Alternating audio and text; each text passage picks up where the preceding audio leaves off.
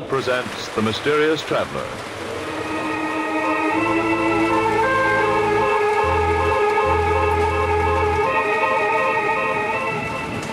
This is The Mysterious Traveler, inviting you to join me on another journey into the realm of the strange and the terrifying.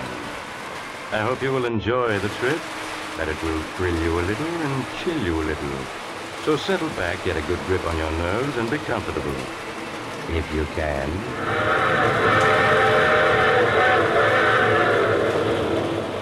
It's the end of July and rather warm, isn't it? There's probably an insect or two buzzing around in your living room right this moment, or banging against your screen trying to get in. Before we go any further, you better get rid of it. If you do, you'll breathe easier as you hear the unusual story I have for you today. The story I call The Man the Insects Hated.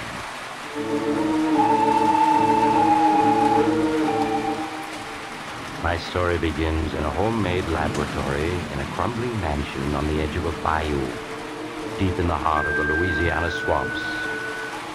Outside, the air is filled with the strident hum and buzz of insects, uncounted swarms of them, crawling and hopping and flying in the hot, lush atmosphere. Inside the laboratory, the air is filled with the same sound as a small man with graying hair lifts a wire insect trap to a table. Listen to them, Mary. How they hate me, every one of them. The flies, the bees, the hornets, the beetles, the locusts, the spiders, they all hate me. Oh, John, they don't hate you. They're just bugs. They can't hate you. Yes, but listen to them hum and buzz when I come near. They know me. And the reason they're so upset is that they know that we're enemies. And that I'm going to destroy them. Destroy them utterly. All right, John. Oh, Mary, you look tired.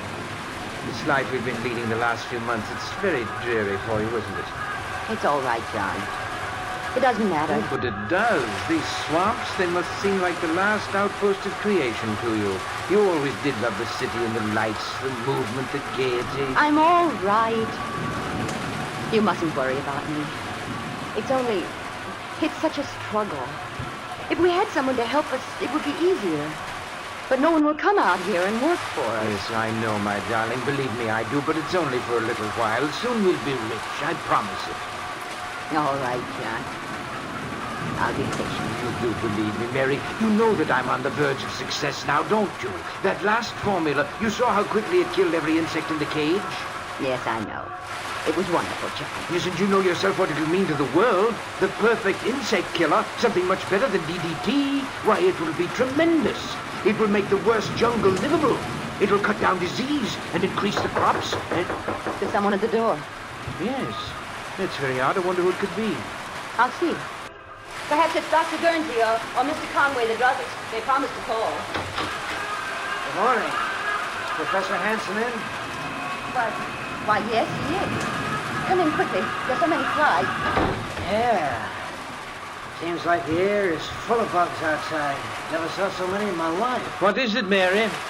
It's someone to see you, John. I don't know who. Andrews, the name, Professor. Martin Andrews. Say, you really are out in the wilds here, aren't you? Thought I'd never find you. Yes, we are rather isolated, but... You're wondering who I am and what I want here. The truth is, I was in Conway's drugstore back in town, and he told me you might be able to use a handyman. Oh, a handyman. Yes, we can use a handyman. How much do you want? Oh, not very much. I guess $25 a week would do me. We can manage that, I think. But on second thought, I don't know. I'm not crazy about these swamps with all these bugs around and... Oh, please try it anyway, Mr. Andrews.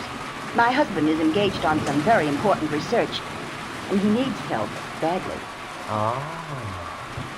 Well, when you put it like that, Mrs. Hanson... Then you will stay. Yeah, I'll stay. What have I got to lose?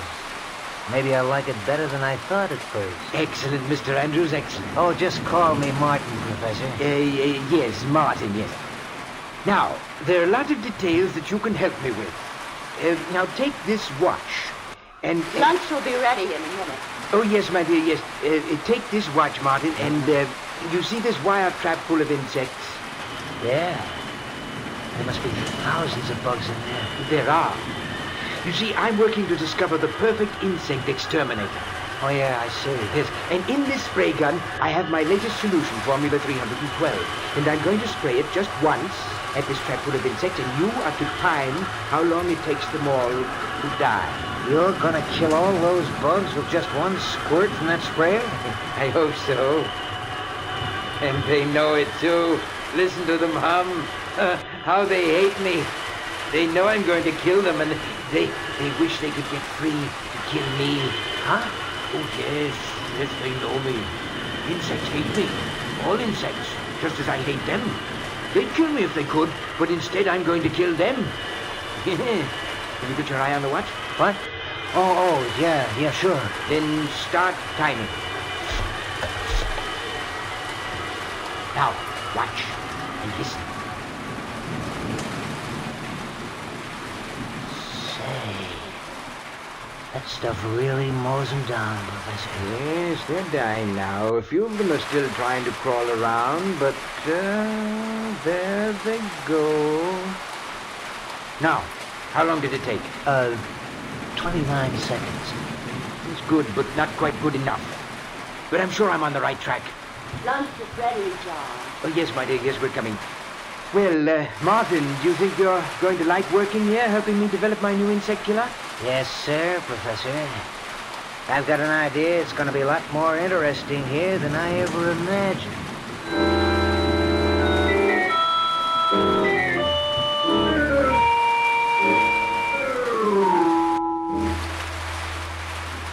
Some more coffee, John? Thank you, my dear. No, I want to go back to the lab to try a new formula. And, while I'm mixing it, why don't you show Martin around the place? Why, That's a swell idea, Professor. I'd like to get wise to just what you're doing here. But I'm sure that John could show you around and explain everything better than I could. No, not at all, Mary. And besides, you know how I feel about going outdoors. Well, all right, John. If you want me. Fine. I'll get started on the new mixture right away, and when you're through, I'll have something for you to do, Martin. Okay, Professor. Well, Mrs. Hanson, I'll be obliged to you if you'll give me the lowdown on everything. Well, all right, Martin. There are things that you really should know.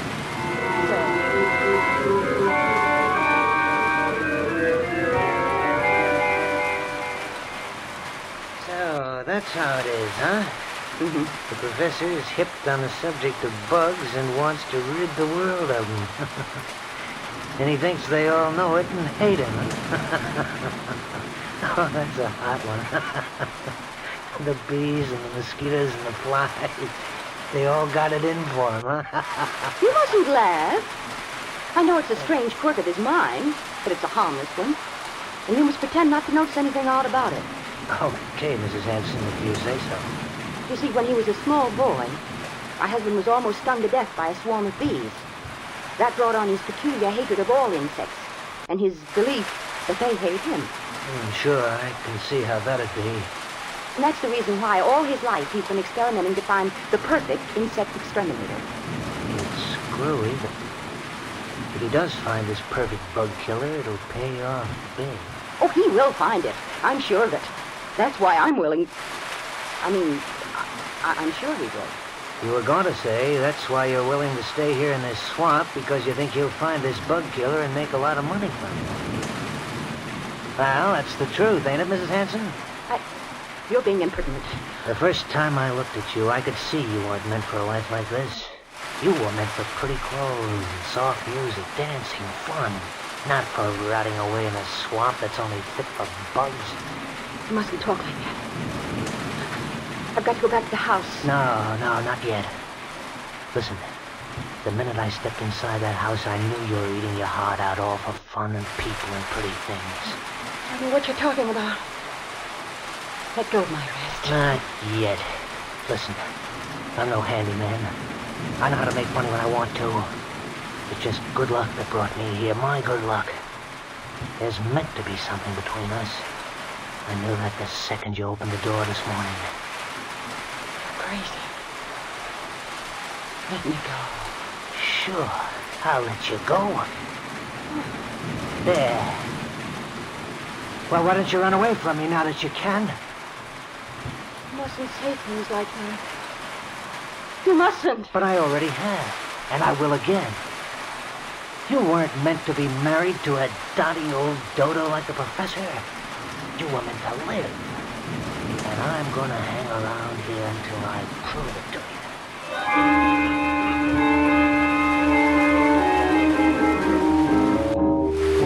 And so Martin Andrews joined the strange household in the swamps, the household where Professor Hansen plotted death for the insect world. Mary suggested to him that it had been a mistake to hire Martin so hastily without investigating his background. But her husband pooh-poohed her arguments, and she was silent, knowing she could not explain that she was both frightened and fascinated by a man whom she'd seen for the first time that day. So Martin stayed, and in the days that followed, Professor Hansen found him invaluable. With his help, the work went much more quickly. And daily, as the work progressed, a number of insects swarming about the house increased, buzzing and humming ominously as though news of the professor's success was spreading throughout the whole swamp. Then one morning in the laboratory. Time, Martin. Exactly 15 seconds, Professor. 15 seconds and every insect in the trap is dead. We've done it, Martin. Mary! Mary! Yes, John. What is it? Mary, we've done it. At last I found the formula that will kill any insect known almost instantly. Oh, John. Oh, I'm so glad. Yes, Formula 3973, here it is. Just a few marks on this piece of paper. But it's man's final victory over the insect world. Ha! Listen to the bugs outside hum, Professor. Yes. They sound almost like they knew what you'd done. Oh, yes, they do know. But they're helpless. They're beaten and they know it. Yes, now I've got to write a note to Dr. Guernsey and Mr. Conway. Martin, wait here for me. Yeah, sure, Professor. Martin, what are you doing with that formula? Just putting it in my pocket where it'll be safe. You know how the professor is, always losing things. Give it to me, please. I'll take care of it. No, I think I'd better hold on to it. But I have something else for you. No. Let me go. Let go of me. Ever since that first day, and I've been waiting, till you know as well as I do that we were meant for each other. You must say such things. You do know it, don't you? No. Maybe this will convince you. Oh, Martin. Oh, Martin. Now you know it, don't you? Yes. Oh, I'm crazy, I suppose, but I can't help it. You've got to go away, Martin. Now, today. You are crazy if you think I'm going without you. Oh, here comes the professor. We'll talk about it later. Martin, here's a note from Mr. Conway, the druggist. I've asked him to come out with Dr. Guernsey tomorrow night. Will you drive into town and deliver it to him, please? Sure, Professor. I'd be glad to. Right away.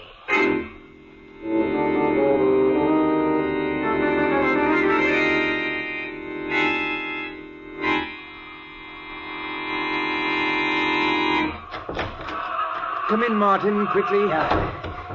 Oh, my, your clothes are covered with insects. Here, stand still a minute. I'll get rid of them. There. It takes care of that. How in the world did so many get on you? When I got out to open the garage door, they were crawling all over it. They dropped onto me. I couldn't knock them off. John! Oh, John! Yes, Mary. John, there are ants in the kitchen. A whole swarm of giant black ants. They're monsters. Giant ants in the kitchen. How did they get in? I don't know, but they're there.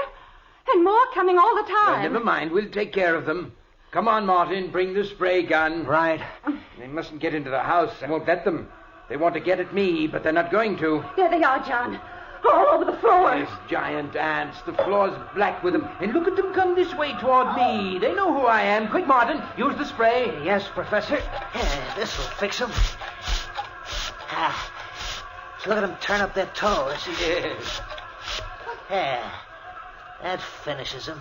But how in the world did they get in? I thought I'd made this house insect-proof. Here are some more, coming through this hole in the woodwork. I'll take care of them. There. Now I'll plug up the hole. No more will come in that way. They're such big ants. I've never seen any that big before. And they were after me. But we've taught them a lesson. Professor, You've almost convinced me you're right. About the bugs hating you, I mean. What are you saying? It's the truth. You never saw so many bugs in your life as there are outside right now. When I got back from town, I could hardly see the house for the beetles and the flies and the hornets that are buzzing around it. And a couple of times the car ran over columns of ants so thick I thought they were going to clog the wheels. Columns heading this way. Is that so? I must go over to the window and see for myself. Yes, good heavens, the screen is so covered with insects I can't see out. I'll give them a dose of your bug killer. That'll make them move on. There. That cleared them off. Now, take a look outside, Professor.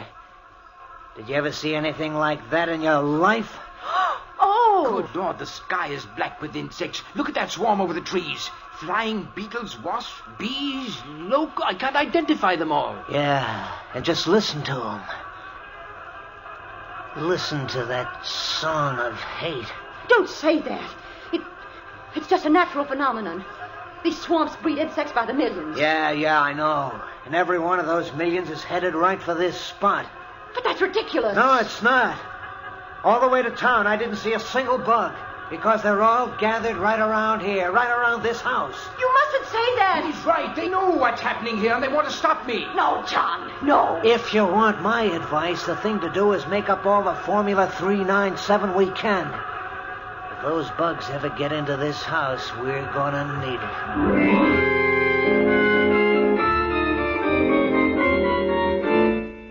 As the day wore on, the clouds of insects surrounding the old mansion in the swamps grew steadily bigger.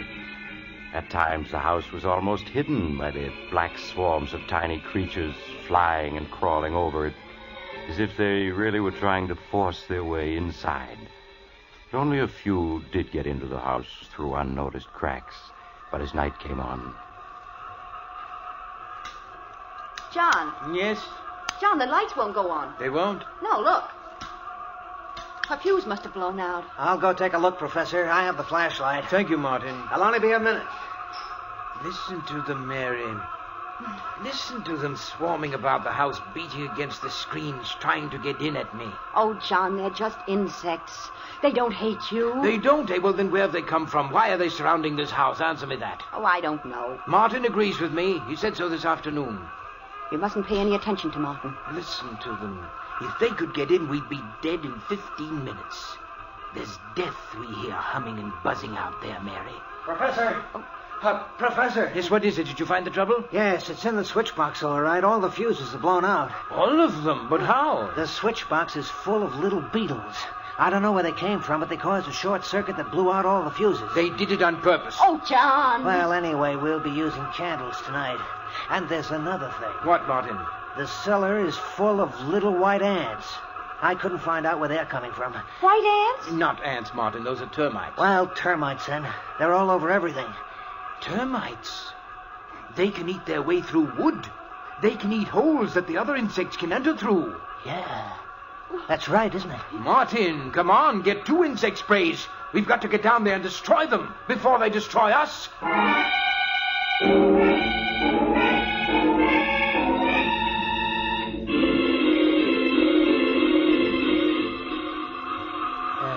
Listen to them. There must be billions of bugs out there. Crickets, bees, flies, hornets, wasps, ants, every kind of insect there is. It's a good thing you put tight screens on this house. John! What is it, Mary? I thought I felt the house shake then. Ah, don't let your imagination get you. I didn't feel anything. No. You must keep control of your nerves. I suppose I imagined it then. Oh, John, it's almost midnight. Are they ever going to go away? Maybe not.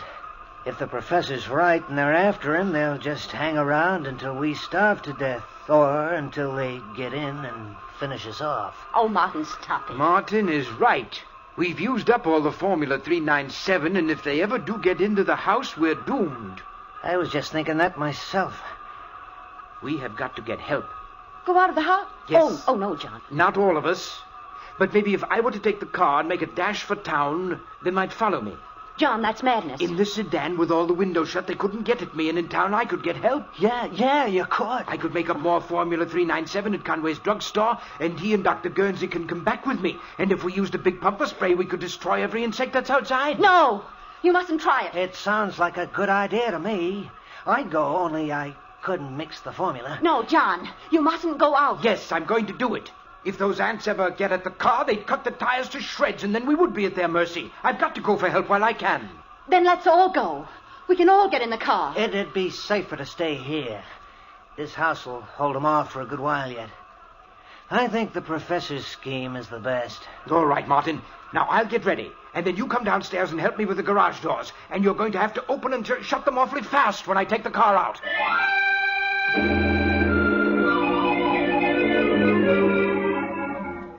Despite Mary's protests, Professor Hansen carried out his plan. With the car tightly closed, the motor racing, Martin flung open the garage doors. The car shot out into the night, the headlights showing great swarms of flying insects in its path. Then Martin swiftly closed and bolted the door again and hurried upstairs. Well, he's gone. Oh, why did you let him go? That ought to be obvious. What do you mean? I didn't let him go. I made him go. I put the whole idea in his mind so he'd go off and leave us alone here. Oh, no. Sure I did. I'm a bright boy. From now on, it's going to be just you and me and fun. What are you saying? John isn't going to come back from his little trip to town. I don't understand. I'll make it simple. In the first place, all those bugs outside don't mean a thing. When I was in town this morning, Conway the druggist told me it happens out here every 7 years or so. There's something about the way the wind blows that makes millions of bugs come out of the swamp to swarm around this house in certain years. Oh, but then why did you pretend to believe John when he said it was because they were after him? Just so as he'd go to town for help. Those bugs are harmless. As soon as the wind shifts, they'll be gone. But then... Right this minute, John's driving to town as fast as he can go. And any second now, the steering gear is going to bust. Martin. No. Yes, baby, because I fixed it to. And when that steering wheel goes, it'll be curtains for John. The car'll hit a tree, and you'll be free to marry me. We'll have Formula 397 and all the dough it'll bring in. That's murder. No, it isn't murder. It's being smart. You've murdered John. And I'm guilty, too. Because I didn't make him send you away. Oh, you never really wanted me to go. I ought to loathe you. And myself, too, but I... But you don't. No, Martin. I don't. That's more like it, baby. We'll always be together. Always. Forever, Martin. Martin! Huh? Something's happening. What? The house. It's shaking. Oh, gotta get out of here. The house is caving in. Mary, quick. Grab hold of me. Come on now before... Look out!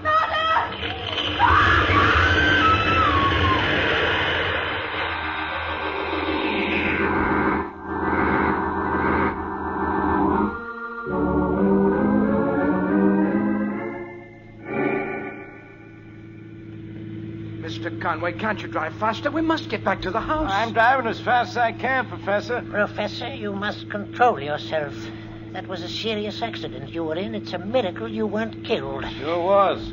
Where your car hit that tree, well, I'm just glad it wasn't me. Yes, but please drive faster. No, I should never have allowed you to return to your home with us. You should be in a hospital. But, Doctor, my wife and Martin, I've got to save them. Those insects. They hate me. They're out to destroy all of us. They'll kill my wife and Martin if we don't get there in time. Professor, you must calm yourself. I'm sure it isn't as serious as all that. Oh, Doctor, you're like everyone else. You don't know how dangerous the insect world is, but I know, and that's why they hate me, and that's why they're out to destroy me and my wife and Martin. Well, we're almost there. The house is just around this bend in the road. Yes, but please hurry. You mustn't slow down. Professor, I gotta take this curve slow. After all, we don't want no more... Good Lord. The house. It's collapsed. They've wrecked it. The insects have wrecked it. I told you they were out to get me. Now come quickly. We must find my wife and Martin. Come along, Conway. This looks bad. Doctor.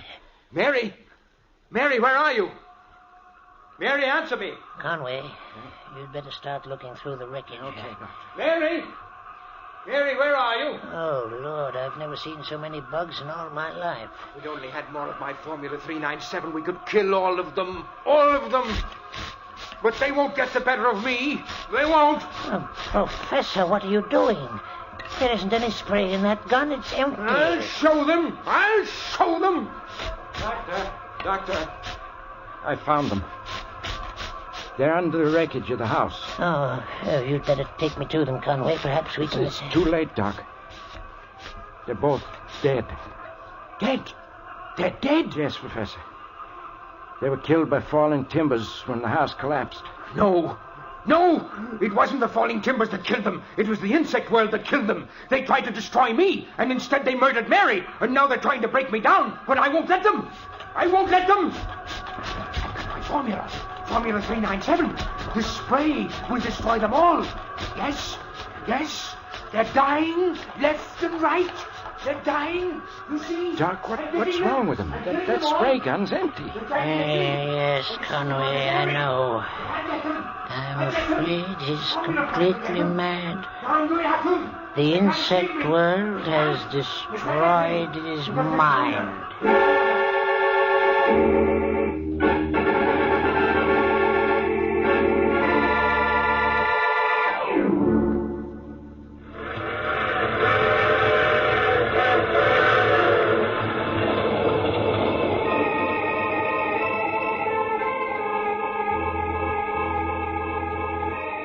This is the mysterious traveler again. And how did you enjoy our visit with the man the insects hated? Too bad about poor Professor Hansen, wasn't it? Yes, they found he'd gone completely mad, and in his madness had completely forgotten his newly discovered Formula 397, which would destroy all insects. Oh, what happened to the copy of the formula which Martin had stolen? Well, strangely enough, when Martin's body was removed from the wreckage, the formula was not in his pockets. Some people say that the insects... Oh, you have to get off here. I'm sorry. But I'm sure we'll meet again. I take this same train every week at this same time.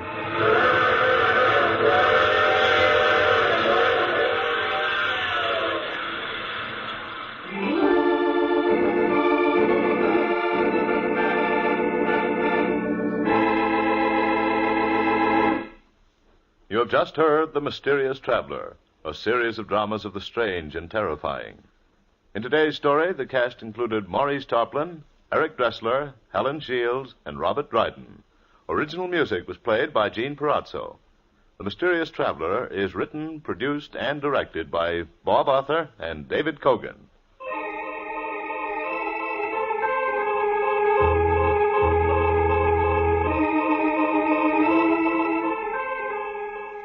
Listen next week to a tale titled I Dream of Dying. Another Strange and Terrifying Tale of the Mysterious Traveler.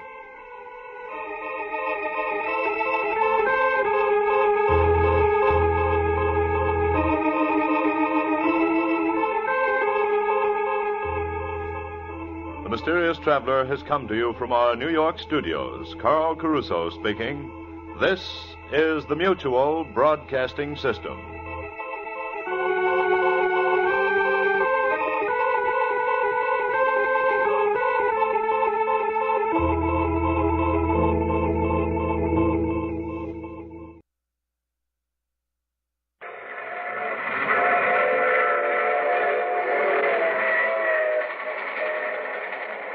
Mutual presents The Mysterious Traveler.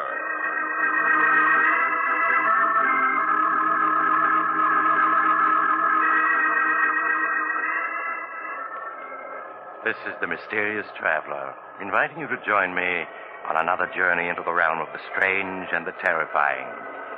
I hope you will enjoy the trip, that it will thrill you a little and chill you a little. So settle back and get a good grip on your nerves, if you can. Where are we going? Well, let us say for the moment we're taking a little trip into time. and a story I call New Year's Nightmare.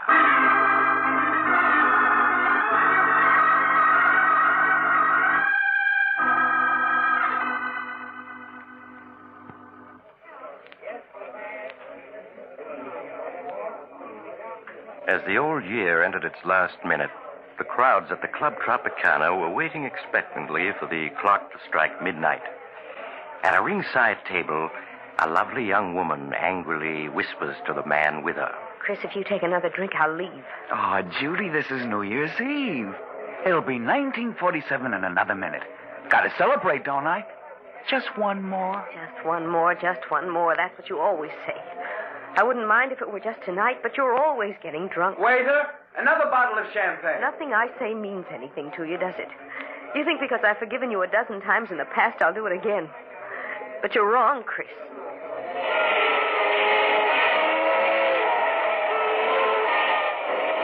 Happy New Year, darling.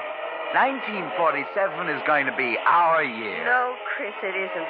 I won't marry a man who gets drunk in New York and wakes up the next day in another city. Oh, Judy, what are you saying? You don't mean that. You know I love you. Yes, Chris, you love me. But not enough to give up drinking. I'll miss you, Chris. Miss you terribly. But I know I'm doing the right thing. Judy, don't talk like that. I couldn't live without you. You know that. Won't you? I'm sorry, Chris. Here's your ring. Will you please take me home? You don't have to leave. If the sight of my drinking is too much for you, I'll go someplace else and do it. Martin will take you home. Happy New Year and goodbye.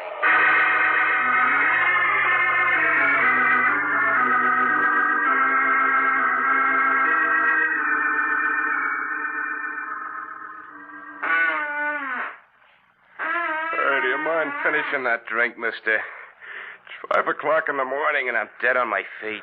Sure, I'll drink up. No matter what she says. That's right. Now you better go home and sleep it off. Good night and a happy 1947 to you. Thanks. And the same to you.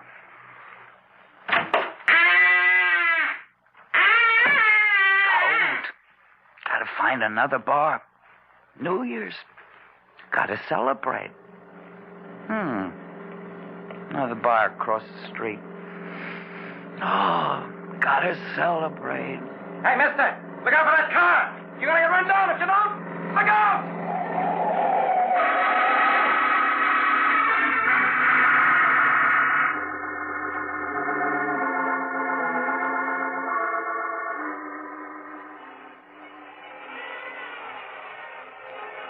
Oh, my head. Oh, it feels so funny. What's that noise? Those horns. Why, darling, it's midnight. New Year's. Oh, my head, it's throbbing so. Where am I? How did I get here? Why, darling, you live here. Live here? What are you talking about? Charles, I'd better call Dr. Smith. You look so strange. Hello? Connect me with Dr. Smith's apartment, please. Never seen this place before. Hello, Doctor? This is Blanche Arnold. Yes, it's Charles. He isn't well. Could you come to our apartment at once? Oh, thank you. Goodbye. What do you mean, I live here? Who are you? Where am I? I'm your wife, Charles. This is our home, don't you remember? You're my wife. Well, you can't be. I'm not married. What am I doing here? What's your game? Charles, can't you remember anything about us? What are you talking about? I never saw you before. And why do you keep calling me Charles? My name is Chris. Chris Andrews. Chris Andrews. So that's what the initials CA stood for. Oh, that noise out there. What are they making such a racket for? Because it's midnight, New Year's Eve. Midnight? New Year's Eve? But it was midnight hours ago when I left the Club Tropicana. What are you talking about? Oh, that must be Dr. Smith. I'll answer it. Dr. Smith? I don't know any Dr. Smith. Oh, come in, Doctor. I'm so glad you're here. I think it's the amnesia. It seems to have left him all of a sudden. Charles? It's Dr. Smith. I don't know him, and I don't know you. And please stop calling me Charles. I told you my name is Chris Andrews. Mm-hmm. Won't you sit down, Mr. Andrews? I'd like to talk with you for a few minutes. What about? Tell me, Mr. Andrews, what's the last thing you remember before finding yourself in this apartment? Why, Judy. She and I were at the Club Tropicana, celebrating New Year's Eve. I see. I remember we quarreled about my drinking. I walked out on her and had a few drinks someplace else. Mm-hmm. That's all I can recall. Oh, my head. I've had hangovers, but I've never felt like this before. What time is it? It's just 4 minutes after 12. But it can't be 4 minutes after 12 New Year's Eve. That was hours ago when I left the Tropicana. Mr. Andrews, that was New Year's Eve, 1947. What do you mean, that was New Year's Eve, 1947? This is New Year's Eve, 1948. 1948? What are you talking about? It's 1947. Well, here's the morning paper. You can see the date for yourself. Thursday, January 1st, 1948. No, it can't be. It can't be. A year gone? Just like that? Well, where did it go? I haven't lived it yet. Perhaps you'd better let me clear up a few things for you. 1948. My name is Smith. I was a resident physician until recently at the Park Hospital.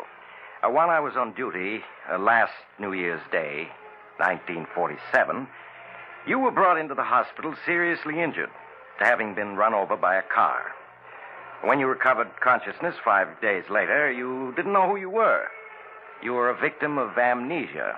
Amnesia? Yes, and we didn't know who you were as you had no identification papers. But my wallet, letters... They were gone. The only clue to your identity was a belt buckle with the initials CA on it. We didn't know your real name, so I called you Charles, for the C. Blanche was your nurse. I've always liked the name Charles. And as for your last name, we thought Arnold was as good as any, so you became Charles Arnold. But what have I been doing since the day I recovered consciousness? Well, you weren't discharged from the hospital until May. Then you went to work as an insurance clerk. As an insurance clerk? But I don't know anything about being a clerk. I'm a reporter. Well, there was no way of learning what your occupation had been. So when Blanche learned of this opening in an insurance office, you applied for the position. And that's where I've been working? Up to now? Yes. And then after you got your job, we were married. Married? Charles. Chris. Don't you remember? I'm afraid, Blanche, you really can't. Married. But Judy... Oh, it's like a dream. My head keeps throbbing. I keep expecting to wake up. There's that date in the paper. January 1st, 1948. Doctor, you said he might never get over his amnesia. Well, that was a strong possibility, but apparently the sounds of New Year's brought back his memory. You're going just like that. Judy, my friends, job, all gone. Doctor, where am I? What's the address of this apartment house? You're at 5718 North 13th Street, Philadelphia. Philadelphia? But how did I get to Philadelphia? That we don't know. All that I can tell you is that your accident occurred just a few blocks from here. Darling, I know what a shock it must be. Strange. You must have called me darling many times in the past.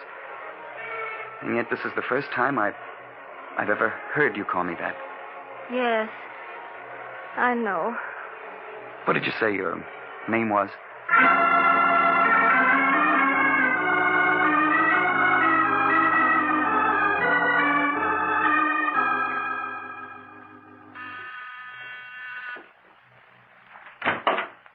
Oh, hello, Doctor. Come in, won't you? Thank you. How are you, Blanche? All right, I suppose. How's Chris getting along? He's fine. It's just... Why, Blanche, what's this? I've never seen you cry. Here. No, it's just that everything's so changed. Those 6 months Chris and I were married before he regained his memory were the happiest of my life. And now? This past month since he got his memory back, it's been as though I were married to a stranger. It isn't as though he doesn't try to be nice to me, but it's also obvious he doesn't love me. Now, Blanche, you mustn't say that. It's true, I tell you. How can a man love a woman those first 6 months as he loved me and then fall out of love with her when he's regained his memory? You must have patience, Blanche. It will take time for Chris to adjust himself to what's happened. He fell in love with you as Charles Arnold, and I'm sure he will as Chris Andrews. You just must give him time.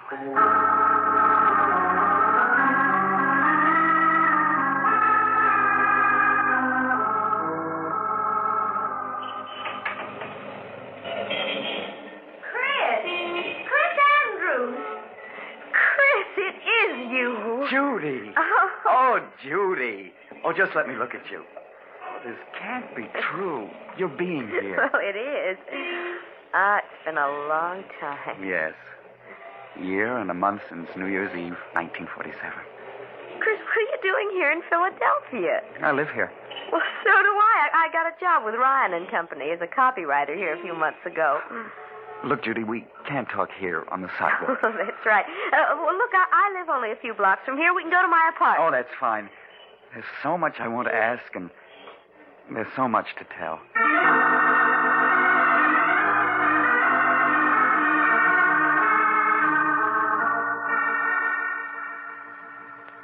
Here, let me have your hat and coat. Thank you.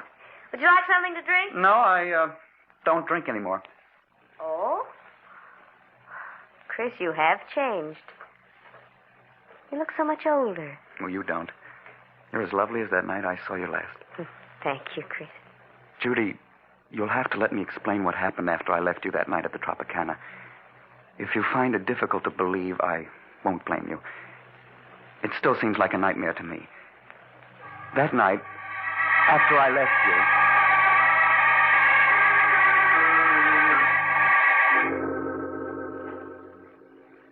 And so now you know everything.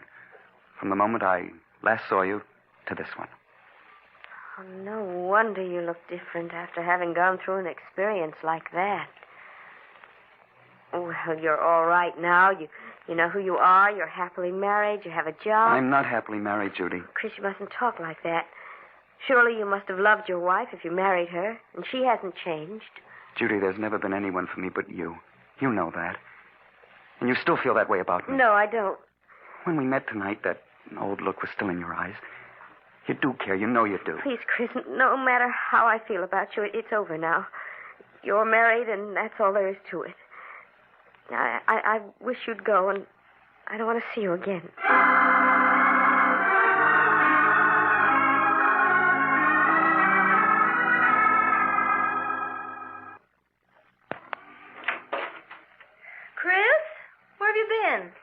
I expected you home from work hours ago. I met a friend. Oh. Oh, you look so tired. Do you feel well? Blanche, this past month I tried my best to be a good husband, haven't I? Well, you have been, darling. No, there's something missing, and you know it. Oh, it isn't your fault. It's mine. And as a result, we're both unhappy. You mustn't say that, Chris. I feel that in time, things will be as they were when we were first married. When you were Charles Arnold. No, but they won't be, Blanche. It's no use, I tell you. Chris, who is the friend you met tonight? The girl I was once engaged to. I see. Blanche, you've got to give me a divorce. No, Chris. I'll never do that. But why? You know I don't love you. What's the sense in going on like this? Chris, when you were Charles Arnold, you did love me, and we were happy together. I had your love once, and I mean to win it back. I won't give you a divorce.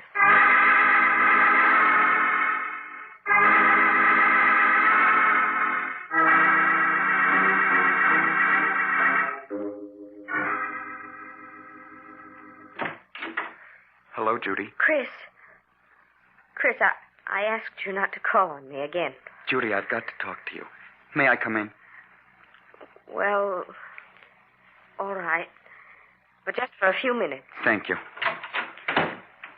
Judy, even if we hadn't met again a week ago, things wouldn't have been any different between my wife and myself. I'll never love her. And I'm not going on with her. What do you mean, Chris? I'm going to leave her, Judy, and start all over, someplace far away. I just came around to say goodbye. Are you set on leaving her? Yes. Nothing can change my mind about that. Now, you've got to understand my position, Chris. I could never be happy with you if I thought I'd been the one who came between you and your wife. But if you are going to leave her, I would like to see you again when you're free. Would you, Judy? Yes. But I don't want to see you until she's given you a divorce. Divorce? Judy, I am going to be free. Nothing's going to prevent it. Nothing.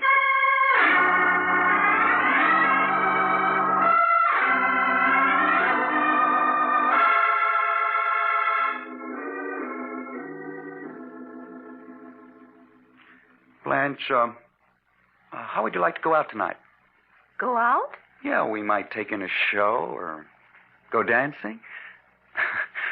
Didn't I ever take you out when I was Charles Arnold? Why, yes. We used to have wonderful evenings together then. Well, why not now? Unless you don't want to. Oh, Chris, there's nothing in the world I'd rather do. Hey, why the tears? Oh, it's just that I'm so happy. Oh, come here. Did this Mr. Arnold ever put his arms around you? Like this? Oh, yes, often. Oh, Chris, stop squeezing me so tight. Chris! Sorry, darling. Oh, you almost squeezed me to death. That's so you'll remember that I'm your husband and not Mr. Arnold. And Blanche. Oh, yes, Chris. I'm taking a week's vacation soon. What do you say if we go up to the Adirondack Mountains for a week of winter sports? Oh, Chris, I'd love to. Wait, it'll be like a second honeymoon.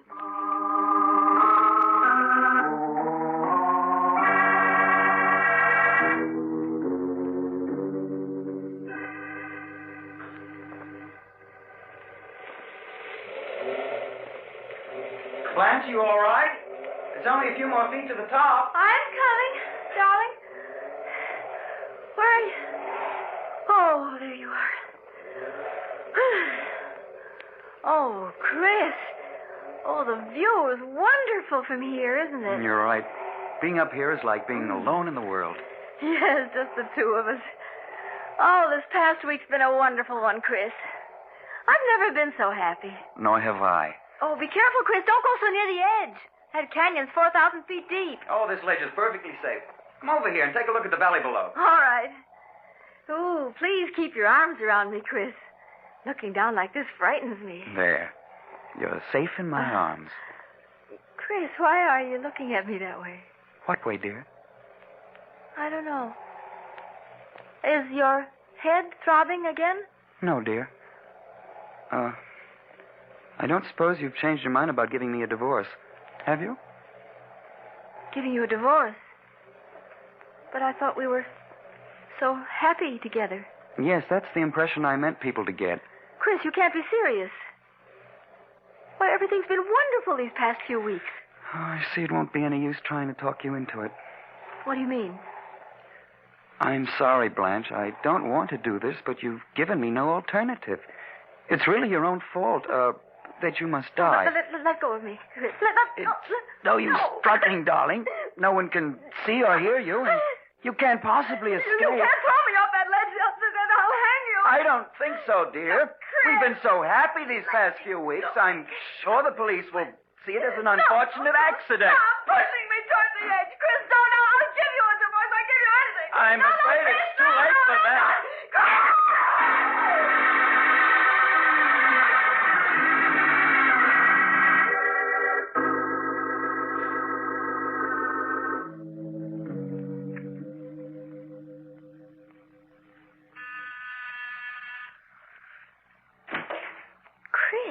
Good evening, Judy. May I come in? Why, yes, of course. How are you, Chris? Oh, I'm all right.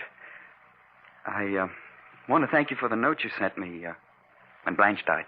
I can't tell you how sorry I was to hear about it, Chris. Yes, it all happened so quickly. What have you been doing since then? Oh, just working. trying to straighten myself out. Yes. Judy, perhaps I shouldn't talk about it now, seeing that Blanche has only been gone a month, but I've been thinking of leaving town. Will you come with me? Please sit down, Chris. You make me nervous walking back and forth like that. All right. But you haven't answered my question. Well, it isn't easy to answer. It would be if you said yes. I see in your eyes you mean no. Why? Chris, I've met someone else recently. Someone else? But you said if I were free, you'd marry me. I didn't say I'd marry you. I said if you were free, I'd like to see you again. But now I'm not even sure of that. You're so different from what you used to be. Stop being clever. If you didn't say you'd marry me, you implied as much. Please, Chris, you're making it so difficult for me. I'm making it difficult for you. And I suppose what I've been through doesn't count. I risked my life to get you. Risked your life? Chris, what are you saying? Are you such a fool as to believe that Blanche fell off that mountain? Chris, you didn't. Yes. And I did because you said you'd marry me if I were free. Oh, no, I meant a divorce. But she wouldn't give me a divorce. It was the only way I could gain my freedom. And now you tell me there's someone else. Oh, Chris. I did it for you. And you're going to marry me. No, I won't. If I can't have you, no one else will. Chris, what's the matter with you? Chris! We were meant for each other, darling. In life and in death. Chris, if you come any closer, I'll scream for help. No, don't. Chris, no! You won't marry me. You'll never marry anyone else. There. He'll never have you. Open up in there. Miss Winters, are you all right? Call the police. Oh, I didn't want to do it, darling. But you forced me to. Oh, my head. It throbs so. Everything's like a nightmare. Open up in there. This is the police. The police? I've got to get away.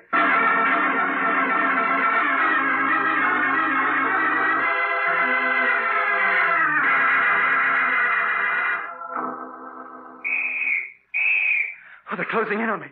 There's no escape from this roof. Let's work our way down from this end of the roof to the other. They'll never take me alive. Never. I've got 5 bullets. 4 for them and the last for myself. Take it easy now, Joe.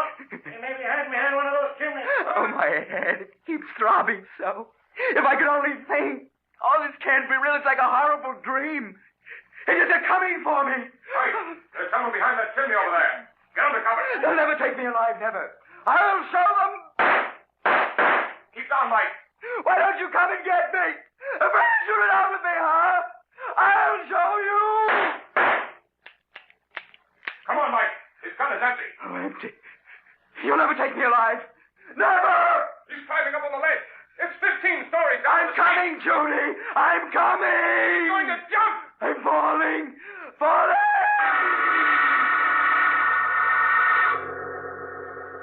You'll never take me. Never. I'm falling. Falling. Doctor, the patient's recovering consciousness. Yes, you're right. He's opening his eyes. Oh, my head. It throbs so. Where am I? Oh, it was a dream. Not real. Oh, thank heaven. Now, you must be quiet. You've been in a serious accident. Accident? Yes. You were hit by an automobile New Year's morning. Would you mind telling me your name? There weren't any identification papers in your clothing, and we'd like to inform your relatives of what's happened. My name? It's... I can't remember my name. I see. Well, what about your address? Can you remember that? No. No, I can't remember anything. Now, you mustn't get excited. It'll all come back to you. You received a fractured skull from the accident. There was a mountain. Mountain? You mean you live near one? I don't know. There was a mountain, and the police were chasing me. And I jumped off a high building. It's all mixed up. You probably dreamed that while you were unconscious. But you're all right now. Just need rest and quiet. Where am I? You're in the Park Hospital, Philadelphia. Philadelphia? What day is it? It's January 5th, 1947. It's 7:26 in the evening. And you don't know my name? No, all we have is your belt buckle with the initials CA. C.A. Nurse, will you look after the patient now? I'll be in to see him later tonight. Yes, Doctor. Are you comfortable? The initials C.A. What do you suppose they stand for? Perhaps the C is for Charles? Charles? Charles. I don't know. Well, suppose I call you Charles, just for the time being. I always liked the name Charles. All right. What's your name? I'm Miss Thompson, but you can call me Blanche. And, Charles, let me be the first to wish you a happy 1947.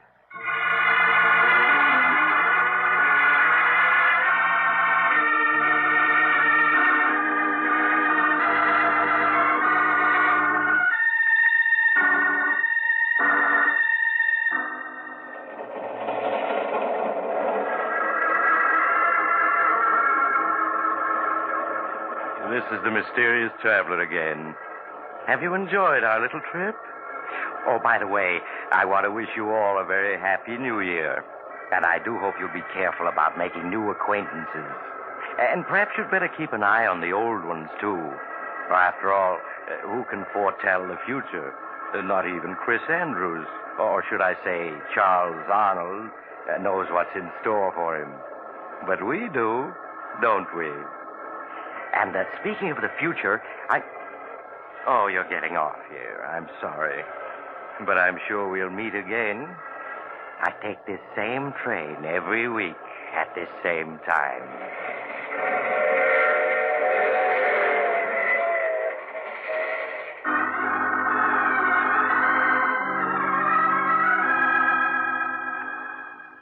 You've just heard The Mysterious Traveler, a series of dramas of the strange and terrifying. In tonight's cast were Maurice Tarplin, Stuart Brody, Louise Fitch, Hester Sondergaard, and Mort Lawrence. Original music was played by Doc Whipple.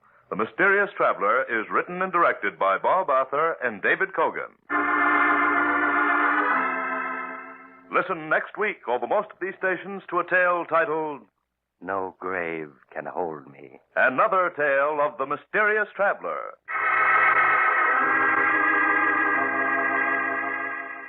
The Mysterious Traveler has been presented from our New York studios. Carl Caruso speaking. This is the Mutual Broadcasting System.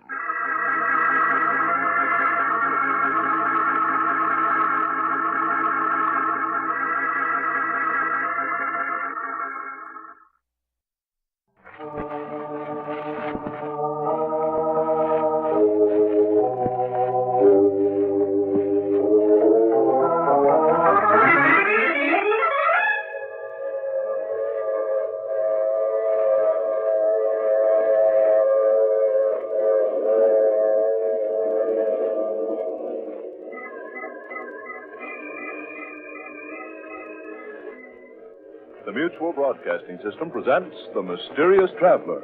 Written, produced, and directed by Robert A. Arthur and David Cogan, starring tonight two of radio's foremost personalities, Carl Weber and Inga Adams, in an original radio drama titled Queen of the Cats.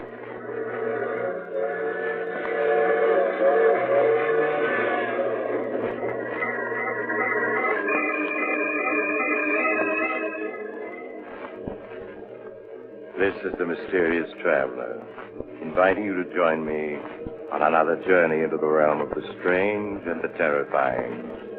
I hope you will enjoy the trip, that it will thrill you a little and chill you a little. So settle back, get a good grip on your nerves, and be comfortable, if you can, as we prepare to meet the Queen of the Cats.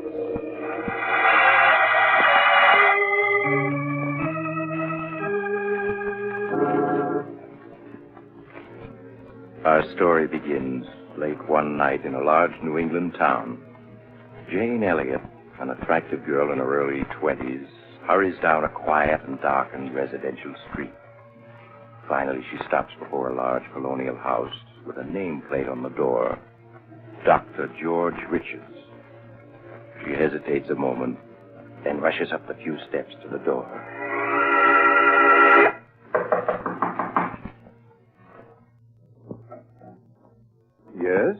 Dr. Richards, my name is Jane Elliott. I'm sorry to wake you up at such a late hour, but I'm desperate. That's quite all right, Miss Elliott. Please come in. Thank you. Now, what seems to be the trouble, Miss Elliott? You're pale and trembling. No, I'm not ill, Doctor. It's Chris. Chris Arnold, my fiancé. Doctor, you've got to help him. You've got to, or something terrible will happen. I know it will. I'll do everything I can, Miss Elliott. Now, please tell me what's wrong. Well, I don't know what's wrong. All I know is that Chris is frightened. He's in deadly fear of something. I see. Where is your fiancé now? At his home, Brookfield Manor. Doctor, I know it's late, but won't you come with me and see Chris? He needs help desperately. Please, Miss Elliott, you mustn't cry. Of course I'll come with you, and I'll do what I can.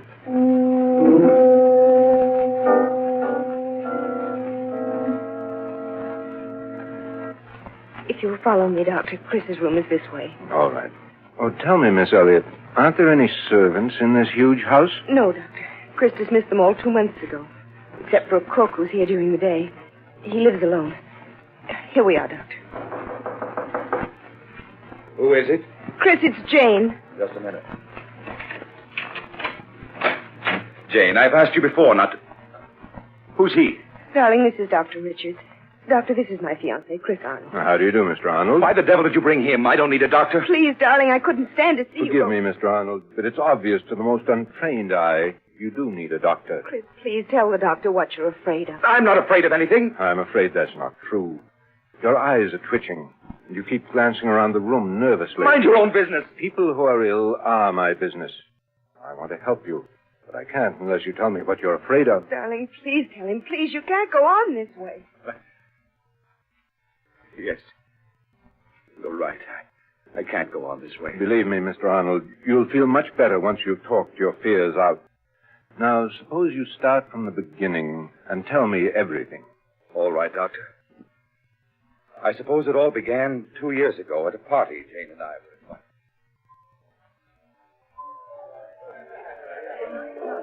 Oh, Chris, isn't this a wonderful party? The only thing wonderful about it is you. Oh, Chris, don't. People are watching. A fine thing when a man can't kiss his best girl in public. At Miss Tyndall's school, we were taught a young lady never kisses a man in public. Miss Tyndall is setting romance back 50 years. Who are you looking for? Rana Farouk, my roommate at Miss Tyndall's. Oh, she's the Egyptian girl you were telling me about. Yes, I want you to meet her.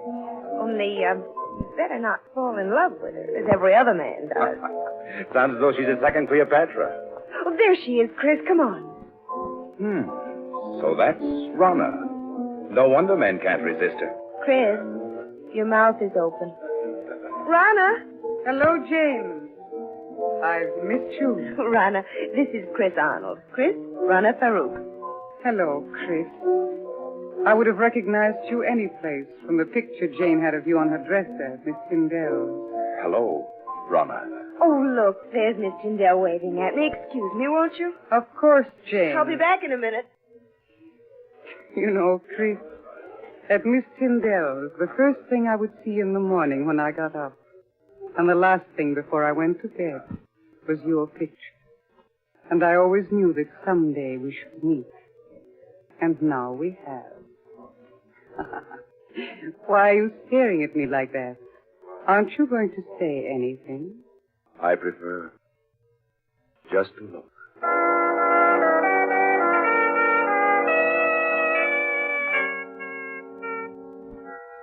Even now, Doctor, 2 years after our first meeting, I find it difficult to describe how beautiful Rana was. She had lustrous black hair that came down to her shoulders, green eyes that bewitched you. And she walked. She was so lithe and graceful that every eye in the room followed her. I was captivated the moment I saw her. I see. Well, what happened after that first meeting? Rana also seemed attracted to me. After that night, we saw each other constantly. Nothing seemed to matter to me when I wasn't with her. It made me indescribably happy to learn she felt the same way. So, just a month after we'd met, we were married. Please go on, Mr. Arnold. In the months that followed, I began to see Rana not as the image I had been infatuated with, but as she really was. Vain, selfish, and intensely possessive. She couldn't bear to have me out of her sight. And if I was, when I returned, there would be questions, countless questions. I began to dread seeing her. And then there were the cats. The cat. Yes, she had an insane passion for them. When Rana and I were at school together, Doctor, she always had a few cats around. She said she couldn't live without them. The house was always full of cats.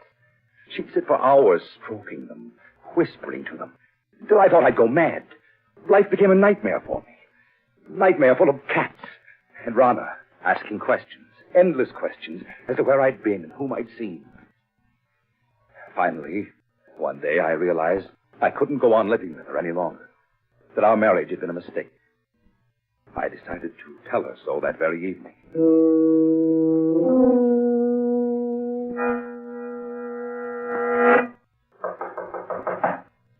May I come in, Rana? Of course, dear. Good evening, Chris.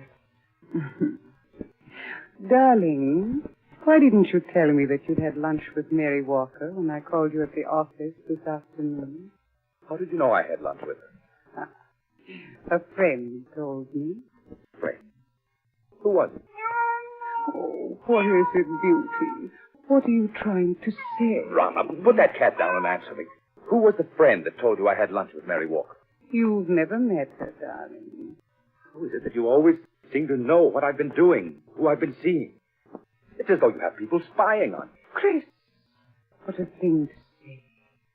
Now, please hurry and change, or we'll be late for the Hopkins party. There's something strange about the way you always know what I've been doing. Sometimes I suspect... Chris, look out! You stepped on Sabina's tail. I'm sorry, but I didn't see her. I've asked you before to be more careful. Oh, poor Sabina. Are you all right now, my beauty? If there weren't so many cats underfoot, I wouldn't have stepped on her. Why must you keep them around? Because I love cats. They're beautiful, sacred. Thousands of years ago, my ancestors worshipped cats. When you speak like that, you almost look like a cat. And why not? Is there anything in the world more beautiful than a cat? You see? They agree. Rana, I can't go on like this anymore. Why, darling, what do you mean? Our marriage was a mistake. I want a divorce. Chris, you can't be serious. Oh, I am, Rana. Dead serious. I love you, Chris. And I won't give you up. You're mine, darling. You'll always be. Nothing shall ever separate us.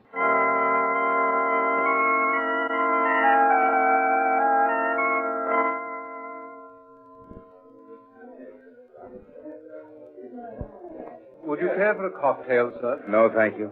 Well, even if you won't have one, Mr. Arnold, I will. Jane, it's good to see you again. Just let me look at you. It's good to see you, too, Chris. You're as lovely as ever, Jane. Chris, you're not looking well at all. You all right? I am now.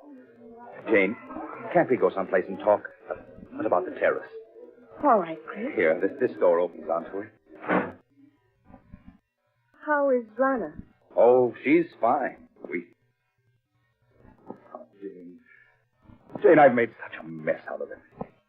I was a fool to mistake infatuation for love. Jane, can you ever forgive me for the way I behaved towards you?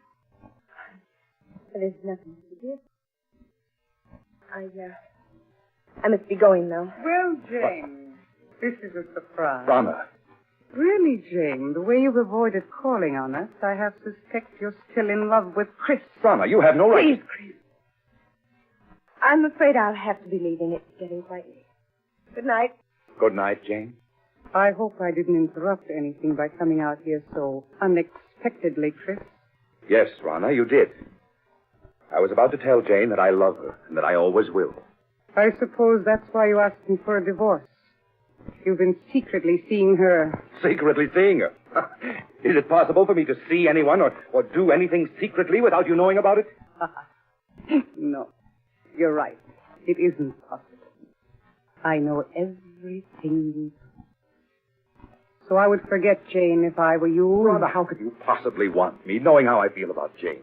You've got to give me a divorce. I'll never give you a divorce. Never, do you hear? You're mine, and you always will be.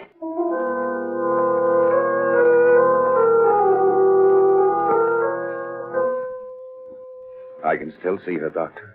She stood there, hissing at me. Chris, you're mine, and you always will be. Suddenly, I realized that she looked like a cat. An angry cat. Her green eyes, cold and murderous. Her long nails digging into my arms. Her body tense. For a moment, I thought she was going to scratch my eyes out. After that night, I hardly spoke to Rana. I treated her as a stranger.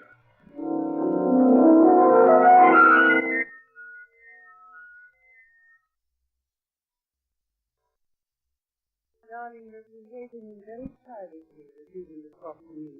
It's been a month now. Why are you slowing down? I want to talk to you, Chris, and I can't talk to you while I'm driving. There's no point in your stopping. We have nothing to say to each other. Oh, but we do, darling. Chris, we could be so happy together if you want. You know how much I love you. I'd do anything to make you happy. Anything. Anything? Then you can give me a divorce. So you're still thinking of her?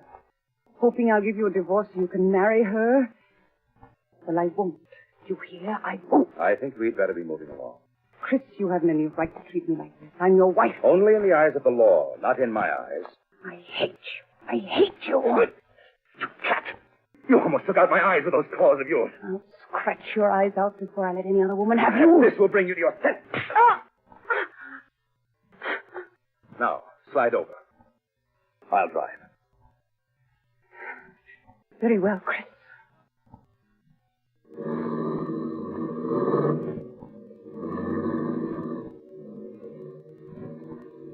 You think you've beaten me, Chris, but you haven't.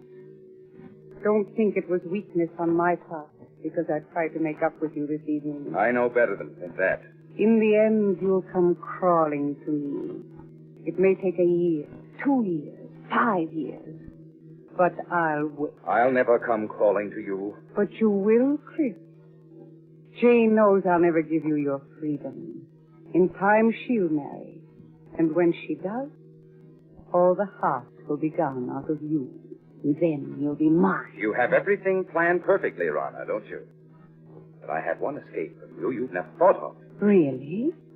And what is that, Chris? I can escape through death.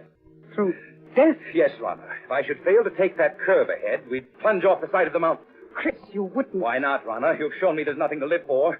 This at least is a clean way out. Chris, you don't mean it. But I do, Rana. Just watch. No, Chris. Don't. No!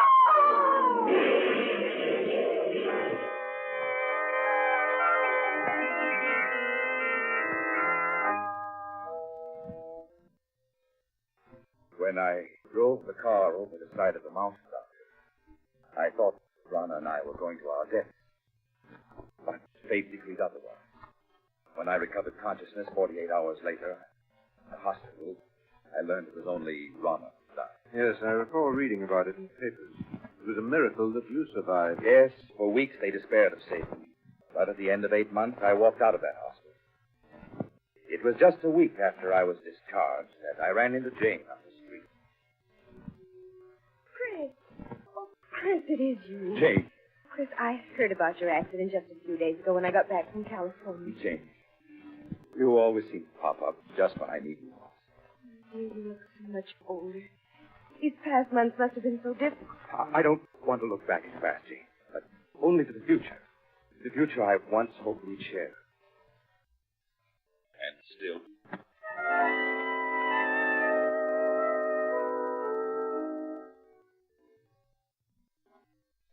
2 months ago, Doctor, Jane and I became engaged. It was just about that time that I first began to notice that everywhere I went, there always seemed to be a cat following me. So that's why you were always looking around so nervously all the time. Tell me, Miss Elliot, did you ever notice that the two of you were being followed by a cat? Well, I have seen a few cats around, but they didn't mean anything to me. Oh, but they did to me, Doctor. Was it always the same cat that followed you? Oh, no. One day it'd be one cat and another day a different one. Doctor, I know you must think I'm insane. At the time, I felt I was going mad. That is, till that night. What night, Mr. Arnold? The night I saw her. It happened in this very room. 6 weeks ago. I had great difficulty in falling asleep. And when I did, I had a nightmare. A nightmare in which I was being followed by hundreds of silent cats. Then the silence was broken by the faint crying of one cat. The crying grew louder and louder. Suddenly, I awoke. With my awakening, the cry didn't cease. I lay in the darkness listening, realizing that the cat I'd heard wasn't a part of my nightmare, but was real. Yes, real, living, and in my room. I could feel my heart pounding as I sat up in bed. I looked about my darkened room. Then, suddenly, I saw her. 2 burning green eyes in the darkness. There was no mistaking those eyes. Rama! It is you, Rama. Isn't it? Yes, I'd recognize those green eyes anywhere. So you've come back. Just as I've always thought of you. As a cat. I know why you've come back. Because of Jane. You always said that if you couldn't have me, no one else would. That I was yours and always would be. Well, you're wrong, do you hear? Jane and I are going to be married. Just trying to scratch my eyes out. You always said you would before you'd let any other woman have me. Well, we'll see about that. There. Perhaps that'll hold you. Nothing you can do will stop me from marrying her. I know that the cats that were following me, spying on me, were doing so under your orders. You're the queen of the cats. Yes, I should have known. Even when you were in human form, you looked and acted like a cat. You think you're clever, but even if you are the queen of cats, you can't prevent me from marrying Jane. So you think you can? Well, perhaps a bullet between those green eyes of yours is what's needed.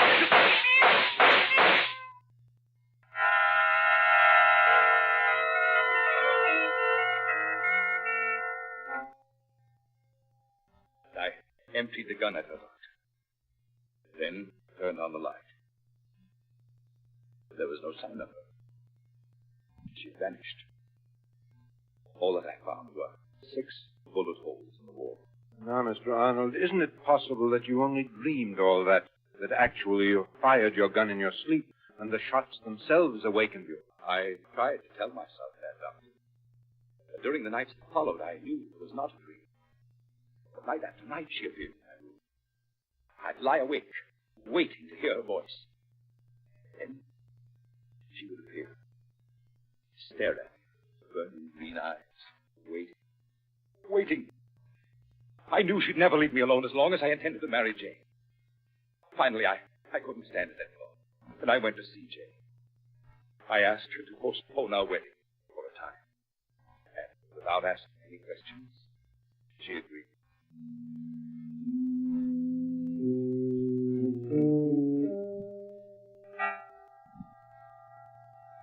Doctor, the night I put off my marriage with Jane was the first night that Rana didn't appear. And the first night in a week that I was able to sleep. Chris, why didn't you tell me that night what was troubling you? I was afraid you wouldn't understand, Jane. That you might think I was mad. Do you think, Mr. Arnold, that she didn't appear again because you had postponed your marriage to Jane? I know it. Weeks went by.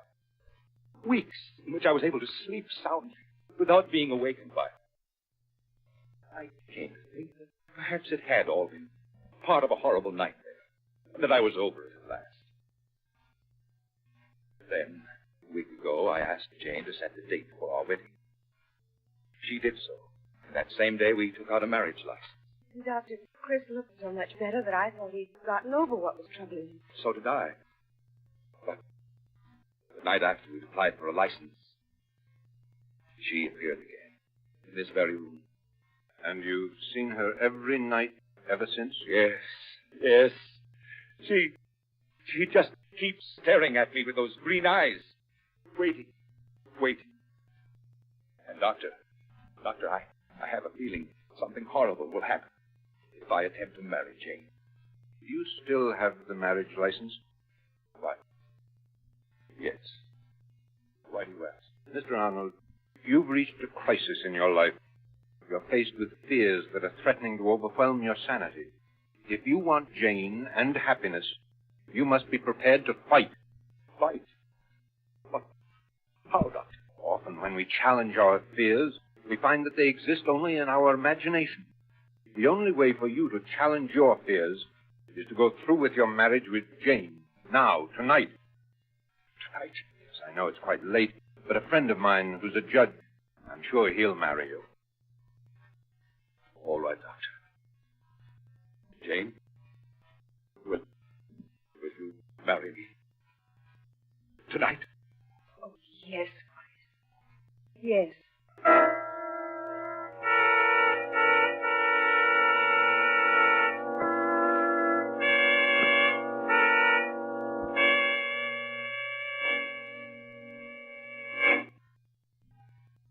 Sorry to get you up in the middle of the night, Judge, but for reasons I can't explain, it's important that these two be married tonight. That's quite all right, Doc.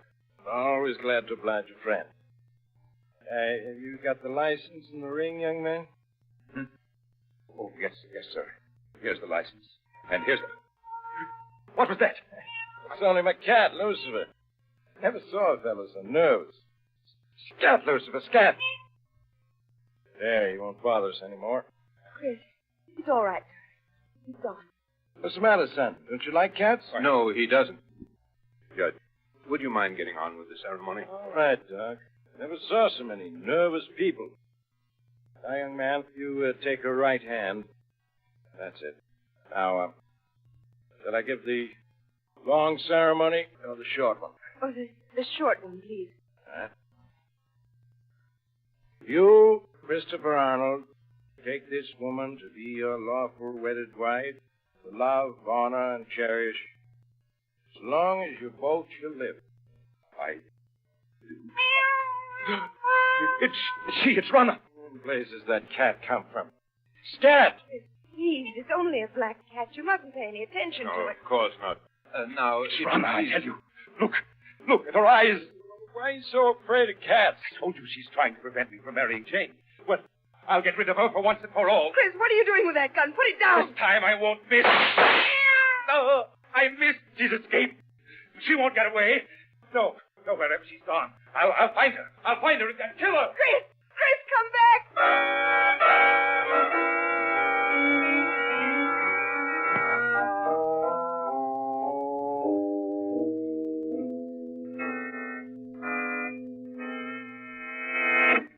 Wait, I'm out of breath.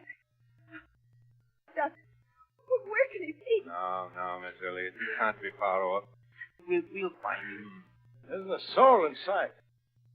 Doc, you sure he isn't crazy? Please, Judge. Well, he sure acted like he was. Pulling out that gun. Listen. Doctor, that must be Chris firing that gun. Yes. Come on. Those shots came from close by. But, Doc, there's no one in sight.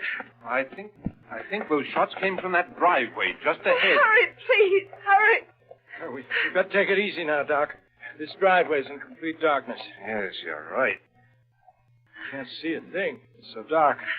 Have you got any matches, Doc? Yes. Wait a minute. I'll strike one. Afraid it isn't much of a help. Doc, look. Dead cat. What? Yes. He was shot to death. Look. Here's another one that's been shot to death. Oh, but neither of them is the black cat. No. Match is out. Wait a minute.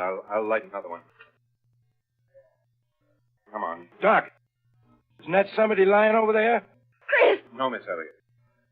You stay with the judge while I look. All right, Doctor. This would never have happened if I hadn't agreed to marry. I was afraid. So afraid. Doc, is it Arnold? Yes. It's him. Dead, isn't he? You can see it in your face. Yes. He's dead. Doc, I don't understand. What happened to him? He's been clawed to bits, as if by hundreds of cats. face has been torn to shreds. And his eyes...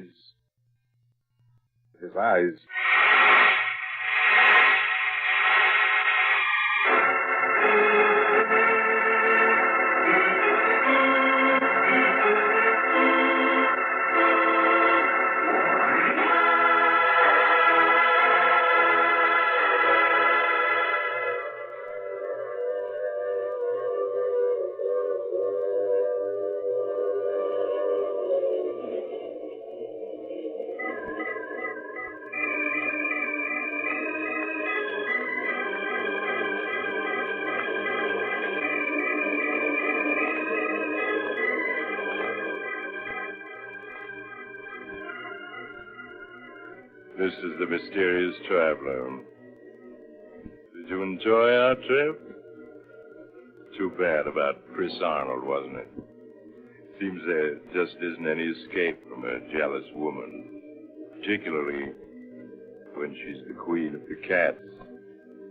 You know, strangely enough, at Chris Arnold's funeral, just as the coffin was being lowered into the grave, the mourners suddenly noticed a black cat with green eyes sitting on the edge of the grave, quietly licking its paws. That cat simply couldn't be driven off. Now, I recall another case in which two ghosts got together and decided, "Oh, you have to get off here. I'm sorry. I'm sure we'll meet again. I take this same train every week at the same time."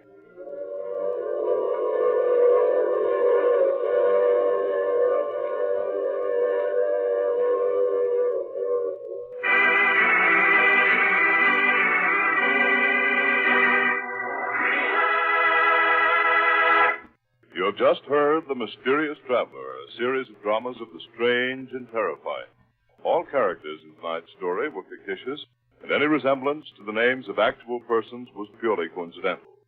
In tonight's cast were Maurice Tarplin, Carl Weber, Inga Adams, Mitzi Gould, John Seymour, and Brad Barker. Original music was played by Paul Taubman.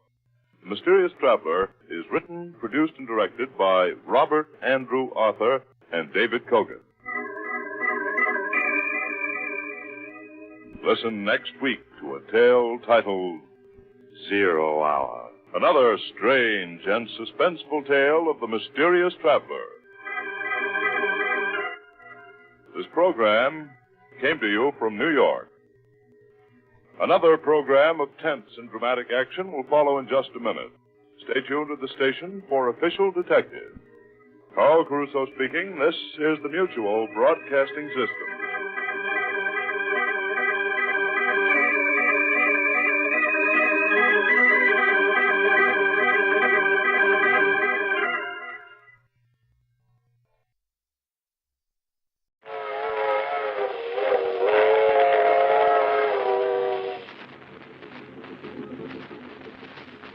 The Mysterious Traveler.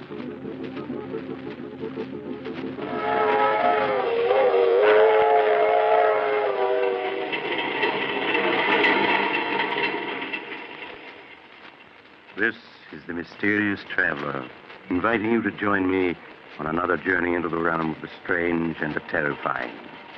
I hope you will enjoy the trip, that it will thrill you a little and chill you a little.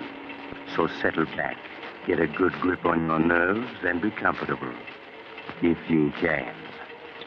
Where are we going? Well, we're going to join Charles Foster as he takes an excursion into crime. I call the story The Case of Charles Foster.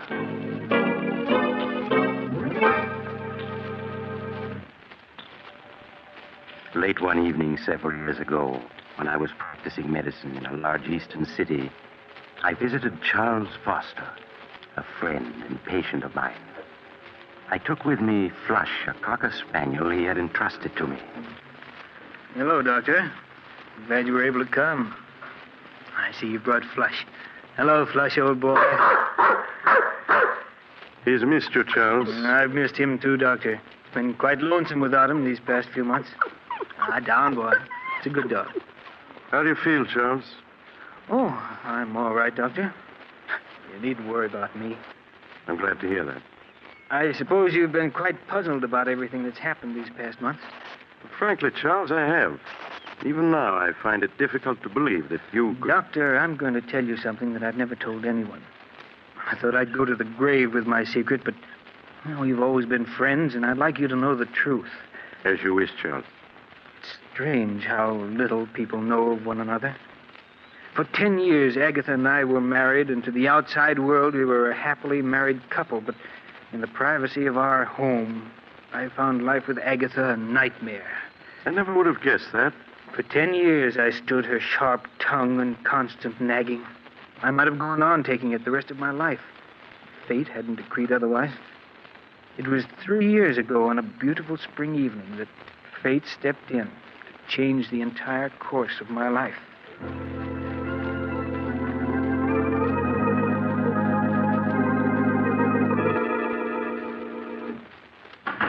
Is that you, Charles? Yes, Agatha? Did you remember to buy me some more of my cough medicine? Yes, here it is. Supper ready? Some men would be more interested in their wives' health than their own suppers. I'm sorry, Agatha, but you really don't look sick to me. That's because you don't care. I'm not well, and you know it.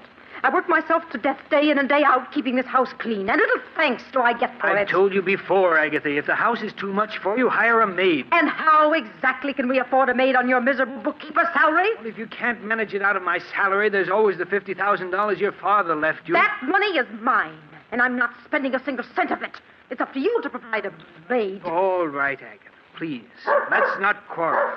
Oh, hello, Flush. How are you, old boy? No, you care more about that dog than you do me. You know that isn't true. It is.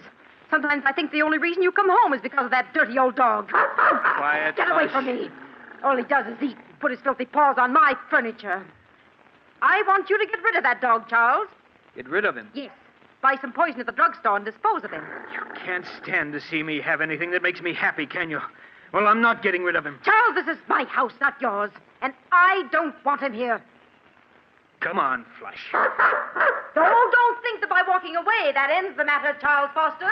You'd better get rid of that dog, do you hear? Glad to get out of the house, eh, old boy? So am I. It's a beautiful evening, isn't it? Come on, boy, we're going to take a long walk.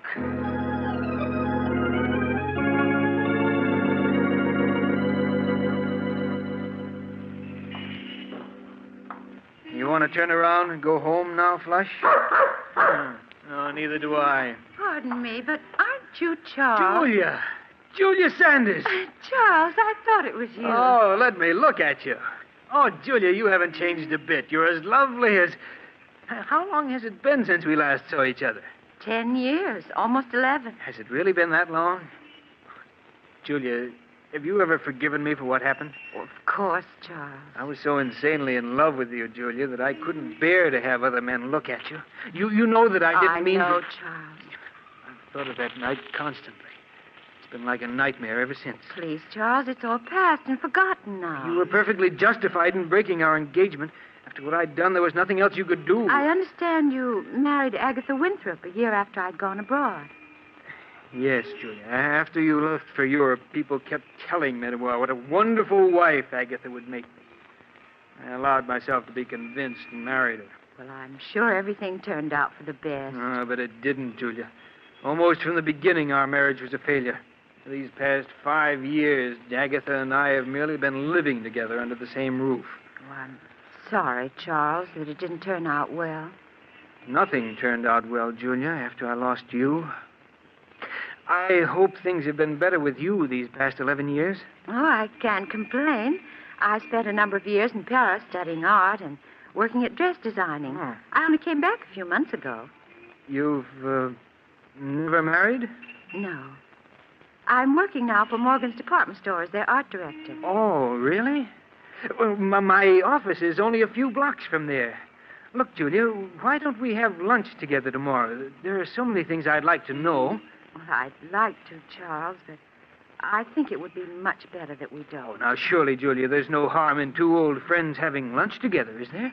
No, I suppose not. I won't take no for an answer. Do you know where Drake's restaurant is? Yes. Will 1 o'clock tomorrow be all right?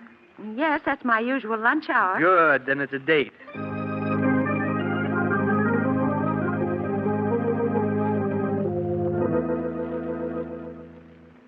Strange, isn't it, Doctor?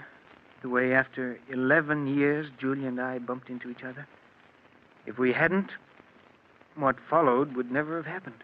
It's such small things as an accidental meeting that often change the course of one's life. Yes, I know that now, but I didn't then.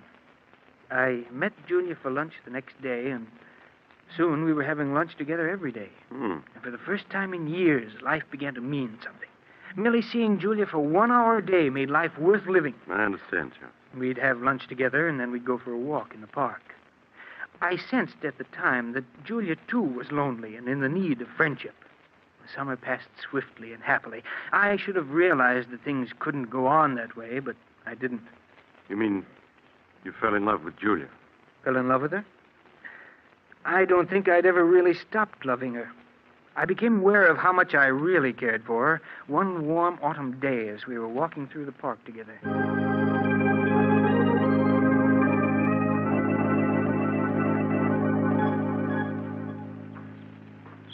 Julia. Yes, Charles? What about going to the theater with me tonight? Oh, I wish you hadn't asked me, Charles. Why? Because it means we can't go on seeing each other anymore. But why shouldn't we go on seeing each other? Because you aren't satisfied any longer just to see me at lunch, and it isn't right for us to go out together at night. But surely there's no harm in our going to the theater together. You're married, Charles. That's reason enough. All right, Julia. Forget I ever asked you. But at least we can go on having lunch together, can't we? No, Charles. Oh, but... Can't you see? Things can never be the way they were. We've become dependent upon each other, and we have no right to be. We can't go on seeing each other any longer. It isn't fair to Agatha. But you know that Agatha and I mean nothing to each other. We haven't for years. Nevertheless, she's your wife. Julia, you know I love you. I've always loved you, and I can't do without you. Charles, you're just making it difficult for both of us. Julia, you do love me, don't you? Yes. But can't you see, it's no use. I remember Agatha only too well. She'd never give you a divorce. I know she won't. I've asked her a dozen times in the past 5 years, but she said she'll never give me one. I want to part now, Charles. Right here. Must we? Yes. Goodbye, Charles.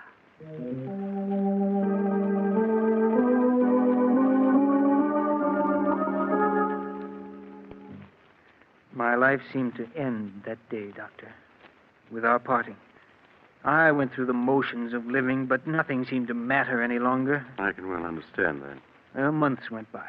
Every day after work, I stayed in town, unable to face an evening at home with Agatha. When I did arrive home late at night, she'd be waiting for me. Is that you, Charles? Yes, Agatha. Sorry if I woke you. Now, lot you care. Coming in night after night at all hours, leaving me alone in this big house. Oh, don't think I don't know what you're up to. I know you're kind, Charles Foster. You better go to sleep, Agatha. A fine chance I have to sleep with you putting on the bathroom light. You know I can't sleep when that light's on. Take me a minute to brush my teeth, then I'll turn off the light. Agatha. Well, what is it now?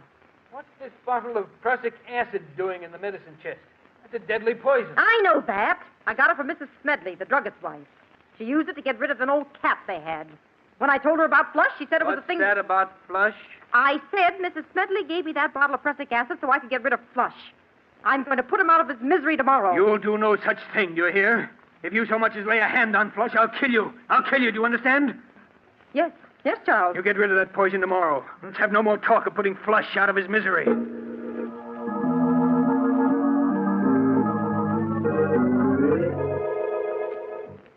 I lay awake for hours, Doctor, unable to fall asleep.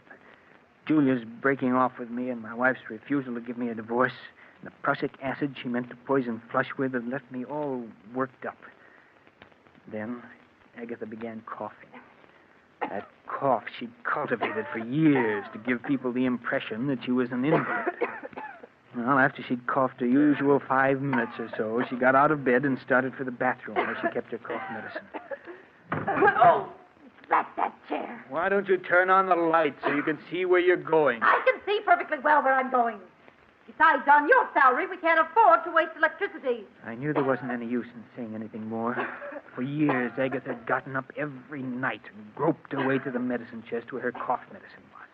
Nothing could make her change her habits. I lay in bed listening as she opened the medicine chest and fumbled in the corner where she always kept the bottle. As I heard her groping for her medicine, I suddenly thought of the bottle that was standing next to it. The bottle of prussic acid. Without thinking, it came to mind. If only she'd take the prussic acid instead of the cough medicine. If she did, I would be free. Free of her constant nagging and whining. Free to see Julia. Then I knew it was useless to hope for such a mistake to happen. Agatha's cough medicine always stood in the same corner of the medicine chest. Even in the dark, she'd never take the bottle of prussic acid. And then it came to me. What if the bottles were to be switched? What if the following night the prussic acid were placed in the customary spot of the cough medicine? Suddenly it was all very clear to me what I was going to do. Agatha? Well? Agatha, I've been thinking over what you said about Flush. What? I suppose you're right. Flush should be disposed of. He certainly should. He's old and he's smelly. It'll be a blessing for him to be put out of his misery. Yes, of course. I'm sorry I shouted at you before, Agatha, but, well, I see now that you're right. When are you going to do it? Oh, we'll wait until Saturday. And none too soon, either. You're sure the prussic acid won't make him suffer? Nonsense. Of course it won't. Mrs. Smedley said nothing worked faster than prussic acid. Oh, you told her what it was for. That's fine. Very well, Agatha. Just leave everything to me.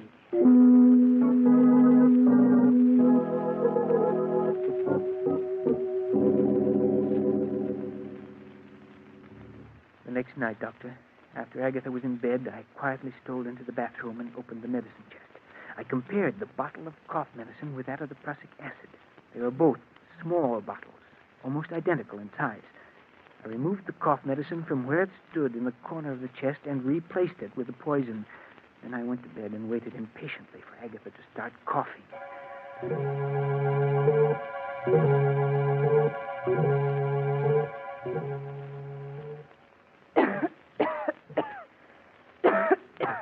Can I get you a glass of water or something, Agatha? Water won't do any good. What I need is my cough medicine. Oh, that's that chair. Why don't you turn on the light? Because I can see perfectly in the dark. Besides, someone's got to economize on the electricity in this house. I lay there in the darkness, listening to her grumble as she opened the door of the medicine chest. The blood pounded in my ears as I heard her fumbling for the bottle. Would she feel the slight difference in the bottle when she picked it up? Scarcely able to breathe, I waited, listened. And she fell to the floor. I quickly got out of bed, turned on the lights, and went into the bathroom. She was lying on the floor, quite dead. There was an agonized look on her face. I returned the bottle of cough medicine to its proper place, and then I phoned the police.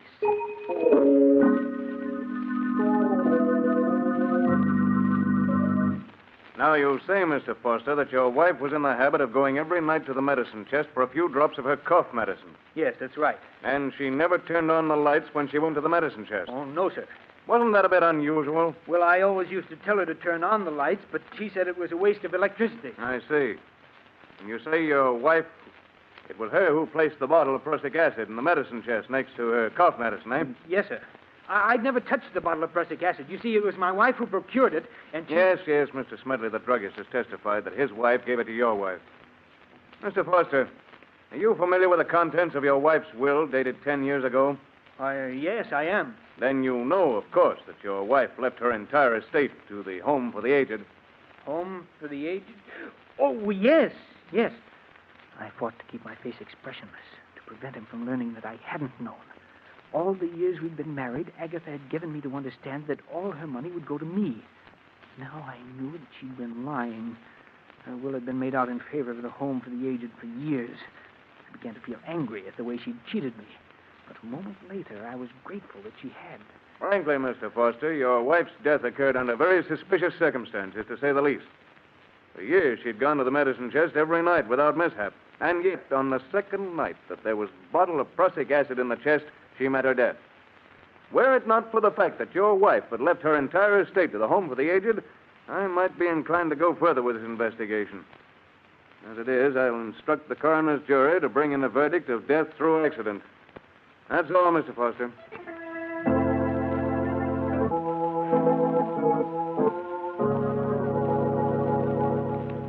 I walked out of the district attorney's office a free man. A few days later, I moved out of the house which had been Agatha's and took up quarters elsewhere. 6 long and uneventful months passed. I made no effort to contact Julia for fear that the police might still have their suspicions, and then I could stand it no longer. I called on her. Charles, when I was told you were waiting to see me, I could hardly believe it. I'm so glad to see you again. Thank you, Julia. It's good to see you again, too. Charles, you don't look well at all. These past few months have been something of a strain, Julia, but I'm all right now. I was tempted so many times to get in touch with you. Then I thought perhaps you didn't want to see anyone. I did want to see you, Julia, but I was afraid it wouldn't look right. I understand, Charles. Now, let's not say anything more of the past. Only the present and the future. Julia, do you think we might try to pick up where we left off last autumn? We can try, Charles.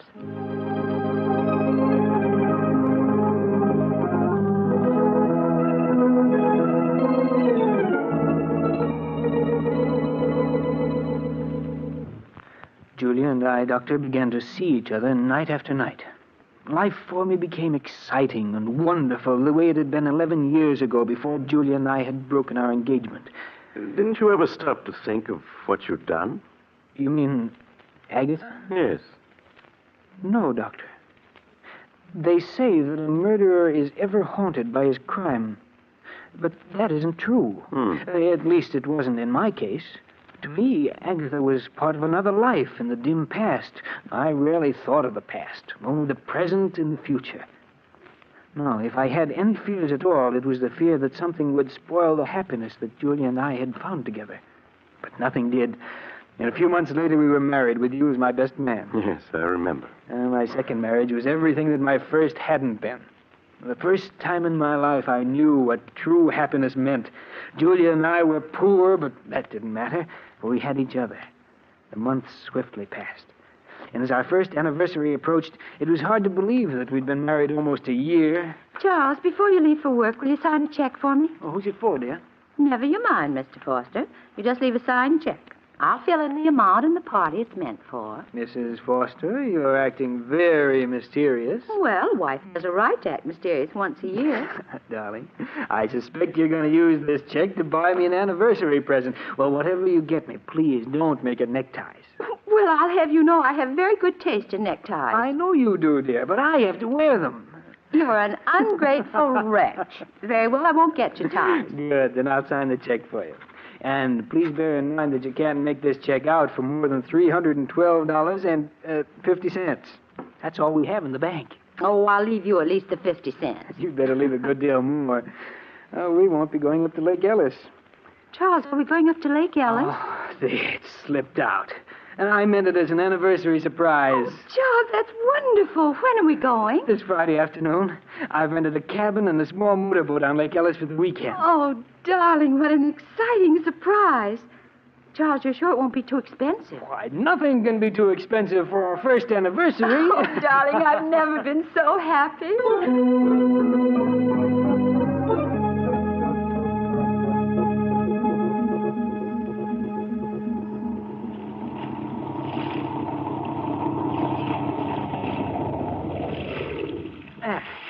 This looks like a nice place to fish. Let's see, where'd I put that bait? Here it is, dear. Thanks, darling. Uh-huh. Here's a nice, fat, dimpled worm. Well, if you can't stand to see me bait him, just turn the other way. That's it. It'll only take me a minute. Charles, look. Let's wait till I get this. There's smoke coming out of the engine hatch. What's that? Yes, you're right. It's on fire. There are flames shooting out. Fire extinguishers at the other end of the boat. Charles, you'd never make it. You'd be burned. Yes, you're right. Besides, even the extinguisher wouldn't do much good now. The fire's too big. What are we going to do? Oh, the heat, it's becoming unbearable. There's only one thing we can do, Julia. That's go over the side. Where We're almost in the center of the lake. I can't swim. But I can, dear. I'll manage to keep us above water somehow. Well, all right, darling. I'll do whatever you say. You'll come through this, Julia. Now, don't be afraid. Now, I'll slip over the side of the boat first, and you follow. All right. Now, hurry, Julia. Let yourself down into the water. I'll keep you afloat. Yes, Charles. That's it. Now, let go of the side of the boat. I have you. Yes, Charles. Now, don't be afraid, darling. You see, it's no trouble keeping you above water. Now, just relax, dear, while I swim with you a bit. We've got to get a good distance from the boat. It may explode. Yes, Charles. Do you see any boats around? No, but someone's bound to see the fire and come to our rescue. Until they do, we must have courage.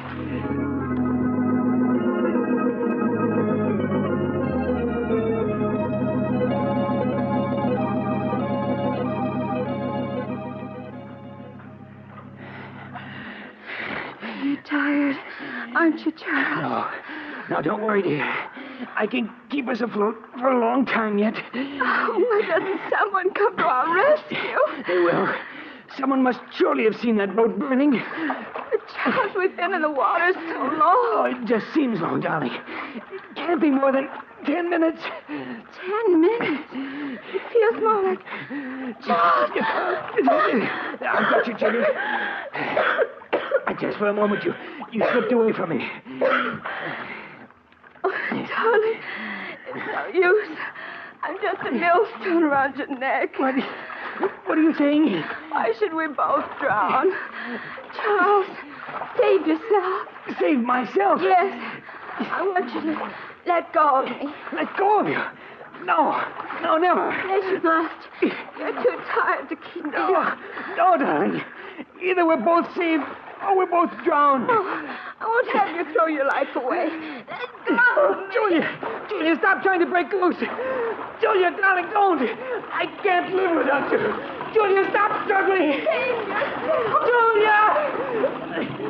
She's gone.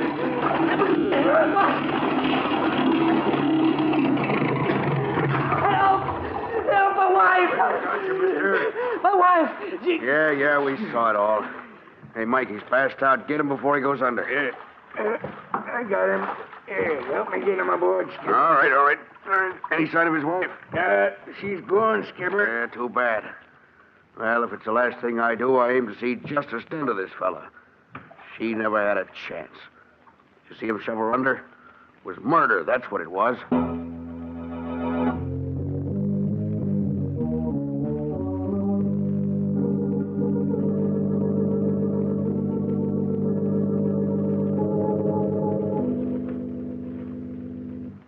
Now, Mr. Foster, both of the men who rescued you claim that as they approached you and your late wife in their boat, they saw you struggling with her. You admit this? Yes, but I tell you, I was trying to save her, not drown her. No, you were trying to save her. But both the witnesses testify they saw you push her head under. They're wrong. I wasn't pushing her under. I was trying to bring her to the surface. You must believe me. Oh, Mr. Foster, you maintain that you were rescuing your wife, not drowning her. Yes. Is it true, Mr. Foster, that you were engaged to your wife 11 years ago and that she broke the engagement? Yes, that's true. Would you mind telling the jury why she broke the engagement? We had a misunderstanding. A misunderstanding? Do you call shooting the woman you're engaged to just a misunderstanding? No. You must let me explain. It's true that 11 years ago I did shoot Julia, but I've been drinking. I didn't know what I was doing. Mr. Foster, you do admit shooting and wounding her? Yes. Have you ever seen this before? Why, yes. That's the insurance policy I took out for Julia and myself. Exactly. And when was this policy taken out? Well, about a month ago. June 15th, to be exact. And what's the value of this policy, Mr. Foster? Well, if either my wife or myself died, it provided $10,000 for the survivor. Yes, Mr. Foster. If either you or your wife died a natural death, it provided $10,000 to the survivor. But there's also a double indemnity clause in this policy, isn't there? Yes, but One that provides you with $20,000 if your wife died an accidental death, such as drowning. Yes, that's true, but I swear I didn't drown my wife. I tell you, I was trying to save her. Save her, not drown her. You must believe me. You must.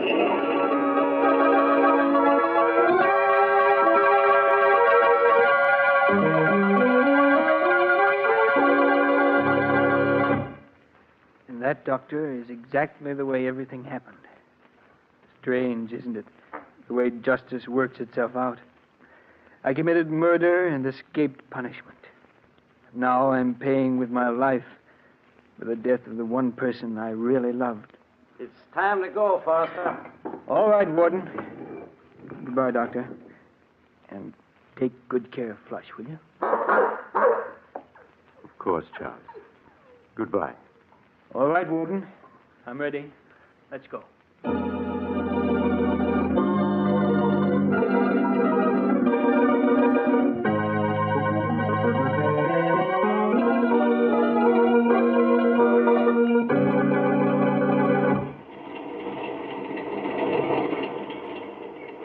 This is the mysterious traveler again.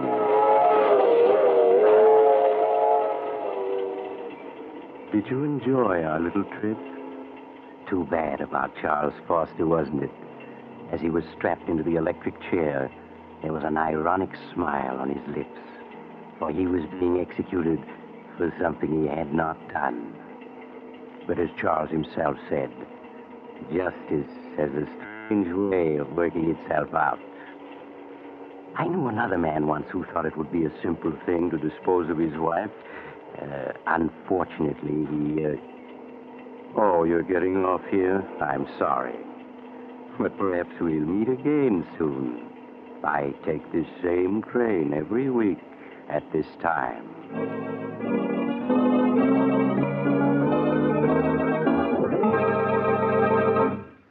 You have just heard Chapter 64 of The Mysterious Traveler, a series of dramas of the strange and the terrifying. In tonight's story, The Case of Charles Foster, Humphrey Davis played Charles Foster, Nancy Sheridan played Julia, and Joan Shea played Agatha. The Mysterious Traveler is written by Bob Arthur and David Cogan, and original music is played by Henry Silverne. The entire production is under the direction of Jock McGregor.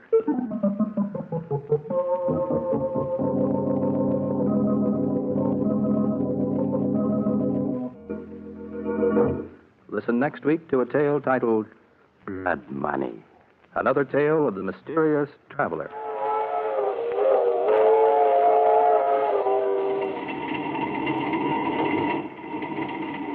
The Mysterious Traveler is presented by WOR Mutual from the WOR Studios in New York.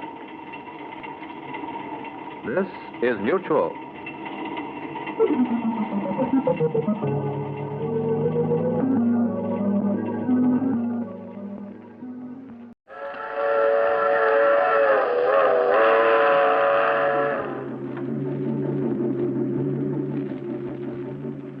The Mysterious Traveler.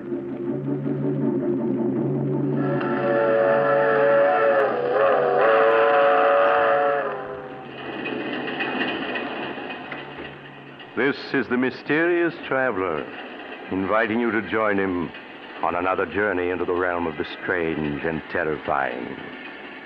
I hope you will enjoy the trip, that it will thrill you a little and chill you a little. So settle back, get a good grip on your nerves. Where are we going? We're going to journey to the grave and learn the secrets of the dead in a tale titled The Accusing Corpse.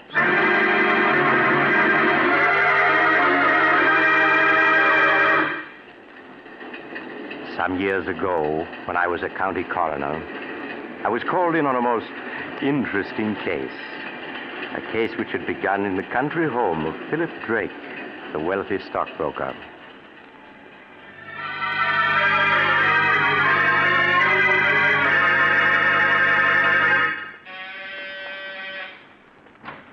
Roger, thank goodness you were able to get here in time. I left town right after I received your call. What's wrong, Philip? You sounded so upset over the phone. It's Vivian.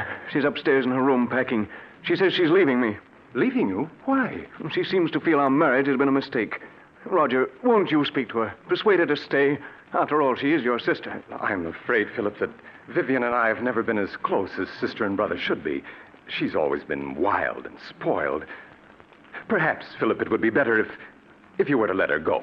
No, I couldn't do that. I love her, Roger. I wouldn't want to live without her. Won't you please try to persuade her to stay? All right, Philip. I'll do my best. But I must warn you, I haven't much influence over her. Philip, I'm all packed and ready to... Why, Roger, darling, what a surprise. What are you doing here? Vivian, Philip has told me. Now, surely you can't be serious. You know how he loves you, everything he's done to make you happy. Now, Roger, you aren't going to start on that, are you? Someday, Vivian, you'll get just what you deserve for walking over people, breaking their hearts. Every time I think of you being my sister, I feel Roger, like please. Would you mind waiting in the other room? I'd like to speak to Vivian alone. Oh, all right, Philip. Call me when you want me. Really, Philip. No matter what you have to say, you're just wasting your time. Oh, Vivian, how can you do this to me? You know I love you, that I'd do anything to make you happy. That's sweet of you, dear. Would you mind lending me your car to get to town? If you leave me, Vivian, you won't get a cent. Not a cent, do you hear? Really? Did you ever stop to think, Philip, that there might be another man with more money than you? Another man? Oh, no, there couldn't be. And why not? But we've only been married 3 months. There couldn't be anyone in that time. Oh, but there was. Oh, Vivian, in spite of what you've done, I'm willing to forgive you and start over with you. But, darling, I don't want you to forgive me. I want you to forget me. Vivian, you can't do this to me. I love you. I won't let you go. I really must be saying goodbye now. He's waiting for me in town, and I don't want to be late. If I can't have you, no one else will, do you hear? Oh, really, Philip, you're being ridiculous. I must go. No. Philip, what are you doing? A gun. Yes, Vivian, a gun. I told you if I couldn't have you, no one else would. Oh, Philip, you're insane. Put that gun down. If you don't change your mind about leaving, I'll kill you. Even with that gun, you can't keep me. Do you hear? I'd sooner die than go on living with you. I'm going. And you're not going to stop. Oh, you shot me. Vivian. Philip, what happened? I thought I heard... Vivian. Roger, is she dead? Yes. Philip, do you know what this may mean? Life imprisonment, perhaps. Even the electric chair. I know. Nothing seems to matter now. But you simply can't throw your life away like that, Philip. Oh, even if Vivian was my sister, I don't mind telling you that I always felt you were far too good for her. She didn't deserve to be your wife. Oh, please, Roger. Now, look, Philip, if we were to get rid of the body, who could possibly know that she didn't leave here tonight as she'd planned? No, it wouldn't work, Roger. You can't get away with murder. That's nonsense, Philip. Now, if we were to bury her in the woods, no one would ever find the body. Bury her in the woods? I couldn't do that. Well, then I'll do it. You can wait here till I return. But, Roger, what if... Philip, you must let me handle this. You better give me the gun. All right, Roger. You are. Good.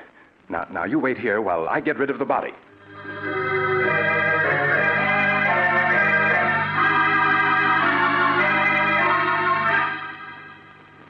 Philip watched, spellbound, unable to say a word, as Roger picked up the body and left the room.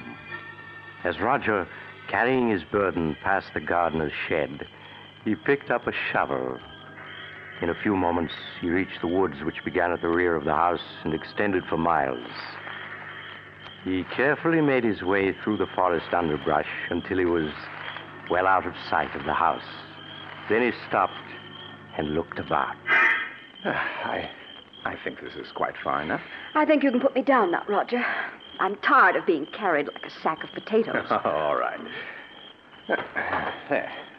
Well, let me congratulate you on your performance as a corpse. Do you think he suspects anything? Of course he doesn't.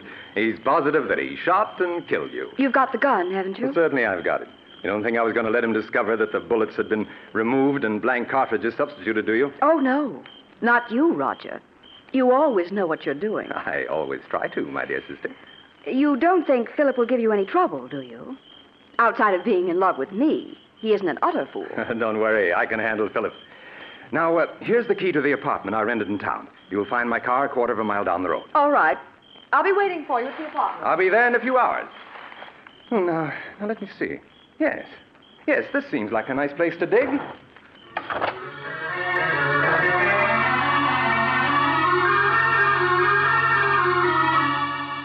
The next morning, Roger called on Philip at his office. With a calculating glance, he noted that Philip's eyes were bloodshot that his hand trembled as the two shook hands. How are you, Philip? I couldn't sleep at all last night. I kept thinking of Vivian. And what if her disappearance is noticed?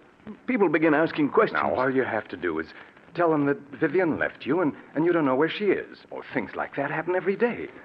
You've been very helpful to me, Roger. If ever I get a chance to repay you for it, rest assured I will. That's very good of you, Philip.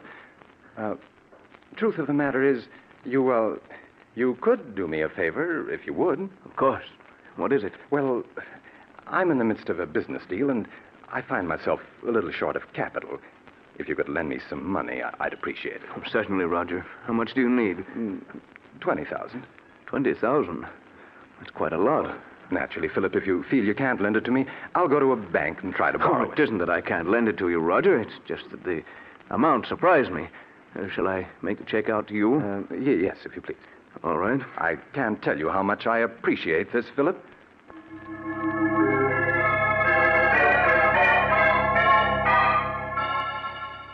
As Philip wrote out a check for $20,000, Roger smiled. Things were working out just as he had planned.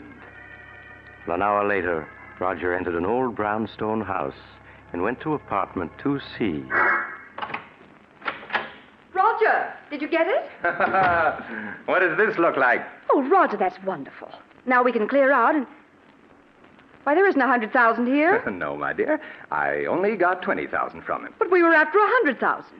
Why didn't you get it all this morning when you saw him? My dear Vivian, it simply isn't done that way. Blackmail is an art that calls for the use of psychology. Philip will give us many times over the money I hold in my hand, all in due time, of course. You mean I'll have to go on hiding in this miserable apartment until you finished your little game with him? Never being able to leave it for fear someone will recognize me. Come now, Vivian. You've got the radio and books. I won't spend weeks in this apartment, I tell you. I won't. My arm. You'll do exactly as I say, Vivian. Exactly. Do you understand? Roger, my arm. You're hurting me. It's nothing to what I'll do if you disobey me. Do I make myself clear? Yes, yes.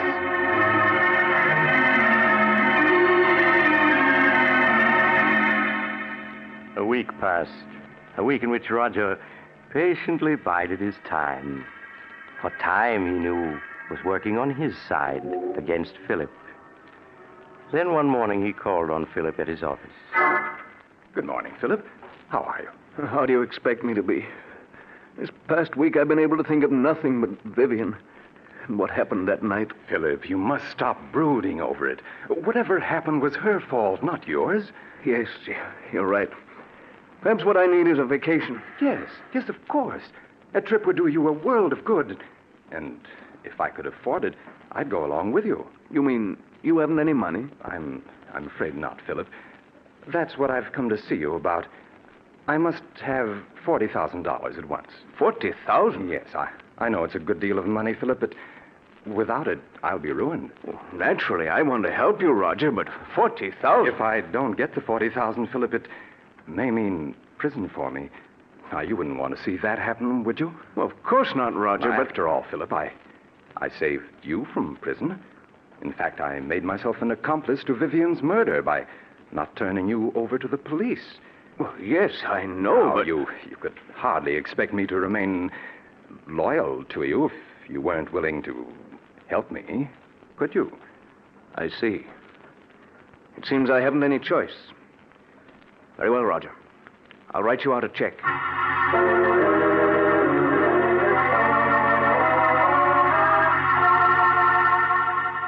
Roger's eyes gleamed in amusement as he accepted the check from Philip. There was no longer any doubt that Philip understood him perfectly. Things were working out exactly as he had planned. Later that day, Roger went back to the old brownstone house. There was a smile on his lips as he entered apartment 2C. Look at this. $40,000 in cash. Oh, Roger. Now, wasn't this worth staying in hiding for, Vivian? And there's plenty more where this came from. Who could that be? You better get behind that screen. No. All right, Roger. Yes? COD for Miss Brown. It amounts to $64. Oh, you must be mistaken. There's no Miss Brown here. This is the address she gave. It's in care of Mr. Roger Martinson. That your name? Why, yes, but I don't know any... Those packages are for me, Roger. How much did you say the COD was? $64, miss. Oh. Here you are. Thank you, miss. Here's your receipt. Goodbye. Goodbye. When did you buy those clothes? This morning? You mean you went out shopping in spite of what I told you? Well, I was sick of being cooped up in this apartment day and night. I had to do something for a change. And what of my plans? You risked everything with so much at stake. Roger, stop looking at me like that. I tell you, I couldn't stand being cooped up in this apartment any longer. But I gave you orders to stay here. Well, I won't. I want you to get the rest of the money at once so we can clear out. And if you don't, I'll go shopping whenever I feel like it. You can't make me stay here. You'll do exactly as I say, Vivian. I won't allow anything or anyone to interfere with my plans. I've worked out every step perfectly, and there isn't going to be any slip-up.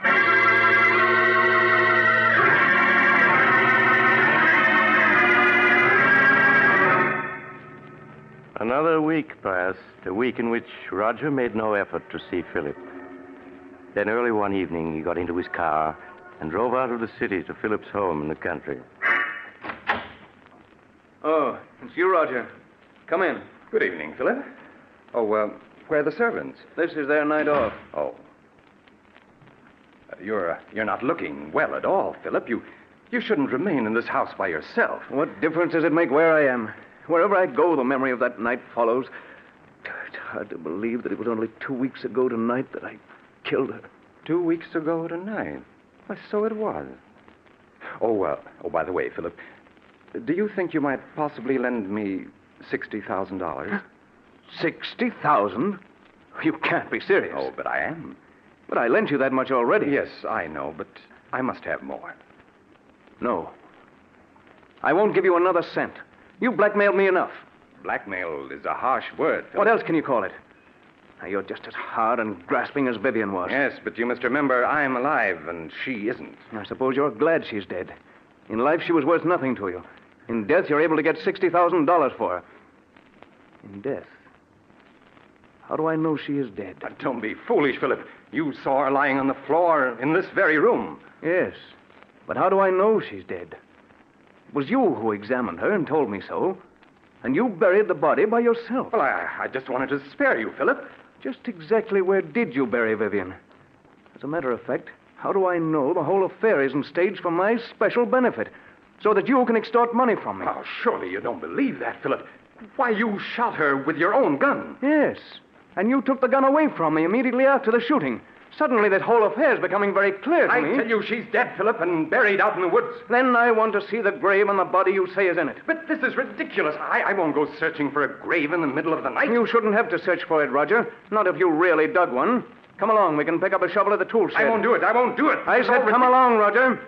Oh, very well. But I'm not certain I'll be able to find the grave. After all, the woods is fairly large, and it's been 2 weeks since I buried her. That's all right, Roger. We'll stay out there until you do find her.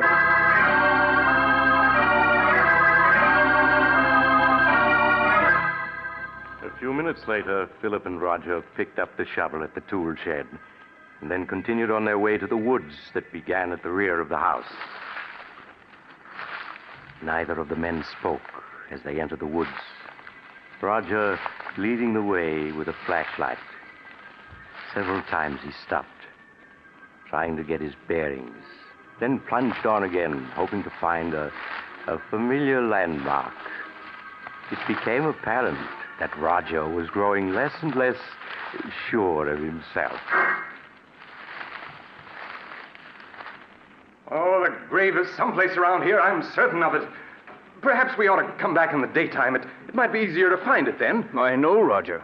You shouldn't have any trouble finding it now, if it exists. It does exist, I tell you. It's just that the woods are so confusing at night. Everything looks so different. Just keep on searching, Roger. Well, perhaps this is the spot. It looks something like it. Well, is it or isn't it? I don't know. It looks like the place where I buried her, and yet I'm not certain. There's only one way to make certain, and that's to start digging. Here's the shovel. But suppose this isn't the spot. Then we'll dig somewhere else. In fact, we'll dig up the entire woods if necessary. After all, you're certain she is buried in the woods, aren't you? Go ahead, Roger.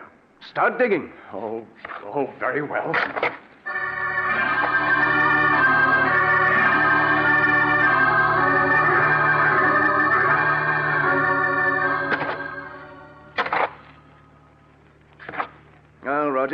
You've been digging for 20 minutes now, and you haven't uncovered a body. Philip, I told you I wasn't sure this was the spot where I buried her. You're a great actor, Roger. But I'm afraid this time you've overplayed your role. What do you mean? Vivian isn't dead. And there's no use your pretending she is. Everything that's happened was part of a scheme the two of you planned to extort money from me. I tell you she is dead. Then where's the body? I thought this was the spot, but I must be mistaken. I'm sure I didn't bury her any deeper than this, but if I... Philip, turn the flashlight this way. What is it? Look. Do you see what I've uncovered? A hand? Yes. This is the spot where I buried her, Philip. Just a few more shovelfuls and I'll have her uncovered. No. Oh, it can't be. There. There you are, Philip. Of course, she's been in the ground for 2 weeks, but I think you can easily recognize that it's Vivian. Yes. It's Vivian. And look, Philip, here's the bullet hole under her heart. The bullet hole that you made. I don't want to see any more. I've had enough. You should trust me a little more, Philip. Everything I did was for your own good. After all, you don't want to go to the electric chair, do you? I don't care what happens anymore. I can't stand having her death on my conscience any longer. I'm going to call the police. Don't be a fool, Philip. You know it might well mean the electric chair. I'll take my chances. Anything's better than going on living the way I have these past 2 weeks. I'm going back to the house and call the police. Philip, come back! Come back! Philip!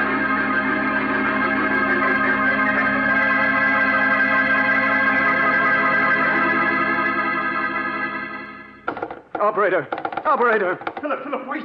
Wait, don't do anything foolish. You cut me off. Take your hands off that phone, Roger. All I want you to do, Philip, is to listen to me for a few minutes. At the end of that time, you may do as you please. Now, that's fair enough, isn't it? Nothing you can say will make me change my mind about calling the police. Listen to me first. Then if you still want to call the police, you can. Now, please put the receiver down, Philip. Yeah, that's it. Well, what do you want to tell me? Well, do you mind if I mix myself a drink first? It's been a rather difficult evening. Very well. Oh, well, what about one for you, Philip? You look as though you could stand a drink. No, thank you. Oh, nonsense. It'll do you good. What is it you want to say to me, Roger? Huh? Oh, yes. Say to you. Oh, yes. Yes, of course. Here's your drink, Philip. Thank you. Well, now, what shall we drink to? We'll drink to your good luck, come what may.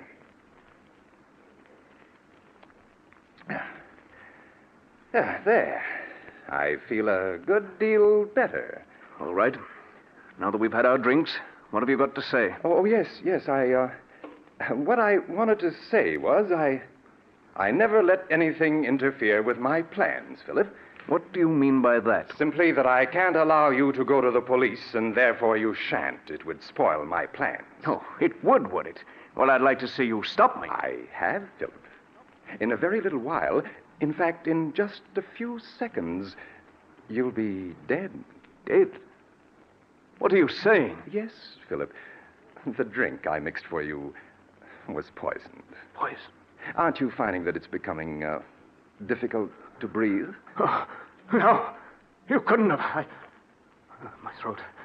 It burns. Yes, I know, Philip, but it'll all be over in a matter of seconds. Now, I see it all. You murdered her. Yes, Philip. Just a week ago tonight. She died according to plan. Call the police. Joe. I'm afraid, Philip, that you haven't the strength left to reach the telephone. I will.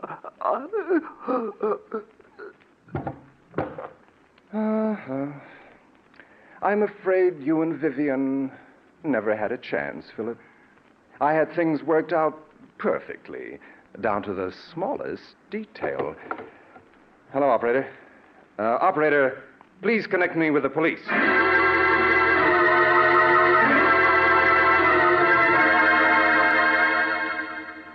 It was at this point that I was called into the case. Inspector Carlton called me an hour after Roger Martinson had phoned the police. When I arrived at the Drake mansion, I examined the body of Vivian Drake, then that of her husband, Philip. When I had finished my examination, I entered the library, where Inspector Carlton was questioning Roger Martinson. Hello, Doc. Oh, Doc, this is Roger Martinson. Mr. Martinson, this is Dr. Smith, the county coroner. How do you do? Hello. I'll be with you in a few minutes, Doc. Just stick around. Now, Mr. Martinson, you were telling me how you came to this house 2 weeks ago tonight to see your sister and found that she was gone. Yes. Yes, my brother-in-law, Philip, told me that she'd gone on a vacation. Now, I thought it strange at the time that she should have gone away without saying goodbye to me, as we were always very close. But days passed, and I didn't hear from her. Tell me, was it like your sister to go away and not write? No, it wasn't, and that's what worried me so. These past 2 weeks, Philip kept putting me off when I inquired about Vivian's whereabouts. Well, tonight I couldn't stand it any longer. And I came to this house to have it out with him. What did your brother-in-law say when he saw you? Well, he was quite agitated at my unexpected arrival. When I couldn't get any satisfaction out of him regarding Vivian, I threatened to go to the police. Then he broke down and confessed that he murdered Vivian. When did he murder her? He told me that he'd done it 2 weeks ago tonight. Why, that was the very night I'd come here to see Vivian, and he told me that she'd left for a vacation. I see. Go on. Well, naturally, when he told me he'd murdered her, I was aghast. He led me to the woods and showed me the grave. We returned to the house, and before I knew what had happened, Philip had taken poison. Then I called the police. Well, it seems like a plain case of murder and suicide. Outside of a few questions at the inquest, I don't think we'll trouble you anymore, Mr. Martinson. That's quite all right, Inspector. I shall be at your service anytime. Just a moment, Mr. Martinson. Yes? I was very much interested in hearing what you had to say to the inspector regarding the murder of your sister. You say that your brother-in-law confessed to murdering her 2 weeks ago tonight? That's right. That would be April 2nd, wouldn't it? Yes, that's correct. Then you never saw her alive after the night of April 2nd? Why, no, of course not. What are you getting at, Doc? Please, Inspector. Mr. Martinson, would you mind telling me where you live? At 425 West 107th Street. Tell me, were some clothes delivered to that address in your care a week ago today, April 9th? Clothes? Yes. To be exact, a woman's sports suit, which cost $64 and arrived COD. Why, no. You're lying, Mr. Martinson. I have in my hand a slip of paper that not only proves that you're lying, but that will send you to the electric chair. Doc, what are you saying? Yes, Inspector. Mr. Martinson's plan was perfect, but he slipped up badly. He forgot to search Vivian Drake's clothing before he buried her. When I examined her body just now, I found in one of her pockets this receipted bill bearing the date April 9th.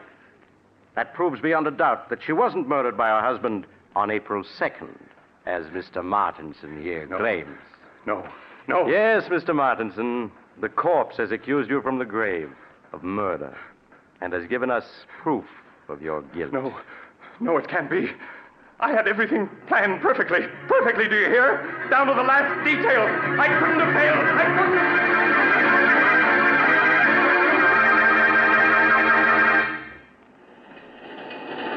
This is the mysterious traveler again.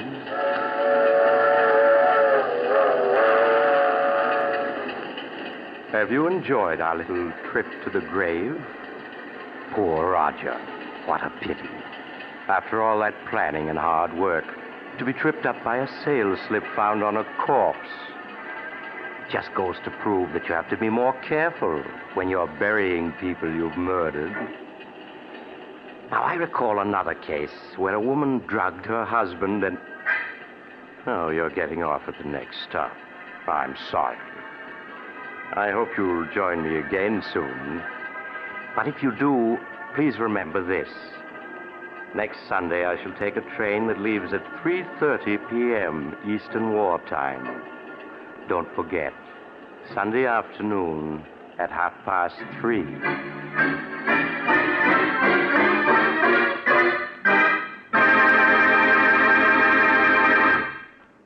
You've just heard Chapter 20 of The Mysterious Traveler, a series of dramas of the strange and unusual, brought to you each week by station WOR. In tonight's program, The Accusing Corpse, Don Randolph played Roger. Also featured were Maurice Tarplin and Philip Clark. The Mysterious Traveler, written by Bob Arthur and David Cogan, is directed by Jock McGregor. Original music was played by Doc Whipple.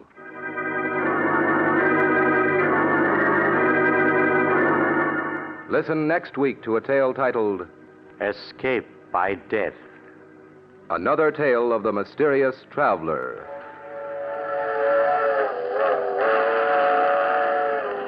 The Mysterious Traveler is presented by WOR Mutual every Sunday over most of these stations. But beginning next week, The Mysterious Traveler will be presented at a new time, Sunday afternoons at 3:30. Please note the change in time. 3:30 every Sunday afternoon, beginning next Sunday. This is Mutual.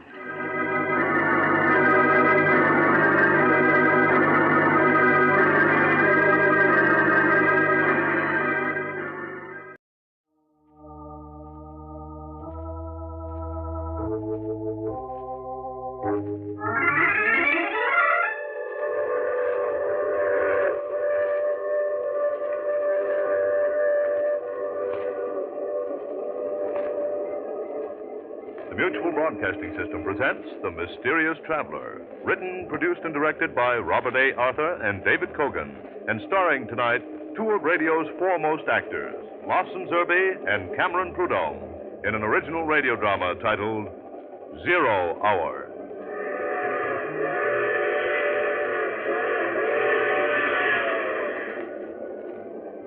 This is the Mysterious Traveler, inviting you to join me on another journey into the realm of the strange and the terrifying. I hope you will enjoy the trip, that it will thrill you a little and chill you a little. So settle back, get a good grip on your nerves, and be comfortable, if you can, as you hear the story I call 0 Hour.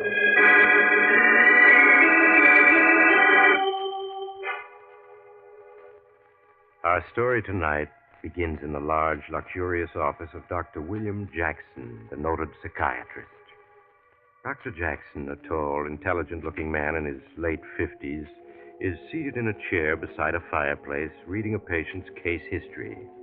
As he reads, the door to his office is quietly opened, and Keith Roberts, a slender, nervous man of 35, peers into the room.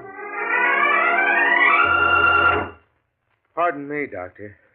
Oh, it's you, Mr. Roberts. Come in. Thank you.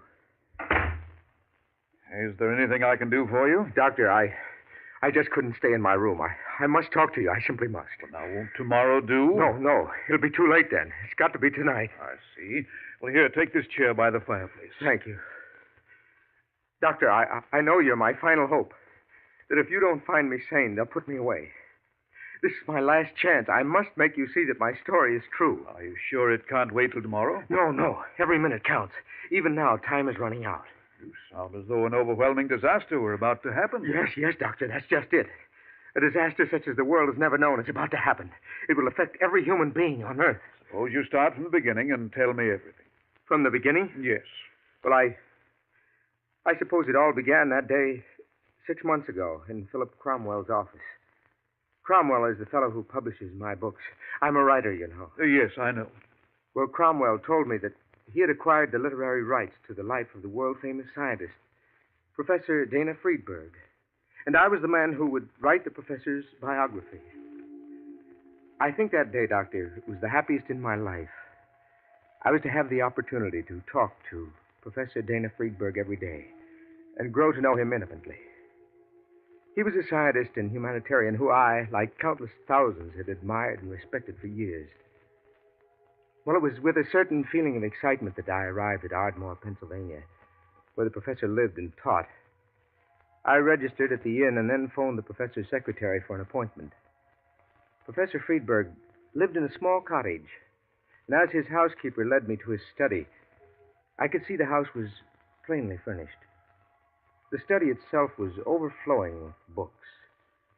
They were everywhere, and there amidst the books sat the professor himself, white-haired, small, puffing on a pipe. Come in, Mr. Roberts. Come in. Thank you, Professor. Here, let me remove the books from this chair so you can sit down. So, you are the young man who is going to write my biography? Yes, sir. I want this book to do justice to your life, Professor. to make people realize what you've contributed to humanity. Well, I might have contributed a great deal more if people only understood men of science. How do you mean, sir? Scientists work and think in terms of the future. Scientific research has always been handicapped by men who had no faith in the visions of science. Well, don't you think, Professor, science has achieved so many miracles that people aren't as skeptical as they once were? I wish I could agree. But believe me, Mr. Roberts, if I were to advance the theory that there is a civilization on Mars, many people would say that old Professor Friedberg is in his dotage. Yes, I suppose you're right. You speak of a civilization on Mars. Do you have any theories on that, Professor? No, none at all, my friend.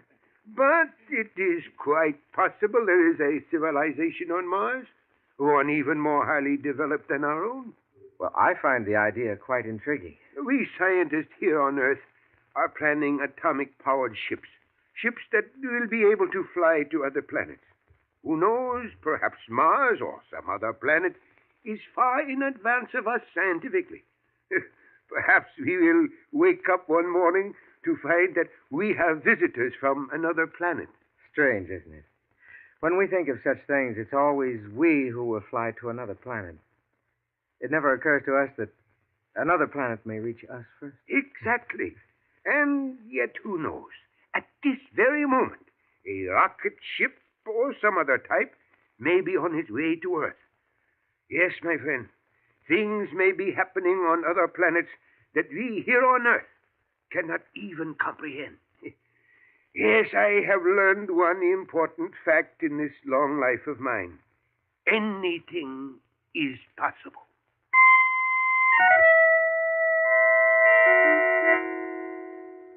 The days that followed went swiftly. And as the weeks slipped by and my notes on the professor accumulated, I knew that his was one of the great minds of all time. I was constantly astounded by his wide knowledge on a score of subjects. And it was small wonder that famous people from all over the world came to see this remarkable man. It was almost with regret that 4 months later, I finished the biography and called upon the professor to say goodbye. Oh, so you are returning to New York? Yes, Professor. I shall miss our daily talks, Keith. Yes, it had become a most pleasant habit. I'll miss them, too. Professor, is anything wrong? Wrong? What makes you ask? Oh, come now, Professor. We've known each other for over 5 months. By this time, I can sense your every mood, and something seems to be worrying you. Yes, Keith, something is. I don't know whether you read about it in the papers, but a week ago there was a tremendous explosion in the wilds of Montana. Yes, I recall the papers said it was a meteor. Yes, that seemed the obvious answer. After all, a meteor crashing into Earth is not an uncommon event. Are you trying to tell me it wasn't a meteor? A government investigation was made at the site of the explosion. A huge piece of metal weighing several tons was found buried deep in the earth. That certainly sounds like a meteor. Yes, it does. But when the metal was dug up and examined, a very curious fact was revealed. What was that? The metal could not be identified. It was a new element, never before seen on Earth. A new element? Yes. Every conceivable test was made. It is a metal that is a 1,000 times harder than steel, and yet it is lighter. Well, what does Washington think? They believe it to be a meteor, a type that never crashed onto Earth before. And what do you believe, Professor? I have a theory, Keith, which I have not told to anyone as yet. Do you recall our conversation the day we met? Oh, yeah. I mentioned at the time that it was quite conceivable that some other planet might have a much higher civilization than our own. Yes, and you said it was possible that we might wake up some morning and discover that we had visitors from... Professor, you don't mean that the explosion... Why not? You think that explosion might have been a rocket ship from another planet that crashed into the Earth? It is only a theory, but it is not beyond the realm of possibility. If that is true, then it means this metal is wreckage. Yes. Before passing on this theory to Washington, I should like to conduct a personal investigation. You mean go to Montana, the site of the explosion? Yes. Would you care to go with me? I'd like to very much. Good. Then I suggest we leave tomorrow without divulging our plans to anyone. We fly to Helena, Montana, hire a car there, and drive the rest of the way.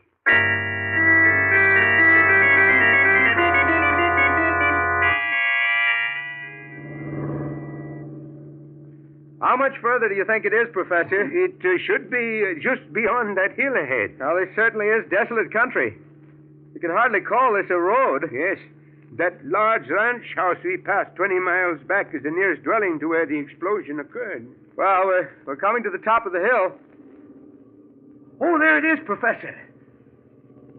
Oh, say, that's quite a hole. Yes. According to the report, it is 200 feet in diameter, 70 feet deep. What an explosion that must have been. I understand it was visible for 60 miles. Well, just what are your plans, Professor? Well, the hole has already been thoroughly examined by the government investigators. I suggest that we carefully search the ground for hundreds of yards around the hole. They may have overlooked something. I see. Well, here we are, Professor. Yes. Now we shall see if there is any substance to my theory.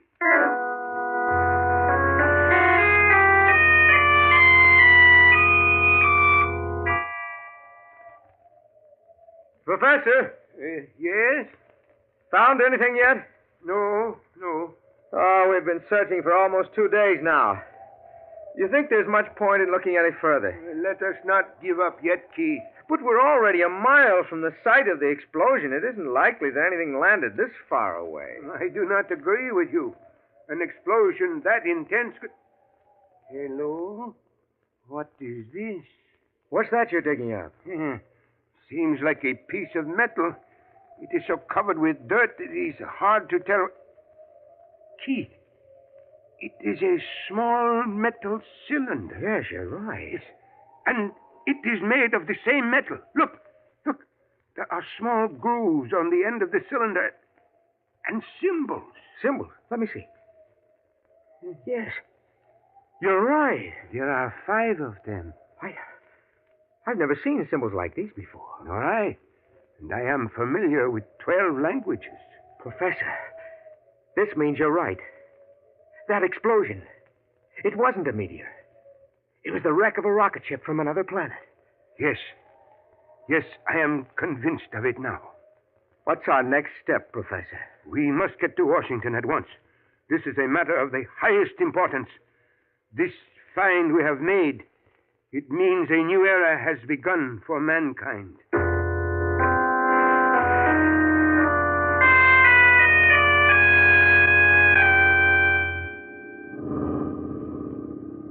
Keith, perhaps you had better stop at that ranch house up ahead. Why, Professor? I will use their telephone and call Washington. I'll ask General Thompson of the War Department to put an Army plane at our disposal. Well, that sounds like a good idea. There are probably several Army planes at Helena. Yes, I am sure there are. The General can have us flown non-stop to Washington. Oh, we are coming to the private road that turns into the ranch house. Yes, I see it.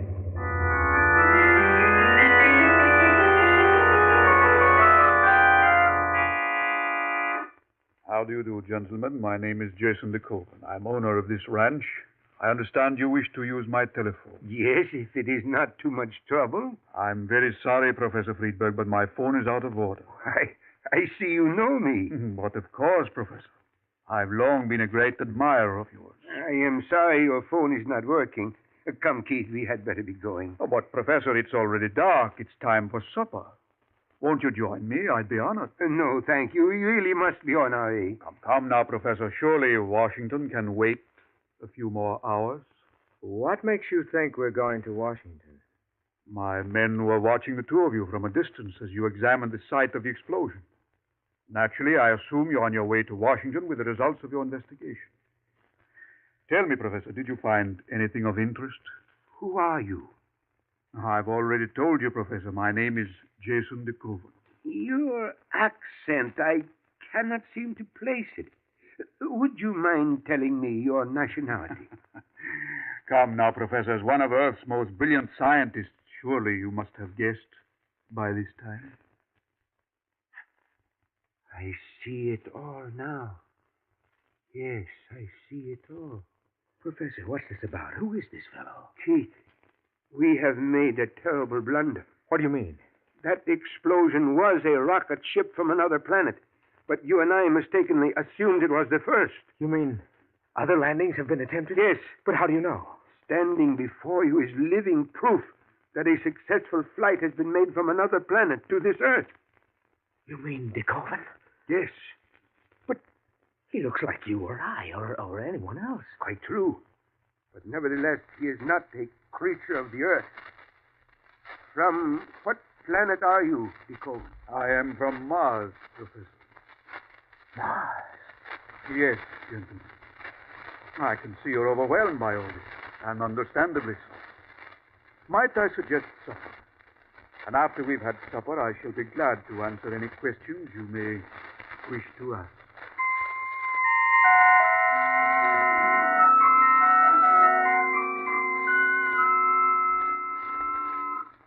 It's a pity you gentlemen weren't in the proper frame of mind to enjoy this supper. My chef excelled himself tonight.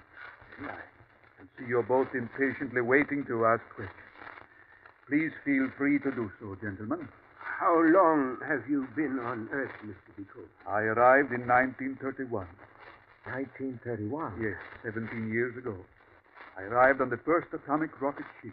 Just how many flights have been made these past 17 years between Mars and Earth? 411.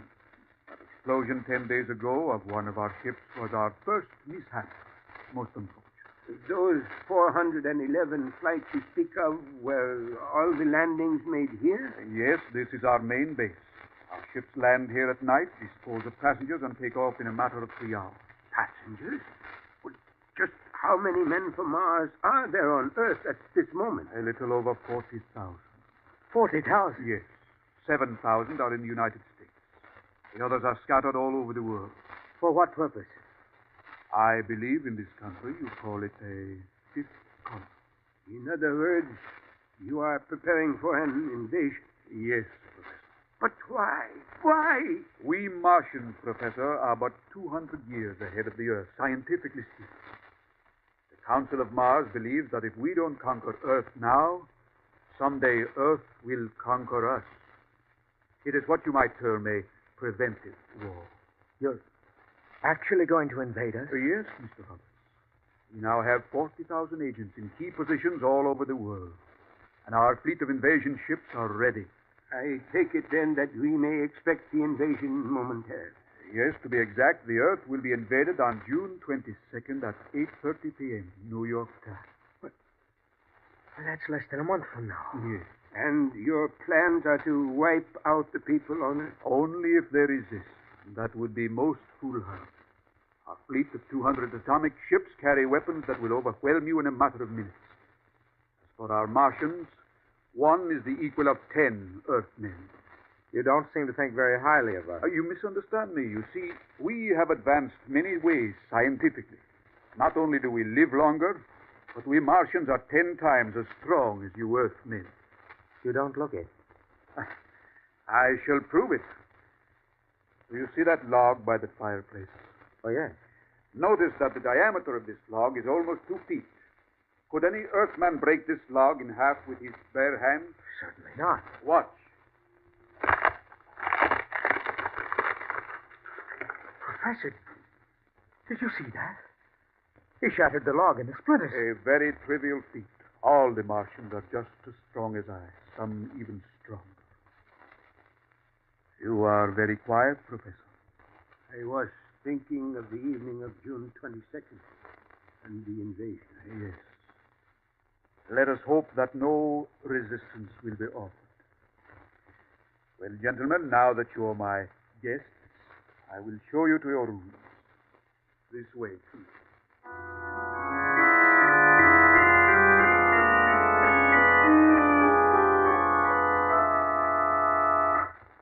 Professor, what are we going to do? Speak softly, Keith.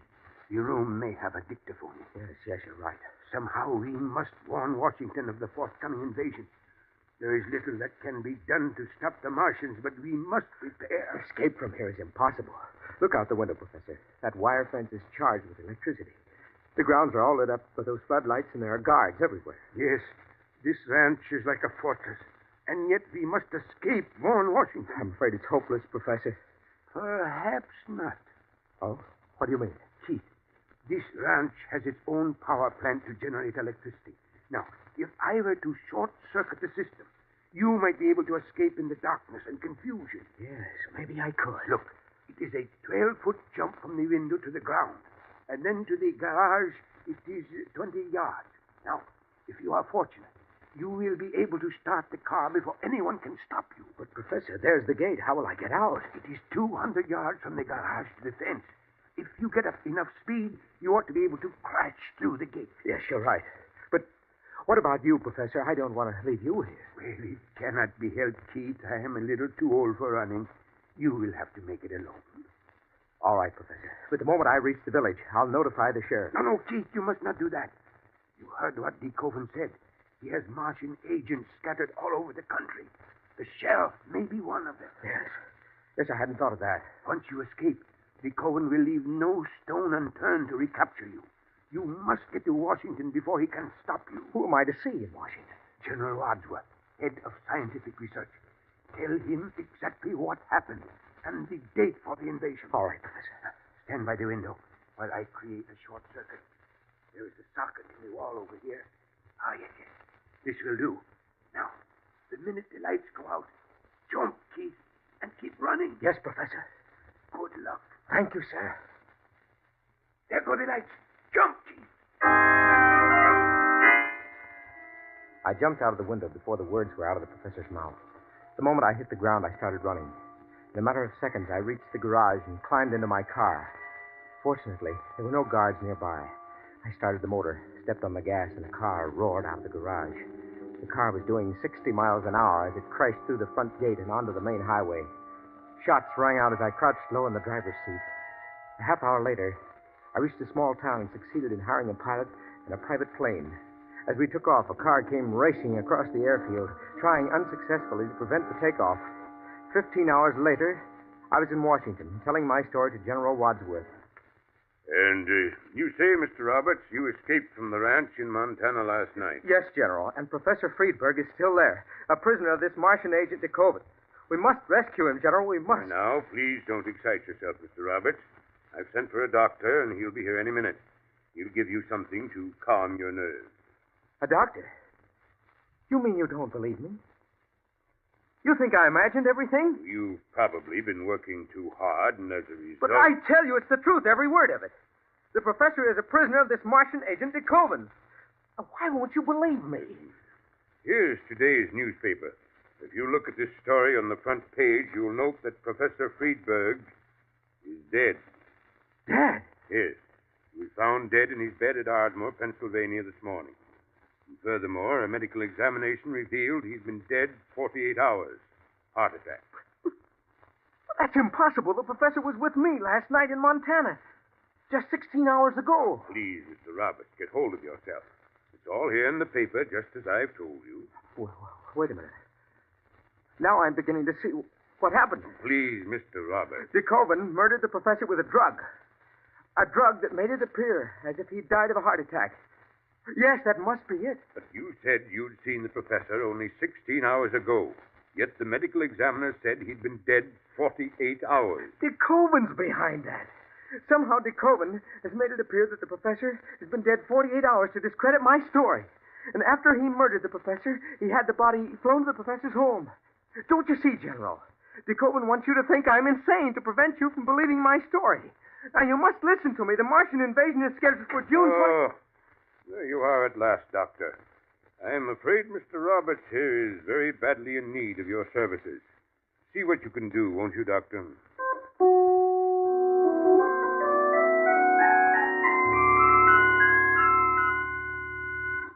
That was several weeks ago, Doctor. And ever since that day I told General Wadsworth my story, I've been confined to this institution. One doctor after another has examined me, but they're all a pack of fools. None of them believe me. Dr. Williams, you're my last hope. I know that. If you don't help me, then there's no one else I can turn to. I'll do anything I can for you, Mr. Roberts. Then don't let them put me away. I know my story sounds fantastic, but it's true. You must believe me. I do believe you, Mr. Roberts. You do? Yes. There are one or two things in your story I'd like to check. Of course, Doctor. Of course. I knew you'd see I was telling the truth. To begin with, you say this Martian, DeKoven, was it? Yes, Jason DeKoven. Yes, you say this fellow DeKoven picked up a log that was 2 feet in diameter and crushed it in his hand. Yes, Doctor. He splintered that thick log into 100 pieces. Oh, that's incredible. Would you say the log was as thick as this one by my fireplace? Yes, just about the same size. Oh, Doctor, why are you picking the log up? I just want to show you something.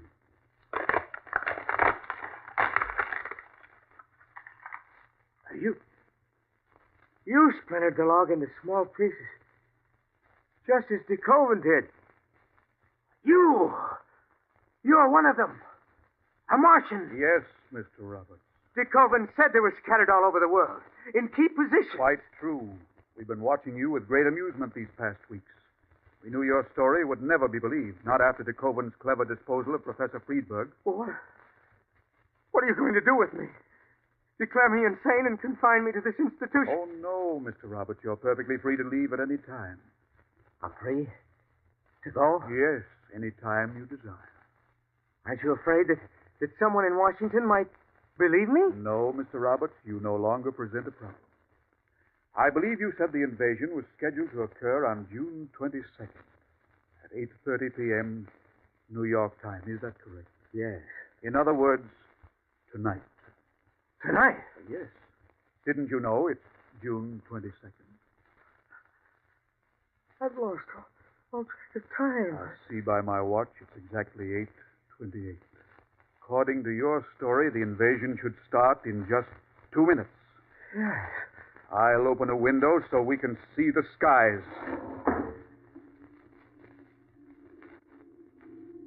Yes. There's the Martian invasion fleet coming into the stratosphere.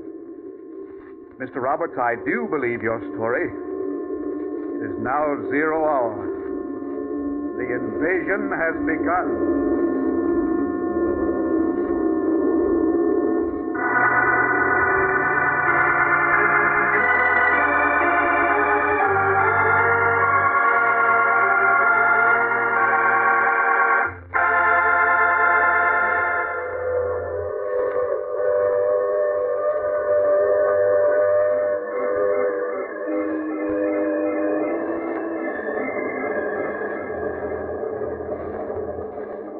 This is the mysterious traveler.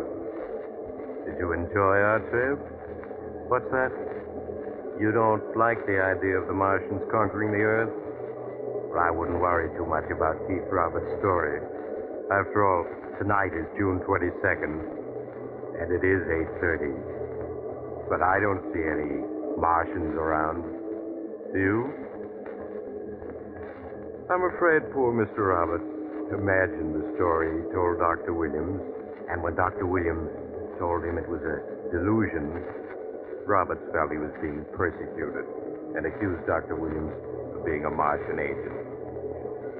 Now, I recall another young man who insisted that he... Oh, you have to get off here. I'm sorry. But I'm sure we'll meet again. I take this same train every week at this same time.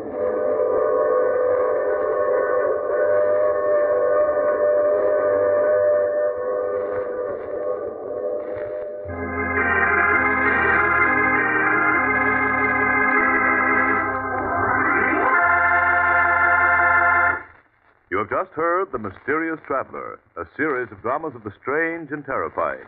All characters in tonight's story were fictitious, and any resemblance to the names of actual persons was purely coincidental. In tonight's cast were Maurice Tarplin, Lawson Zerbe, Cameron Prudhomme, and Bill Smith. Original music was played by Paul Taubman. Sound was by George Cooney, broadcast engineer Al King. Mysterious Traveler is written, produced, and directed by Bob Arthur and David Kogan.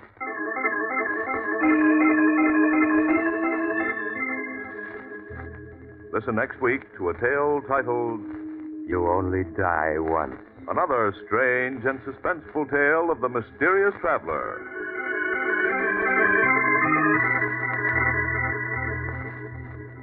This program has come to you from our New York studios. Another program of tense and dramatic action will follow in just a minute. Stay tuned to the station for Official Detective. Carl Caruso speaking. This is the Mutual Broadcasting System.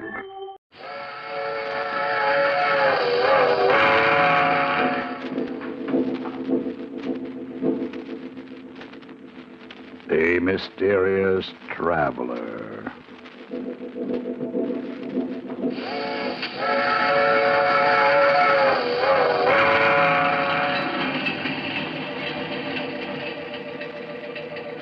This is the Mysterious Traveler, inviting you to join me on another journey into the realm of the strange and the terrifying.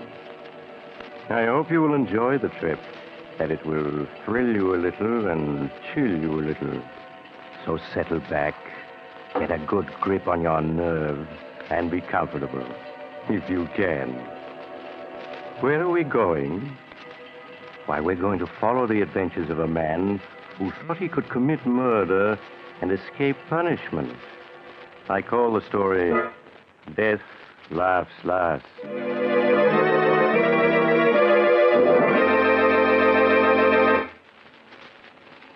It was while I was practicing medicine in an eastern city that Edward Harrison brought his wife Mary to me for an examination.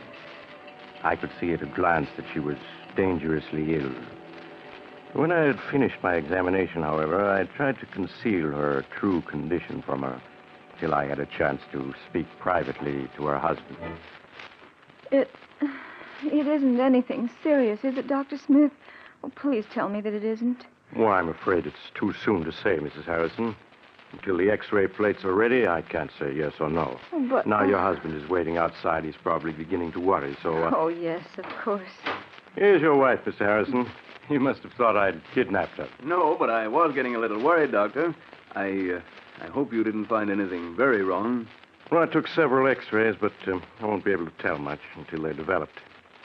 I'd like your wife to come back day after tomorrow, if she can. Of course, Doctor. What time would be the best? Well, any time that's convenient to you. Now, I'll write out a prescription your husband can have filled. Will you step in for a moment, Mr. Harrison? Sure thing. With you in a moment, Mary. Of course, darling. Sit down, won't you, Mr. Harrison? All right. Now, what is it, Doctor? Mr. Harrison, your wife is dangerously ill. Does that mean she's going to die? Her only hope is a brain operation. A very difficult and delicate operation. Without it, well, I could only give her 6 months, a year at most. No, it mustn't be. She's got to have the operation, you hear? I must tell you, Mr. Harrison, that only one man in this country has the necessary skill for the operation your wife needs. He's Dr. Howard Richards, and naturally he's in great demand. His average fee for an operation is about $1,500. $1,500? Well, of course, if you can't afford that, you might consider the circumstances and... No, I can afford it. I can afford anything Mary needs. Well, then I'll get in touch with him at once. Yeah, sure. You make the arrangements right away, and I'll get a hold of the money. I'll get it to you by tomorrow, sure.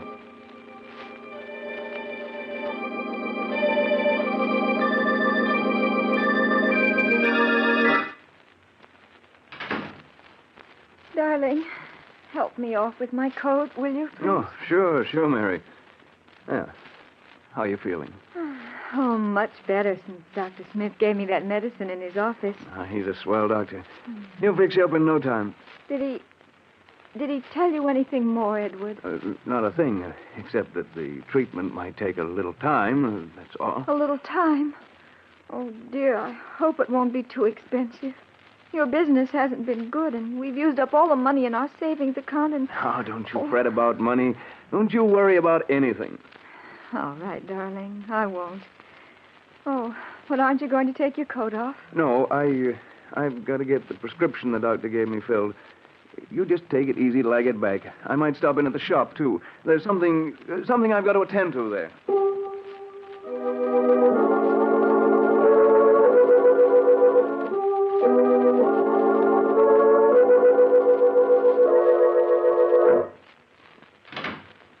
Danvers, I'm Ed Harrison. Oh, yes, Mr. Harrison.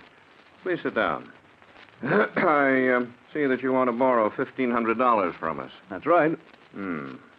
Unfortunately, the security you offer, your home... Well, what's wrong with it? It's a swell little house, good section, all in good repair. Yes, that's true. But you already have a first and second mortgage on it, totaling $4,000. And, well, I'm afraid we can't make any further loans on it. But I've got to have the money. I've just got to. I'm sorry to hear that, because there's nothing we can do to help you. Nothing we can do.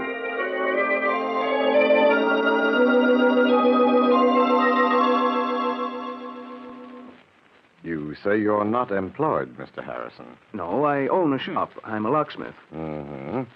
Well, that means you're never certain of your income. If you had a job now, a regular income you could depend on... What are you getting at? You mean you're not going to let me have the money?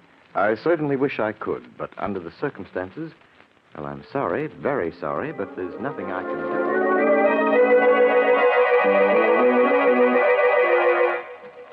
I'm afraid the collateral you suggest isn't satisfactory, Mr. Harrison. We'd lend you the money if we could, but we just can't. Sorry. But I've got to have it. I've just got to. Sorry. It's to save Mary's life. She'll die if I don't. And I won't let her die. I won't. Sorry. Sorry. Look, Sorry. you must... Sorry. Listen. You must...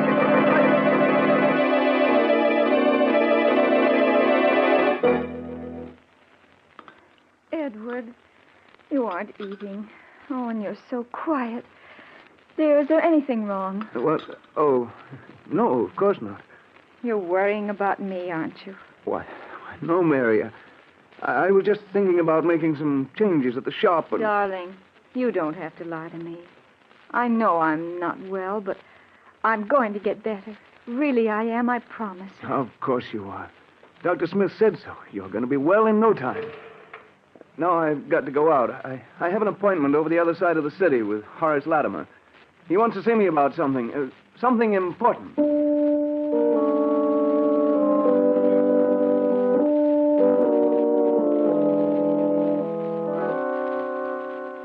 Edward had no appointment with Horace Latimer, but went to see Horace anyway.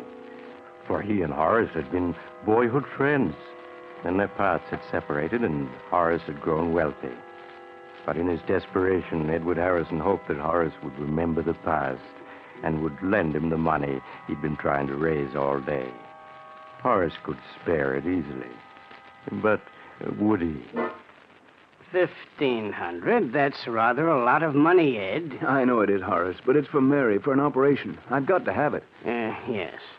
Why don't you try the bank? You have a house, a business. I have tried the bank and all the personal loan companies in town. They all turned me down, said the security wasn't good enough. I see. Well, that's too bad. But I don't quite understand why you came to me, Ed. Because we're friends, that's why. Because when we were boys, we agreed that we'd each of us always lend the other a helping hand if we could. Boys don't understand business very well, I'm afraid, Ed. No, I suppose not. They don't understand business. They just understand friendship. You know, if I had the money and you needed it, I'd lend it to you in a minute. I don't doubt that at all, Ed. And you can bet I'd lend it to you if I had it. But that's the trouble. I haven't any ready cash. The income tax, you know, and a couple of shaky investments that I had to bolster up lately. All right, Horace, never mind explaining. I get the idea. You're not going to lend me the money. Really, Ed? I would if I could, but I can't. I'm sorry, Save your but sorrow for somebody else. I don't need your money, you hear? I'll get it someplace else. Yes, I'll get it. Somehow.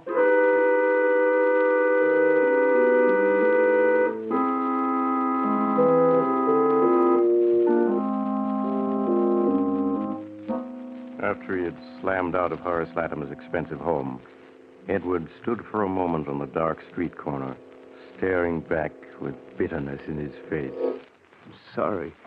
Yes, you're sorry. In a pig's eye, you're sorry. What a sap I was to think you were a pal of mine. What's that, buddy? Oh, was you talking to me? Oh, no, sorry. I guess I was thinking out loud. Oh, that's okay. Hey, got a match? A match? Oh, sure. Yeah, there you are. Thanks. Okay, just hold it like that. Make a move and I'll plug you. Gun? Yeah, Why, this you... is a stick-up. Hold your whole hand over your dough and make it fast, see? My dough? That's a hot one. I'm out trying to raise money myself. We're both out of luck. I've only got $1 on me. Take it if you want it anyway. It's more than I could raise. Don't try to kid me. Stand still while I see what you got in your pockets. A wallet. A leather case of some kind. You'll find just $1 in that wallet. Yeah? A buck. One measly buck. I bet you got a roll hidden in this leather case. It's heavy enough. There's nothing in there but my emergency kit. Yeah, well, I'll just see for myself. Say. Oh, this kit is full of skeleton keys and picklocks and stuff. What are you, anyway? Second-story worker? I'm a locksmith and a safe repairman, if it's anything to you. Now, how about taking the $1 and letting me go on my way? I'm in a hurry. Not so fast, pal. Not so fast. Were you leveling just now when you said you was trying to raise dough? Yeah, I've got to have $1,500 by tomorrow. What's it to you? You'd be surprised, pal. Okay, I'm putting the gun away, but you ain't leaving yet. Me and you, we're gonna talk business. Because I got a plan that'll get us both all the dough we need.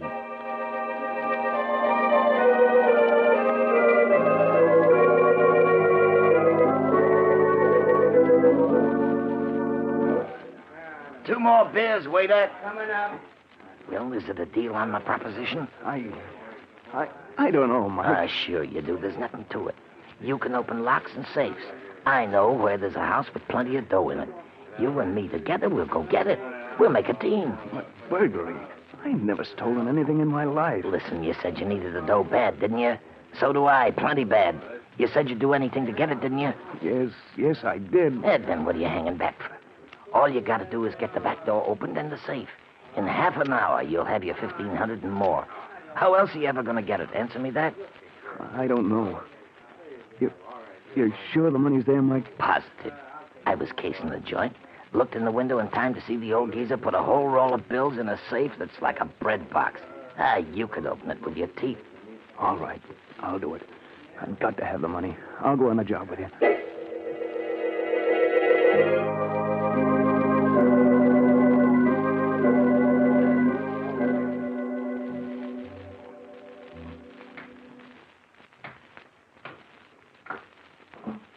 Okay, this is the joint. Everybody's hit the hay long ago. It'll be a cinch. The luck looks easy. But I shouldn't be doing this. There must be some other way to get the money straight. Don't be a sucker all your life. You gotta take what you want in this world. If you don't, you'll never get it. Everybody's a crook of some kind. Take it from me. Well... Get on. Get that door open. We gotta get inside before we're spotted. All right. Let me take a second, I think. Yes. There. It's unlocked. Okay, get inside. The safe's in the library. Down this way. Don't make any noise. You're sure there's only 2 of them in the house? Yeah, the old guy and his butler. Probably both of them deaf as posts. Here's the library. Come on. The safe's behind the picture on the wall. This picture? Yeah, that's it. I'll lift it down. There you are. That safe is just a kid's toy. Go ahead, get it open. It won't be that easy. But I'll have it open inside half an hour.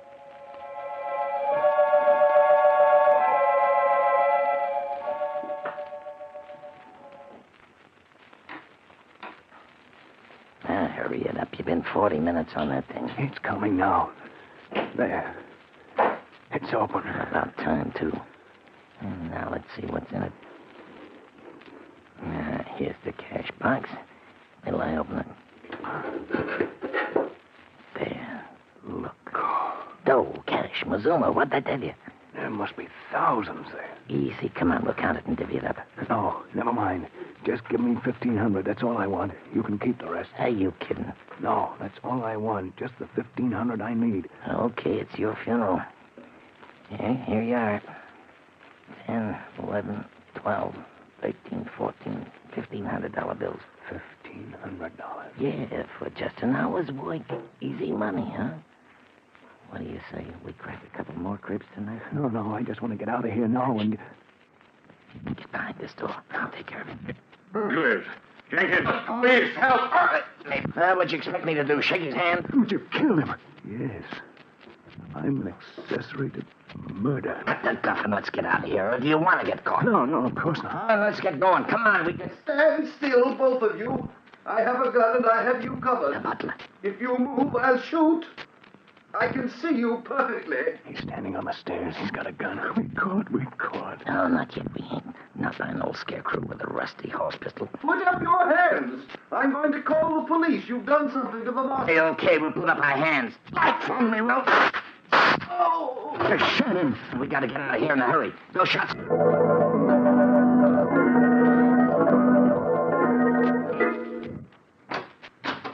Okay, here we are.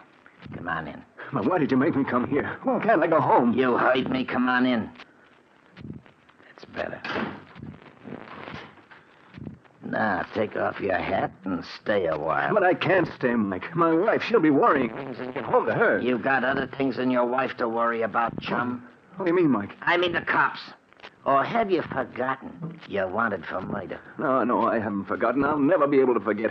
Why did you kill them? Why? Well, it was either kill them or go to jail. Or would you rather have gone to jail, huh? No, but I'm all mixed up. How did I get into this anyway? You needed dough. That's how you got into this. And you got it, so now cut out the sob stuff. Why won't you let me go home? Why did you make me come here to your room? You're here so you and me can have a little talk. Kind of a talk. Well, chum, that door and that safe open. You and me got a future together. Oh, I won't do it. I won't. Sure you will. And always send a little note to the cops. They'd get you, too. I'd be a long ways off here. You got a sick wife. You can, they say. You don't think you can pull a job and go on as if nothing had happened. Somebody's always got to be or another. I did it only from... A minute now and you can't get out. Wait. I'll get it off my chest. Oh, no, you do. You see, and if I talk... Hey, get it, go! You got me into this. I'll take that gun away from... I'll put you out! Oh! Mike. He's dead. I'm gonna get away. In a daze of horror, he made his way to the street. Thoughts which he could not control round in his head. They'll hang me. But I had the money to make Mary. Now they'll catch me. They'll hang me. I've got to. Paid for somehow. But you can escape if you're lucky. I need a drink. I've got to have a drink before I go crazy.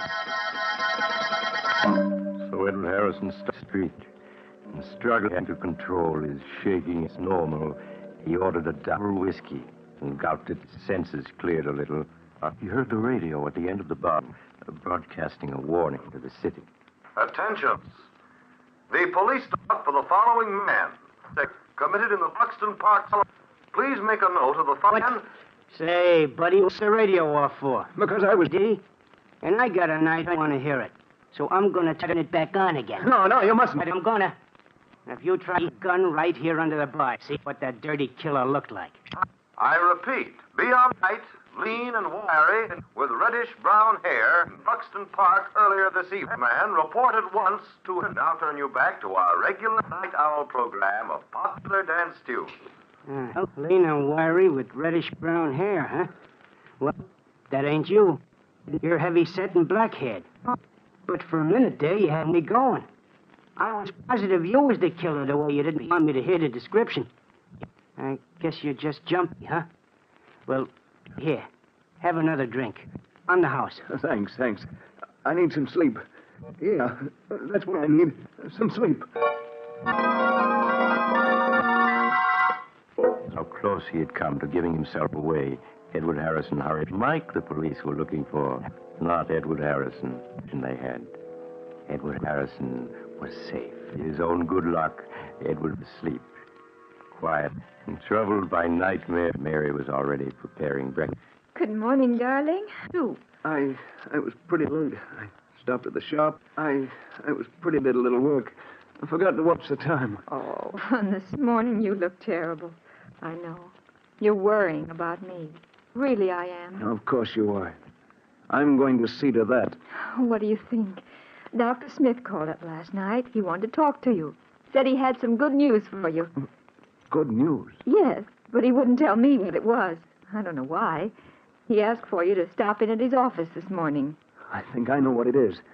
Yes, Sure, I'll go right over and see him. Oh, but, darling, you're going to eat breakfast first, aren't you? I'll eat when I get back.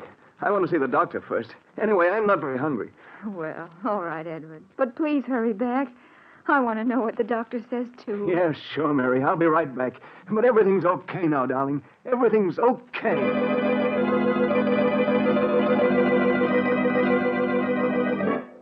After he left the house, Edward bought a morning paper. Big headlines told of the murders the night before, but he scarcely saw them.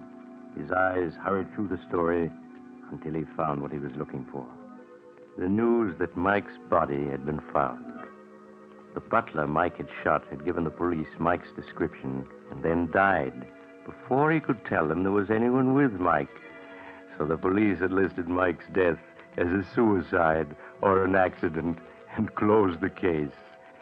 Edward Harrison was safe. Perfectly safe. Safe. I'm safe. Mike was wrong. Sometimes you can get away with murder and not have to pay anything if you're lucky. And I've been lucky. I've been lucky.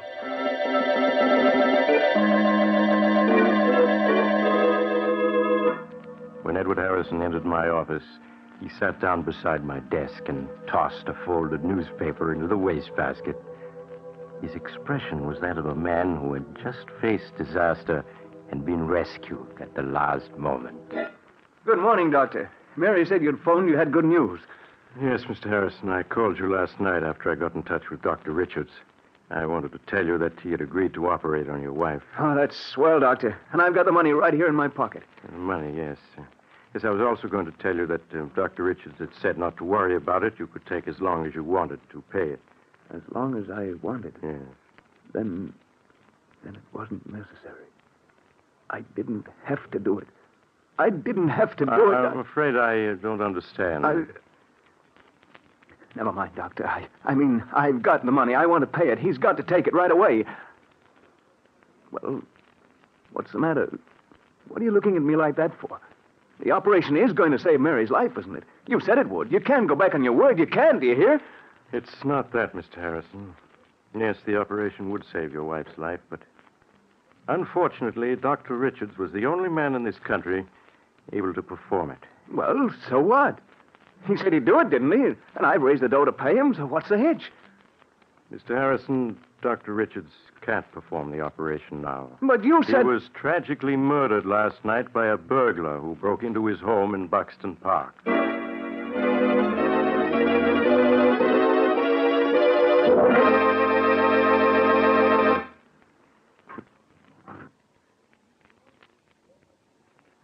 This is the mysterious traveler again. Did you enjoy our little trip into the life of a man who thought he could make good come out of evil? Poor Edward Harrison. He didn't believe that crime must always be paid for by someone, did he? What became of him? Well, after his wife died a few months later, he confessed everything to the police. He didn't have anything to live for, poor fellow. But I hope his experience will teach you that crime really doesn't pay. I always say that if... Oh, you're getting off at the next stop. I'm sorry. But perhaps we'll meet again soon.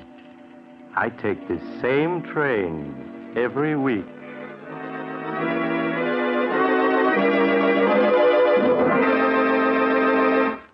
You have just heard Chapter 42 of The Mysterious Traveler, a series of dramas of the strange and terrifying. In today's story, Death Laughs Last, Philip Clark played Edward Harrison, Carl Emery played Mike, and Elizabeth Morgan played Mary Harrison. The Mysterious Traveler is written by Bob Arthur and David Cogan, and original music is played by Henry Silverne. The entire production is under the direction of Jock McGregor.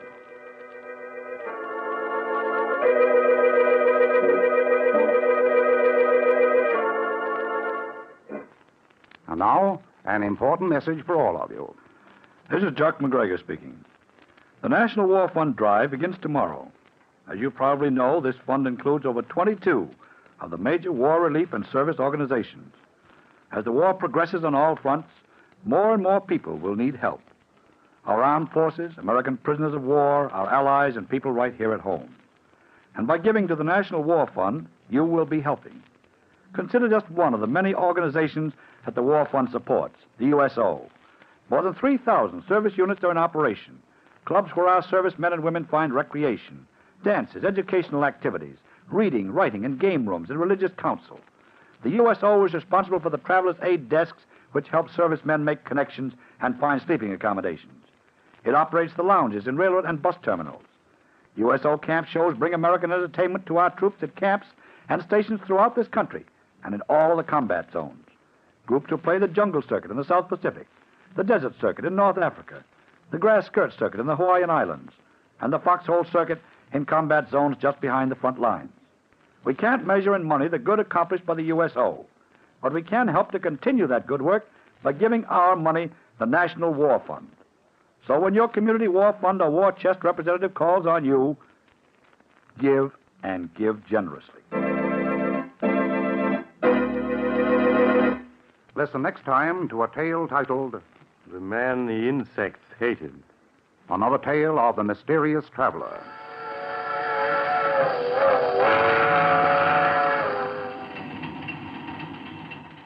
The Mysterious Traveler is presented by WOR Mutual from the WOR studios in New York. Beginning Saturday, October 7th, The Mysterious Traveler will be heard at a new time. It will be presented every Saturday evening at 10:30 Eastern Wartime over most of these same stations. So remember the new time, 10:30 p.m., Saturdays. This is Mutual.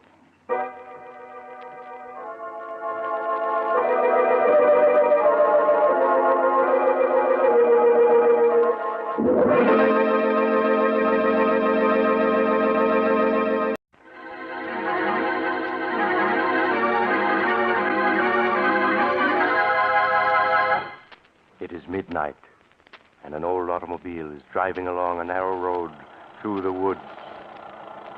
At a point where a second road, even narrower, crosses the first, the car stops. Here you are, young fella. This is the professor's place. Is it? All I can see is woods. It's up that road, about 50 yards. Look sharp, and you can see the light shining between them two trees. Oh, yes, I see it now. Then I guess I get out here. Would you hand me my bag, Sheriff Ramsey? Right. Here you are. Thanks. And that's $1 I owe you, right? Yep, thank you. You know the professor, do you? Yes. I was Professor Clark's laboratory assistant back in college 10 years ago. Oh. Why? I was thinking maybe you could drop a hint to him. A hint? What kind of a hint? Well, that there's been some talk in town of running him and that man of his, that Barton fell out of the county. Running Professor Clark? Oh, you're not serious. Yep. Of course, it's just talk. So far. But what has anybody got against Professor Clark? There isn't a milder man in the world. Well, maybe so, but folks has got wind of what happened at the state penitentiary over in Hillvale last year. Sheriff, you're talking in riddles. What did happen? The professor went over there when they hanged Richard, that hold-up killer. Uh-huh. And the warden gave the professor the murderer's brain. That's what happened. Oh, what of it? Professor Clark is a great authority on nerve and brain tissues. Maybe he wanted it for research purposes. I'm not saying he didn't. I'm just telling you how folks are talking. They think he's keeping that brain in a big glass jar and making it grow. Oh, that's perfectly ridiculous. Well, they don't think so. They got the notion that brain is as big as a bull calf by now, and they're afraid someday it'll escape. Sheriff, for a minute I was taking you seriously. A brain as big as a calf? Oh, I'm not saying I ever believed it, but it'd be a good idea if the professor'd give folks the notion of what he's really doing in that laboratory of his, with that Barton fella to help him. Then maybe the talk would die down. I understand. All right, Sheriff, I'll mention it to him. Well, then I'll be getting on. Good night, young fella. Good night, Sheriff. Right up that road, about 50 yards. You can't miss it.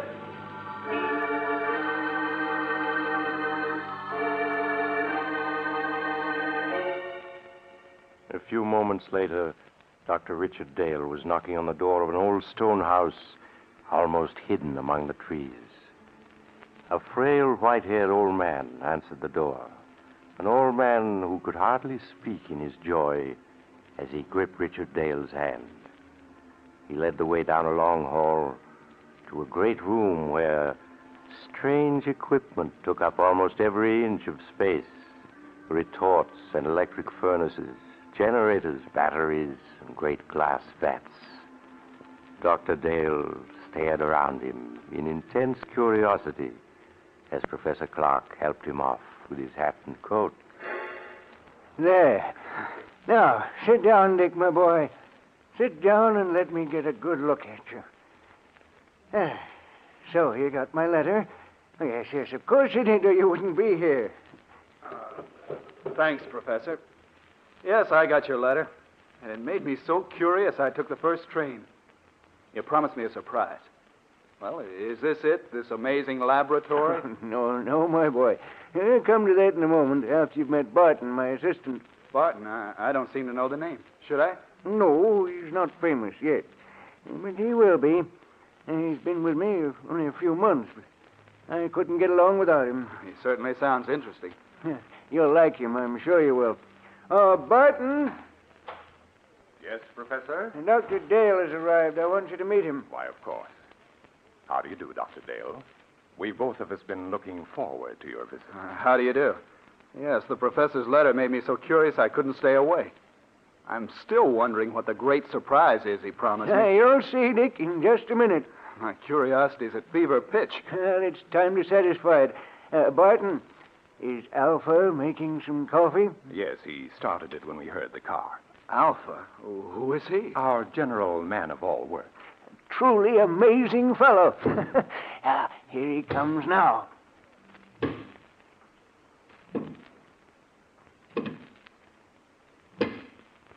Shall Alpha serve coffee?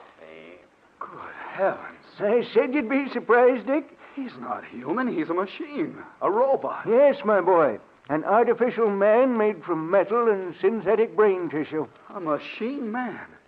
But walking and talking. He's not very pretty, but then the professor was mostly interested in making sure he'd work. He must weigh a ton. No, only about 300 pounds. You see, Alpha's mostly aluminum and other light alloys. Inside his aluminum plates are some new batteries I devised, together with miles of fine silver wire and a dozen electric motors. And to give you only the highlights. It's a good thing you did keep this for a surprise. If you'd mentioned it in your letter, I don't think I would have believed you. Shall Alpha serve coffee now? Yes, Alpha. Put it on this table here, and pour a cup for Dr. Dale. Alpha, do so. Still can't make myself believe it. Alpha poured coffee. Go on, Dick. Take it. Huh? Oh, yes, of course. Al, thank you. Alpha, this is Dr. Dale, our guest. Any orders he gives are to be obeyed. Alpha understands. He looks clumsy, but he poured the coffee as well as a man could. Yes, my boy, Alpha has capabilities you'd never suspect to look at him. Here, I'll show you. Alpha. Alpha hears. The fireplace needs more wood. Put on that big log there. Alpha, do it.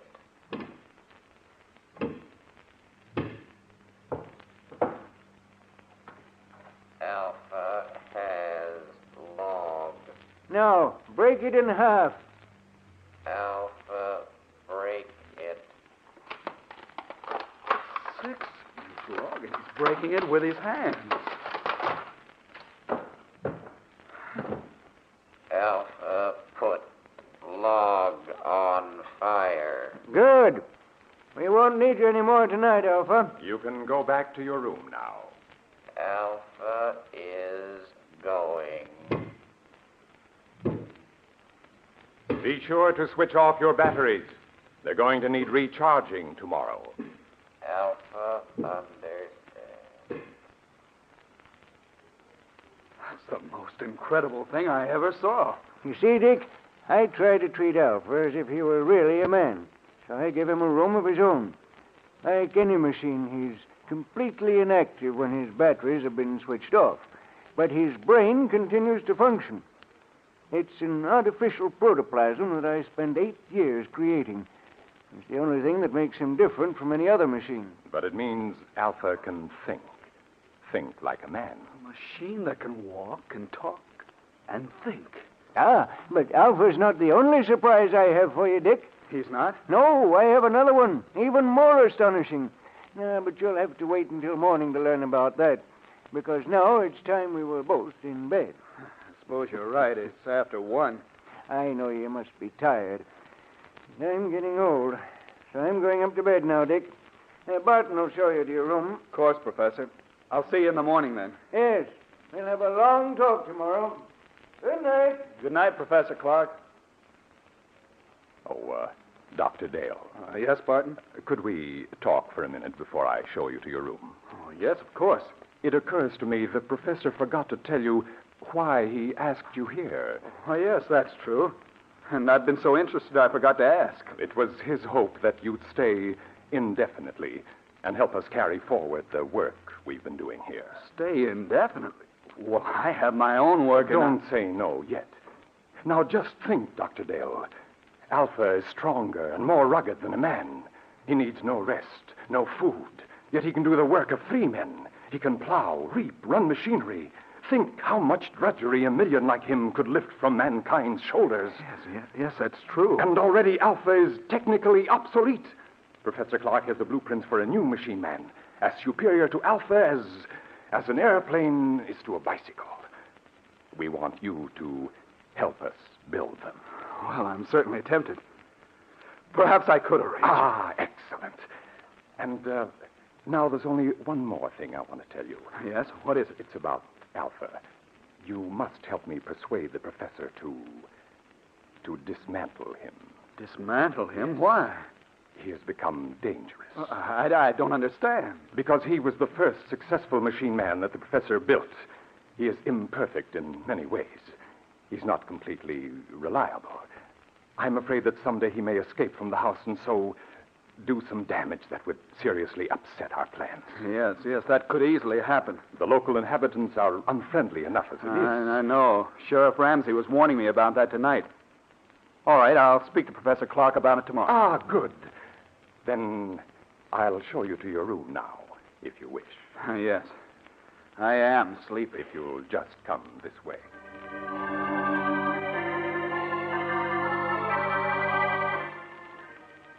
His mind in a whirl of amazement, Dr. Dale retired and finally fell into an uneasy sleep. How long he had slept, he did not know. When abruptly he woke with a scream ringing in his ears. Help! Dick! Help! Dick! The cry came from downstairs. Dr. Dale leaped from his bed and raced down to the lower floor. Dick! Help! Help me! Ah! In the lower hall, he found Barton hammering on the heavy door of the laboratory. Professor Clark! Professor Clark, what's wrong? What's happened? It's the professor. I heard him call for help. Huh. Yes, so did I. It woke me up. The door's locked. He must be in there, but there's no sound in there now. Well, we've got to break the door down. Yes. Put your shoulder beside mine. Right. You ready? Ready. And shove. There! Professor Clark, where are you? Professor Clark. He's not here. Yes. Here he is, lying on the floor beside the window. He's been murdered. It was Alpha. It must have been. No one else could have done it. But where is Alpha? The window. It's open. He went out that day. We've got to go after him. I'm afraid it's hopeless. At night in these woods, we couldn't possibly find him. No, you're right. It'll be morning soon. Then I think he'll come back. He knows that he can only go a few more hours before his batteries must be recharged. Then we can capture him and destroy him. But, Barton, why did he kill the man who created him? The professor must have come down to the laboratory for some reason. Occasionally, when he couldn't sleep, he would do that. He may have decided to make some more tests of Alpha. Yes, but that doesn't explain why. During the test, something must have occurred. When Alpha returns, we can find out. Poor Professor Clark. Well, we'll have to notify the police. There's only the sheriff. In any case, I think we should wait till morning and then report the professor's death as an accident. An accident? Yes. If the authorities learn the truth, our research may be stopped. And when Professor Clark has achieved so much, can we let it go for nothing? No, of course not. Dr. Dale, We must carry on his work for him. Yes, that's what he would want. Then you will help me continue it? You'll stay? Yes. Yes, I'll stay.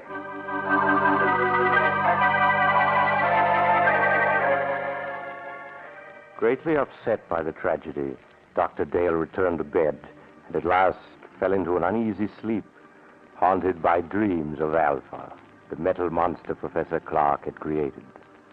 When he awoke, the sun was shining, and he could hear Barton moving about downstairs. He dressed and went down to find Barton getting breakfast ready. Oh, good morning, Dr. Dale. Good morning, Barton. Any sign of Alpha? Not yet. Well, we ought to start a search for him. But first, I think you ought to eat breakfast. Everything's ready. Oh, all right. Some coffee anyway. Here, sit here. Thank you. I didn't know you were a cook as well as a lab assistant, Barton. I've learned to do a lot of things since I came here. Aren't you going to eat, too? I'm not hungry. I seldom am. But I thought that while you ate, I might outline some of the problems facing us. That's a good idea. You see, though Alpha's brain is of synthetic protoplasm, it is not completely artificial. I was wondering about that. Sheriff Ramsey mentioned that the professor had secured a human brain from an executed killer, yes.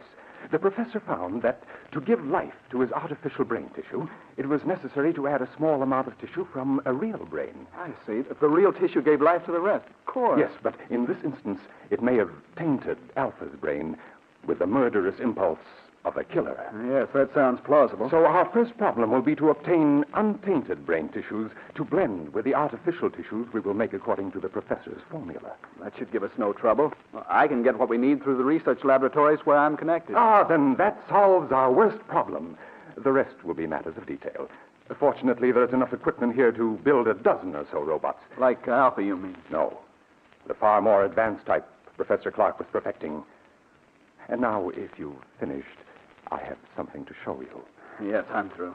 I don't feel much like eating after last night. Then come with me to the laboratory, and I'll show you the second surprise that Professor Clark had in store for you.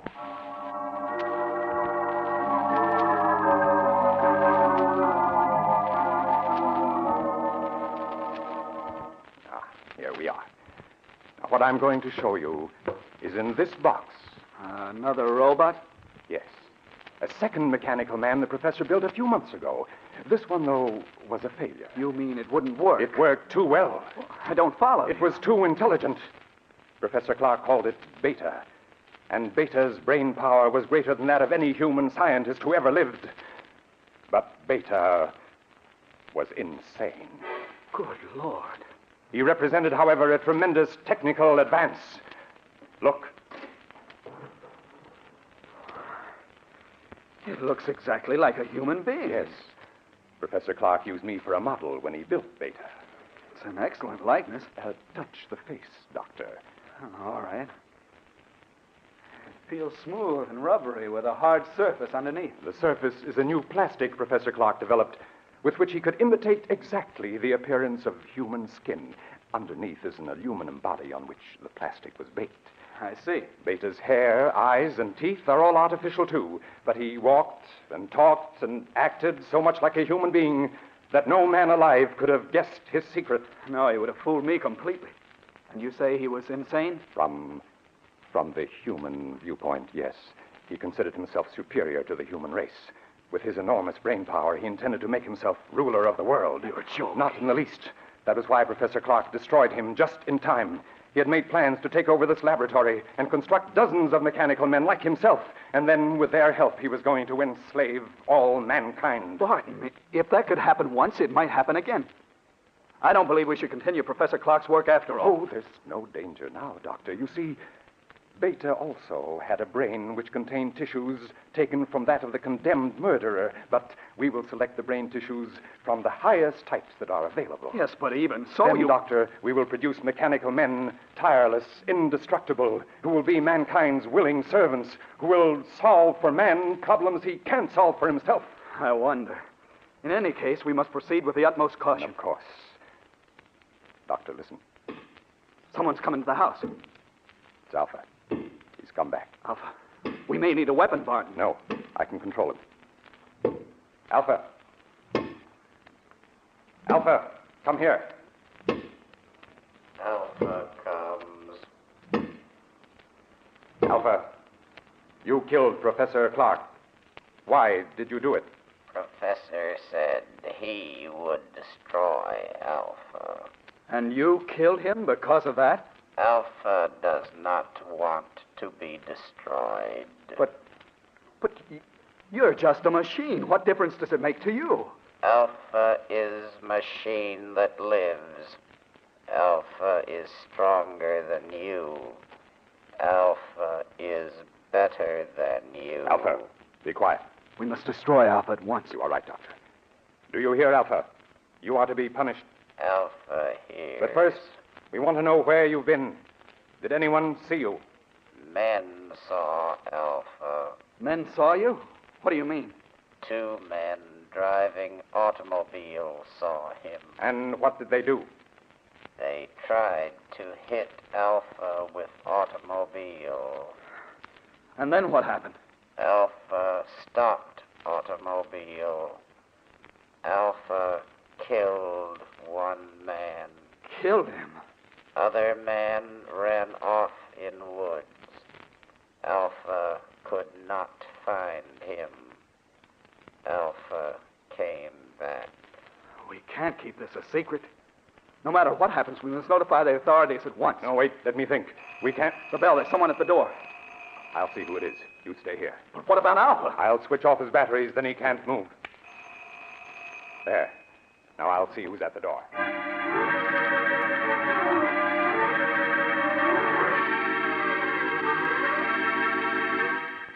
Dr. Dale waited while Barton went to the door. He heard the door open and recognized the excited voice of Sheriff Ramsey speaking. Then a moment later, Barton came back into the laboratory, followed by the sheriff, who held a revolver in his hand. But, Sheriff, if you'd only let me explain... Never mind that. You're coming with me, both of you. Dr. Dale, perhaps you can reason with the sheriff. He insists that we're under arrest. Yes, and I'm taking you to the lockup. The professor, too. Where is he? Professor Clark is dead, Sheriff. Dead? He was killed last night when an experiment he was engaged in went wrong. An experiment, huh? I suppose it was an experiment that crushed the life out of him. It crushed the life out of Jed Thompson an hour ago down the road and scared Fred Jennings so bad all he can do is jabber about monsters. It's true. The thing that killed both the professor and Thompson is an experiment.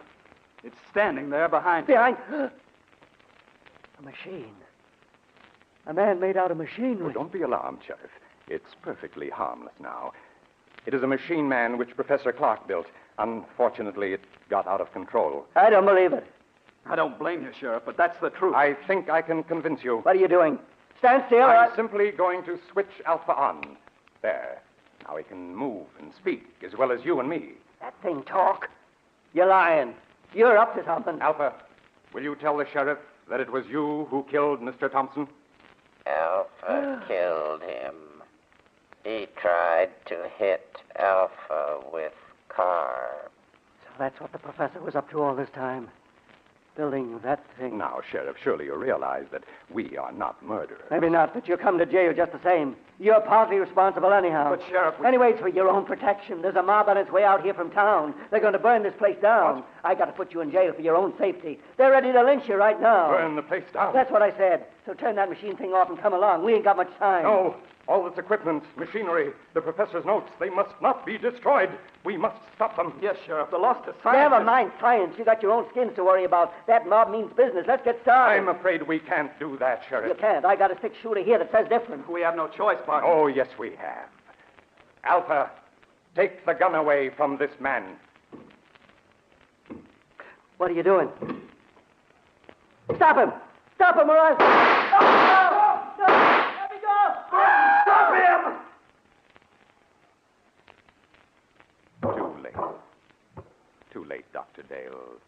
He's dead. Alpha crushed him. Yes, Dr. Dale. Now, you're a murderer. In a good cause. The life of one man or of a dozen men cannot stand in my way. You don't expect me to keep silent about this, do you? I think you will. Alpha. Alpha. He doesn't answer. His batteries have gone dead. That last burst of energy must have drained them dry. But it makes no difference. I think it does. A big difference. There, see this? It's Sheriff Ramsey's revolver with 3 bullets still in it. Now put your hands up. I must explain something to you, Doctor. You can talk, but if you move, I'll shoot. I only want to say that nothing is going to interfere with my plan to build more of the improved form of robots that Professor Clark perfected before his death. Robots who look and act so much like men, no one can detect them. They'll never be built. I intend to destroy all of Professor Clark's notes. They will be built by me. I shall build 10, 100, 1,000.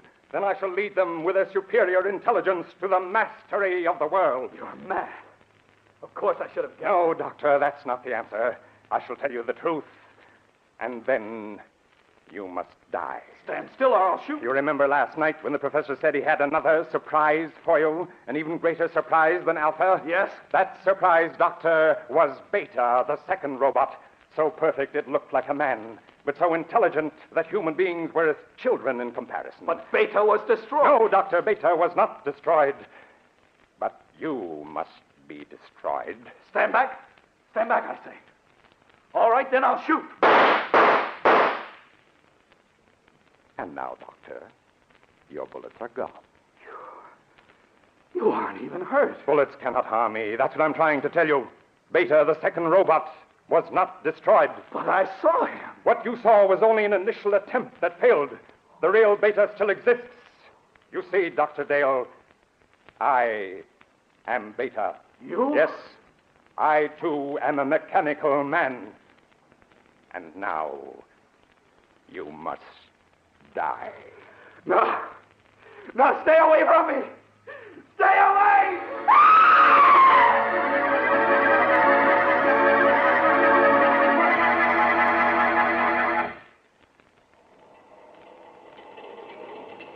This is the mysterious traveler again.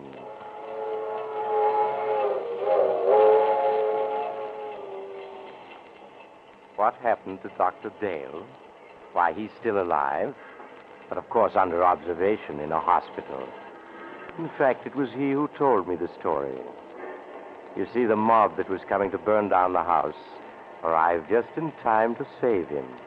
But Barton, or Beta as he called himself, escaped. He could hardly have survived all those bullets if he had been human, could he? I wonder if the story is true. Do you suppose that somewhere a strange individual who is really a robot is making other mechanical men, preparing to carry out Barton's plan to rule the world? Oh, you haven't time to talk about it now. You're getting off here. I'm sorry. But perhaps we'll meet again soon. I take this same train every week at this same time.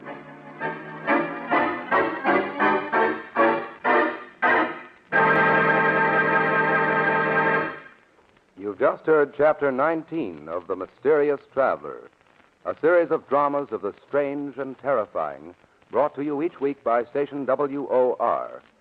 In tonight's story, Beware of Tomorrow, Will Hare played Dr. Dale, and Don Randolph played Barton.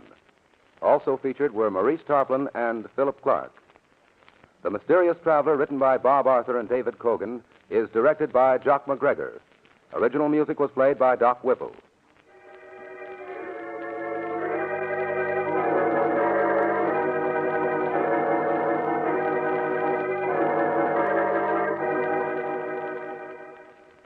Listen next week to a tale titled The Accusing Corpse.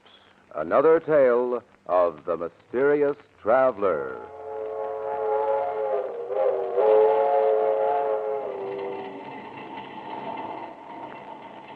The Mysterious Traveler is presented over WOR Mutual every Sunday at 7 over most of these stations.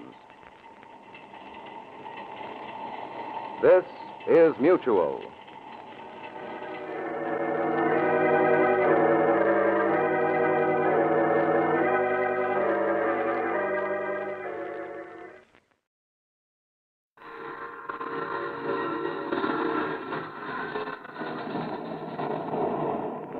Mutual presents The Mysterious Traveler.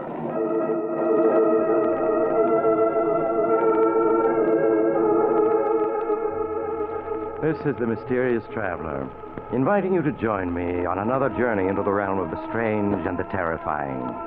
I hope you will enjoy the trip, that it will thrill you a little and chill you a little.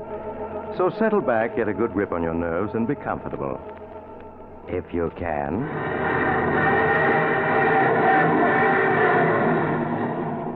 What is our story tonight? Why, tonight we're going to see what happens when an honest man yields to temptation and descends into the murky depths of murder and despair. It's the story I call Dark Destiny.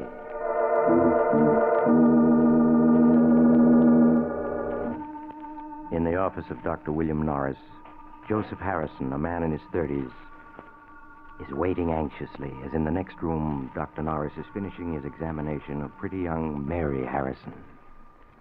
It isn't anything serious, is it, Dr. Norris? Please tell me it isn't. I'm afraid it's too soon to say, Mrs. Harrison. Until the X-ray plates are developed, I can't say yes or no. And now, your husband is waiting outside, and he's probably beginning to worry, Yes, so... of course, Doctor. Poor Joe, he does worry about me. Well, here's your wife, Mr. Harrison. You must have thought I'd kidnapped her. No, but I was getting a little worried, Doctor. I hope you didn't find anything very wrong. Well, I took a complete X-ray series. I won't be able to tell much until they're developed. I'd like Mrs. Harrison to come back the day after tomorrow, if she can. Of course, Doctor. Any time in the day that's convenient to you will be quite all right. And meanwhile, I'll write out a prescription your husband can have filled. Will you step in a minute, Mr. Harrison? Sure thing. I'll be with you in a minute, Mary. All right, darling. Won't you sit down, Mr. Harrison? All right. What is it, Doctor? Bad news? I'm afraid so. Does that mean Mary's going to die? No, Mr. Harrison. Not that serious. But within a few months, she will be confined to her bed. I'm afraid she faces a life of invalidism. Oh, no. No, it can't be. I'm sorry, Mr. Harrison. Doctor, there must be something you can do for her. Well, I don't want to raise your hopes, but... Yeah? There's one doctor in this country who, through a very remarkable type of operation, has been able to help people like your wife. Why didn't you say so? Let's get him. Well, I must warn you, Mr. Harrison, this operation doesn't always meet with success. In many cases, the patient shows no improvement at all. After all, it's still in the experimental Look, stage. if there's one chance in 100, I want Mary to have that chance. Now, please, get this doctor to operate on my wife. All right, I'll try. But his services are in great demand. And, his average fee for an operation is about $1,500. $1,500? Of course, if you can't afford that, he might consider the circumstances. No, I can afford it. I can afford anything that Mary needs. Very well, then I'll get in touch with him at once. Yeah, sure. You make the arrangements right away. I'll get hold of the money. I'll have it by tomorrow, sure.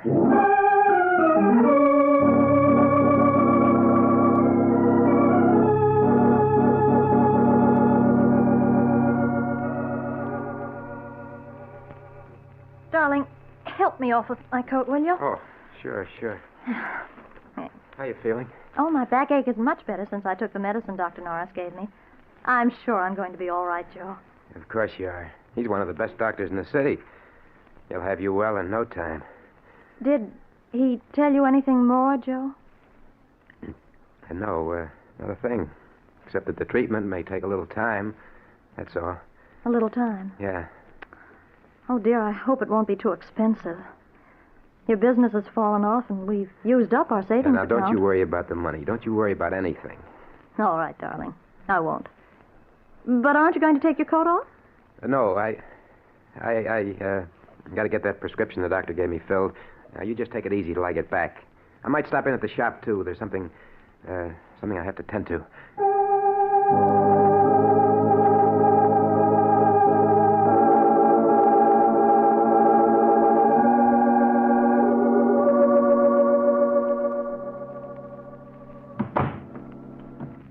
The Danvers, I'm Joe Harrison. Oh, yes, Mr. Harrison. Please sit down. Thank you.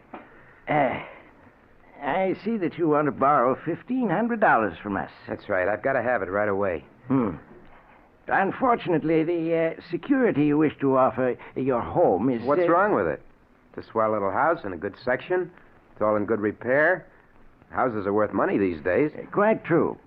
But you already have a first and second mortgage on it, and prices are falling, so I'm afraid we can't make any further loans on it. I've got to have the money. I've just got to... I'm sorry to hear that, because there's nothing we can do to help you.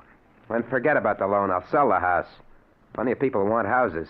That's true, too, but I don't think you can possibly clear much over the mortgages on a sale. A few $100s, perhaps. You see, those mortgages were issued when prices were at their peak. And now, well, things have changed. Yeah, I see they have.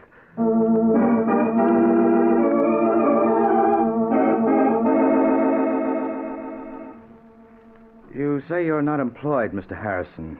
No, I own a shop. You see, I'm a locksmith. That means you're never certain of your income. Now, if you had a job, a regular income that could be depended upon... What are you getting at? You mean you're not going to let me have the money? I'm afraid I can't, Mr. Harrison.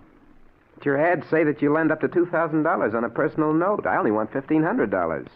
Look, you got to let me have it. I certainly wish I could, but under the circumstances, I'm sorry. Very sorry, but there's nothing I can do. I'm afraid the collateral you suggest isn't satisfactory, Mr. Harrison. We'd lend you the money if we could, but we just can't. Sorry.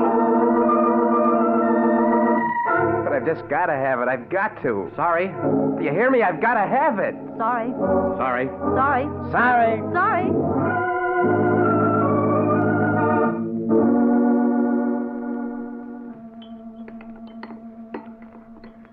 Joe, you're not eating.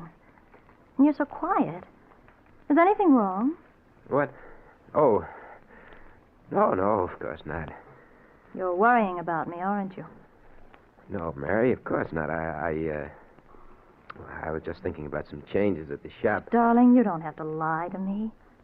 I know you're worrying. But I'm going to get better. Really, I am. I promise it. Sure you are. Sure. Dr. Norris said so. You're going to be well in no time. Well, I have to go out now. I have an appointment with Horace Latimer. You remember I told you about him? We grew up together. I may be pretty late, so don't wait up for me.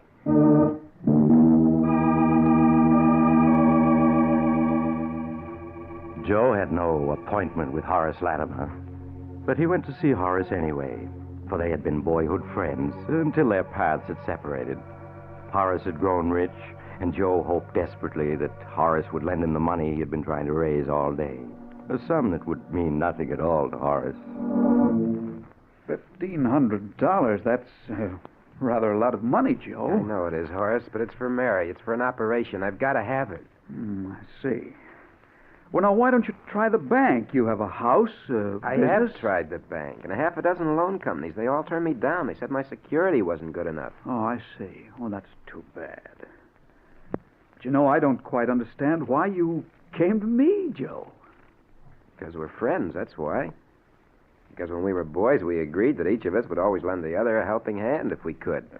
Boys don't understand business very well, I'm afraid, Joe. Oh, I guess not. They don't understand business. They just understand friendship. You know, if I had the money, I'd lend it to you if you needed it. I don't doubt that at all, Joe, and you can bet I'd lend it to you if I had it. But that's the trouble. I haven't any ready cash. The income tax, you know, and, well, a couple of shaky investments that I'm trying to bolster up. All right, Horace. Never mind explaining. I get the idea. You're not going to lend me any money. Now, really, Joe, I would if I could, but I can't. I'm sorry. Save your sorrow for somebody who wants it. I don't need your money, you hear? I'll get it someplace else. I'll get it someplace. Somehow.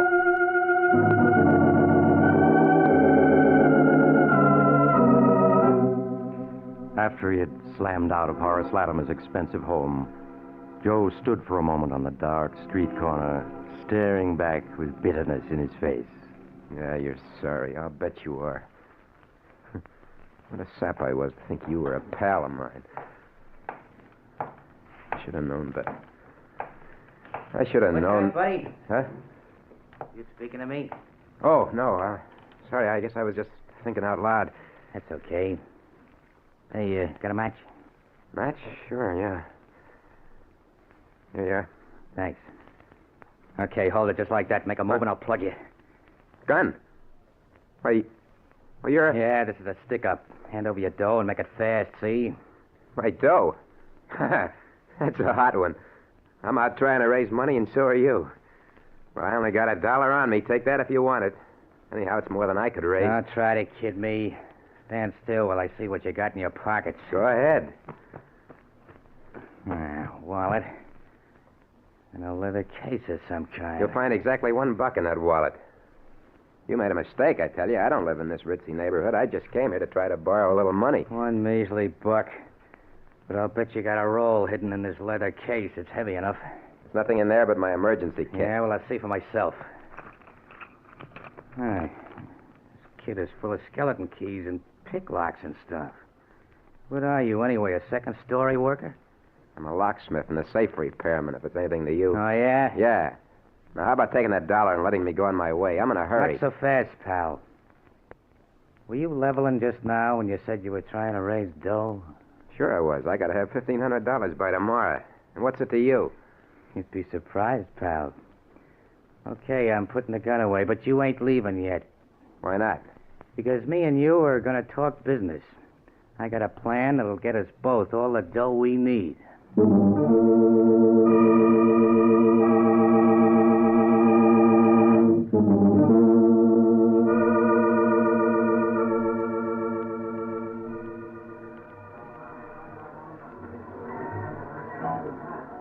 Two more beers, waiter.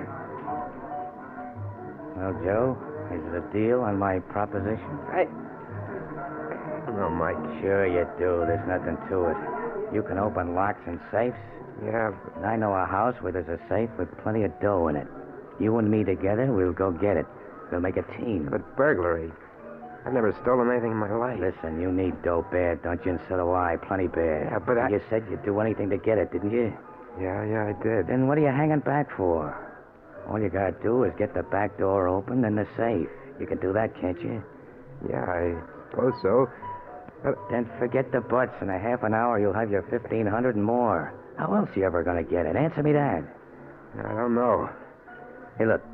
You saw all those big houses lived in by guys with dough. How'd they get it? They took it from somebody else, every one of them. Yeah, I suppose so. You sure the money's there? I'm positive. Look, I was casing the joint, and I looked in a window just in time to see the old geezer put a roll of bills in a safe you can open with your teeth. All right, I'll do it. I gotta have that money.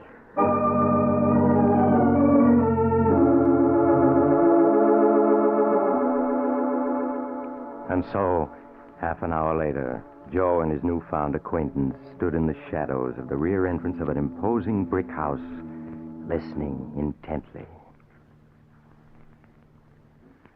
Not a sound anyplace. Good thing there's no dogs around. 1 o'clock. Everybody's hit the hay long ago. This'll be a cinch. That lock looks easy enough. I shouldn't be doing this. Must be some other way to get the money. Don't be a sucker all your life. You gotta take what you want in this world. Go on, get the door open. Gotta get inside before we're spotted. Well, all right. It'll only take a second, I think. Yeah, it's coming. There, it's unlocked. Let's get inside. Come on. There. Good. We're in, and nobody spotted us. The safe's in the library this way. Don't make any noise. You sure there's only the two of them in the house? Yeah. The old guy and his butler. Probably both deaf as posts. Here we are. Here's the library door. Come on in. The safe's behind a picture on this wall. That picture there? Yeah, that's the one. Now lift it down. There you are. There's the safe. Just a kid's toy. Kid's toy? Nothing. That baby's tough. Well, you can open it, can't you? Yeah, but it'll take at least a half an hour. Well, get going. We can't stay here all night.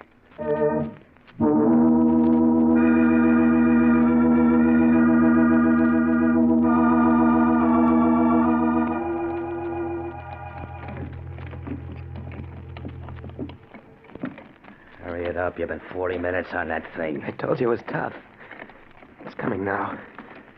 There. Here you are. About time, too. Now, let's see what's in it. Here's the cash box. Wait till I open it, and we'll know what we got. There, look.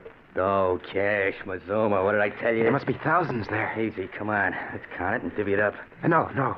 Never mind. Just give me the 1,500. That's all I want. You can keep the rest. You kidding? No, that's all I want. Just the 1,500 that I need. Okay, if that's the way you want it. Here you are. 10, 11, 12, 13, 14, $1,500 bill. $1,500. Just for an hour's work? Easy money, huh? Hey, look, what do you say we crack a couple of more cribs tonight? No. I just want to get out of here now. Someone's coming. Someone's coming? Yeah. Here, get behind this door. I'll take care of this. What are you going to do? Never mind. Now shut up. Who's there? Jenkins? Jenkins, is that you?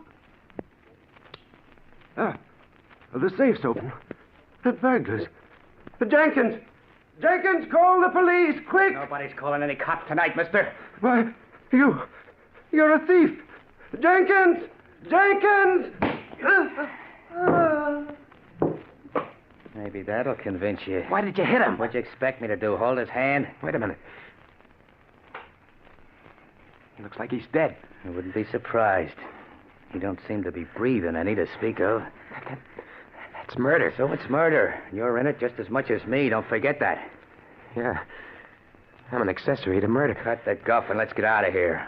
Or do you want to get caught? No, of course not. Then come on, let's get going.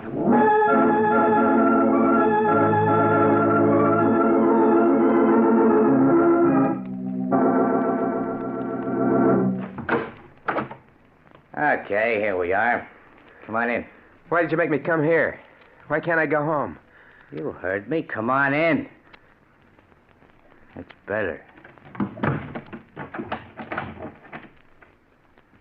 Now, take off your hat and stay a while. Well, I can't stay, Mike. My wife, she'll be worrying. I got to go home to her. You've got worse things than your wife to worry about, pal. What do you mean? I mean the cops. Or have you forgotten you're wanted for murder?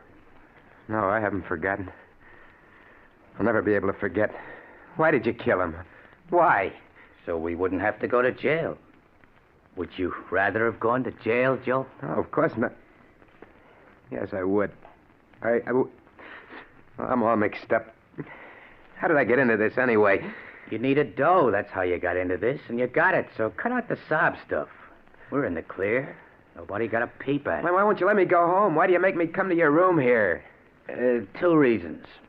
The first is I want to make sure you know what it'll mean if you let anything slip. I know. You don't have to tell me. I won't let anything slip. If I thought you might, I'd slit your throat right now. I won't, I tell you. I have to live, for my wife's sake. Okay. And the second reason you're here is so you and me can have a little talk. Talk? What kind of a talk? Joe, I like the way you got that door and that safe open tonight. You and me got a future together. I don't know what you mean. Oh, yes, you do. As soon as the heat's off, we're going to do another little job together. Oh, no. No, I won't. I won't. Yes, you will. I tell you I won't. You can't make me. Oh, yes, I can. Because if you don't, I can always send a little note to the cops telling them it's you they want for that killing tonight. You wouldn't do that. They'd get you, too. I'd be a long ways away by then, but you can't get away. You got a business here and a sick wife. You couldn't leave them. Well, now you see why you're going to do what I say? You dirty... You... No, don't say it. You don't think you can pull a job and then go on as if nothing had happened to you. You're mixed up in murder. And somebody's always got to pay for murder. One way or another. I only did it for Mary's sake. Don't matter why you did it. You're in it now and you can't get out. Not without paying in some way. I got a good mind to go to the police, to confess. Get this off my chest. Oh, no, you don't. You see this gun? I'd plug you in a second if I... Get away. Let go of my hand. Let go. You got me into this. You're not going to make me go any further into it. Take that away from you. Mike. Mike. He's dead. He's dead. He tried to shoot me and shot himself. I gotta get away from here. I gotta get back to Mary.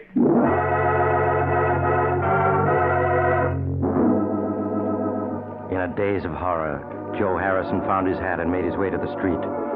His mind was a dizzy whirl of thoughts which he could not control.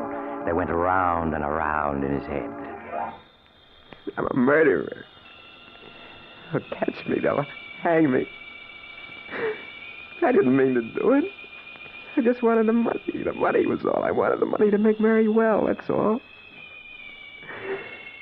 Now they'll catch me. They'll hang me. I got to escape. Got to. Mike said the murder has to be paid for somehow. That isn't true. Sometimes you can escape if you're lucky. I just got to be lucky. I need a drink. Got to have a drink before I go crazy. So Joe Harrison stumbled into a tiny bar on a dark street. Struggling to control his shaking hands and to keep his voice normal, he ordered a double rye and gulped it down. Then, as his senses cleared a little, he heard the radio at the end of the bar broadcasting a warning to the city. The police department is asking you to be on the lookout for the following man, wanted for the brutal murder committed in Gramercy Park section 2 hours ago. Please make a note of the following description given by the victim before he died. The description follows.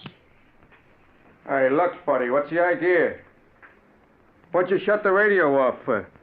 Answer me, what'd you do it for? Because I was sick of listening to it, that's why. Oh, is that so? Well, I'm not, see? And I got an idea maybe there was some other reason you didn't want to hear it. So I'm going to turn it on again. No, you mustn't. Well, I'm going to. And if you want to make a try for a break, I got a gun right here under the bar, you see? Now let's hear what the killer looked like. I repeat, be on the lookout for a man of medium height, lean and wiry, with reddish-brown hair. If you see such a man, report at once to headquarters. We now turn you back to our regular night program of popular dance tunes. Lean and wiry with reddish-brown hair, huh? Well, that ain't you. You're kind of heavy-set and black-haired. For a minute there, you had me going. I was positive you was the killer, the way you didn't want me to hear the description. Just jumpy, huh? Yeah. Well, here, have another drink on the house, huh? Oh, thanks. I gotta go home. I need some sleep.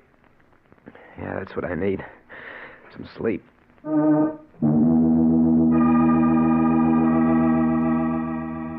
Aghast at how close he had come to giving himself away, Joe Harrison hurried home.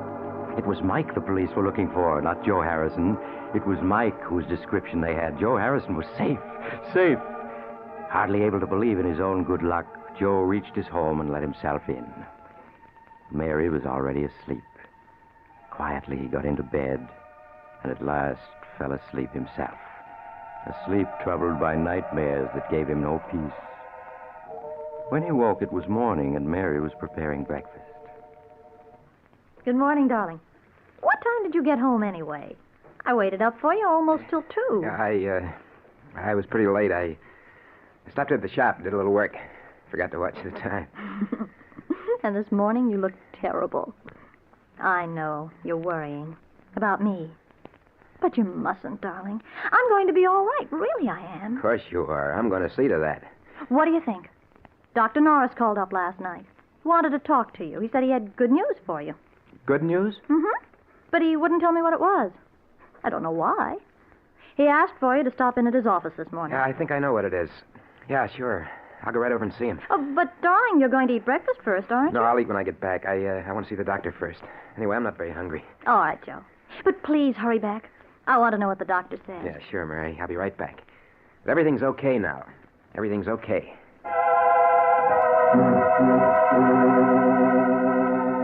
After he left the house, Joe bought a morning paper. Big headlines told of the murder the night before, but he scarcely saw them. His eyes hurried through the story until he found what he was looking for. The news that Mike's body had been found. The man Mike had struck had given his butler Mike's description before he died, but he hadn't seen Joe at all. So the police had listed Mike's death as a suicide or an accident and closed the case.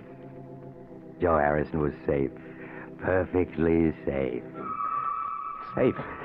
I'm safe. Sometimes you can get away with murder, not have to pay anything. If you're lucky. And I've been lucky.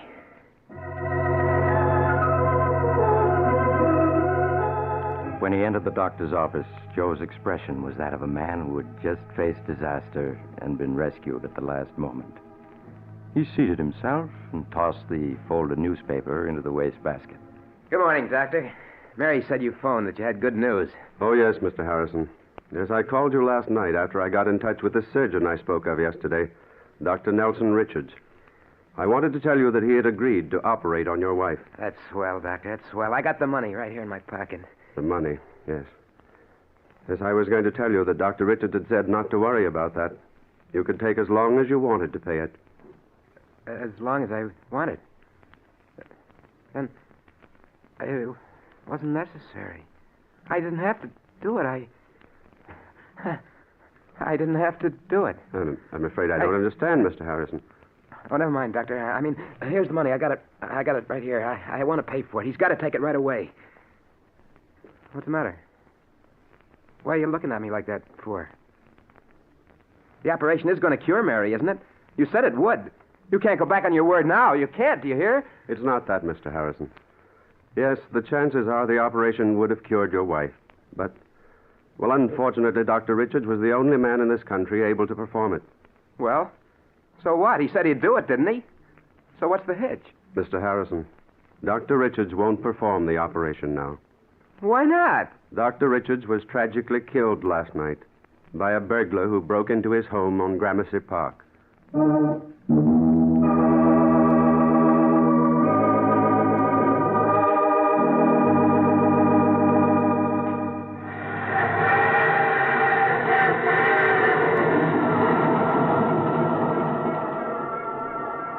This is the mysterious traveler again. Fate plays strange jokes sometimes, doesn't she? Poor Joe Harrison. He forgot that good can never come out of evil, and that crime must always be paid for by someone. If only he hadn't let himself be tempted. But he did. What became of him? Why, he devoted himself to taking care of his invalid wife, Mary.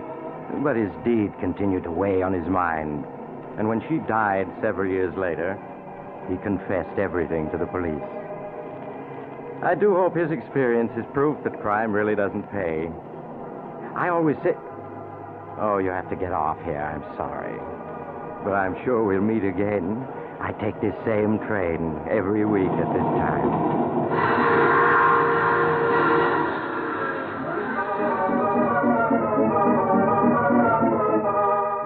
You have just heard The Mysterious Traveler, a series of dramas of the strange and terrifying. In tonight's cast were Maurice Tarplin, Joseph Julian, Elaine Kent, Palmer Ward, Kenny Lynch, and Bill Smith. Original music was played by Charles Paul. The Mysterious Traveler is written, produced, and directed by Rob Arthur and David Cogan. Listen next week to a tale titled Flight from Fear. Another strange and shivery tale of The Mysterious Traveler. The Mysterious Traveler has come to you from our New York studios. Carl Caruso speaking. This is the Mutual Broadcasting System.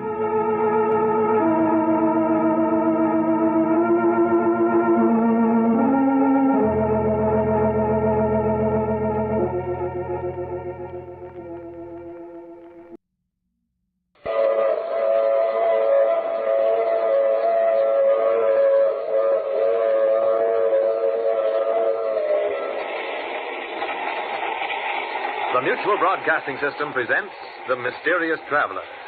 Written, produced, and directed by Robert A. Arthur and David Cogan. And featuring tonight two of radio's most distinguished personalities, Santos Ortega and Richard Coogan, in No Grave Can Hold Me.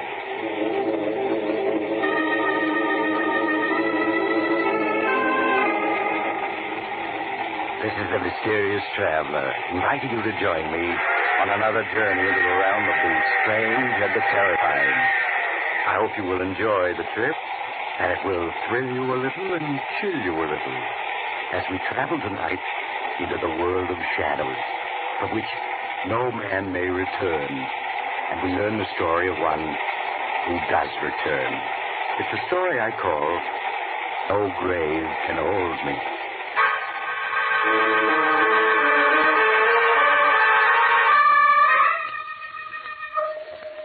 My story starts in a court of law, where a man is on trial for his life. The courtroom is tense, for the jury is out deciding the prisoner's fate. But the prisoner himself, a tall man with glossy black hair and piercing eyes, sits calmly with his lawyer, his daughter, Nora, and his son-in-law, Harry Wilson, waiting for the fateful verdict. Oh, dear, I wish we knew. Father, I think the jury is coming in now. They say it's a bad sign when the jury is out for such a short while. You need not worry, either of you. I shall be free. I certainly hope so, Randolph, but...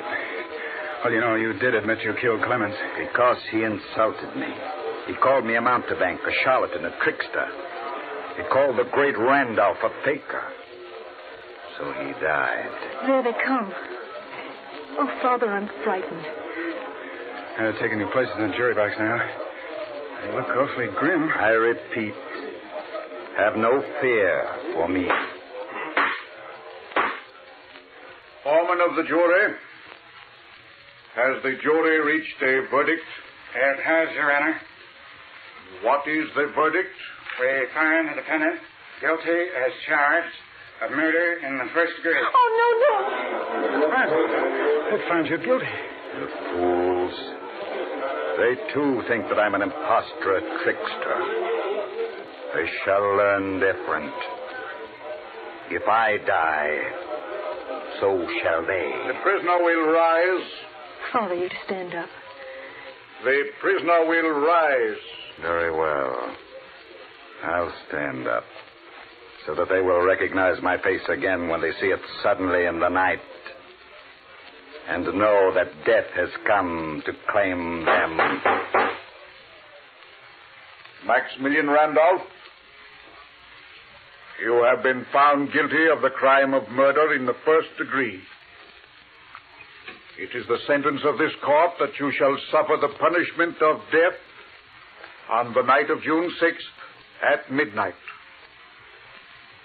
And may God have mercy on your soul.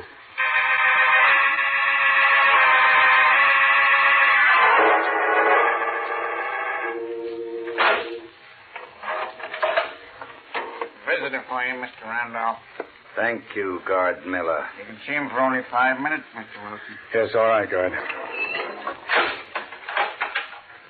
Hello, Randolph. Good evening, Harry. I see that my guard Miller managed to get you in to see me. Yes, he did. Time is so short that... Well, I know. It is almost midnight. And at midnight, I die. But Guard Miller has become a good friend. I knew he'd arrange it. Nora and I saw the governor this afternoon. He refused to do a thing. It does not matter. What is death but a new garment for the soul to wear? Nora's waiting outside. You said you didn't want to see her tonight. That is as I wished. You were my assistant. We were very close, you and I. And now there is a last promise you must make to me. Anything, Randolph. When you receive my body, the empty husk of the great Randolph, bury it in a vault with a bronze door which faces east. A vault facing east? Yes, of course. The door must be locked with a padlock of bronze, but it must be possible to open it from the inside without using a key. Randolph, you... The coffin must be locked shut as well.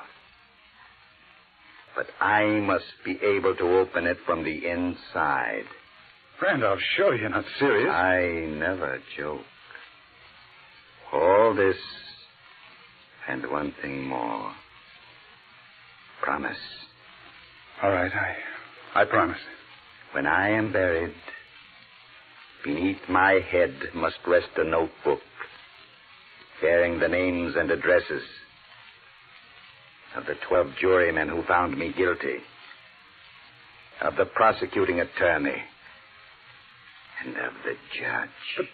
But why, Randolph? So that I may know where to seek my vengeance upon them. The vengeance I have sworn, which must be executed before my soul can sleep. Oh, Randolph, that's madness. You disbelieve. So do they. But in my studies, I have learned many things. And one of them is how to reach back from behind the dark curtain of death. Hi, time is up, sir. Thank you, Miller. Goodbye, Harry. Just tell me one more thing. Is the full moon shining tonight? Yes. It's a full moon tonight. Good.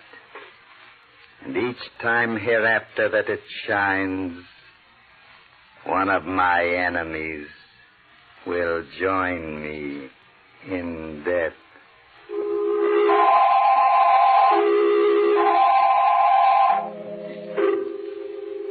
And so the great Randolph went to his execution and was buried according to his instructions. After a few days, his case was forgotten. Forgotten by all but Harry Wilson, his son-in-law. Well, as the first month passed and the full moon again shone in the windows of his apartment, a strange restlessness possessed Harry. Harry, what's wrong with you? No, I'm sorry, Nora, but tonight, the night of the full moon, I'm nervous. I can't help it. Oh, darling, you're not worrying about Father, are you? About his threat? Yes, I am. Oh, but that's absurd. Poor Father. Toward the end, I'm afraid he was suffering from delusions, and he was more than just an ordinary man. He wasn't entirely sane. No, maybe not, but he was so sure of himself, so certain. And those instructions for the way he was to be buried. Oh, of course, I'm just being foolish. Why don't you go out and walk for a while, Harry? It'll help calm you. All right, I will. You want to come along? It's a nice night. No, I think I'll stay here and read. All right, I'll be back in an hour or so, dear. And if nothing happens tonight, I'll know that Randolph was just putting on an act.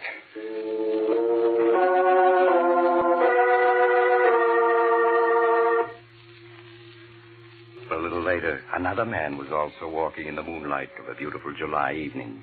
This one was short and stout.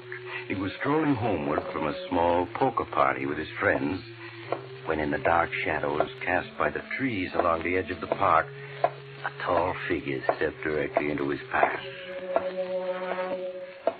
Just a moment, Adam. Who are you? What do you want? Just to talk to you. I don't want to talk to you. Get out of my Not way. so fast, my friend. Look. A gun. Say, what is this, a hold-up? No, Adam. It is not to hold up. Then why are you threatening me with that gun? Why have you got that scar covering your face? Because my face has changed in the months since I was executed and buried. It's rather frightening now. What are you saying? Who are you, anyway? You're beginning to recognize my voice, aren't you? You know who I am. You just don't want to admit it to yourself. The great Randolph. Whom you, as foreman of the jury, caused to be executed. Oh, no, it's not possible. No one could come back from the dead. No ordinary man. But the great Randolph has come back. No, I don't believe it. There's a trick of some kind. And is this a trick, Adam? Is it? Is it? But Toby, is it?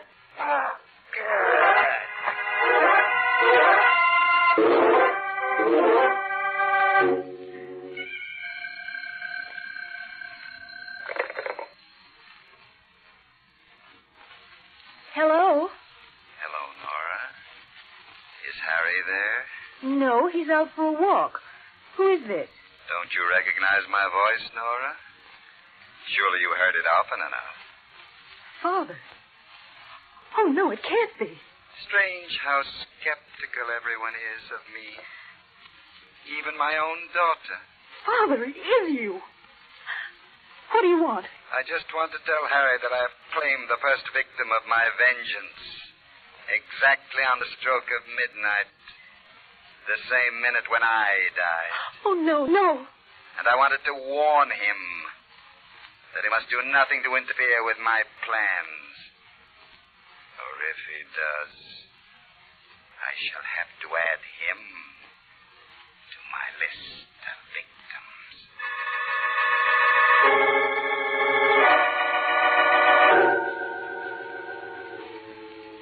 No, Nora, you telephoned here? You want to speak to me? Yes, Harry, just a little after 12. He said that he... Yes, I know. I heard the news. I was in the restaurant having coffee, and it came over the radio. Adams, the foreman of the jury, was found strangled in front of his home. Oh, but it's impossible. And yet it was his voice, Harry. Father's voice. Oh, we've got to do something. Nora, I've got to warn the others on that list. The other jurors, Baldwin, the district attorney, and Judge Dexter. Yes, but he said if you tried to I interfere... know, but that doesn't matter. In the morning, I'm going to District Attorney Baldwin. He'll believe me. He'll have to.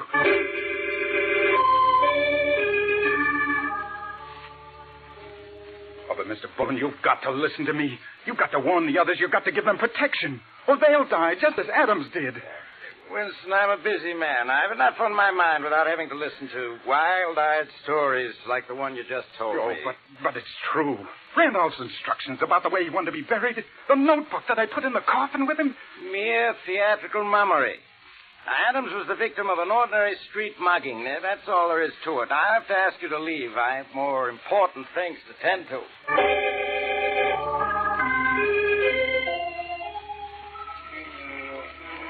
Mr. Lord, you're a sensible man. You edit the biggest newspaper in this city. If you'll only print what I've told you, the authorities will have to take some action. Wilson, my job is to print news for our readers, not ghost stories. If I ran your story, I'd be fired tomorrow. Then you don't believe me. Tell you what I will do. I'll make a story for the Sunday supplement out of it. Oh, that won't do any good. If it's in a Sunday supplement, people will just smile at it. When they see it, they'll know it's just a story. And I'm afraid there's no use in talking any further, Wilson. All right, I'll go to other papers. One of them will have to believe me. I don't advise it. You run a shop, don't you, selling tricks and magic apparatus? Yes, that's right. Why? Just this. Newspapers don't believe in giving free publicity, and that's obviously what you're after. Goodbye, Mr. Wilson.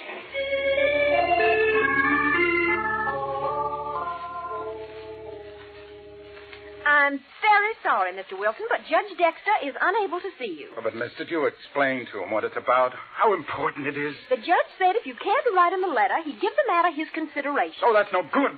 I got to talk to him. I'm sorry. He's leaving today for his vacation, and he won't be back for a month.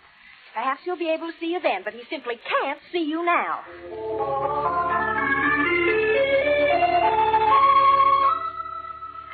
None of them would listen to me, Nora. They either thought I was crazy or that I wanted publicity. They all told me to forget it. They're right, Harry. That's the only thing to do to forget it. But, Nora... Maybe we're wrong. Maybe Adam's death last night was just a coincidence. I'm sure Father had nothing to do with it. Oh, no. He telephoned you. You heard his voice? Well, I'm not sure now that I did. Maybe it was a dream, Harry. Maybe I just imagined it. So forget the whole thing. Please, Harry, for my sake, forget it.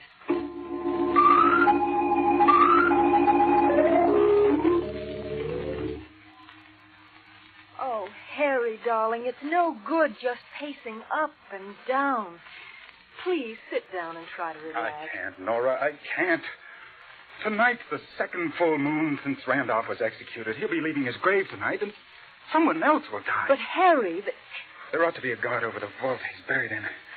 Oh, no, that wouldn't do any good if he came back to the dead. He wouldn't be bothered by a guard. Please, Harry, you've done the best you can. And if it is true and you go on like this, well, you'll be in danger, too. I don't care. That list, Nora, the names on it were alphabetical. And Adams, the foreman, was the first to die.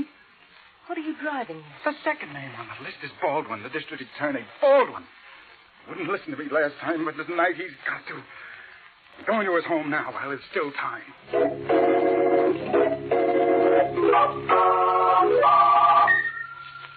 Mr. Baldwin, you are in danger tonight. I'm sure of it. Deadly danger. No, you mean it, I'm sure, Wilson. Yes. I thought it was some kind of a gag before.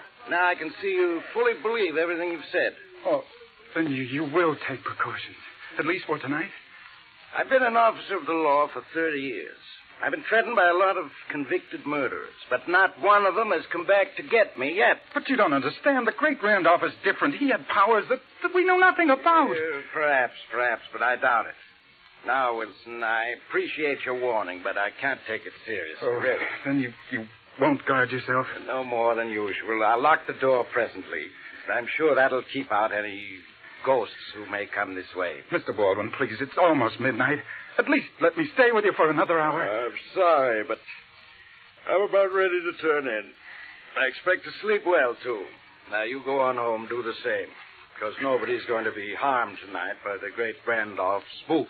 I guarantee it. Oh, no, please, I wish you'd let me stay. I couldn't think of it. Now, you can find your way out yourself, can't you? I'm sure. Yes, of course. All right, Mr. Baldwin, I won't bother you any longer. Good night. Good night, Wilson. Well, he's gone. Afraid the poor fellow needs to see a psychiatrist. Randolph's ghost. I only hope I never have anything worse to be afraid of than I... Who's there? Who came in just now? Wilson, is that you again? No, my friend. It is not Wilson. Who are you? What the devil's the meaning of this? You don't recognize me, then? How can I? That cloak with the collar pulled up over your face.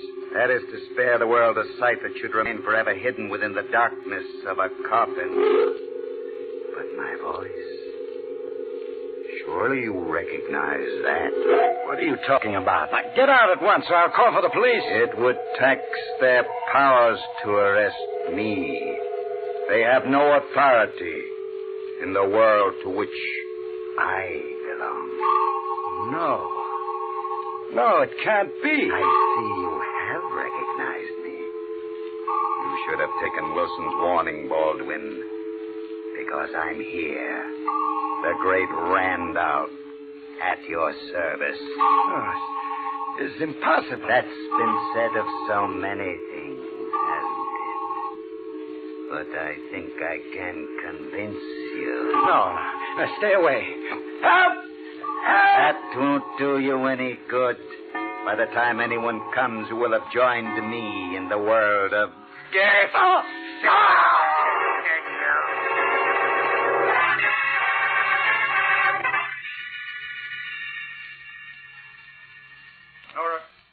Nora! Where are you? Nora! Harry, I could hear you calling all the way down the hall. Nora, where have you been? I just went out to get the morning papers. Why? Why? It's happened again. District Attorney Baldwin has been killed. But how? Exactly the same way Mr. Adams was killed, strangled, just at midnight. Oh, no. And Nora, I think I know the truth now. What do you mean? I don't believe it was your father at all. I think it was I that killed them. I killed them both.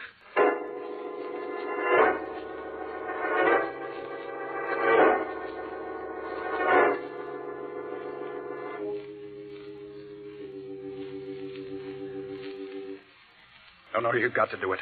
There's a full moon tonight. You've got to lock me in this apartment. Oh, but Harry, you couldn't possibly have killed those two men. I could.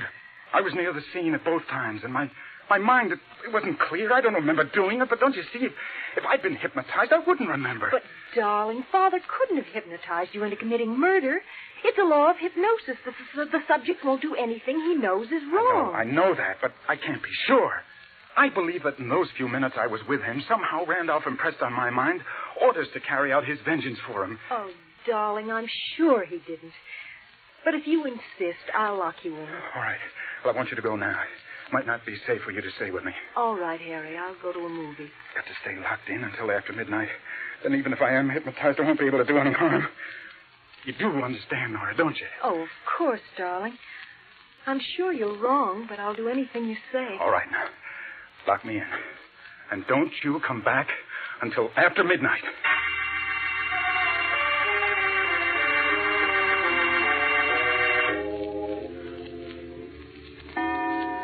7, 8, 9, 10, 11. Another hour and then I'll know. Or will I? Maybe I'll try to get out and I won't remember it. Or... Telephone. Yes. Hello. Hello, Harry. Randolph. Yes, my boy. I'm glad at least you don't say, no, it's impossible. No. Where are you, Randolph? That doesn't matter. I just wanted to warn you.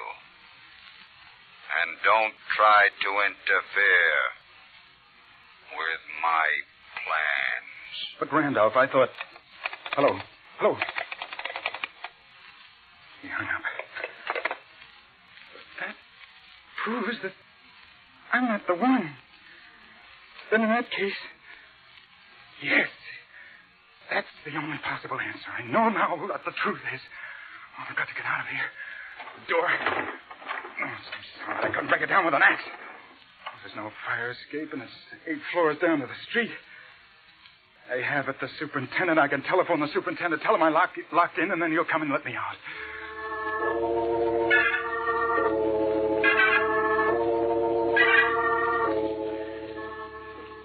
Judge Dexter, first Adams died, then Baldwin. Their names were the first two on the great Randolph's list. Your name is third. And so you think that tonight I'm scheduled to die, huh? Yes, I'm sure of it. And you say you warned Baldwin last month just before he was murdered? I did. And he laughed at me. But he died just the same. And you're seriously asking me to believe that a dead man legally executed by the state is walking the streets tonight seeking my life? I tell you, he telephoned me only half an hour ago. I recognized his voice. You know, of course, that your story sounds like the ravings of an insane mind. I know it. That's why I've kept quiet this last month. I did try to convince the police, the district attorney, and all I got was laughed at. And then... Yes, and yet, obviously, you're in earnest. I don't think you're crazy. I'm not. For a little while, I thought that I was the killer. You? How? I thought I was under post-hypnotic control, that Randolph had planted in my mind the impulse to kill his enemies. But that phone call proved that I was wrong. And what do you propose that we do? If we went to his tomb, perhaps then we'd learn the truth. Why, Wilson, what do you want to open Randolph's tomb for? Don't you see? If we go there and we find Randolph is still in his coffin, then I'll know that the real murderer is my wife, Nora.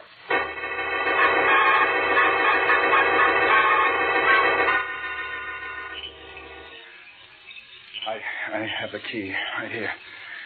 I'll have the padlock off in a minute. Well, then hurry. The moon is bright. I'd hate to have anyone see us. Yes, sir. A very strange story, a man in my position prowling around a cemetery at midnight. Oh, but we had to come, Judge. We had to make sure. Well... There. Unlocked it. We can open the vault door now. I'm rather sorry I paid any attention to you, Wilson. But we're here now, so let's get this thing over with. Now, I'm going in first. But don't forget, I'm armed. Oh, don't worry about me. There, I've shut the door. Be safe to turn on the flashlight now. There. See? There's the coffin. That's odd. Huh? What is it, Judge? The air in here is fresh. This vault has been opened, and very recently. Then it must have been opened by Randolph. Oh, nonsense. Open this coffin and I'll prove it. Here. How does it work? This catch on the side. Can be operated either from the inside or out. There we are. It's unlocked. Well, then lift the lid, man. Lift it. What? All right, I'll do it. There. There you are. Now, see? There's your precious Randolph, safe and sound, just as I expected. Quite dead. As he's supposed to be. He's still in his coffin. Yes, and that proves that Wilson, shine your flashlight down on the floor. I just touched a body lying here near the wall. Body? Oh, it's Nora. She's dead. I don't think so. Here, give me that light. Judge. What happened? Why did you turn out the flashlight? Something knocked it out of my hands. I can't find it. Because I have it, Harry. That's why you can't find it. Randolph. Wilson, what are you saying? It's Randolph. He's not dead. Oh, but I am, Harry. But don't let that disturb you. I want to thank you for bringing the judge here to me. Wilson, where are you? You're trying to play a trick on me? No, I swear. He's quite innocent, Judge Dexter. As for Nora, she merely came to make sure I was where I'm supposed to be. Just as you did. When I spoke to her, she fainted. Wilson, get the door open.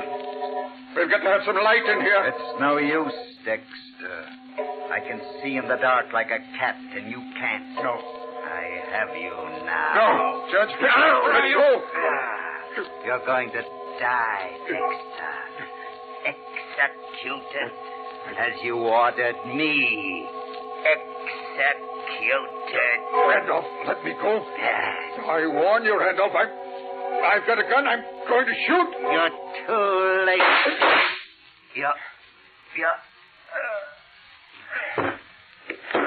Are you all right? Yes, I am. Now, see if you can find the flashlight. Right. I think I've taken care of Mr. Randolph. If it was Randolph. I think I have it. Yes, here it is. Judge, Randolph's body, it's still in the coffin. I rather thought it would be. Harry? Harry, is that you? Oh, no. You're not hurt? No, just my head. I came here to see if Father... We understand, Mrs. Wilson. And then someone hit you. Yes, from behind. There was someone here in the vault. I just got a glimpse of him, and then And then he hit me. But who was it? That's what we're just about to find out. Now, let me have the flashlight, Wilson. Yes, of course. I think he fell over here. Now, yes, here he is. But who is he?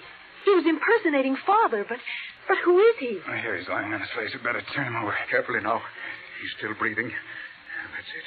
Oh, it's Miller, the guard from the penitentiary, the one Randolph said he made a friend of. Yes, the one who was guarding him just before he was executed. Oh, that's it. It was Miller.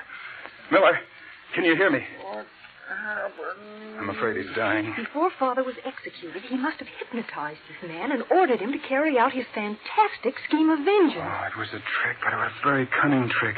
By means of hypnosis, Randolph used this man as a tool, even though Randolph himself was dead. He must have recognized that Miller was unusually susceptible. I think we'll find that Miller was a psychotic to begin with. Otherwise, Randolph's hypnosis would never have worked. For no normal person can be influenced the way Miller was under any circumstances. Isn't there anything we can do for him? No. No, he's gone. And with him, the great Randolph has died, too. For good.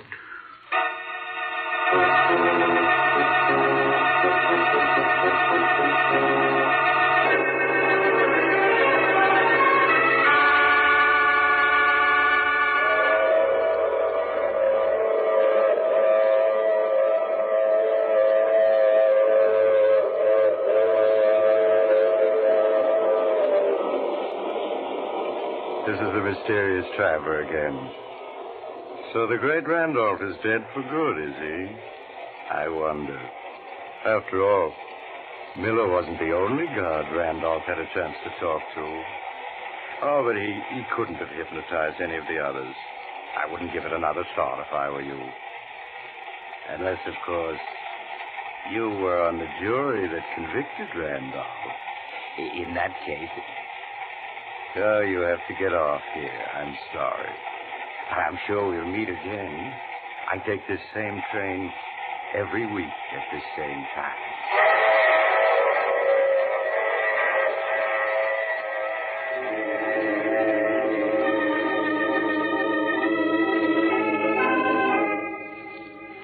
You have just heard The Mysterious Traveler, a series of dramas of the strange and terrifying. The role of the mysterious traveler is played by Maurice Tarplin. In tonight's cast were Santos Ortega, Richard Coogan, Shirley Blank, and Bill Smith. Original music composed and played by Al Finelli. All characters in this story were fictitious, and any resemblance to actual persons was purely coincidental. This is Bob Emmerich speaking. This program came from New York. This is the Mutual Broadcasting System.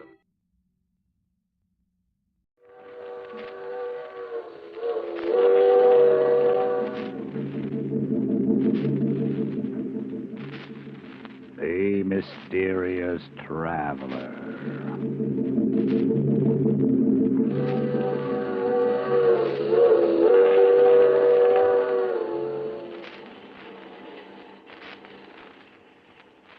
This is the Mysterious Traveler, inviting you to join me on another journey into the realm of the strange and terrifying.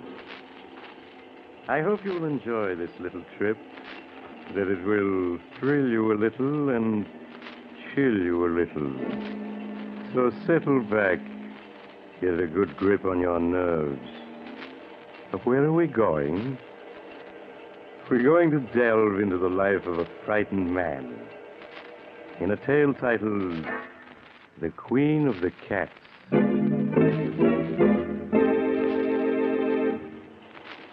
Some years ago, when I was practicing medicine, I was called upon by a young girl of 22 or so.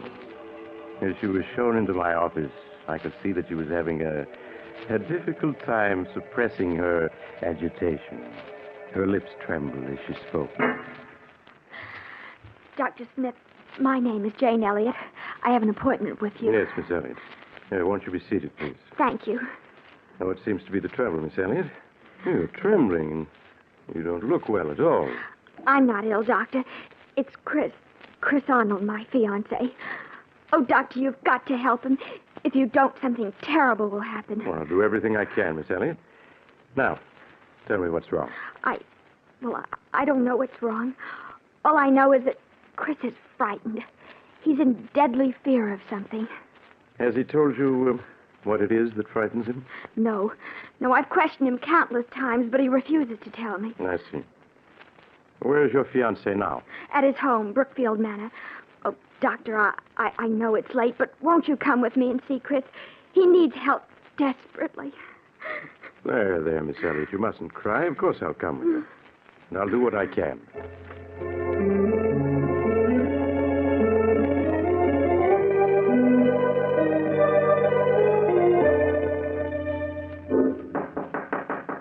Who is it?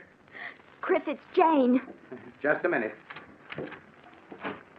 Jane, I've asked you before not to... Who's he?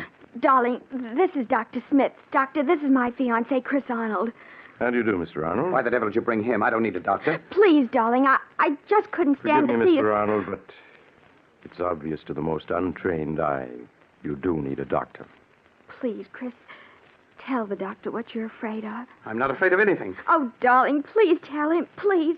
You can't go on this way. Yes, you're right. I can't go on this way.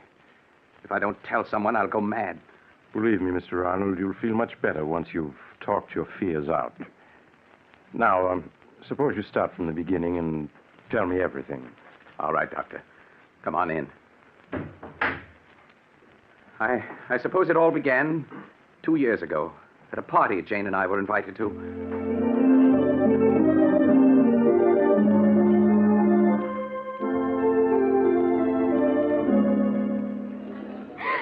Oh, Chris, isn't this a wonderful party? The only thing wonderful about it is you. Oh, Chris, don't. People are watching. A fine thing when a man can't kiss his best girl in public. What's this generation coming to, anyway? At Miss Tyndall's school, we were taught a young lady never kisses a man in public. Miss Tyndall is setting romance back 50 years. Who are you looking for, anyway? Rana Farouk, my roommate at Miss Tyndall's. Oh, yes, she's the Egyptian girl you were telling me about. Yes, I want you to meet her. Only you better not fall in love with her as every other man does. Sounds as though she's a second Cleopatra. Men just can't seem to be able to resist her. Well, I'm curious to see this siren of the Nile. Oh, there she is, Chris. Come on. So that's Rana. No wonder men can't resist her. Hello, Jane. I've missed you. Rana, this is Chris Arnold. Chris, this is Rana Farouk. Hello, Chris. Hello, Rana. Oh, look, there's Miss Tyndall waving to me. Excuse me, won't you? Of course, Jane. I'll be back in a minute. You know, Chris, at Miss Tyndall's, the first thing I'd see in the morning when I got up, and the last thing before I went to bed was your picture. And I always knew that someday we should meet.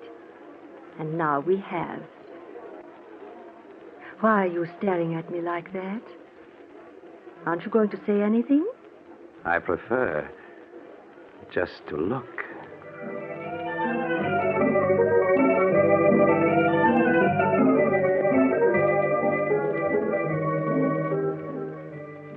Even now, Doctor, 2 years after our first meeting, I find it difficult to describe how beautiful Rana was.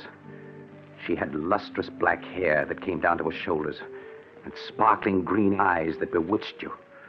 No words can do her beauty justice. I was captivated the moment I saw her. I see. What happened after that first meeting? Rana seemed also attracted to me. After that night, we saw each other constantly. You did? Nothing seemed to matter to me when I was with her. And it made me indescribably happy to learn she felt the same way. A month after we'd met, we were married. Please go on, Mr. Arnold. After we were married, we took an apartment in town.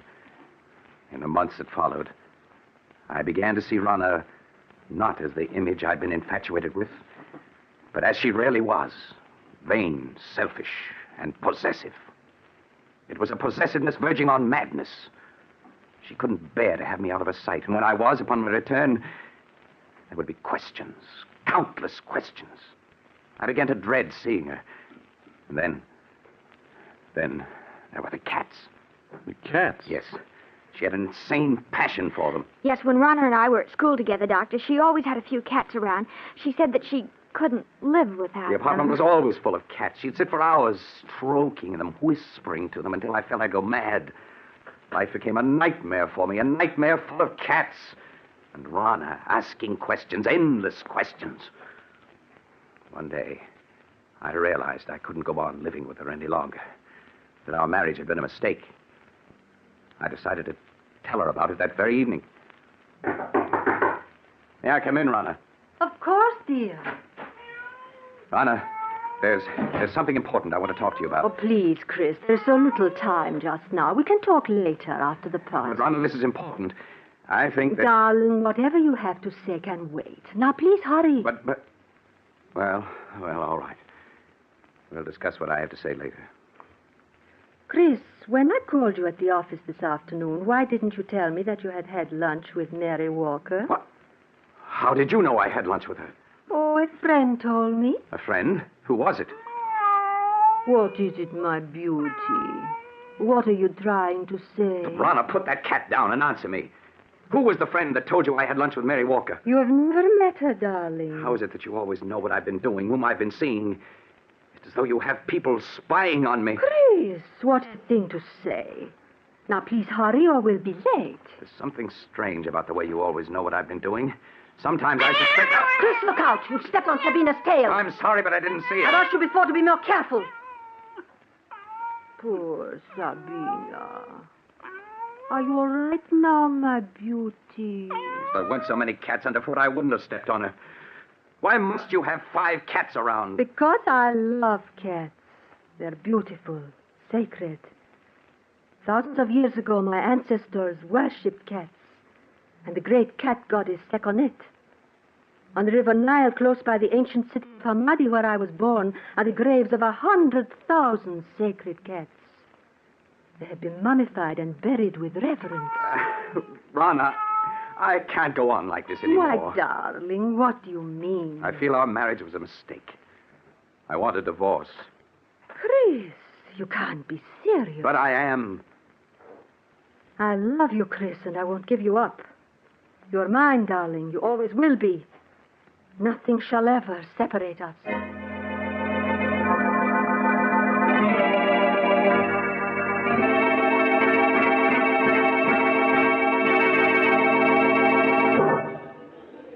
Would you care for a cocktail, sir? No, thank you. Well, even if you won't have one, Mr. Arnold, I will. Jane, it's good to see you again. Just let me look at you. Chris, you're not looking well at all. Are you all right? I am now. Jane, can't we go someplace and talk? What about the terrace? All right, Chris. Here, this door opens onto it. There, this is much better. It's been quite some time since we've seen each other, hasn't it? Yes, the last time we saw each other was the night that... The night that I met Rana. Yes. How is Rana, Chris? Oh, she's fine.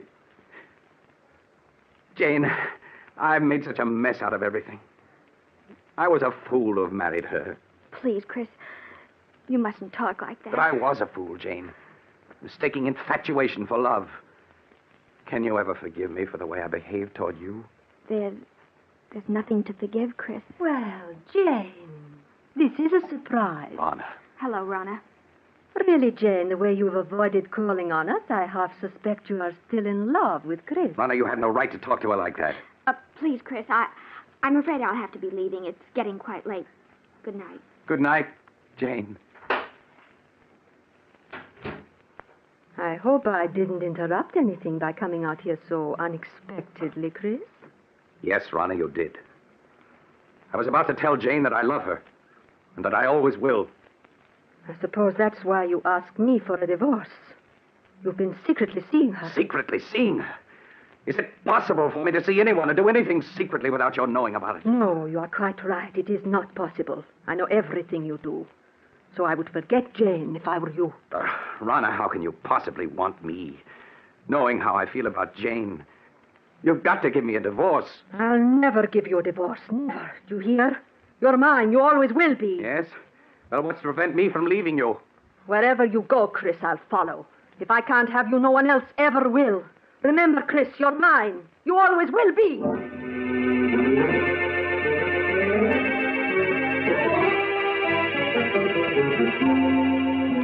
can still see her, Doctor. As she stood there screaming at me.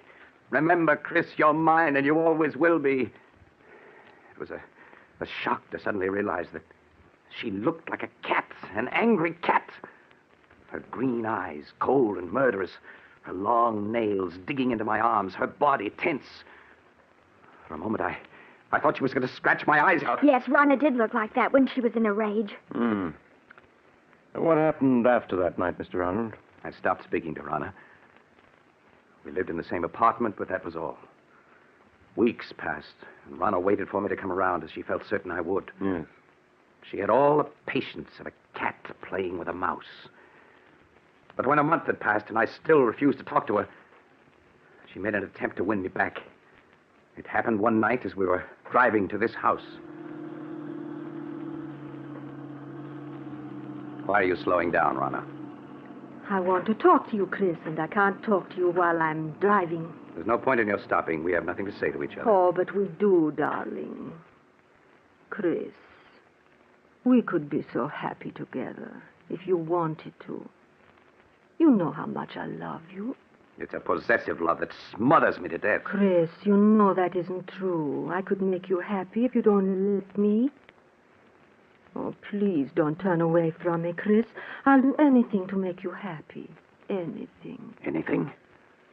And you can give me a divorce. So you're still thinking of her, hoping I'll give you a divorce so you can marry her. Well, I won't. Do you hear? I won't. I think we'd better be moving along. Chris, you haven't any right to treat me like this. I'm your wife. Only in the eyes of the law, not in my eyes. I hate you. I hate you! You cat! You almost took out my eyes with those claws of yours. I will scratch your eyes out before I let any other woman have you. You're mine. You always will be. Perhaps this will bring you to your senses. Slide over. I'll drive. Very well, Chris.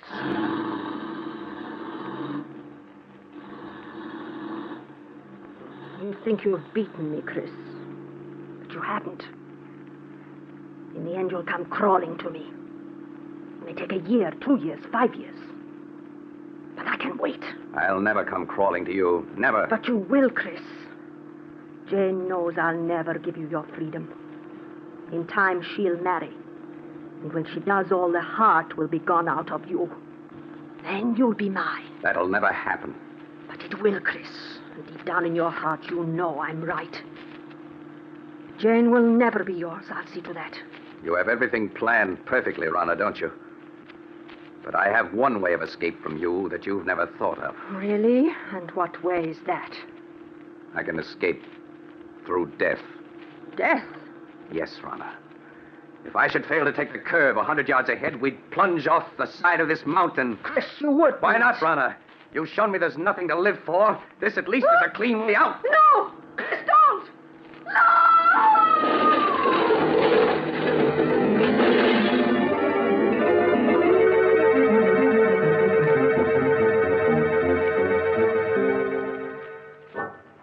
When I drove the car over the side of the mountain, Doctor, I thought Rana and I were going to our deaths. But fate decreed otherwise. When I recovered consciousness 48 hours later in a hospital, I learned it was only Rana who died. Yes, I recall reading about it in the papers. It was a miracle that you survived. Yes. For weeks, they despaired of saving me. But at the end of 8 months, I walked out of that hospital. The police believed my story that it was an accident. And I was free to begin a new life. It was just a week after I was discharged from the hospital that I ran into Jane.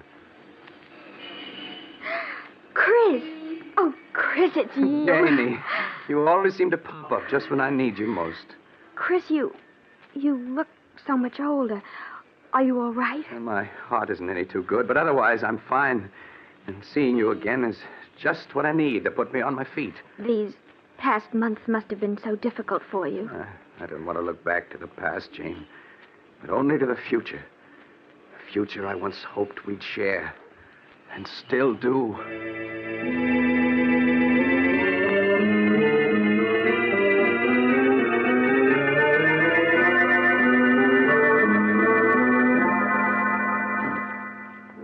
Two months ago, Doctor, Jane and I became engaged.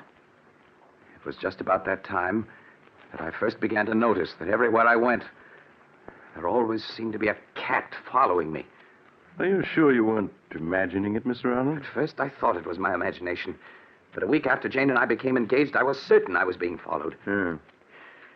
Tell me, Mr. Arnold, was it always the same cat that followed you? No. One day it'd be one cat, and another day a different one. Oh, I know you must think I'm mad, Doctor. And at the time, I felt I was going mad. That is, until that night.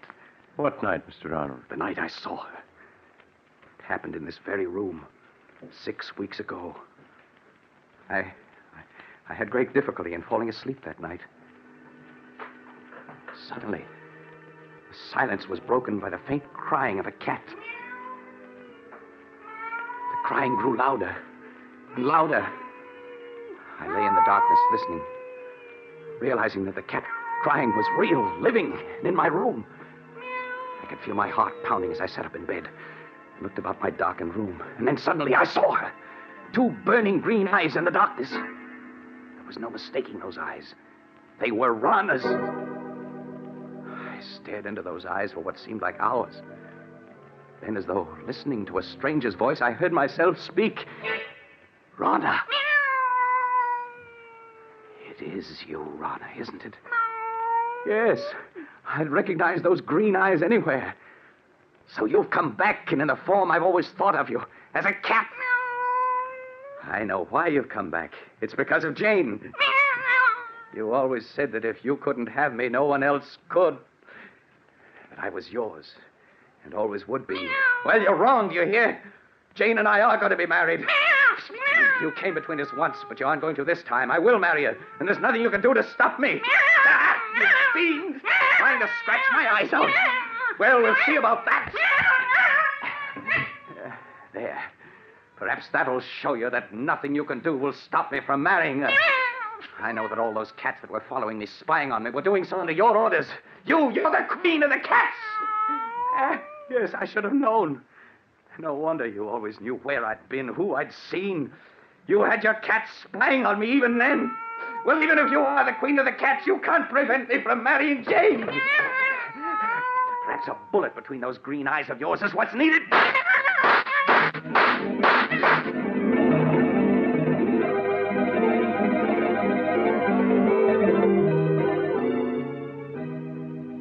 I emptied the gun at her, Doctor, and then turned on the lights. There was no sign of her. She'd vanished. All that I found were those 6 bullet holes in the wall. Tell me, Mr. Arnold, isn't it possible that you only dreamed all that? That actually you fired the gun in your sleep and the shots themselves wakened you? I tried to tell myself that, Doctor.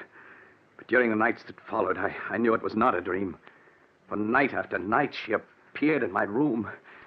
I'd lie awake, waiting to hear her footsteps, her voice.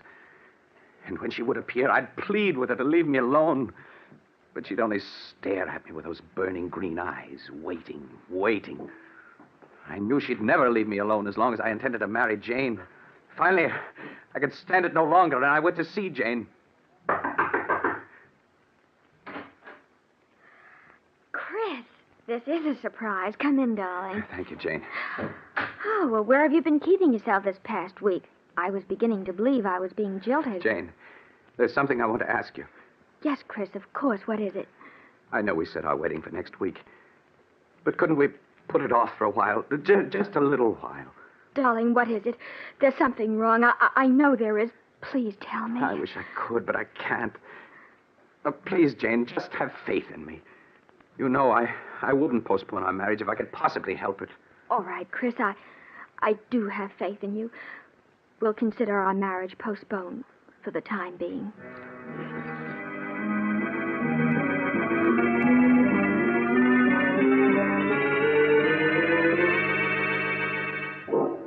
The night I put off my marriage to Jane, Doctor, was the first night that Rana didn't appear.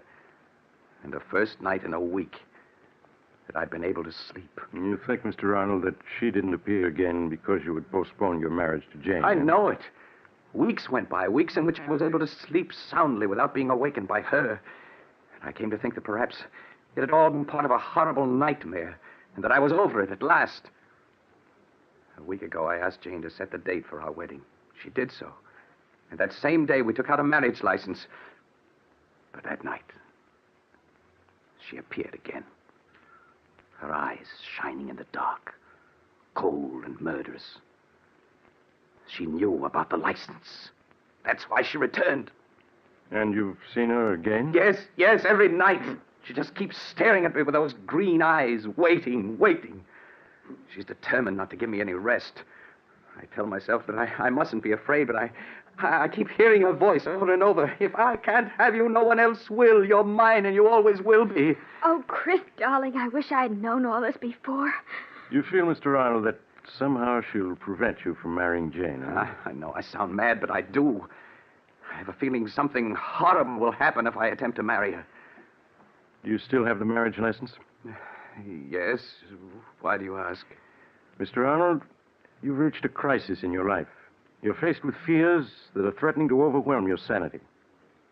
The only way for you to challenge your fears is to go through with your marriage to Jane now, tonight. Tonight? Yes. It's quite late, but I'm sure a friend of mine who's a judge will marry you. Get married tonight? If you hesitate, you're lost. Your only chance is to face your fears. All right, Doctor. All right. Jane, will you marry me tonight? Oh, yes, Chris. Yes.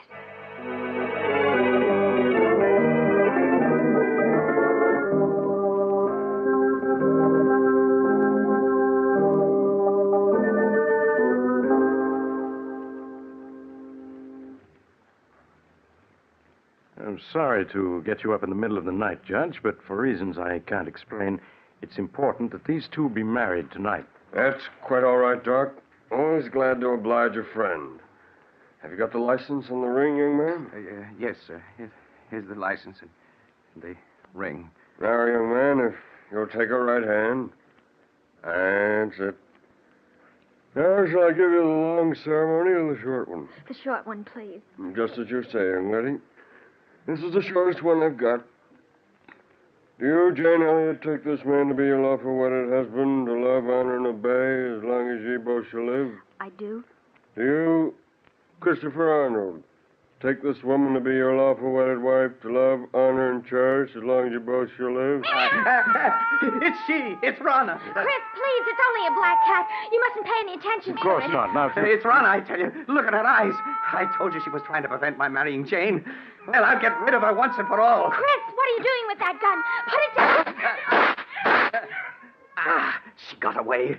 Well, wherever she's gone, I'll find her and kill her. Chris, come back.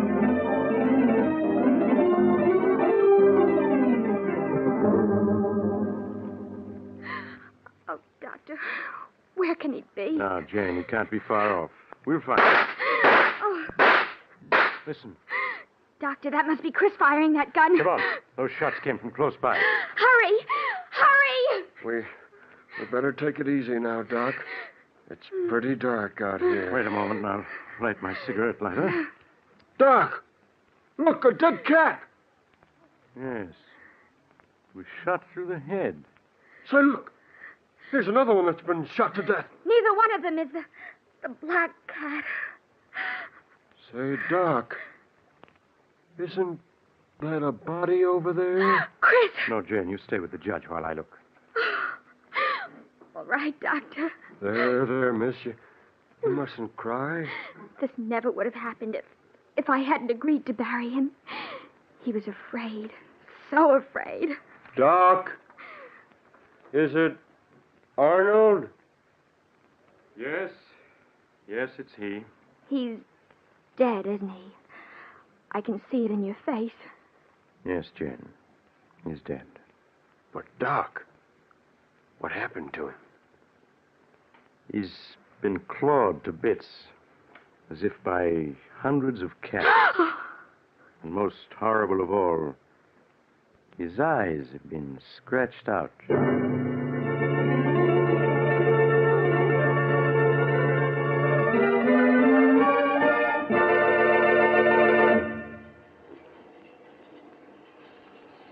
This is the mysterious traveler again.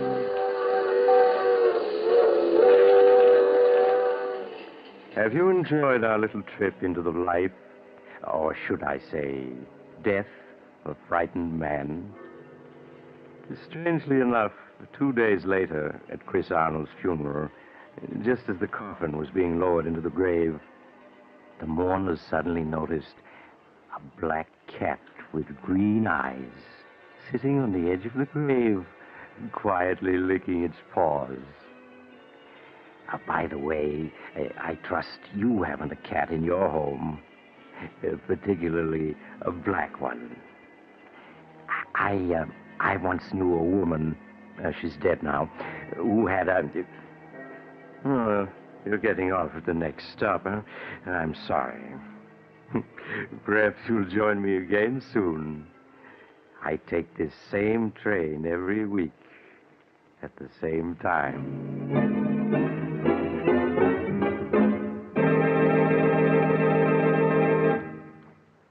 You have just heard Chapter 31 of The Mysterious Traveler, a series of dramas of the strange and terrifying. In today's story, Queen of the Cats, Stutz Cotsworth played Chris, Sarah Burton played Rana, and Sandra Gould played Jane. The Mysterious Traveler is written by Bob Arthur and David Cogan, and original music was played by Doc Whipple. The entire production was under the direction of Jock McGregor.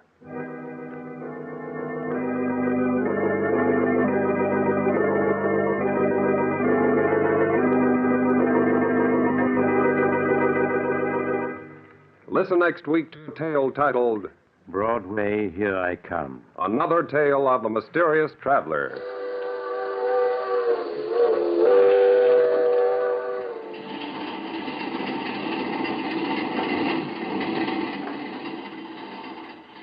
The Mysterious Traveler is presented by WOR Mutual from the WOR studios in New York. It is presented over most of these stations every Sunday afternoon at 3:30. This is Mutual.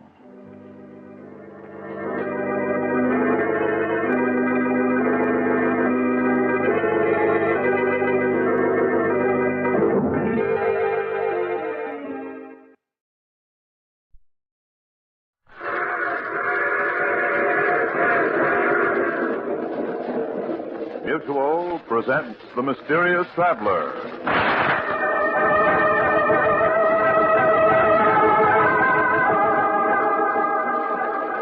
This is The Mysterious Traveler, inviting you to join me on another journey into the realm of the strange and the terrifying.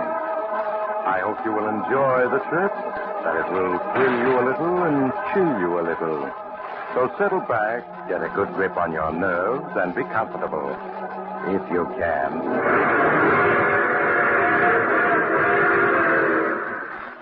Where are we going? Why, today we're going to venture into a fantastic and little-known field, the human mind. It's a story I call Mind Over Murder.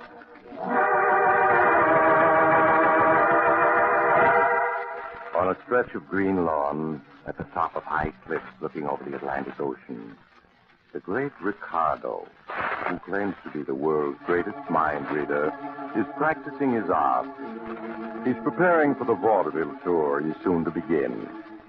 Assisting him are his lovely young wife, Ellen, and Carl Lagarda. That's it, Carl.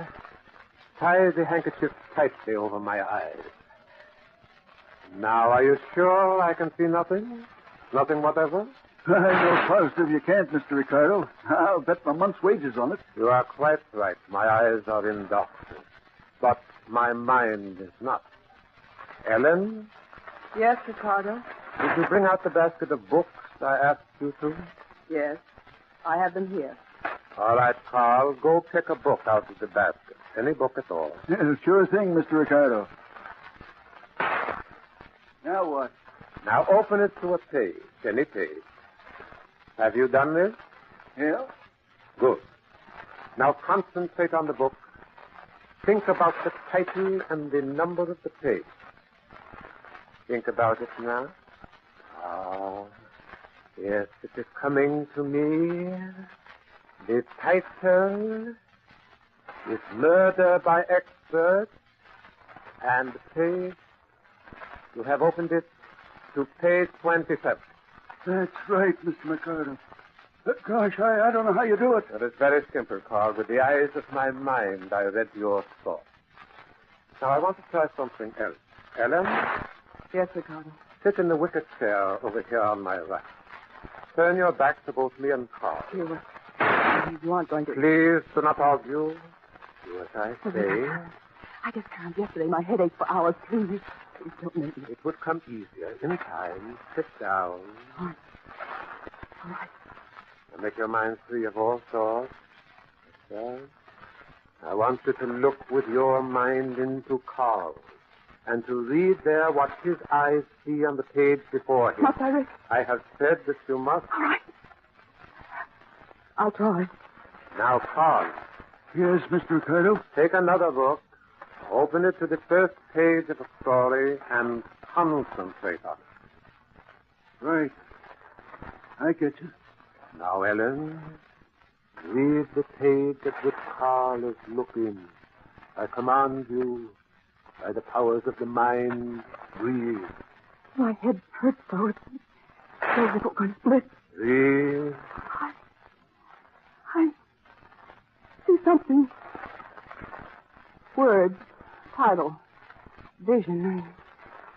Judgment. Fire. H. Jesus. Oh. Continue. Read. No. I can't make it out. It's all blurred. I can't see anything clearly. Oh, my head. Carl, was she correct? Yes. Well, that's all I want to know. You can leave now. Okay, Mr. Ricardo. The roses need watering. I better tend to them right away. Yes, right away. That's the innocent. She's afraid of me. How do you feel, Ellen? My head hurts. There, my dear. It will quickly pass. And in no time you'll find the whole thing as easy as powder in your nose. Ricardo, I can't. I just can't help you when you're acting. When you tell me to try to read something in Carl's mind, I feel as if my brain were going to split. You will help me, my beautiful one. You will see. Now, I'm going into the house. You may sit here and look at the ocean until your head feels better. Or you will have company. I see my handsome young press agent coming forward. You must be nice to him, Ellen. He's really a very good press agent. Oh, there you are, Ricardo. I was looking for you. It's too bad your mind is one of the few I cannot penetrate, Tom, or I would have known that. Was it about something special? Oh, just about these advanced stories to go out to the Boston editors. I have them all written. Oh, excellent. I'm going up to the house now, and I'll read them right away. Stay and keep Ellen company, Tom. I'll see you both presently. All right, Ricardo. What's the matter, darling? What's he been doing? It's nothing, Tom. I just have a little headache. Been making you work with him in his act again, hasn't he? Please, Tom, I'm all right. Ellen, listen to me. You know things can't go on the way they are. You've got to leave Ricardo, do you hear? Leave him and divorce him. No, Tom, I can't. I just can't. You're scared to death of him, but there's no reason to be. He's just a phony mind reader. No, Tom. He's not phony. He can read minds. Sometimes he tells me just what I've been thinking. Oh, Tom, it's I can think. I wish I could read it, but he won't let me. If I tried, he might do something terrible. No matter what I'm going to get you away from Ricardo. I'll kidnap you if necessary. Here he comes back. Oh. Well, I'm glad to see you're feeling better, Helen. Is it Tom who has put that sparkle in your eye and that flush in your cheek? Of course not. I would not like it if I thought so. I should be very angry if my beloved had eyes for anyone but me. But of course, you haven't, have you, Ellen? No. No, of course not. For you love me devotedly, do you not? I love you devotedly. You always will in this world and in the next. I always will. In this world and the next. You see, Tom? You see why I dare leave my lovely Ellen alone with you? I have perfect faith in her.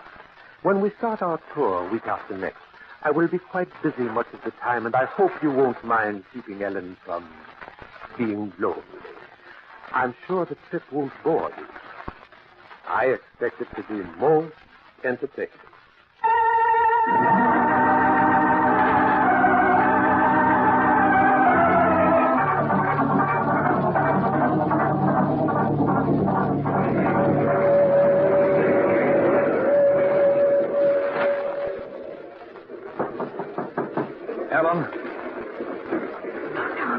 Come in. Ellen, the train's just coming into Bridgeville. Ricardo's still in the diner. Are you ready? Yes, I guess so, except for putting on my hat and coat. I didn't pack anything because you said not to, but... Oh, Tom, I'm frightened. Ellen, you've got to get hold of yourself. Ricardo's not superhuman. No, sometimes I think he is, Tom. I'm positive that he knows everything we think. He's just playing with us. He seems so amused ever since the tour started. He seems to have been deliberately throwing us together just to see what happens. Stop worrying. In a minute, you'll be through with him forever. The bus for Chicago leaving Bridgeville 5 minutes after we get off. In Chicago, you can stay with my mother until you can get a divorce. Then you're going to marry me. Tom, I'm afraid. Listen. That's the whistle for Bridgeville. We're going for the station. Quick, get your coat. All right, Tom, help me with it. Here, I'll give you a hand here. You got it on? What? Ricardo! Yes, my dear. I was worrying about your headache, so I left my lunch to come and see how you were. Oh, I'm feeling a little better. I was going to take a walk on the platform and get some fresh air. Yes, I see you have your coat out. Oh, but alas, we only stopped for a minute. Hardly long enough for a walk. No, I suppose not. So this is Bridgeville. The pretty town. On the main bus route to Chicago, I understand. Is it? Someday I shall show you Chicago, Ellen. You'd like that, wouldn't you? Yes. I would like that. Ricardo, stop torturing. Torturing? Ellen? Why, Tom, what a curious idea. I would give my life for Ellen. And she for me, wouldn't you, darling? Yes. I'd give my life for you. To most people, that is an empty phrase, but Ellen means it. I will prove it to you, Tom. I'm not interested. Oh, but you are. Ellen, my love. Yes, Ricardo. Ellen, I'm taking a revolver from my pocket. Here, now you take it from me. Yes, Ricardo. What are you up to? Point the revolver at your heart, my dear, and pull the trigger. Yes, Ricardo. Ellen, stop! Stop! No, Tom. Let go of my wrist. You shall not interfere. Oh. Ellen, pull the trigger. Yes, I'll pull it. Ellen, you... Nothing happened. No, of course not. The gun was empty. But Ellen didn't know that, did you, my darling? No, I didn't know that. So she would have died just because I asked her to. Such devotion is very rare. It is the kind that lasts through all eternity, as ours will.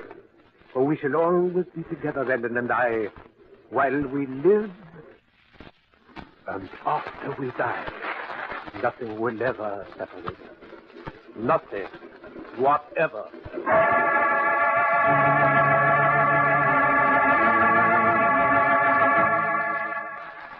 And so the great Ricardo's triumphal tour continued.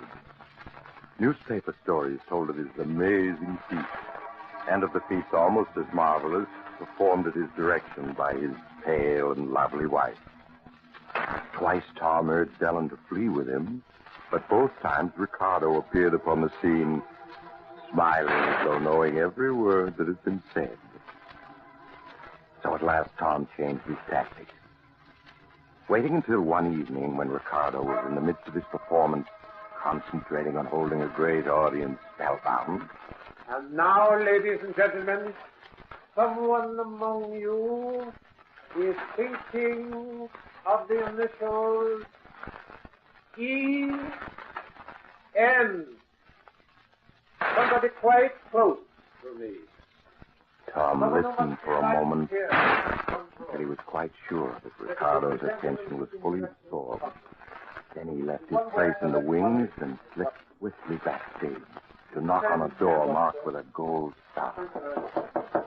Ellen. Oh, yes, Tom. I want to talk to you. You shouldn't be here, Tom. Never mind Ricardo. Put on your coat. My coat? But the performance won't be over for half an hour. Ellen. Ellen, I've got a plan to fool Ricardo. Will you trust me? But if he catches us, he might kill you. If there's one time he's not going to be clever enough. Just put on your coat and come along without asking any questions.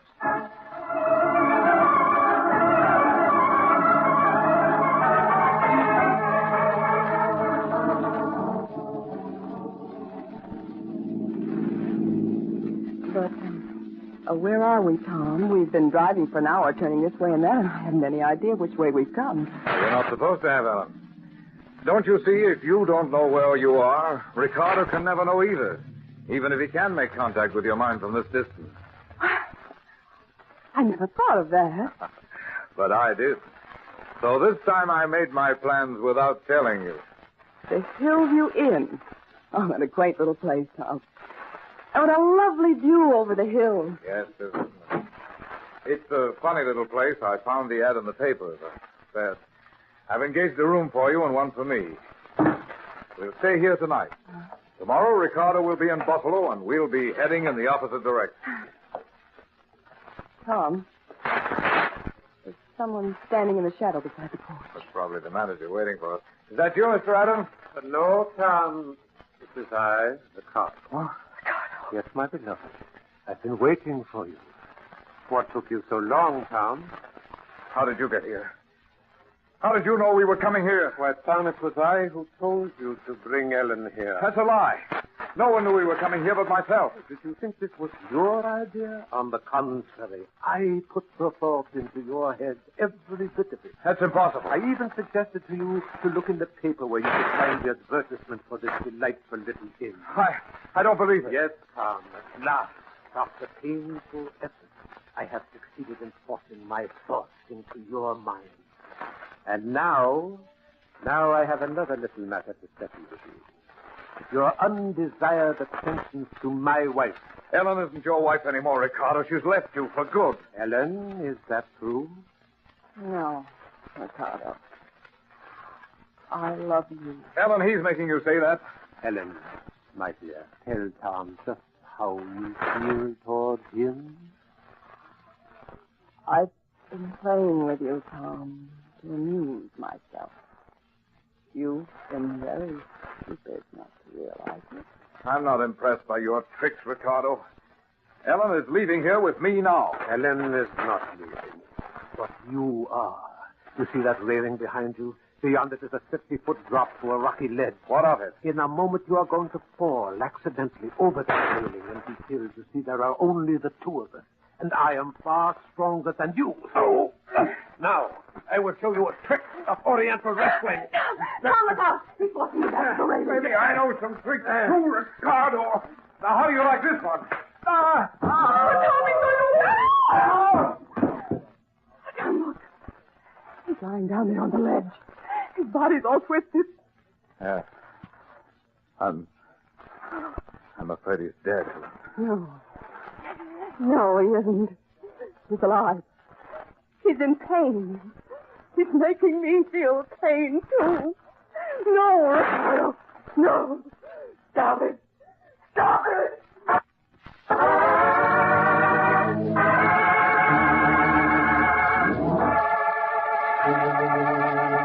No, the great Ricardo, mind reader extraordinary, was not dead. For weeks afterwards, he hovered on the borderline between life and death.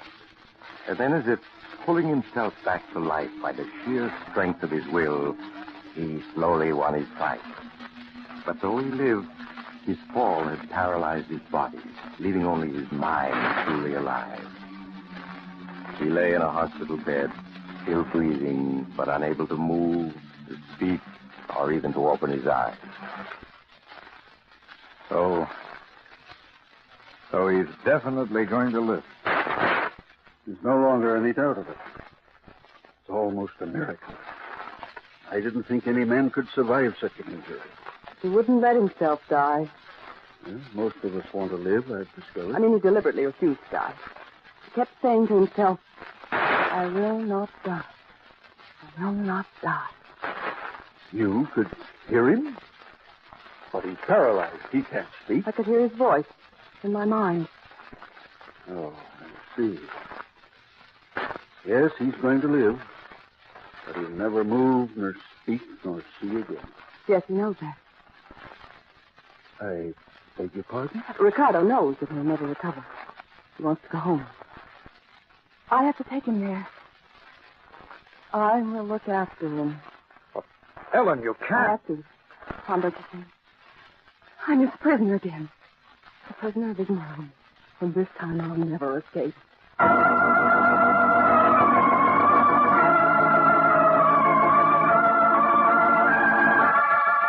And so the great Ricardo returned home, a living dead man. There in the house on the cliff, aided only by a nurse who relieved her at night, Helen cared for him. Tom stayed close by to help her in any way he could, and did his best to persuade her to turn Ricardo's care over to professional nurses. Ellen, listen to me. You can't ruin your life like this just to care for a man you hate. I have to. I can't go away. He won't let me leave the house. If I do, I find myself turning back without knowing what I'm doing. But, Ellen, you My can't... mind isn't my own. Be controlled. Lying in his bed in that room there, never moving. Ricardo controls my mind. Oh, Ellen, I'm sure that's just a delusion. A psychiatrist could prove it to you. Ricardo was injured, helpless. But his mind isn't. It's more powerful than ever. All his strength is concentrated in it. If it weren't for the power of his will, he'd die. But he doesn't want to die. He's planning something. Planning what? I don't know. But he still hates you and wants revenge. Now, you are letting your imagination run away with you. What can a man in Ricardo's condition do? I don't know, but he has something in his mind. Helen, you're overwrought. You need sleep. Look, darling, why not take a sedative and go to bed? In the morning, we can talk again. I have to wait until the night nurse gets here. All right, I'll stay with him until then. Now, go on. Get to bed. All right, Tom. I do need rest. But you better wait in the room with him. I'll go in now. Good night, Ellen. Good night, Tom. So, there you are. The great Ricardo. A man who was better than anyone else in the world. And now you're a living dead man. I wish you were a dead one. Then why don't you kill me now? What? Why don't you kill me? Just put your hand over my mouth for a moment and you'll be rid of me. Ricardo. You can't be talking. You're paralyzed. I can speak to you, Tom. I speak with my mind, not with my voice. No, I don't believe it. You always were stubborn. Listen. Just now you were trying to get Ellen to leave me. But she never will. Ellen and I are joined together for all eternity. I'm going to free her from you somehow. Do you hear, Ricardo? Oh, now you're threatening me. That means you do believe my mind can speak to yours. Good. We'll have many interesting conversations in the days to come. Now, I'm going to rest. Good night, Tom. I shall see you tomorrow. You won't want to come, but you will.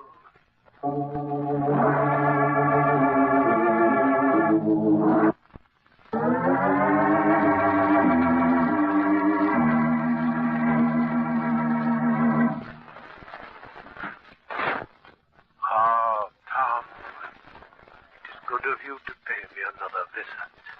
I was hoping you would come today. In fact, I might say I was willing it, and you came. So it's true. I was trying to convince myself I'd imagined this. Stubborn, stupid Tom, always fighting against the inevitable.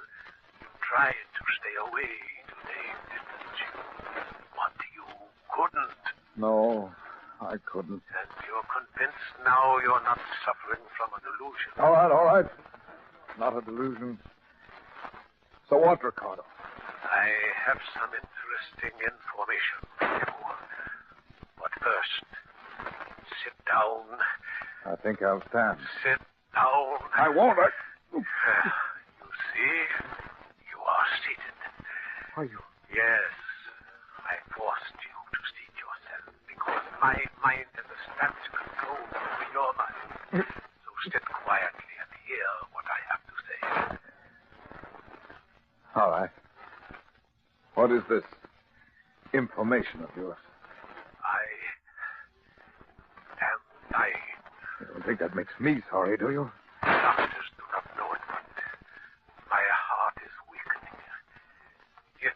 relaxed my willpower for an instant, I would go out like a candle in the wind.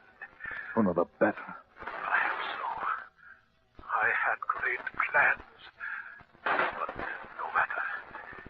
In your mind now I read the thought, Ellen will be free, but you are wrong. Ellen is coming with me. What do you mean?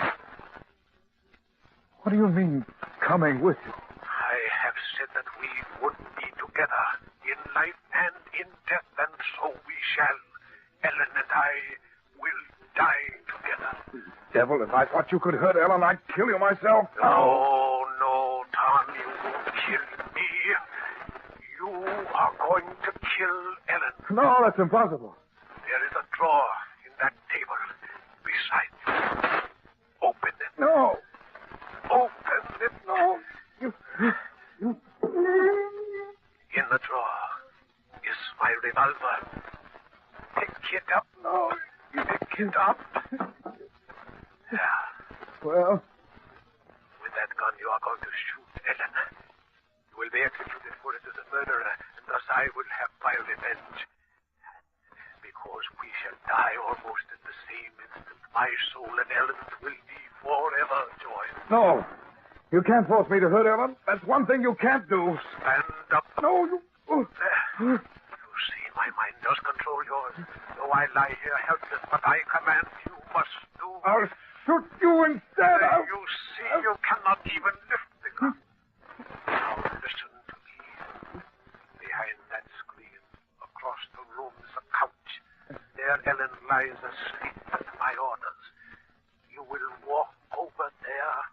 You will point the gun at her forehead, and you will pull the trigger. You can't make me do that. Walk, Tom. No, I... On. Another step. There. Now, move the screen aside. No. Move the screen. Ellen. She's dreaming of you, Tom. Aim the gun well. Fire. No, Ellen, wake up. She will never wake again in this world. Pull the trigger. I won't. Pull the trigger. No. Ellen. Oh, Ellen. Yes, her mind has gone blank. I can no longer sense it. You have killed her. Ellen, I tried not to do it. Ellen, speak to me. She is dead. And when the police come, they will arrest you, and you will die for her murder. I don't care. Now that Ellen's dead, I don't want to live. But first, I'll make sure that you die too, Ricardo. That is not necessary. I am going now of my own accord. I am relaxing. I will, letting myself slip into the dark silence of death, where Ellen is waiting for me. She's there. She's just across the threshold, waiting for me. She's eager for me. No, you've tricked me. I won't die. I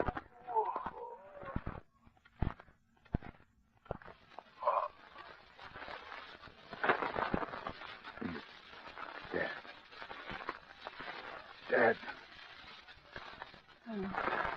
Huh? Tom. Ellen. Where are you? Ellen. Tom, what's happened? My head is... That's so strange. Oh, Ellen, my darling, you're not dead. But I shot you. I thought I killed you. Huh? Killed you? Yes, but I didn't. I only wounded you. Careful. Oh, I don't understand, Tommy. Where's Ricardo? Strangest feeling that he's gone. He is gone. Oh, I see it all now. I thought I'd killed you. Because I thought so, Ricardo thought so, too. But I was wrong. And because I was wrong, he was wrong, too. No. He's dead? Yes, Ellen. Free of him forever. Ricardo made a mistake and let himself die believing that you were already dead. Oh, yes, my darling. This time he's gone for good. Ricardo was clever. But in the end, he outwitted himself.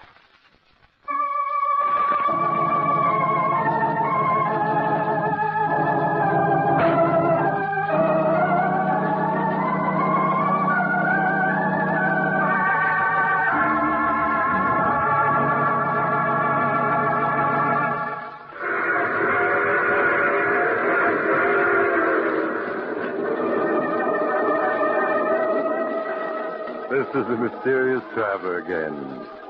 Did you enjoy our little trip? What became of Tom and Ellen? Why, Ellen's wound was serious, but far from fatal. Not nearly as fatal as Ricardo's mistake. Tom and Ellen are very happy now. But I wonder if they're as safe as they think they are. When you're dealing with a mind like Ricardo's, can you ever be quite sure, even though he is dead? I knew a man once everybody thought was dead, and he... Oh, you have to get off here. I'm sorry. But I'm sure we'll meet again. You see, I take this same train every week at this time.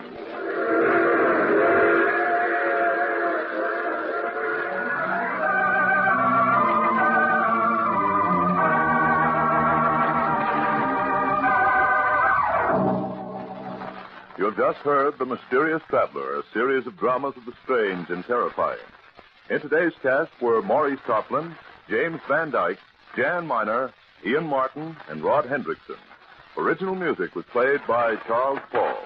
The Mysterious Traveler is written, produced, and directed by Bob Arthur and David Cogan.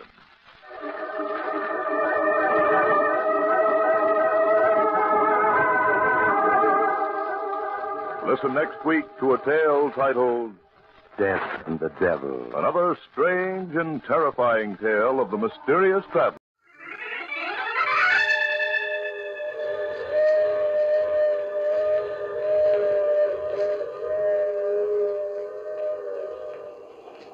Mutual presents The Mysterious Traveler.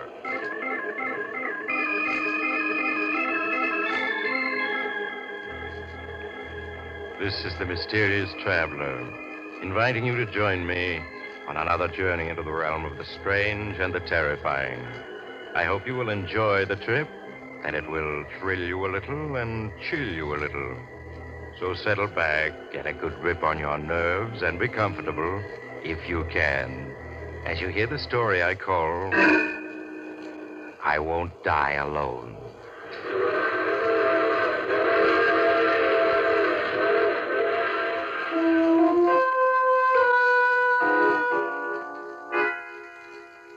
Our story begins in 1931. Two young men are speeding along in a car on a lonely West Virginia road at 70 miles an hour. There's a tight, tense look on the face of the driver, Steve Martin, as he takes the curves on the road without slowing down. His companion, Chuck Williams, wipes the perspiration from his face with trembling hands. He turns and watches the road behind fearfully, now and then glancing at Steve's face for reassurance. Turn on the radio, Chuck. Let's see if they got an alarm out yet. Yeah, okay. Well, what do you think our chances are, Steve? Hard to say. All depends on how fast the cops spread the word. The two men robbed the Third National Bank of Louisburg of over $250,000 shortly before closing time. Word has just been received that the two bank robbers are now driving east on Highway 6B towards the Allegheny Mountains. That's not good. State Police Car 9, take up position at junction of Highway 11A and River Road. They're moving fast. State Police Car 10, take up position at junction of Highway 3 and Highway 6B. Steve, Highway 6B, we're on it. Yeah. That is all. Stand by for further orders. Steve, you gotta turn back. We're headed for a trap. Take it easy, will you? There's still a chance. 20 miles ahead, there's a small dirt road that'll detour us right around them. 20 miles? We'll never make it, Steve. Isn't there any other road we can turn off on? No. Are you sure? I was born in these parts. I know every inch of the country. Steve, let's ditch the car and cut toward the mountains on foot. Are you crazy? It's 40 miles to the mountains. We'd never make it walking. We've got to keep driving. It's our only chance. We'll run right into that trap, I tell you. They'll be waiting with Tommy guns. We'll be dead pigeons. Okay, then we'll be dead pigeons. I'd give up my share to haul right now to be out of this. You gotta get me out of this, Steve. You gotta. Oh, shut up. Look, Steve, if you were to let me out of the car and keep on going yourself, I might be able to get away. The cops would be so busy chasing you, I'd be able to give them the slip.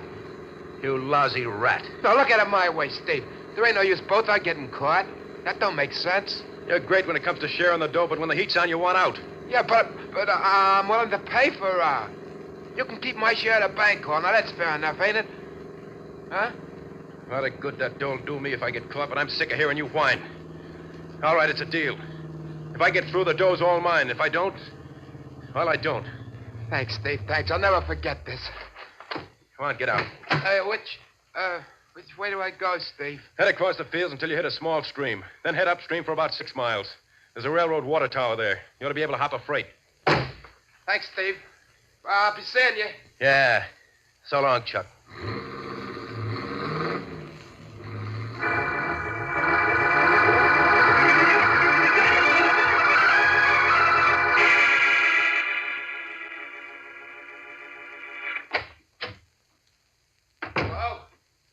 Flo, where are you? I'm here, Chuck. I was wondering when you'd show up. See by the paper they got Steve. Yeah. Now, let me see that paper. It says here they caught him yesterday afternoon at 5. An hour after I left him. What'd you do, run out on him? No, I didn't run out on him. I just played it smart. What are you looking at me like that for? There was no sense in both our being caught, was there? No, I guess not. Where's the dough? What dough? The $254,000 you got in the bank job. Steve had the dough. What? Look what it says there in the paper. Huh? Go ahead, read it. Martin, when captured, told police he knew nothing about the stolen bank money. Police believe that Martin's unknown companion escaped with the loot. But I didn't, Flo. I didn't. Steve had that dough when I left him. Then why didn't the police find it when they caught him? There's only one answer. Steve stopped and hid the dough someplace before they got him. Yeah, that must be it. Steve's too smart to risk being caught and having all that dough taken away from him. Poor guy. They'll probably throw the book at him.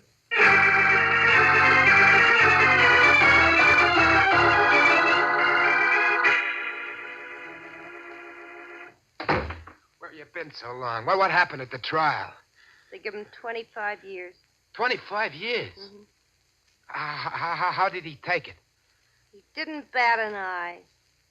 Maybe he'll think things over and squeal on me. Oh, stop sniffling, will you? Steve isn't the kind of a guy to do anything like that. Yeah, sure. Why should he want to squeal on me? Besides, if he did, the cops would find out that I didn't have the bank, though. That it's Steve who got it. He wouldn't want that to happen. Sure. Why, with good behavior, he'll be out in 18 or 19 years. Then he'll have all that dough hid. I'd rather have the 18 or 19 years than the dough. Well, it's been nice knowing you, Chuck. Hey, wait a minute, Flo. Don't go. What? Why not stick around? We'd make a good team. We don't need Steve. We don't, huh? And just what would I get sticking around? You haven't got brain, muscle, or dough. What's the attraction? Listen, Flo, stick with me and I'll get dough. I've always gotten what I wanted in the end. Without Steve, you haven't got a chance. He had all the brains, all the guts. Yeah, and what did it get him? You notice I ain't behind bars. And I'll get that big dough yet. 3 cheers. When you do, look me up.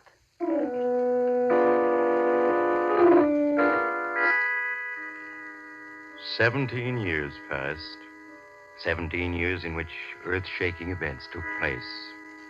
With the passing of time, Steve Martin became just a memory to Chuck Williams and Flo Duval. During the 30s, Chuck struggled desperately to make money in a half-dozen petty rackets, but failed miserably. However, with the coming of the war, his luck changed, and in the years that followed, he thrived on the black market. And with his newfound wealth, he was able to win Flo Duval. 1948 found Chuck Williams a happy, prosperous citizen who without a care in the world. How many times have I told you to knock before you come into this office? Look, Napoleon, save that big shot stuff for your stooges. Same old flow. I guess that's what I like about you, baby. Yeah, I'll bet. Well, you've got that superior look on your face again. Who are you planning to knife now? I just got word that our old pal, Steve, is getting out of prison tomorrow. Steve Martin? The one and only. Been 17 years now. It's a long time. Yeah. Think I'll drive down to the prison. Be there when Steve gets out. What for? You haven't bothered to write or visit him since the day he was sent up? I know. But there's a matter of unfinished business between the two of us. Unfinished business? Yeah. To be exact, 254 grand. You mean you're going after that dough that Steve has stashed away? That's just what I mean. But you gave up your share of that bank dough the day you and Steve separated. Man can always change his mind. Chuck, leave Steve alone. That money by rights is his. He paid 17 years for it. Besides, you don't need it. You got more dough than that already. Maybe so, but that isn't going to stop me from getting that 254 grand. And you ought to know by this time I always get what I go after. I got you, didn't I, baby, huh? And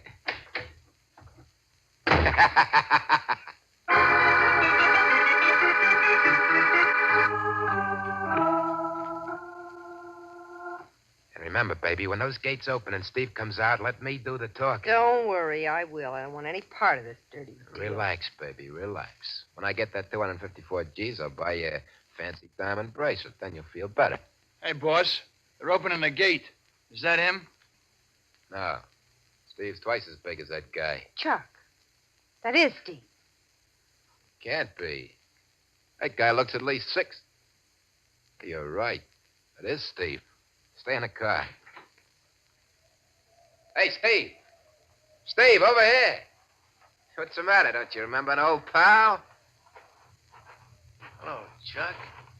Well, I didn't recognize you at first. Well, here, pal. Yeah. I guess I'm kind of surprised to see you after all these years. Well, I've been living in South America most of the time. Only got back a year ago. I know I should have written you, but I never was any good at that. Boy, yeah, sure smells better out here. Come on. Let's get in my car. I got a surprise for you. Huh? Surprise? Yeah. You remember Flo Duval, don't you? Well, here she is. Hello, Steve. Hello, Flo. Hey, it's nice seeing you again. Come on, Steve. Get in. We're driving you to town. Thanks, Chuck. Okay, Felix, back to town. Right, boss. You don't look well, Steve. It's just this prison parlor, Flo. And 17 years. Well, that's all behind you now, Steve. A few weeks of good rest and good food. You'll be a new man. I'd like to believe that. Just take my word for it. I'm never wrong. Well, you seem to have done all right, Chuck. Yeah, not bad. I own a nightclub, a bowling alley, used car business, a couple of apartment houses. I can't complain. I'm glad to hear it. And I'm not forgetting an old pal either. Now, Flo and me want you to come and stay with us until you get on your feet. You know, a house guest. I'd rather not, Chuck. I don't want to put you out. Put me out? Ha! Listen to the guy. Well, we got suite servants, everything. Steve, I just won't take no for an answer. A week passed, then 2 weeks, during which Steve Martin did little other than eat and sleep and take long walks. Chuck Williams played the role of the gracious host to perfection, and his guests lacked nothing in the way of comfort. So concerned was Chuck with his guests' welfare that he always knew exactly where Steve was and what he was doing. Then one day, as Chuck had known it would happen, Steve came into his office for a private chat. Hey, busy, Chuck? No. Have a seat, Steve. Thanks. What's on your mind? Well, while I was doing time, my old man died and left me a small farm in West Virginia. That's where I was born and raised, you know. Yeah, I remember you telling me. Well, I'm going back to the old farmhouse and settle down there for a while. I see. Well, anything you say, Steve. Only let's keep in touch, huh? Yeah, sure thing, Chuck. When are you thinking of leaving? Tomorrow morning. Well, that's soon, huh? Well, we'll have to have a little farewell party tonight, okay? Yeah, fine. I'll see you later. Right you are.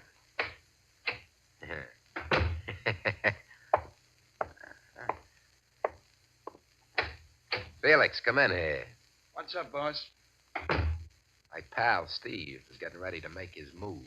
Guess he can't wait no longer to get his hands on that dough. Looks that way. He's leaving tomorrow morning for a small farm he's got in West Virginia. West Virginia, huh? Yeah. Farmhouse can't be more than 30 or 40 miles from where he stashed the dough. Is there any chance he might have hidden it on the farm? Nah. Cops caught him before he got that far. He hid that dough someplace off Highway 6B. How many of the boys you want me to take along? Take 4. I don't want any slip-ups. Watch him day and night, and without being seen. Just leave it to me. Sooner or later, he'll lead you to the dough. And when he does, well, you know what to do. Yeah. Okay, then. You better start packing.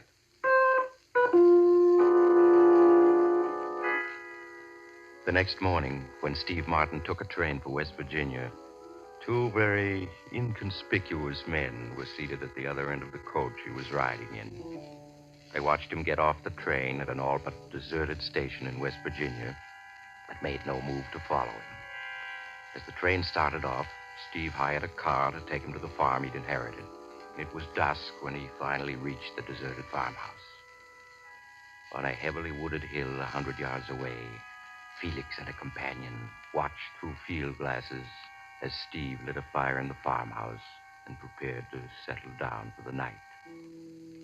In the days and nights that followed, Felix and his men took turns watching Steve Martin's every action. And every evening, Felix would phone Chuck Williams and report that Steve hadn't made a move as yet. How many times have I told you to knock before coming into this office? What's the matter, Napoleon? Aren't things working out? I've told you to lay off that Napoleon stuff. I don't like it.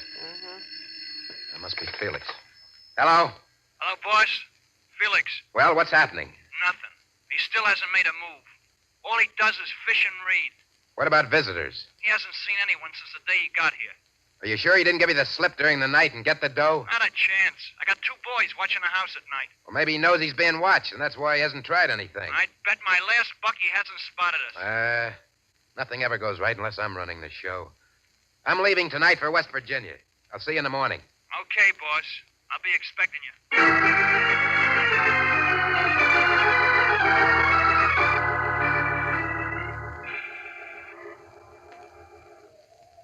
That's a farmhouse down there, boss. Look through the field glasses. You can see it just like you were standing in the front yard. He's sitting on the porch reading. Yeah, reading and fishing is all he does. He hasn't been more than a couple of 100 yards away from the house since he got here. Well, he must have spotted you. That must be the reason he hasn't made a move. How could he have spotted us? You can see how careful we've been. Well, I'll wait a couple more days. See what happens. If he doesn't move soon, I'll have to think of something else.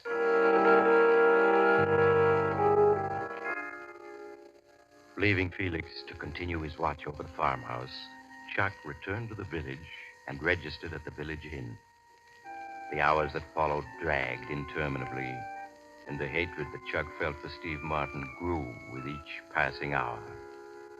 In the evening, Felix drove into the village and reported that nothing new had occurred. 4 more fruitless days went by. Chuck Williams was unable to contain his fury any longer. He got into his car and drove to within a half-mile of the farmhouse, then walked the rest of the way to where Felix and his men were hidden on the hill. Boss, what are you doing here? I got tired of waiting. You better get down, boss, or Steve Martin's liable to spot you. Forget that. We're through playing a waiting game. We're going to move in on him. Move in on him? Yeah.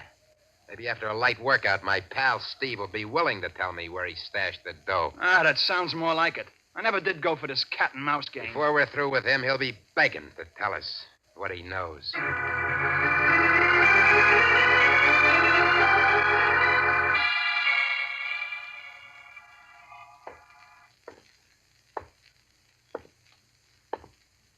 Hello, Steve.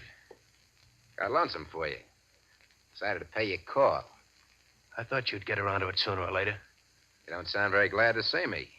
That's a fine way to act towards a pal who was your host for the last 3 weeks. Didn't I treat you right? Yeah. That's what made me figure I hadn't seen the last of you. What do you want? I'll give you one guess. I haven't got it.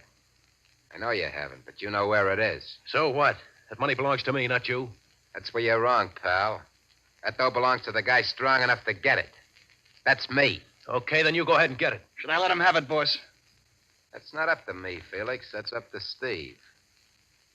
Well, pal, you gonna dig up that dough for me? No. You're not as smart as you used to be. You know I'll get what I want in the end. I wouldn't count on it.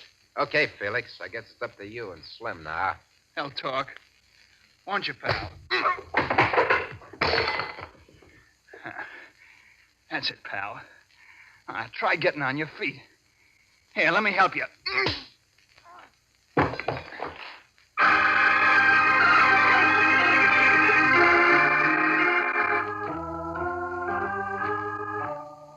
How is he, Felix? It's out cold, boss.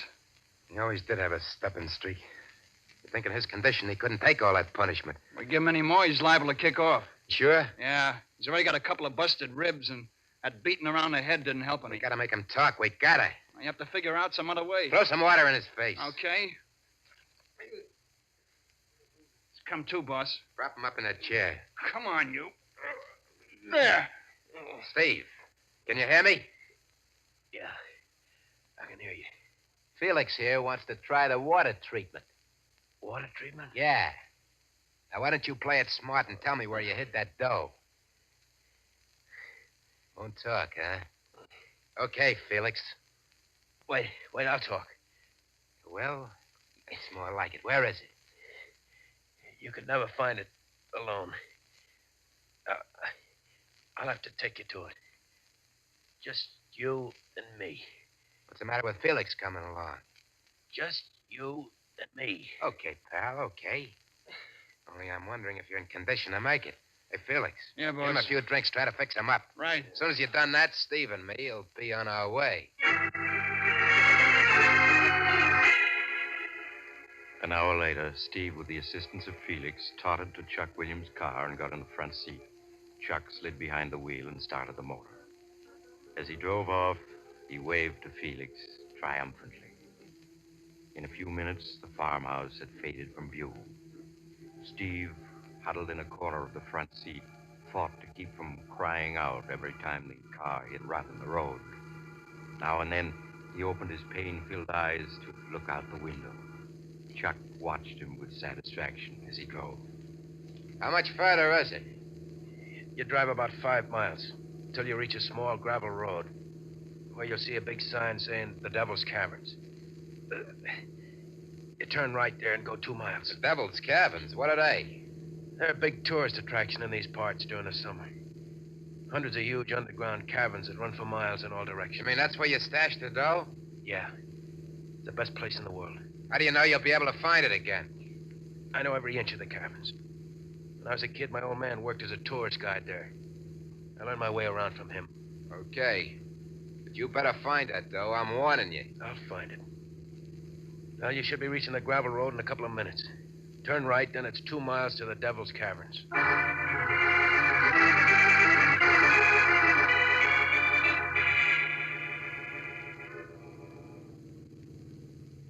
This is it. Park the car in that shed over there. Place sure looks deserted. Well, no one ever comes here until June. Is that the entrance to the caverns, that door set in the rock? Yeah. You'll have to shoot the lock off the door. Is this okay? Yeah. No one will ever be able to spot the car here. But you said no one comes here until June. No one does. Why take chances? We'll need a flashlight. I got one. Come out this way. If you're thinking of any tricks, don't. Remember, I got this gun, and you're in no condition to try anything. Yeah, you saw to that. How come you didn't hide out here when the cops were after you? Well, there wasn't any place to hide the car. Jed wasn't here 17 years ago. Tough. Never saw such a lonely-looking place. Yeah. Well, you ought to be able to blow this padlock off with one shot. You better stand over there. Yeah, that does it.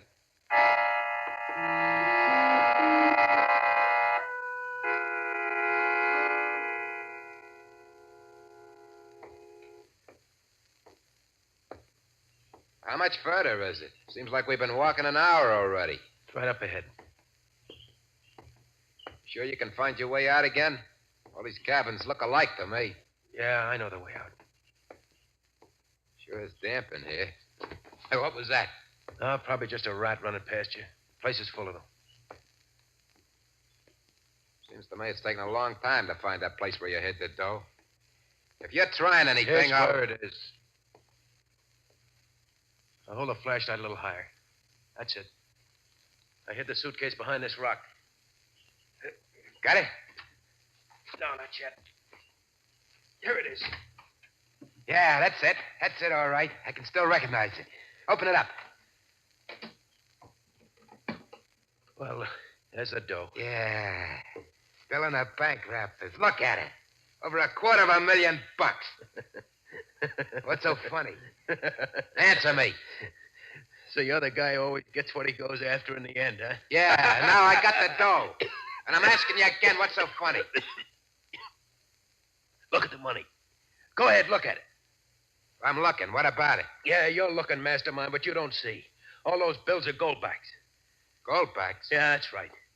In 1933, the government called in all goldbacks. That's how the kidnapper Bruno Hauptmann got caught, trying to pass goldbacks after the government had called him in. You mean that dough is no good? That's just what I mean. You try passing any of that dough and you'll end up doing time. You've known all along that dough was no good? Ever since 1933. Knowing it was worthless, I never intended coming here for it. But you made me. I ought to let you have it, you rat, for leading me on like this. Well, why don't you? Come on, pick up that suitcase. Let's get out of here. Oh, wait a minute. I forgot to tell you, Chuck. Tell me what? I'm staying here. You're staying here? Yeah, that's right. Now, look, I've had enough out of you. Start leading the way out. I guess you didn't understand.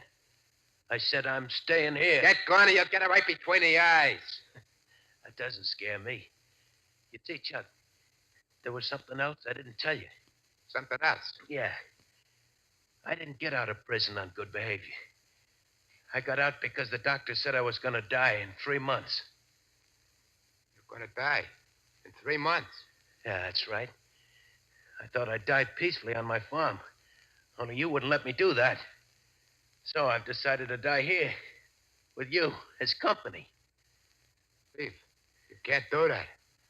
You can't do that, Steve. You got to get me out of here. You got to. I don't have to do anything I don't want to. But get me out of here, Steve. I'll make it worth your while. I got dough. I got lots of dough. It's too bad you won't be able to take it with you. Steve, I'll give you 100 G's. 200 G's if you get me out of here. It's not going to be tough for me to die because I only got 3 months anyway. But I'm going to enjoy watching you. You're going to get weaker and weaker as you plead with me to lead you out of here. Then you're going to get desperate and try to find a way out by yourself. But you'll never make it.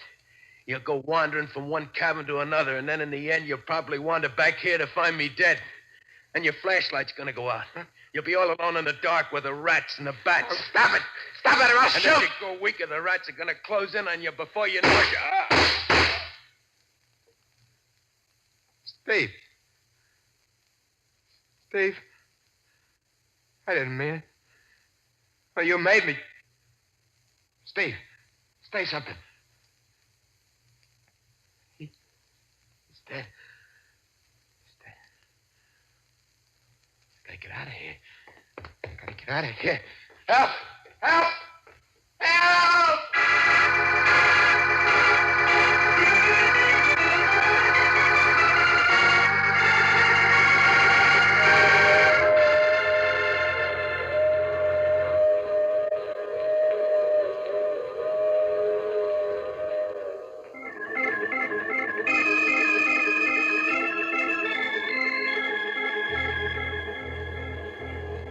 This is the mysterious traveler again.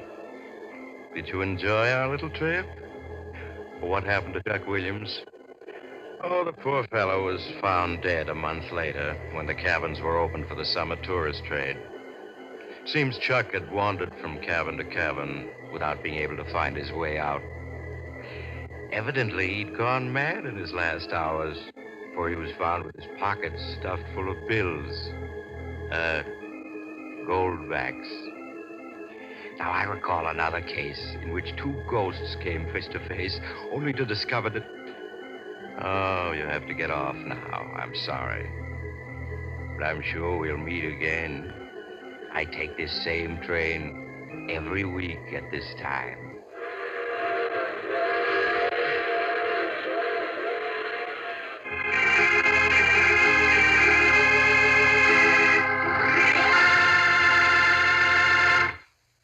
You have just heard The Mysterious Traveler, a series of dramas of the strange and terrifying.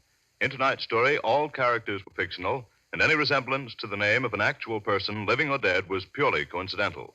In the cast were Maurice Tarplin, Joe Julian, Art Carney, Elspeth Eric, and Alan Manson. Original music was played by Paul Taubman. The Mysterious Traveler is written, produced, and directed by Robert J. Arthur and David Cogan.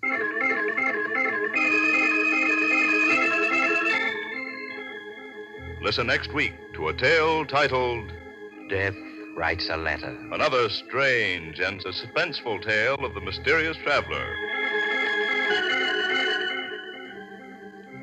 Don't miss the chilling tale titled 7 Casks of Death, written by Maurice Tarplin, your mysterious traveler, which appears in the current issue of Dime Mystery Magazine, now on sale at your local newsstand.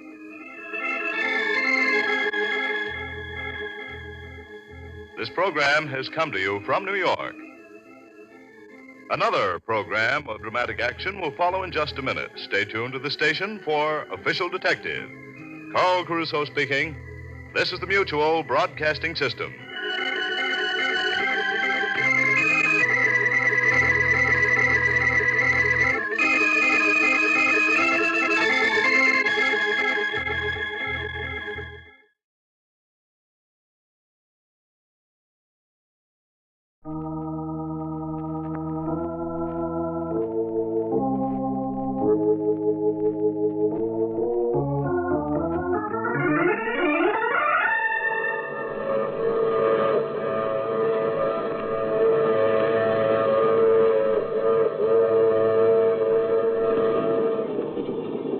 Broadcasting System presents The Mysterious Traveler, written, produced, and directed by Robert A. Arthur and David Cogan, and starring tonight 2 of radio's foremost actors, Eric Dressler and John Sylvester, in an original radio drama titled Murder is My Business.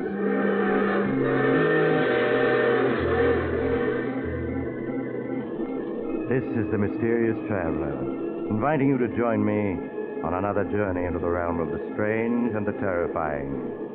I hope you will enjoy the trip, that it will thrill you a little and chill you a little. So settle back, get a good grip on your nerves, and be comfortable, if you can. Our story tonight begins in a huge white mansion overlooking the Hudson River, some 50 miles above New York City. In a large, comfortable room, David Phillips, a slender, nervous man in his early 30s, is seated at a desk, typing.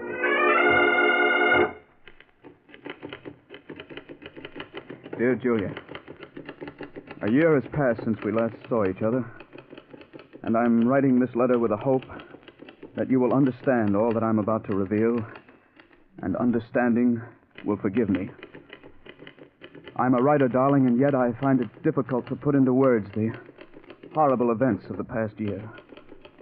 As they flash through my mind, I can feel the quickening of my pulse, and the hatred within me surges up as overwhelmingly as... But I mustn't think of that. It's much more important that you understand what has happened. It all began the day I was in my study, writing a script for the Dangerous Adventure radio show.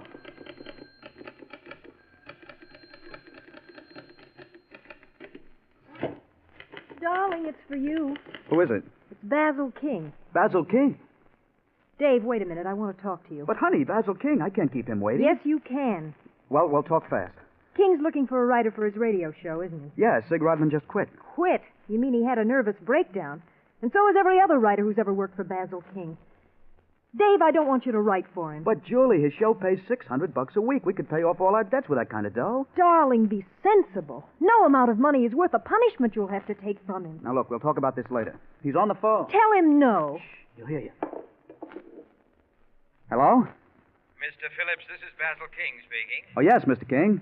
Several people have spoken very highly of you as a radio writer, and at the moment I'm in need of one for my show, Brad Barker, Private Eye. Would you care to discuss the matter? I'd like to, very much. Are you free for luncheon tomorrow?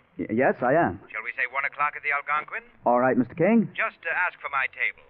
Good day, Mr. Phillips. Good day. Now, honey, don't look at me that way. Dave, I just don't understand you. It doesn't make sense wanting to write for him. Everyone who's ever worked for Basil King detests him. He's the most hated man in radio. Be reasonable, Julie. $600 a week is a lot of dough. If I can't get along with King, I'll quit. Now, what more can you ask? Next day, as the head waiter led me through the crowded dining room, I could see Basil King seated at a table in a far corner of the room. King was a tall, slender, gray-haired man in his late 40s. He had a cold, impassive face, and his movements were stiff and precise. It suddenly occurred to me that he bore an amazing resemblance to Clifton Webb, the Hollywood star. As I reached King's table, he stood up. How do you do, Mr. Phillips? I'm Basil King. Have a seat, won't you? Thank you. I suggest we talk first and order luncheon later. All right, Mr. King. Now, Mr. Phillips, to begin with, I'm a man who believes in frankness. I dare say this frankness of mine has led to my making a large number of enemies and has given me the reputation of being an extremely difficult person to get along with. No doubt you've heard quite a few stories about me. Yes, I have. Believe me, they're highly exaggerated. Great talents, such as myself, have always been misunderstood. The petty minds in this world, not understanding men of genius, are forever seeking to destroy us. I see. I wonder if you do, Mr. Phillips. I wonder if you do. I ask very little of my writers, merely a modicum of intelligence and the ability to accept constructive criticism. That sounds reasonable enough. Yes, one would think so, and yet I haven't been able to find a writer who understands me. I'm sure you will sooner or later. Perhaps, but to date it's been very discouraging. However, we mustn't dwell on the past.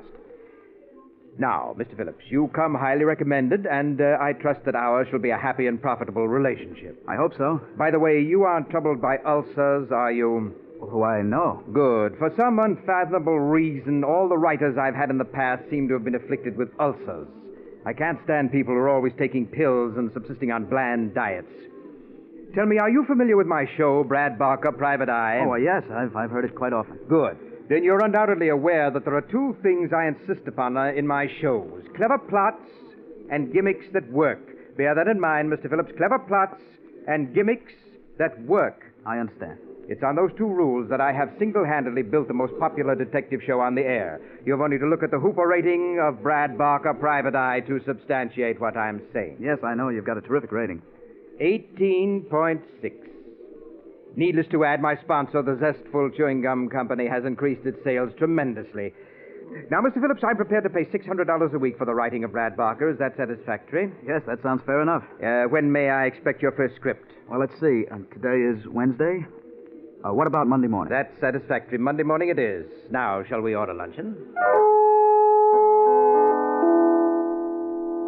An hour later, Basil King and I separated in front of the Algonquin. I went home and started work on the script, determined to turn out a show that would make King sit up and take notice. After 4 days and nights of intensive writing, I completed the script. Monday morning, I went downtown to Basil King's luxurious office and turned the script over to him. As I sat by his desk, watching him read it, it was hard to tell what he thought of it. His face was cold and impassive as he turned page after page. At last, he finished reading it and looked up. It won't do, Mr. Phillips. It won't do? Well, why not? First of all, you haven't caught the spirit of Brad Barker in your dialogue. But more important, the plot is weak, and your murder gimmick won't work. Well, I don't see why it won't. Would you mind explaining? In this script, you have the victim, what's his name? Charles Riker. Yes, you have this fellow, Charles Riker, whose life has been threatened, barricade himself in a small cabin. All doors and windows are locked from the inside, and in addition, he's armed to the teeth and has a watchdog with him. That's right. 2 days after this fellow Riker has barricaded himself, Brad Barker breaks into the cabin to find him dead. Dead of poison. Yes. Your gimmick is that the murderer, unable to get at Riker, has tapped the water pipe which ran from the spring to the cabin and poisoned the water. Yes, well, what's wrong with that? My dear fellow, don't you think that when Riker drew a glass of water in the cabin, he'd have tasted the poison in the water? But I planted in the script that the poison was tasteless. Oh, you did? Well, nevertheless, it won't work. Oh, why not? It just doesn't ring true. I don't feel it. Why not? I wish you'd stop asking why not. It's obvious that I don't like your gimmick, and if I don't like it, 15 million radio listeners won't like it. If our relationship is to continue, you must learn to accept constructive criticism. After all, my dear fellow, you have merely to look at the rating of the show to realize that I am never wrong.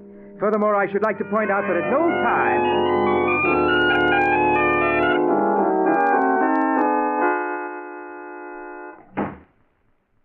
Is that you, Dave? Yes, Julie? How did King like your script? He didn't like it. That's putting it mildly. Oh, but that was a good script. One of the best you've ever done. That's what I thought. But Mr. King didn't. No wonder all his writers have nervous breakdowns. That man doesn't know what he wants. Well, I'll give it one more try. You mean you're still going to try to write for him? Now, honey, there's no use in giving up so soon. Maybe once I get to know King's likes and dislikes, it won't be so tough to write for him. Dave, I've never interfered before, but this is too much.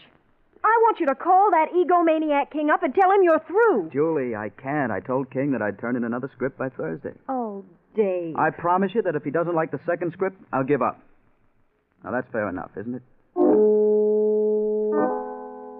For the next 3 days and nights, I sweated over a new script. As I worked out the plot and gimmick, I tried to anticipate Basil King's every possible objection. Early Thursday morning, I went downtown to King's office and turned the script over to him. As he sat reading it, I began thinking of what I would say to him if he turned the show down. I would tell him quite firmly that it was obvious I wasn't the man to write the Brad Barker show.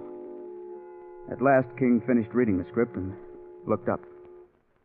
The plot, Mr. Phillips, isn't exactly new, and the dialogue needs rewriting here and there, but on the whole, it will do. You mean you like it? I wouldn't go so far as to say that I like it. Rather, let us say that it's acceptable. I trust, Mr. Phillips, that with time your scripts will improve. Good day.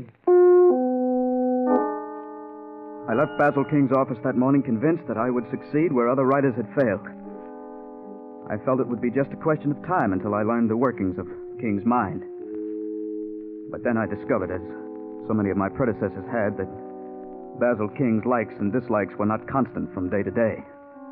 What he told you on Thursday didn't hold true on Friday.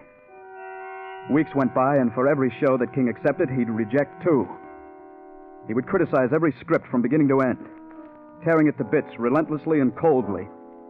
Any questioning of his criticism would lead to his redoubling his attack.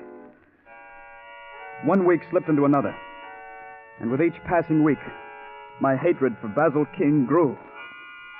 Life became a nightmare of deadlines, of writing endlessly with one eye constantly on the clock.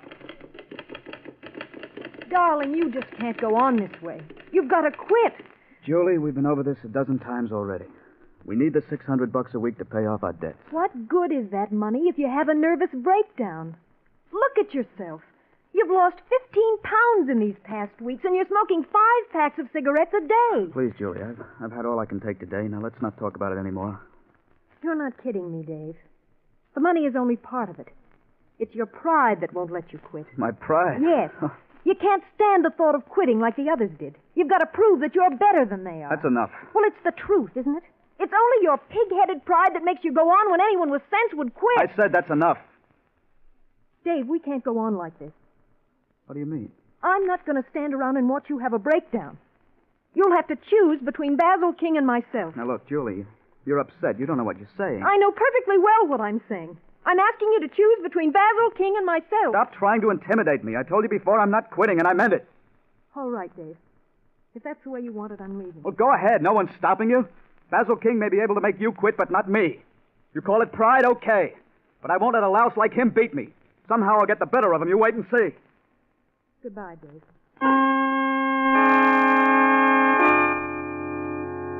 I was so emotionally worn out the night you left me, Julie. I could scarce comprehend my loss at the time. There seemed to be only two people in the world. Basil King and myself. As I traveled back and forth day after day between my typewriter and King's office, my hatred for him increased 100-fold. Feeling my hatred for him, King redoubled his sadistic attack, sensing that I was determined not to quit. The weeks slipped by, and the nightmare continued. King insisted that I come to all rehearsals of the show so that the cast, as he put it, might see the culprit who wrote the script. It was at a rehearsal that I first met Mr. Pearson, president of the Zestful Chewing Gum Company. He was sitting in the control room, watching with great respect as Basil King rehearsed the cast. No.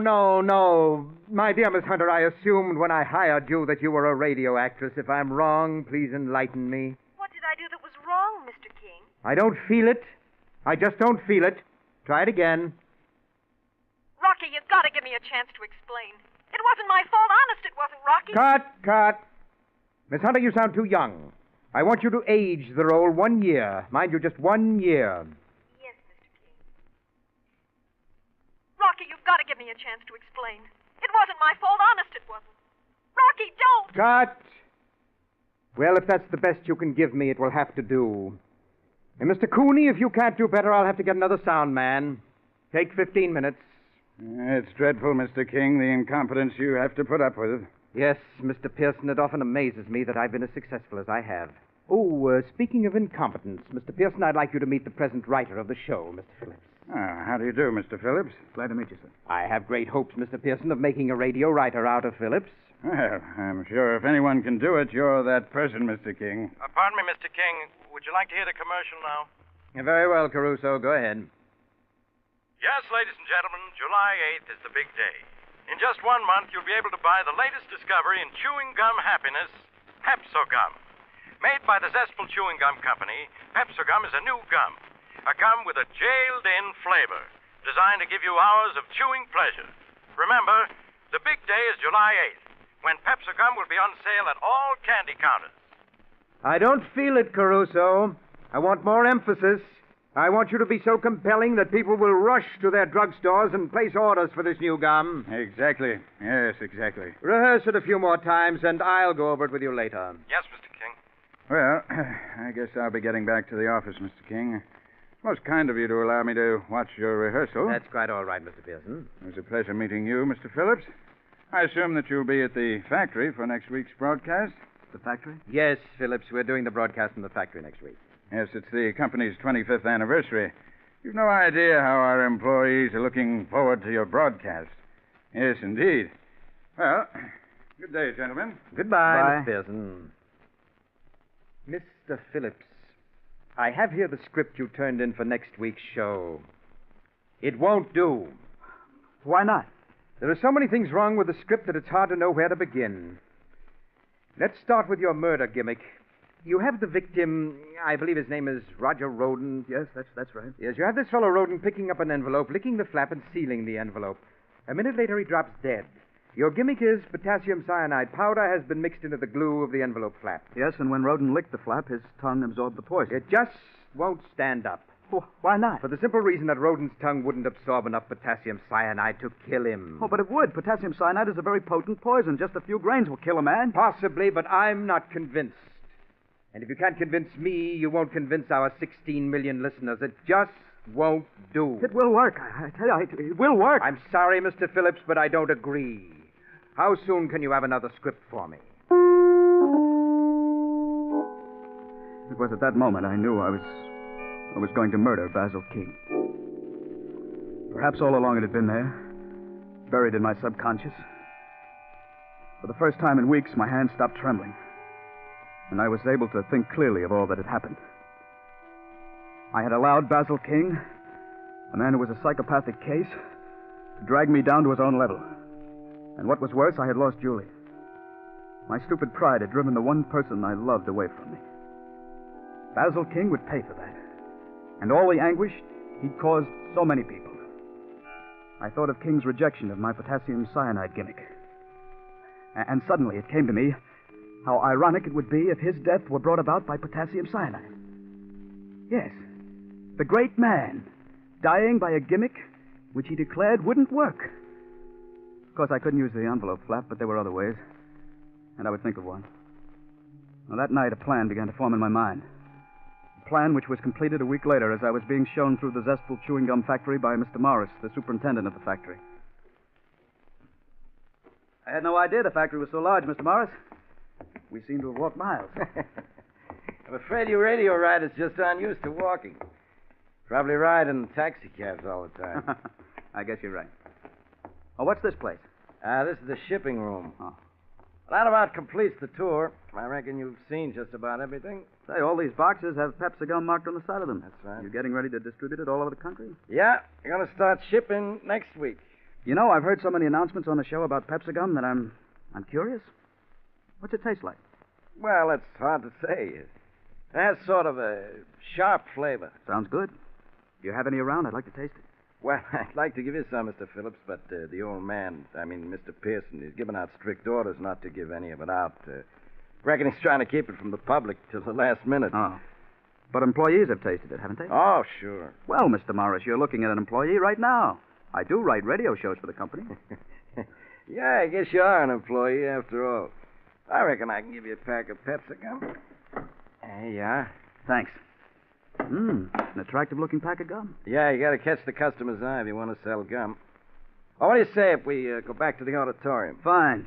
I've seen the whole factory, and I've got a pack of the new Pepsi gum. What more could I ask for?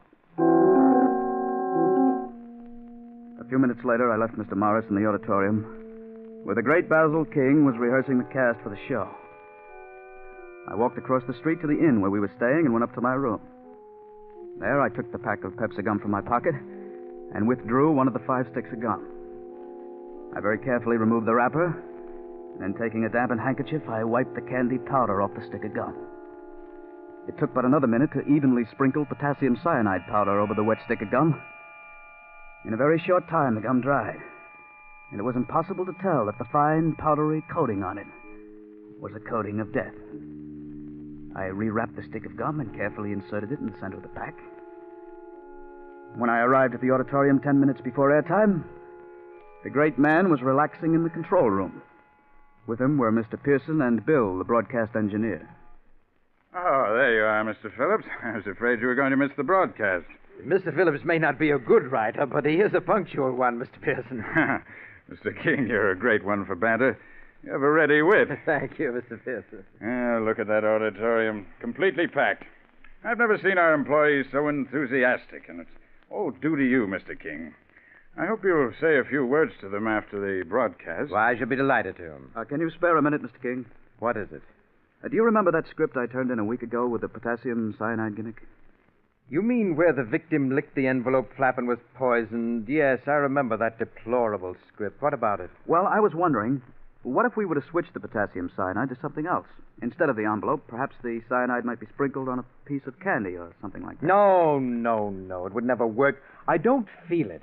You really don't think it would, huh? Certainly not. Really, Mr. Phillips, you're showing less and less imagination from week to week. Well, I just thought I'd mention it. Hey, Mr. Phillips, that pack of gum you have, isn't that the new Pepsi gum? Yes, Mr. Pearson, that's right. But I gave strict orders that it wasn't to be given out. How did you get it? Yes, how did you get it? I found this pack in the shipping room. I hope you don't mind my having taken it. Well, no. After all, we are just one big family. You see, Mr. Pearson, I've heard so much about the new Pepsi gum that I was curious to find out what it tasted like. Well, what did you think of it? Well, I haven't tried it yet. But I guess this is as good a time as ever. Have a piece? I don't mind if I do. Thank you. What about you, Mr. King? No, thank you. You mean you aren't even curious to know what Mr. Pearson's new gum tastes like? Please, Mr. King, I'm very eager to know what you think of the flavor. I have great respect for your opinion. Very well, Mr. Pearson. Here you are, Mr. King. Thank you. I understand it has a sharp flavor, Mr. Pearson. Yes, but delightfully so. That's delicious. Well, I have a feeling that Pepsi gum is going to be a tremendous success. Go ahead, Mr. King. Put it in your mouth. I'm anxious to have your opinion. Yes. Yes. Well, it certainly has a sharp taste. Oh, not that sharp. Keep chewing it. 1 minute to airtime, Mr. King. Thank you. I watched the great man, Basil King, chewing a stick of Pepsi gum. I knew that he found the flavor a bit sharp. And if Mr. Pearson hadn't been watching him, he would have spat it out. Yes, Mr. King didn't like the flavor, but with the sponsor looking on, he had to continue chewing. I watched the minute hand sweep around the clock. In 30 seconds, we would be on the air, and according to my calculations, Mr. King would keel over 15 seconds after we were on the air.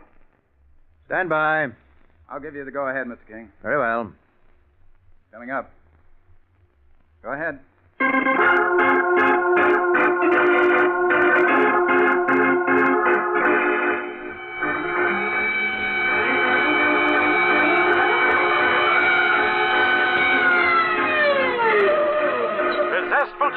Company presents Brad Barker, Private Eye. Conceived, produced, directed, and edited by Basil King.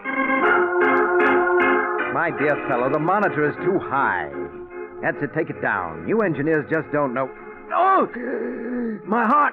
Brad Mr. Barker, King, what's Private wrong? Eye. My heart, Quick, catch him. I've got him, Mr. Pearson. You'd better get a doctor. It looks like a heart attack. Yes, I'll get one immediately. Bill, turn down the monitor. Just do the best you can. Okay, Dave. You take care of him, and I'll take care of the show. And soon there will be a special flavor added to the zest of chewing gum King, family. can you hear me? Yes, get a doctor. Do you remember the potassium cyanide gimmick? Potassium cyanide. Yes. I just want you to know you're wrong. It does work. That's why you're dying. What? That stick of gum I gave you. It was covered with potassium cyanide powder. No, get a doctor. A doctor can't help you. You're going to die. Brad Barker, Private Eye. Poor Mr. King. Small dingy office overlooking the harbor. On the door is a letter. You just forgot one thing. Waterfront Protective Association. Murder is my business.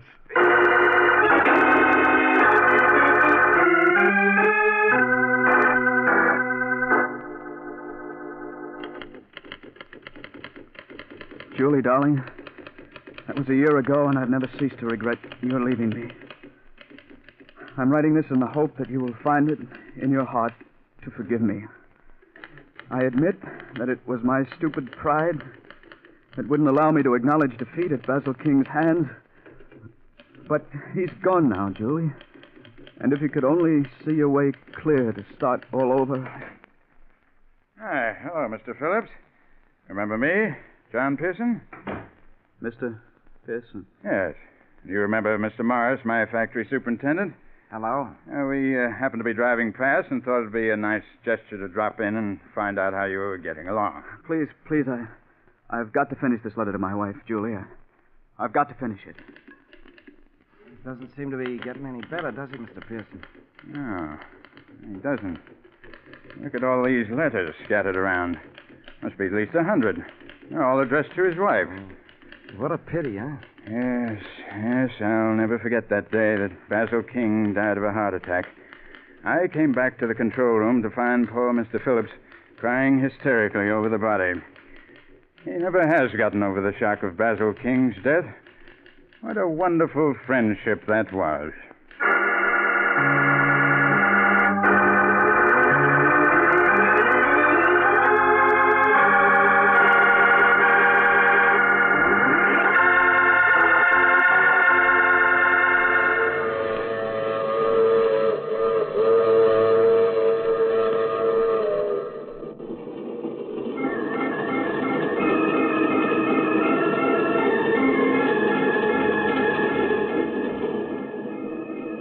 This is the mysterious traveler. Did you enjoy our little trip? It's too bad about Dave Phillips, isn't it? His mind snapped in his hour of triumph. 16 weeks of life with Basil King proved to be just too much for him, mentally. As Basil King used to say, being a radio writer calls for a weak mind. However, it does seem that Dave Phillips did get in the last word. For Basil King died of a gimmick he claimed would never work.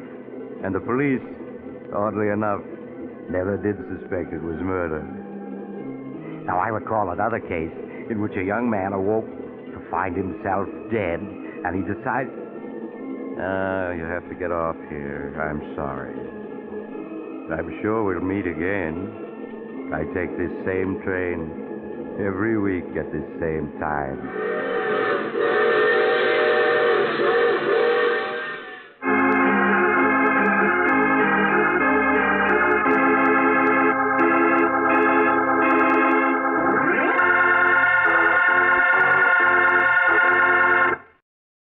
You have just heard The Mysterious Traveler, a series of dramas of the strange and terrifying. All characters in tonight's story were fictitious, and any resemblance to the names of actual persons was purely coincidental. In tonight's cast were Maurice Tarplin, Eric Dressler, John Sylvester, Shirley Blank, and Richard Coogan. Original music was played by Paul Taubman. Sound was by George Cooney, broadcast engineer Walter Payne. Mysterious Traveler is written, produced, and directed by Robert A. Arthur and David Cogan.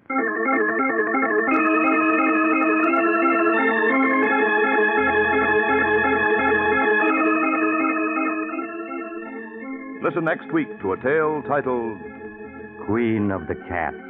Another strange and suspenseful tale of the mysterious traveler.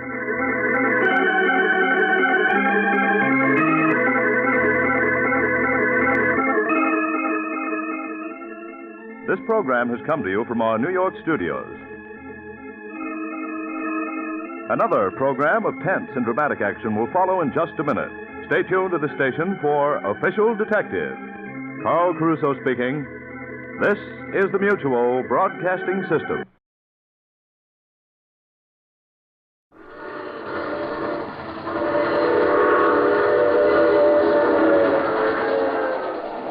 Mutual presents The Mysterious Traveler.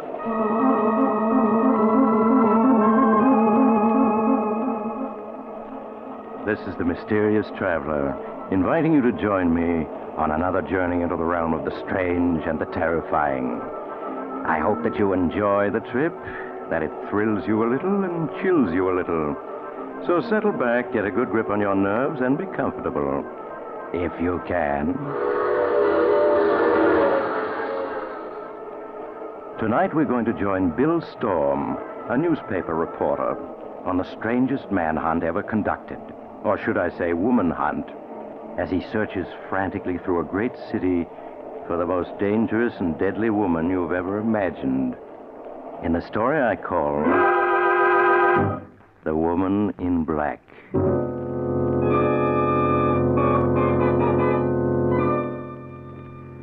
And now here's the story as Bill Storm himself wrote it down when he began to be afraid that maybe he was going to succeed in his hunt for the woman in black.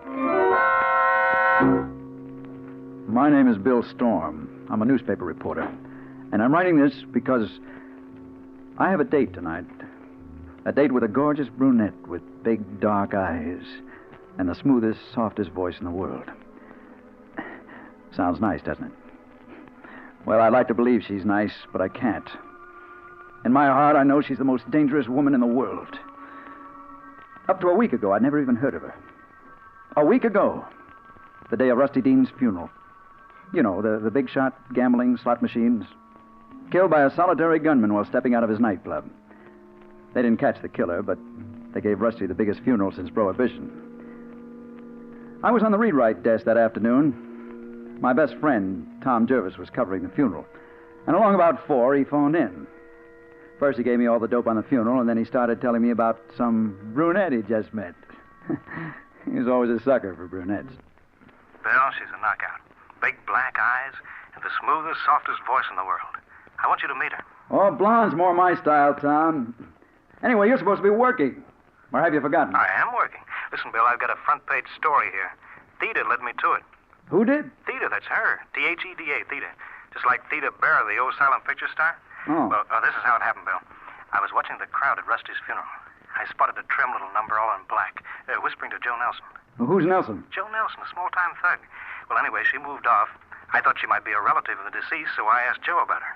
He claimed he'd never seen her before. That all that she'd said to him was 4 o'clock at the Banner Bar and Grill. 4 o'clock at the Banner Bar and Grill? Sounds like a message. That's what Joe figured. Only he decided that she'd delivered it to the wrong guy. Well, I sort of wanted to see her again, so I persuaded Nelson he needed a drink. We slipped around the corner here to the Banner Bar and Grill. Sure enough, she was here waiting for us. Now, Tom, watch yourself. Bill, you've got the wrong idea. She's a perfect lady. Yeah? What about that big story you claimed you had? I'm coming to it. But honest, Bill, I want you to meet Theda. You'll go for her. Hey, look, I'm going to put her on the phone to say hello. Here she is. Theda? Hello, Bill Storm. Hello, Theda. Is that your real name? Yes. Don't you like it, Bill? Well, sure I like it. What's the rest of it? Any girl my sidekick goes overboard for, I'd like to know her name. There isn't any rest of it, Bill. Just Theda. Oh, nobody is just one name. Not these days. Sorry, Bill. It's all I've ever had. Here's Tom again. Listen, Bill, I'm going to fix up a date with her for you. But here's the story that I promised you. Joe Nelson has been getting quietly plastered. And from what he's let slip, I'm positive he's the gunman who killed Rusty Dean. He is? Well, then hang on to him. I am. You get a car, come down here. We'll smuggle him up to the office and work on him. Maybe we can get the whole story out of him. I'll be there in 15 minutes. Keep buying them drinks till I get there. What's the address? It's on the corner of 5th and Spruce. Bill, 2 men just came in the door. They got Tommy guns. They're after Joe Nelson. Tom, what happened? They just mowed him down. Theta's gone. She slipped away when they came in. I think she fingered him for them. Yeah, that explains everything. Bill, they're coming over toward this phone booth. They're going to shoot. Bill! Tom! Bill, they've got me. But find that girl. She knows who they are. She's working with them. So long, Bill.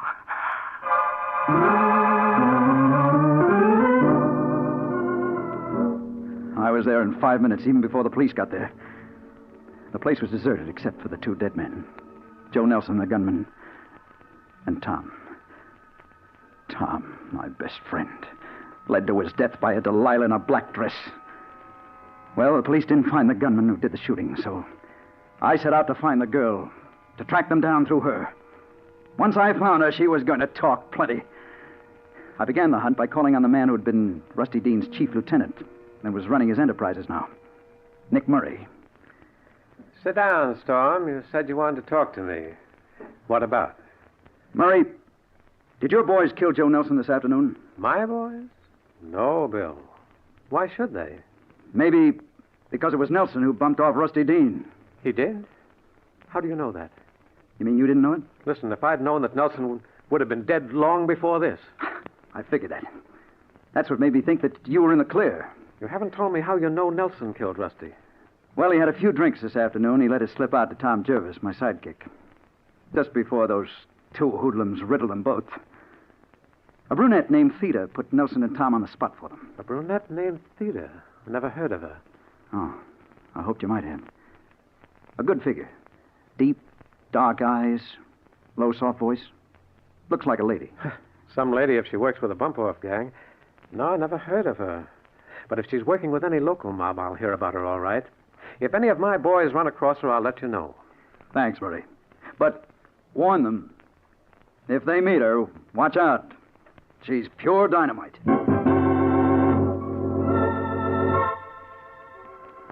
Well, that was one lead that got me no place. So next I dropped in on Captain Hughes, the head of homicide, to ask if the police had gotten any fingerprints off the glass the girl had been drinking from before the shooting started. Sorry, Bill. No dice. You mean you didn't get anything from the girl's glass? Not a thing. You see, she hadn't touched it. None of the liquor was gone. Well, now that proves that she wasn't on the level. Not necessarily, but well, I've issued orders to have her picked up if she's found. Not much to go on, though. We tried to get a description from Gomez, the waiter who served them, but... But what? Well, he says he didn't get a good look at her. When she slipped away, he didn't even see her go. Some eyes he must have had. I suppose he didn't even see the shooting. Not much of it. He dived down the cellar steps when it started. He's in Civic Hospital now. Well, I'm going out there to talk to him. He must have noticed something. Oh, and so long, Captain, and thanks.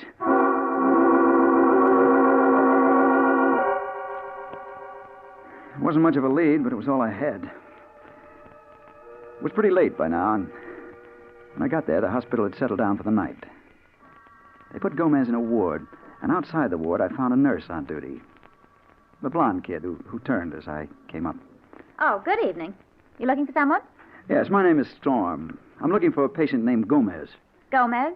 Oh, yes, broken arm and internal injuries. How is he? Is he awake? Yes.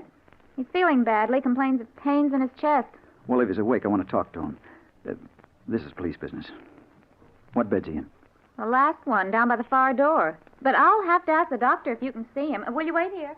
She disappeared down the hall, but I didn't wait. The ward was dark, except for a couple of dim lights. I started for the far end, and then I saw her.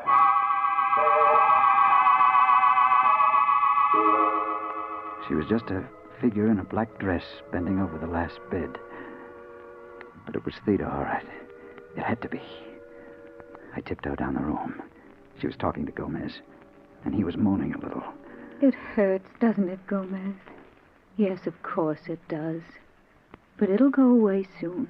He mumbled something, and then he reached for the glass on the table beside his bed. A drink of water? Of course. Let me help you. She helped him lift the glass to his lips, and then I knew what she was up to, and I yelled, Gomez, grab that glass. Don't drink out of it. He dropped it all right, but it was too late. He'd already drunk from it. He turned to stare at me, his mouth open, and she moved toward the door right beside her. I ran after her, but it was too late.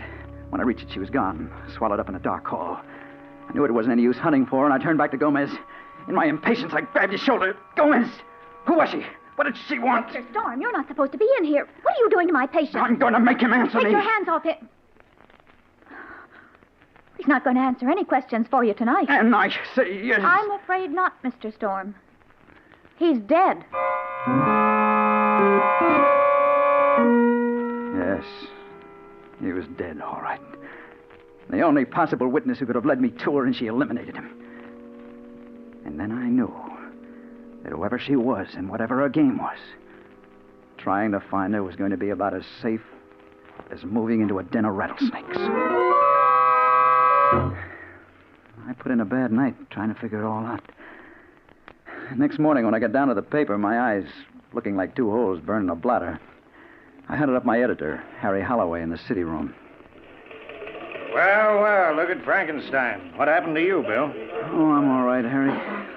Listen, anything new come in about those thugs who killed Tom? Not a thing. Paper's needling the police, but, well, so far, no results. And there won't be either, till we find that girl in black. She's the key to the whole thing, I know it. Aren't you getting a little hipped about that girl in black? After all, she may be perfectly innocent. Oh, yeah? Then how do you explain her killing Gomez last night, just before I could question him? Bill, are you sure you didn't imagine you saw her at the hospital? After all, nobody else did. Not even the nurse. Imagine it. I heard her talking to him. In a soft, honey voice, as if she was bringing him flowers instead of poison. Yeah, that's another thing. The hospital autopsied Gomez. Found no trace of poison. They claim it was internal hemorrhage and shock that killed him. Sure, the shock of a nice, healthy slug of poison in his glass of water. Suppose they didn't find anything. They weren't looking for it, that's all. Harry, look, I saw her kill her. Okay, you saw her. Now what? I want to be relieved of all assignments until I find her, that's what. She's in this city, and I'll run her down inside a week. Or I'll quit calling myself a reporter. A week, I said. Didn't take any week to find her. Not that girl. She got around too much. I saw her again just 1 hour later. It happened like this. I went back to my apartment, and I dropped into a chair beside my window. And I started trying to figure my next move. Now, I have an inside room, and the window looks right out on another building across an air shaft, not 10 feet away. I'd been sitting there about half an hour when, out of the corner of my eye, I saw someone in the room directly across from me come to the window and stand there, looking over at me. It was a girl in a black dress, wearing a cute little hat with a black veil down over her eyes. And as soon as I saw her, I knew it was Theda. Don't ask me how I knew, I just did. Standing there with a 10-foot air shaft separating us. Well, I did what I could. I turned so that she couldn't see what I was doing, and I got Captain Hughes on the phone. He said that he'd have the building surrounded if I could keep her talking for 5 minutes. Well, I hung up the phone, and I turned back toward the window, trying to act casual. Hello, Theda. Looking for me? Hello, Bill. No, it's just accidental that I'm here. But you're looking for me, aren't you? Her voice did something to me. I can't explain it. It sounds crazy for a hard-boiled crime reporter to say, but it seemed to get down inside me and twist things all around. Why, a minute ago, I had hated her. And now... Well, now I knew why Tom had gone overboard about her. I said something, anything to keep her talking. Why, yeah, Theda, I've been looking for you. You're a hard girl to find. I have to be, Bill. But why, Theda? Look, you're just a kid. What kind of a racket are you mixed up in, anyway? I'm sorry, Bill. I can't answer that. But listen, you could be anything you wanted. You don't have to be mixed up with murder. Then you think I'm a murderer? Oh, what else can I think? Last night you killed that poor devil at the hospital. I saw you. Yes, I know. You wouldn't believe me if I told you you're wrong, would you? Oh, I'd like to, Theda, but I can't. I can't. I'm sorry, Bill. Someday you'll know the truth. Now I have to go. Oh, no, wait. Let me look at you. I think we met someplace before. Yeah, it was Chicago. But I can't remember where. Please don't try to, Bill. And don't try to find me anymore. Now, goodbye. Oh, no, wait. But she was gone. And then somebody else appeared at the window. A window washer. He started to climb out on the sill to fasten his belt to the safety hooks, and I yelled at him, "Hey, you! That girl who was there, stop her!" You made a little number in the black dress? Yeah, where did she go? She went out just as I come in. But... Well, go after her. Grab her. She's wanted by the police. Hey, listen, mister, I'm here to watch windows, not to chase dames. If the police want to, let them catch her. Now, quit bothering me. I got a job to do. Hey, look out. Huh? Your safety hook. No! Right in front of my eyes, he fell 15 floors. I saw the safety hooks break as he leaned his weight against them. And then I knew why she'd been there. She'd been there to weaken those hooks, to make sure that poor devil fell and killed himself.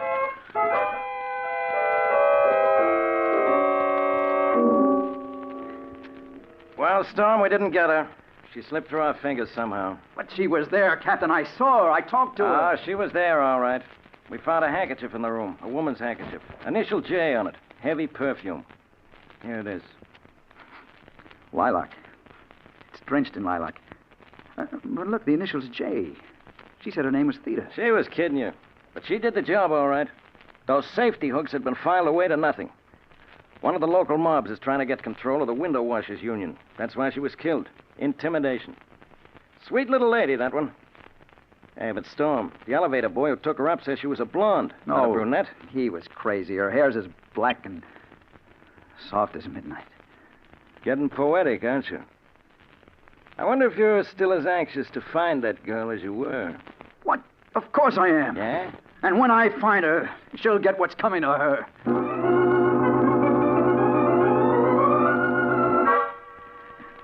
That's what I said. I didn't know for sure whether I meant it or not. I just knew that I had to find her again. For 4 days, I combed the town for that girl. And then, 2 nights ago, as I was walking home, just about midnight, I ran into Dutton, a cop I knew, looking down the dark street and scratching his head. Hello, Dutton. What's the matter? You see a ghost? Oh, hello, Mr. Storm. No, but I got a funny feeling I just saw that girl Captain Hughes once picked up. You did? Where? When? Just a minute ago. I was walking my beat when this dame comes past me, all dressed in black, and she smiles at me. Yeah, go on. What happened then? Where'd she go? Down the street. She turned into that door down there. Well, come on, then. If she's still there, we gotta get her. In 30 seconds, we were standing before the dark door that Dutton said the girl had turned into. It was partly open. That's the door, Mr. Storm. But that's the entrance to a first storage loft. Why would she go in there? I don't know, but we'll find out. Well, better let me go first. I got a gun here. I'll see what's going on inside. He pushed the door open, stepped into the dark hall. And then I heard him call out. Hey, lady, I want to talk to you. Hey, you up there. Put down that fur. Put it down. Dutton! Dutton! Who shot you? Was it the girl? No. She was just standing there. It was 2 guys upstairs. Hijacking the furs. They... Dutton! Dutton!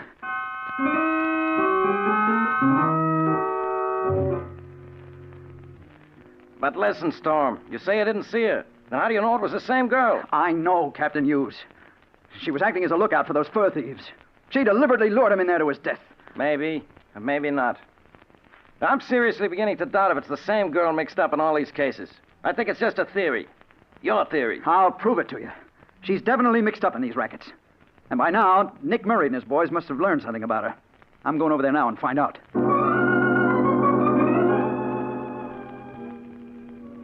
When I got to Murray's club, one of the boys showed me up to the office. Hello, Storm. Come in and sit down. Thanks. I will. Can I fix you a drink? No, thanks. No?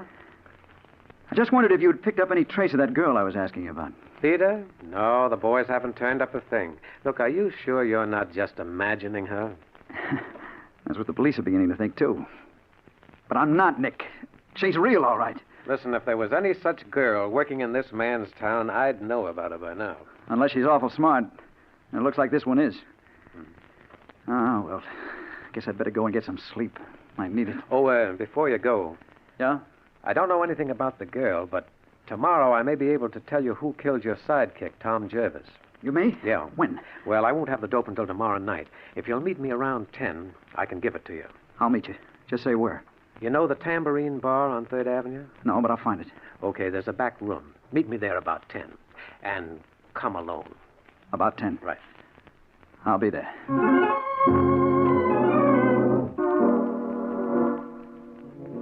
I went home, but I didn't get much sleep. I was too keyed up. About 3, I got up and I put on a dressing gown. I sat down by the window to smoke. And then, behind me, Hello, Bill Storm. I turned, and she was there, standing in the doorway. I started to get up. No, stay where you are, Bill. Unless you do, I'll leave. Theda, why have you come here? You've been looking for me so hard, Bill, I thought I ought to. Look, I won't touch you or try to make you stay, but let me get up and fix you a drink. I'm sorry, Bill. I can't stay. But I did want to tell you the time has come when you can know the truth about me.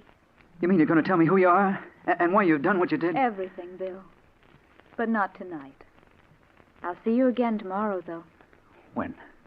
Where? You have an appointment, don't you, with Nick Murray at 10 o'clock? Oh, yeah. At the Tambourine Bar. How do you know? Are you working for him? No, Bill, I'm not. I don't work with anyone. Yeah, but Theda... Please don't ask me any questions now. I can't tell you anything until tomorrow night. Good night, Bill. Oh, no, wait. You can't go yet. But she was gone. By the time I reached the door, she was out of sight. So I went back to bed, but I didn't get any sleep. I was groggy, punch-drunk. I knew she was guilty, but I wanted to believe she was innocent. Well, now I'm going to learn the truth.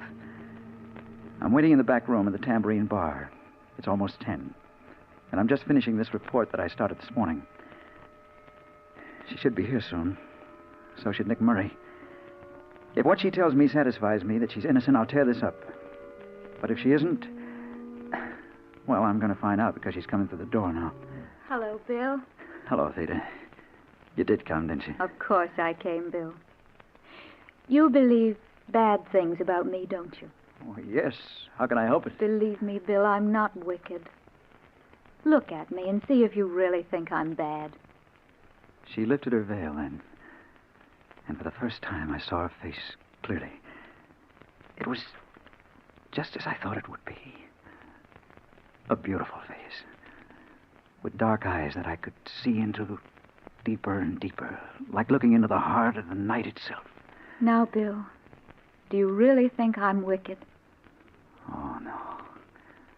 No, I don't. I've been wrong. But who are you then? What's your connection with these murders? You'll know in a moment, Bill. I have to leave you, just for a minute or two. Just while you talk to Murray. He's coming now. She slipped out one door while Murray came in the other. Nick closed the door behind him and sat down. Well, I see you're on time, Storm. Yes. If you can tell me who killed Tom Jervis, I want to know. That's what I'm here for. 2 of my boys killed him. 2 of your boys? That's right. You see, Joe Nelson killed Rusty Dean on my orders, so I could take over. Then I saw your friend trying to pump Joe. I couldn't very well afford to take chances. I had to get rid of both of them. I see. That explains a lot. What about the girl? I don't know a thing about her. I think you just made her up as an excuse to come asking me questions. Oh, no. No, I didn't. She's real. I know better. Because you did see a girl in that apartment where the window washer fell, but not a girl in black. You saw Janice, my girl. She filed those safety hooks, dropped that handkerchief the police found. She did? You mean you had that fella killed? Yes, Storm. Just a little business deal I'm interested in. And last night I decided you were getting to be a nuisance. That's why I'm telling you all this now. Because you're not going to pass it on. Oh, no. No, put that gun away. You can't get away with it. You... Goodbye, Storm. We won't be meeting again.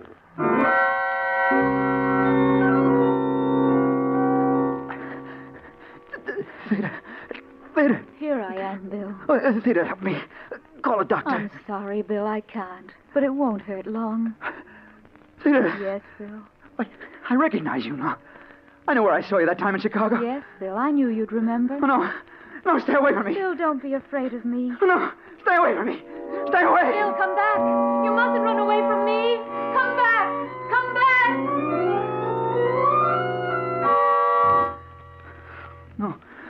No, I won't. I won't. You're not going to get me like you did the others. Mr. Storm. Mr. Storm, can you hear me? What? Where am I? You're a nurse. Yes. You're in Civic Hospital. You were brought here an hour ago, shot in the chest. You were found crawling down 3rd Avenue by policemen. Oh, yeah. I remember. Nurse, take this down. Nick Murray shot me. What? Get word to the Morning Ledger. Certainly, Mr. Storm. Now, please lie quietly while I get the doctor. I'll only be a minute.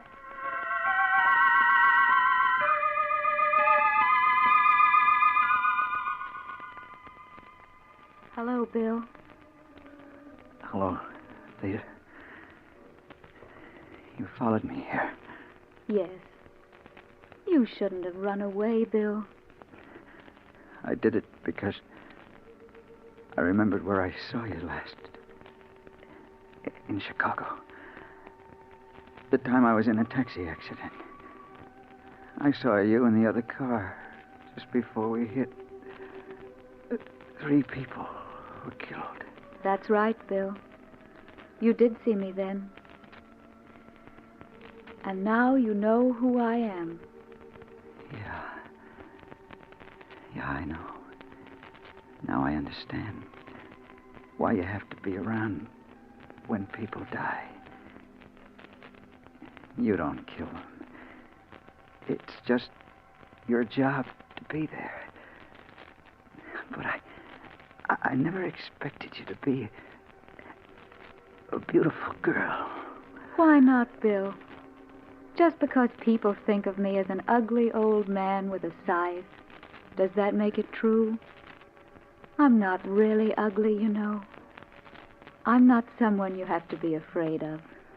Oh, no. And I'm glad you're beautiful. Makes it easier this way. Now take my hand, Bill.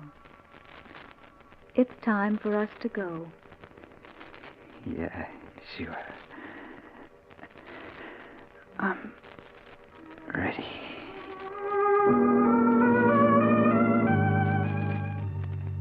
He recovered consciousness a minute ago, Dr. Clark. I came for you at once. He seemed to be quite strong, and I...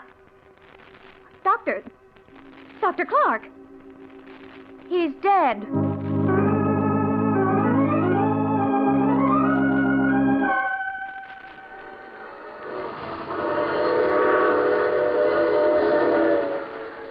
This is the mysterious traveler again. So that was the secret of the girl in black. Theda, a strange name. Theda. I wonder if Bill ever did realize that those are the same letters that spell death. But he did what he set out to do. He learned the truth, and he avenged his friend, and he... Oh, you have to get off here. I'm sorry. But I'm sure we'll meet again. I take this same train every week at this time.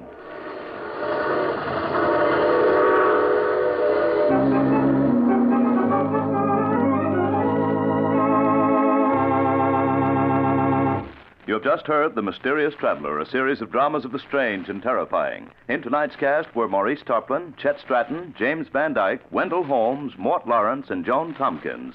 Original music was played by Jack Ward. The Mysterious Traveler is written, produced, and directed by Rob Arthur and David Kogan. Listen next week to a tale titled Death Wears My Face. Another strange and shivery tale of the Mysterious Traveler. The Mysterious Traveler came to you from our New York studios. Carl Caruso speaking. This is the Mutual Broadcasting System.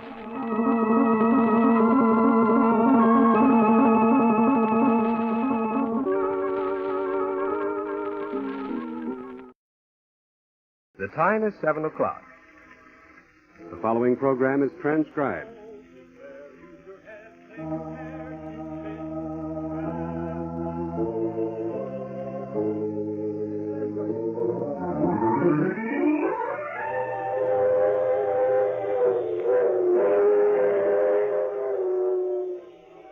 Mutual presents The Mysterious Traveler.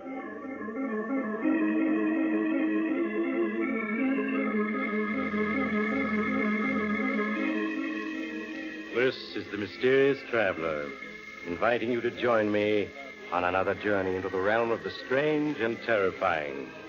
I hope you will enjoy the trip, that it will thrill you a little and chill you a little. So settle back, get a good grip on your nerves, and be comfortable, if you can, as you hear the story I call The Man in the Black Derby.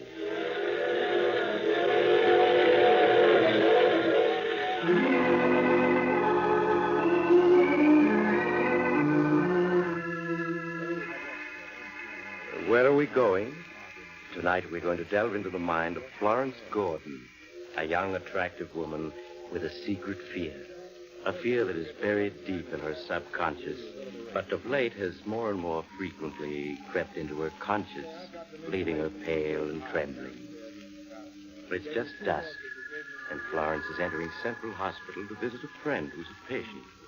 As she walks to the information desk, an uneasy feeling comes over Florence. For a moment, she stops and glances around the lobby of the hospital, as if searching for someone, and yet not sure what this person would look like. As she stares at the people about her, a nurse approaches. Is there anything wrong, miss? No, there's nothing the matter. You seem so nervous, huh? I'd like to see Agnes Deering. Can you tell me the number of her room? Oh, I'm afraid you can't see her. She's very sick. Oh, please, she's an old friend of mine. I've come a long way to see her. May I, please, for just a minute? Well, all right. It's just down the hall and to your right. Room 12. Thank you. As Florence Gordon walked down the hall, she unconsciously glanced back over her shoulder. There was no one following. But as she reached the end of the hall and turned to her right, she bumped into a tall man wearing a black derby. Oh, I'm sorry I didn't notice you. Is this room 12? Yes, it is. Thank you.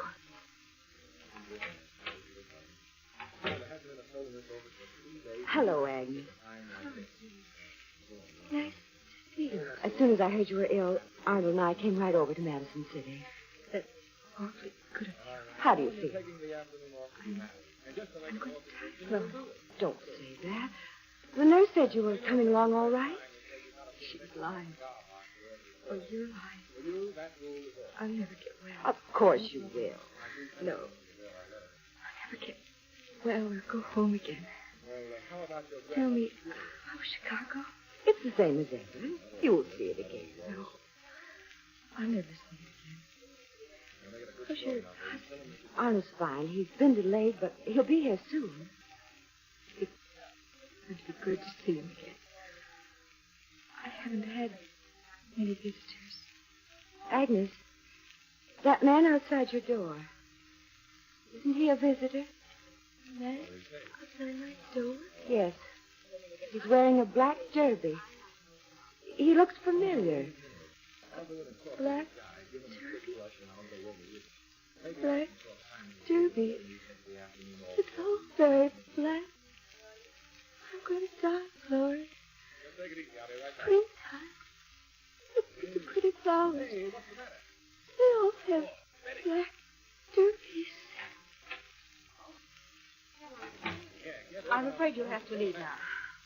Yes, nurse. I'll come back later. Bye.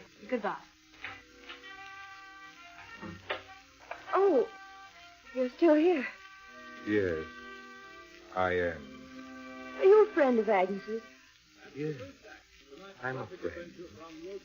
If you'll excuse me, I'll go in to see her now. No, she's delirious. The nurse won't let anyone in now. She'll let me in. That's strange. Where have I seen him before? He frightens me. Such a strange face. Oh, poor Agnes. She looks so thin and pale. It's so terrible she's going to die. What a terrible thing it is to die. My purse. I left it in Agnes's room. I gotta go back. No one's here. Agnes. Agnes.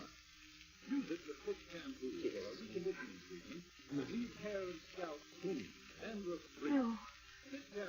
She's not asleep. She's not breathing. Nurse! Nurse!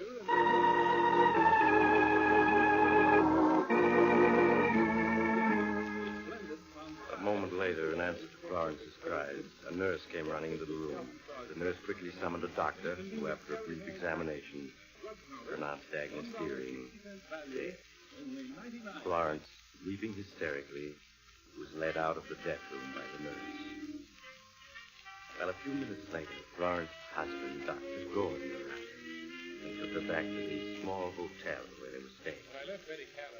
He gave her a stethoscope. He sat by the bedside, holding her hand until she fell asleep. When Florence awoke the next morning, her husband introduced her to Dr. Richard, an associate who was a psychiatrist. For both men listened quietly as Florence spoke of what occurred the previous evening. Oh, I know it was dreadful. She was lying there so sick and pale. And then she became delirious. When I came back from my purse, she was dead.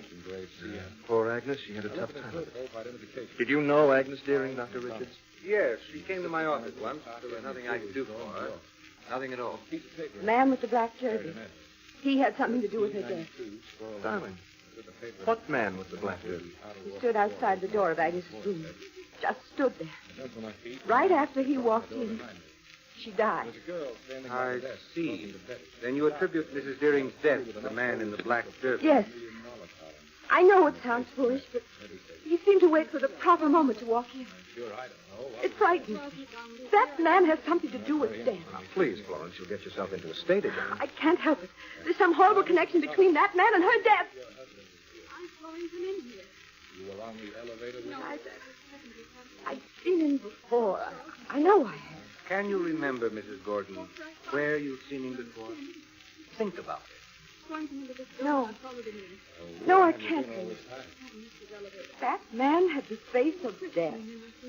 Don't you think, Mrs. Gordon, that death is something that happens? What makes you think he's here? It isn't somebody. I know. I know inside of me that he exists. Tell me, what do you fear most? I suppose death. None of us want to die. That's only natural. But to be concerned with death constantly is the sure way to die. Suppose you come down to my office. We'll have a chat. I'm sorry, Dr. Richards. I'd rather not. Please, Florence, it would be better. You're not afraid of doctors, too, are you? I don't believe there's anything the matter with me. No. I just know that the man in the black derby has something to do with death. Well, I've got to leave. If you change your mind, just drop over to Steve. Who knows? Maybe the man in the black derby is dead. Won't hurt to talk about it.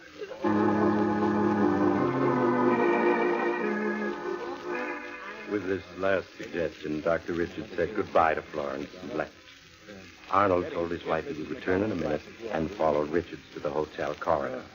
There he questioned Richards anxiously. Well, Doctor, what do you think? This fear your wife has of death, its very intensity shows how deep-rooted it is. She needs treatment. Yes, I've felt that all along, but you heard what she said. She absolutely refuses to place herself under your care. Yes, I know. Don't urge her to see me. You'll only antagonize her. I think that in a very short time she'll come to see me for treatment of her own will.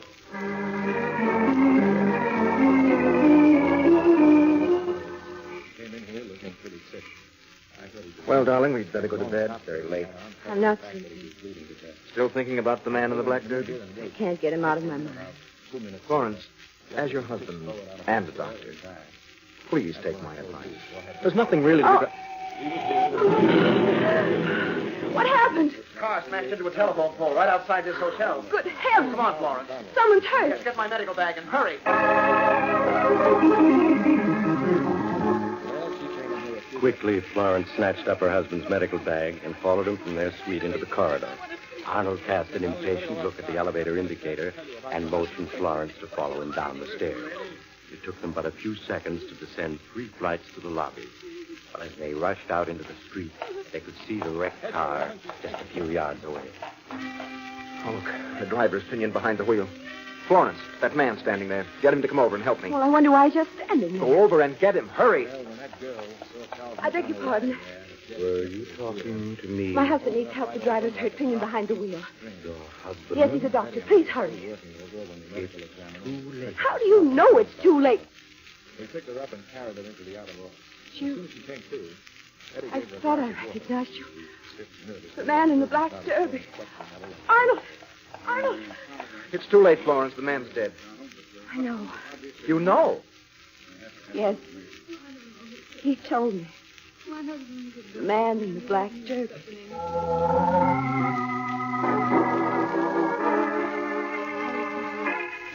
For a long moment, Arnold stared at his terror-stricken wife, then took her gently by the arm and led her into the hotel and up to their suite. There he gave Florence a sedative and watched her fall into an uneasy sleep. The next morning, when Florence awoke, she said nothing about the man in the black derby, but all day long she kept looking nervously out the window, and the slightest noises made her jump. As night came, she paced up and down the room, unable to sit still. Arnold, trying not to show his anxiety, spoke to her soothingly. Why don't you sit down, darling, and rest a bit? The mysterious man keeps following me everywhere. Hospitals, accidents. Somewhere in the back of my mind, I've seen him before. I know his face. What if you have? It doesn't mean anything. I'm going to die on him. Now, please, stop talking nonsense. I am on him. Look, darling, why don't you go see Dr. Richards? He can really do you a lot of good. There's nothing he can do for me. Well, how about coming along with me? I've got to drive to Westville on a case. Arnold, your practice isn't here. You're only visiting. Yes, I know, dear, but several of the local doctors have learned that I'm a lung specialist and have asked me to examine some of their patients. Why don't you come with me, Florence? The ride will do you good. I don't feel like going there. All right, if you want to stay here by yourself. No! I'll go with you. Come on, then. Here's your coat.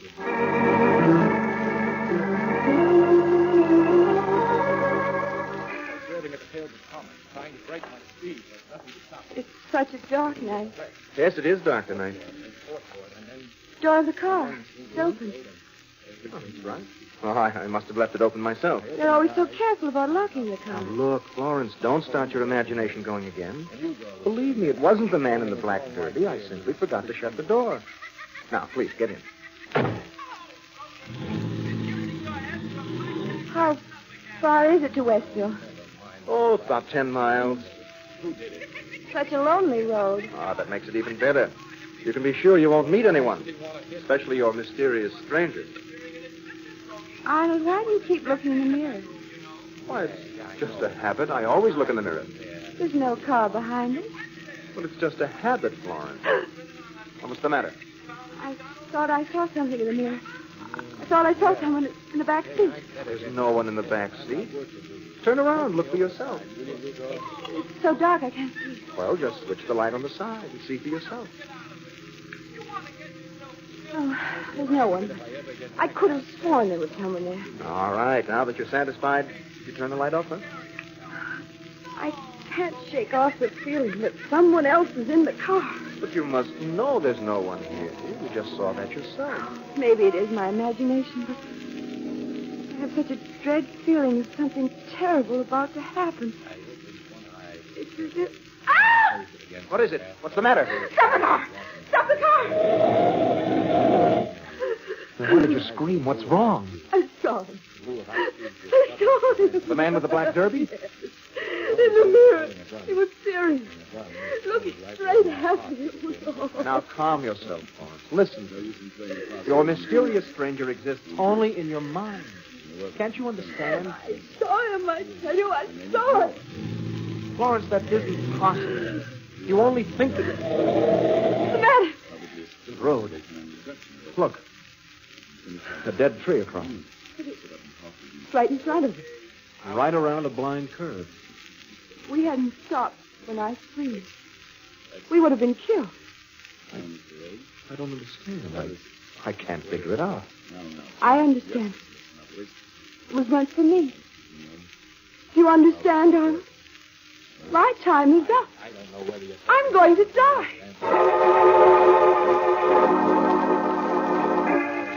Unnerved by the near accident, half believing Florence's statement, Arnold turned the car around and started driving back to Central City. As he drove, he spoke long and earnestly to Florence, pleading with her to consult Dr. Richards. At last, Florence gave in and agreed to do as her husband asked. Arnold, afraid that she might change her mind, drove directly to Dr. Richards' home. Shortly afterwards, they were seated in Dr. Richards' house. Well, so you saw your mysterious stranger again. If I hadn't seen him in time, both Arnold and I would have been killed. You say you saw him in the mirror of the car? Yes, that's right. Well, now, I've driven the car, and Arnold will bear me out. You can't see... excuse me. You can't see anything in the mirror at night, unless there's a car behind you. Both of you admit there wasn't any car. But I'm positive I saw him. Don't you think that in your state of mind, fear plus darkness might make you see anything? You can put mysterious interpretations on many things when you're frightened. She's even got knee jittery now. Panic is contagious. What I'm really interested in is where did you first see the man with the black derby? I saw him at the hospital when my friend died. But you said you knew him. You'd seen him before that. Yes, I have. Must have been a long, long time ago. That's what you've got to tell me. Do you think you can remember? I can't. Can you describe his face? It's kind of blurred. I can't describe him, but I recognize him when I see him. He's always wearing a black derby. Try to concentrate on where you saw him first. I can't remember. All I know is that it has something to do with death. A long time ago. If you can remember where you saw him for the first time, we'll be getting somewhere. But you're tired. We'll stop. I'll expect you tomorrow evening, same time. You don't believe he exists, do you? You think I'm seeing things? No. I think he's real, all right. Very real.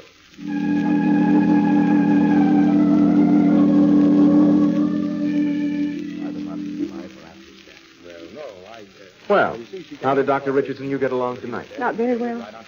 Talked to me a long time, but I still couldn't remember anything. Well, it takes time. You've got to keep going to him. I'm not going to see him anymore. It's no use. Oh, please, darling, don't cry. I'm going to die. I'm afraid. I'm so afraid. Now, you must stop thinking about it. Florence, I'll tell you what we'll do. Let's go to the carnival, huh? They set one up right outside the town. It's been years since we've been to one. I want to stay right here. Please. As a favor to me. Will you? All right. Oh, that's good. If the man in the black derby follows you tonight, I swear I'll punch him right in the nose.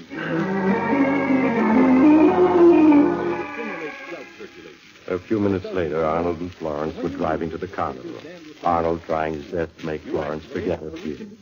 They parked on the outskirts of the carnival grounds, and Florence reluctantly left the car and followed her husband to open lights and music. Soon they were in the midst of the pushing, swirling, joy-seeking crowd. But the noise and excitement and color had no effect on Florence. She only stared at everything through unseeing eyes. Oh, it's like the old days, isn't it? Yes, like the old days. Please, darling, it's pointless to keep looking behind you. There's no one but all these people who are trying to have a good time. I can't help it. Well, just hold on a minute. Arnold, this is different. Come on, folks, get the thrill of your life. The biggest Ferris wheel in all of Wayne County. See the lights of Central City below you for 25 cents. Only $0.25. Safe, exciting, thrilling, only 25 cents. Sit right up. Get your ticket. Look, near the Ferris wheel. How would you like to go up in it? No, I don't think I will. Oh, come on. I'll get some tickets. Two, please. Yes, sir. 2 of it. Who's next? It'll be a lot of fun. Are you sure it's safe? Well, of course it is. Here, we'll take this compartment. Come on. No, I'm not going. Why, what's the matter now? Go away from here. Please. Hurry, folks. Just room for 2 more on the biggest Ferris wheel in the country. Only 25 cents, $0.25. All on. There she goes. What in the world has got into you? Why did you run away? I saw him. Where? Sitting in the Ferris wheel. By himself. All by himself. Oh, for heaven's sake, darling, you just imagined that you saw him. Sitting in the next compartment to the one we were going to take. Sitting there watching me. Well, I guess it's no use. We may as well go. What is it? There's something wrong. The Ferris wheel. One of the compartments has come loose. There are 2 people in it. What's more? They're going to be killed.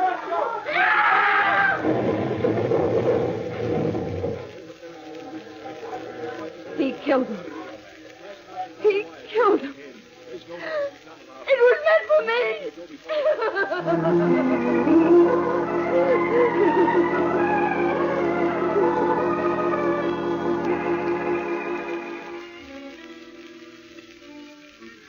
Dear, you mustn't let your imagination become your master. You mustn't. Must be something like this. I've been punished. You've done nothing evil. And you're not being punished. Sooner or later, he'll catch up to you. Darling, look, I've got to go on an emergency call to the hospital. You want to ride with me? Why do you have to go? Well, this is an emergency operation. They need a lung specialist, and I'm the only one in town. I have to go. I won't get into the car again. I won't be long. You're not going to leave me alone. I'm afraid I'll have to. I won't stay here alone. All right, that's how you feel. Patients may die because I wasn't able to get... Well, you'll be right back. The minute I'm through. I'll keep calling you on the phone. Keep the door bolted and don't be afraid. After all, you're in a hotel. You can get help in a minute.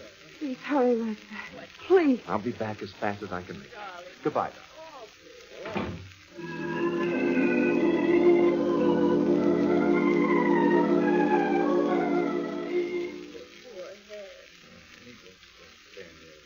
I'm alone. I'm really alone. There's no one here but me. No one. No one. No one. Oh, I can't carry on like this. I can't.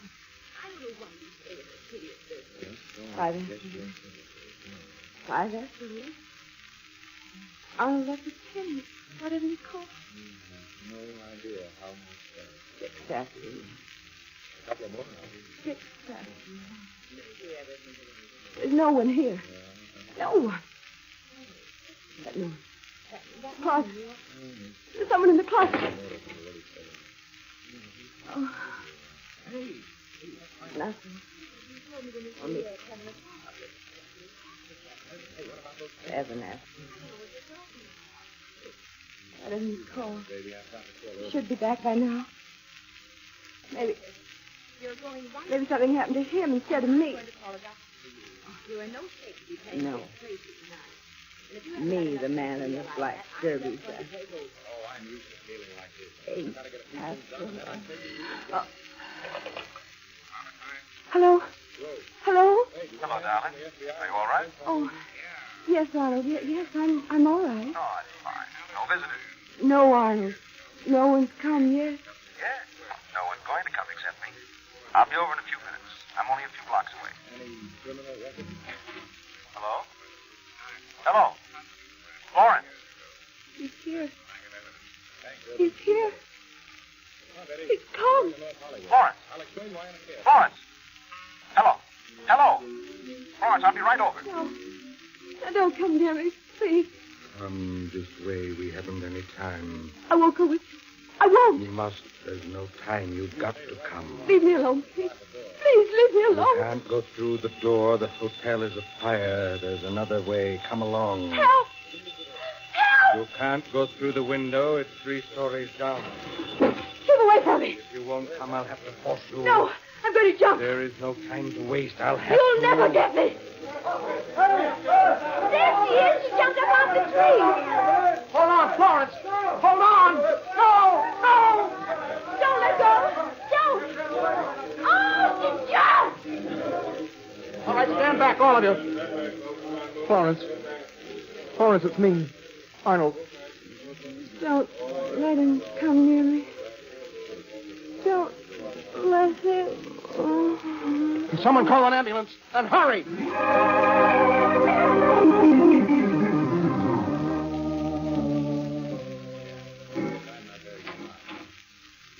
Come in, Dr. Richard.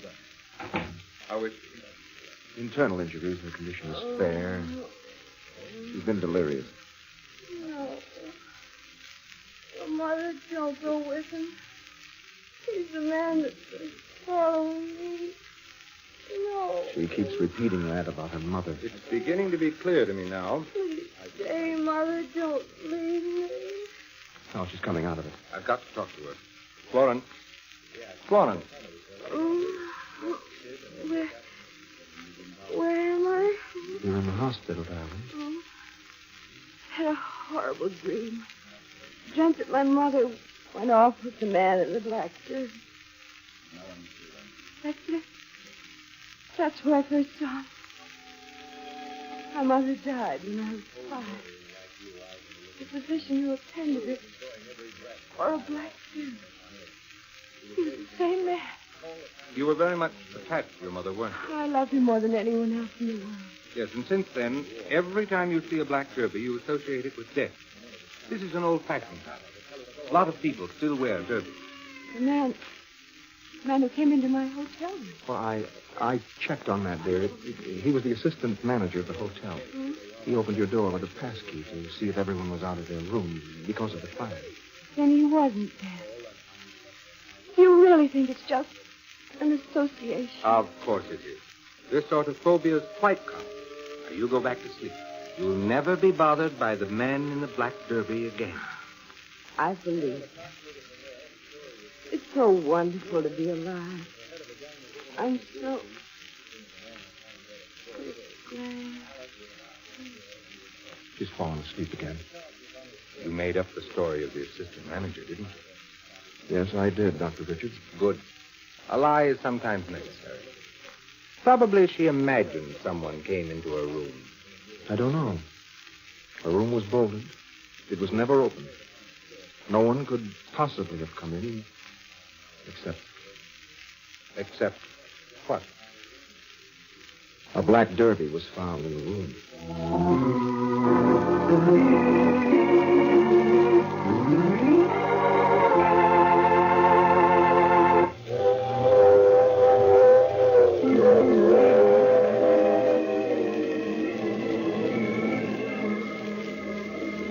This is the mysterious traveler again. How did you enjoy our trip? Very strange about that black derby that was found in Florence's room, isn't it? Perhaps Florence ought to place an advertisement in the lost and found column. But on the other hand, that mightn't be such a good idea. The owner of the hat might not only call for the hat, but the person who found it as well. Now, I recall another young lady who was unfortunate enough to... Oh, you have to get off here. I'm sorry. But I'm sure we'll meet again. I take this same train every week at this same time.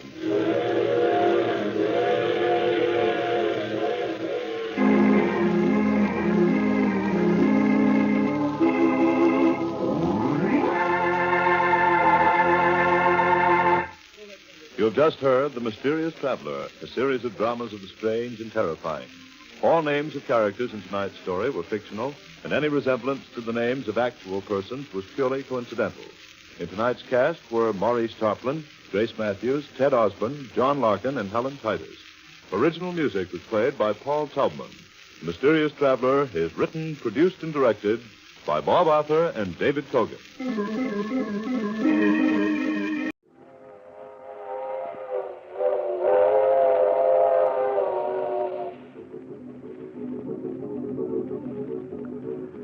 The Mysterious Traveler.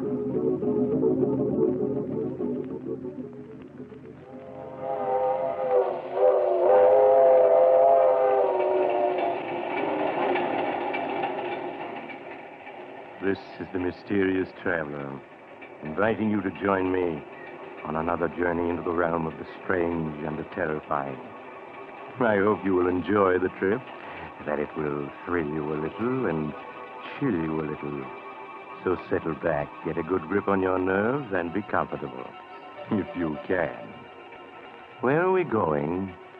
Why, we're going to visit a man who could change the soul of a human being from one body into another, in a story I call They Who Sleep.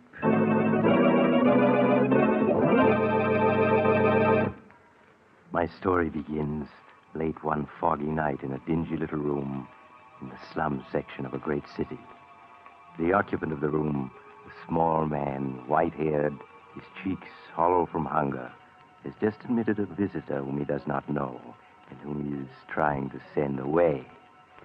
An expensively dressed young woman with a heavy veil hiding her face.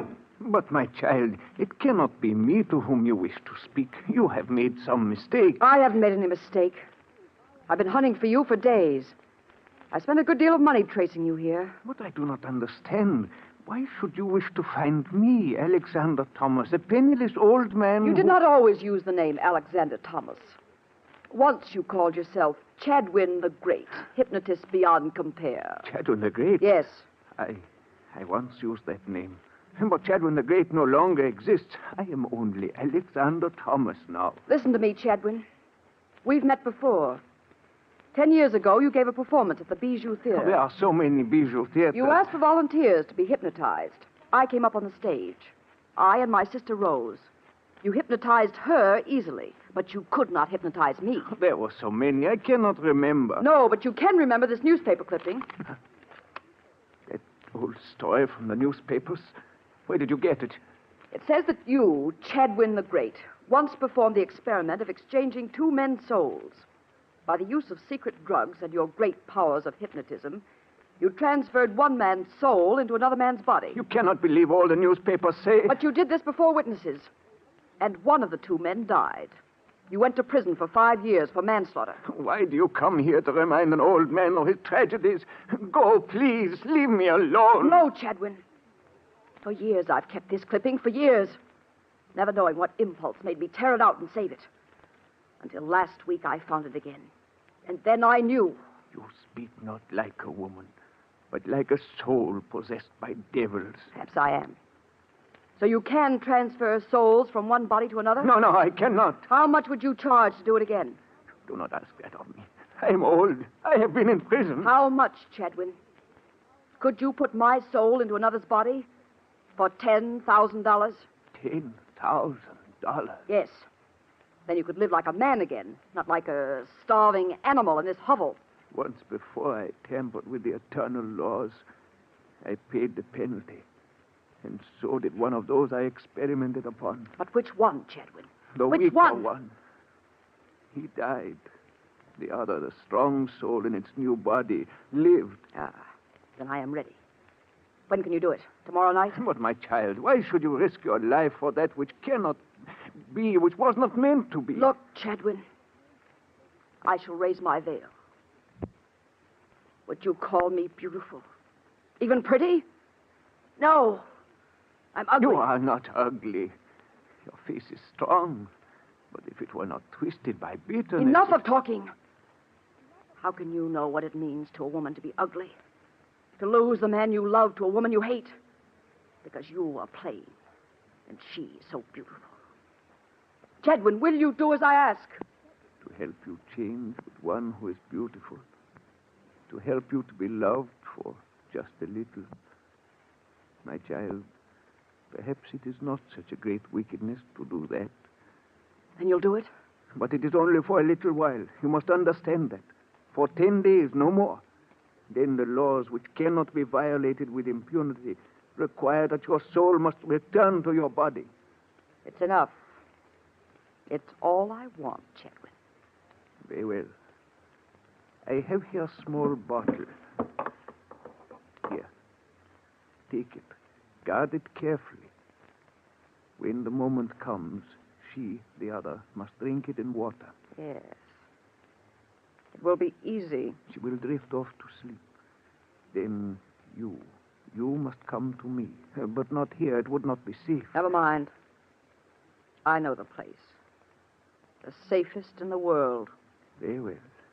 The exchange will be made, and I will see that she, in your body, slumbers dreamlessly. After 10 days, she will wake and be herself again, with no memory whatever of what has happened. And now, Miss... Vaughn. Helen Vaughn. Now, Miss Vaughn, who is this beautiful one with whom you would change places? The girl who just married the man I love. My sister, Rose Vaughn.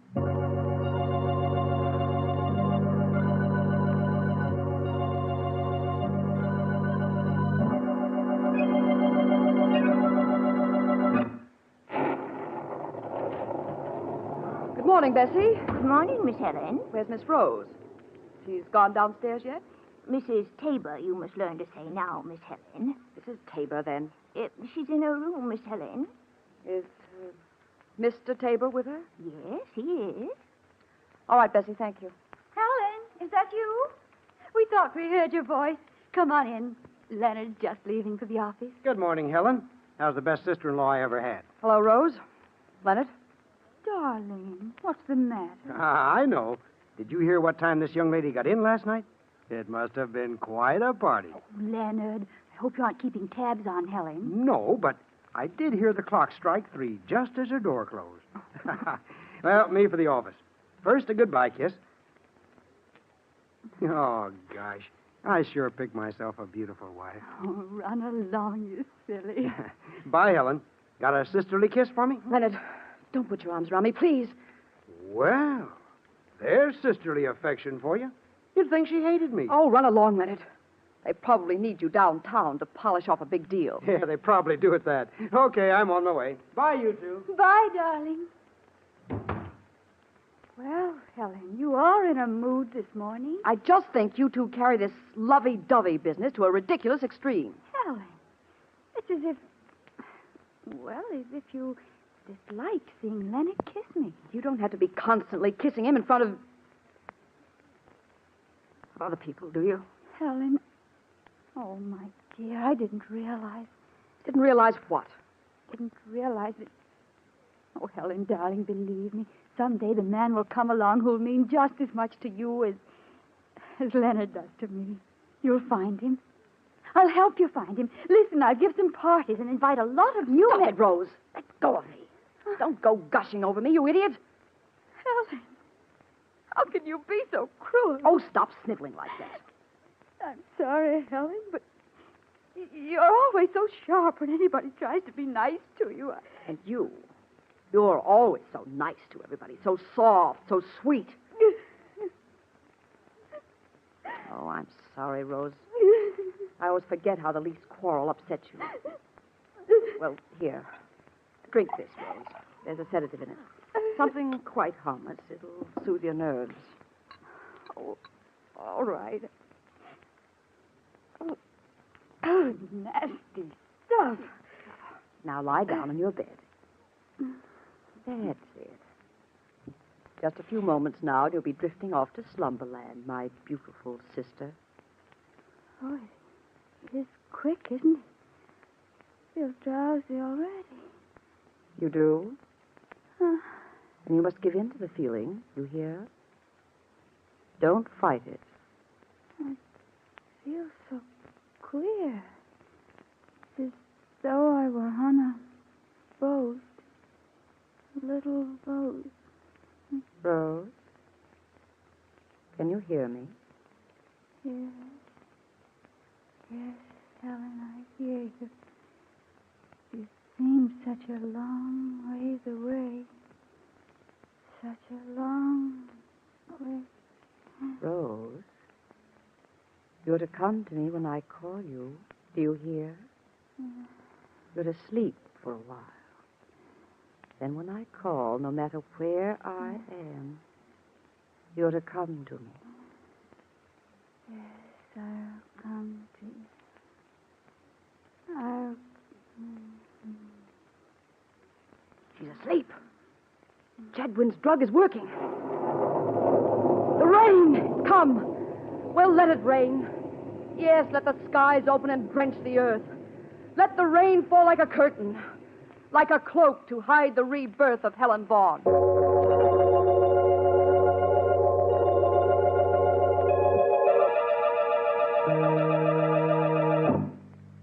Leaving her sister Rose in a slumber so deep it was almost death-like, Helen Vaughn hurried to her room.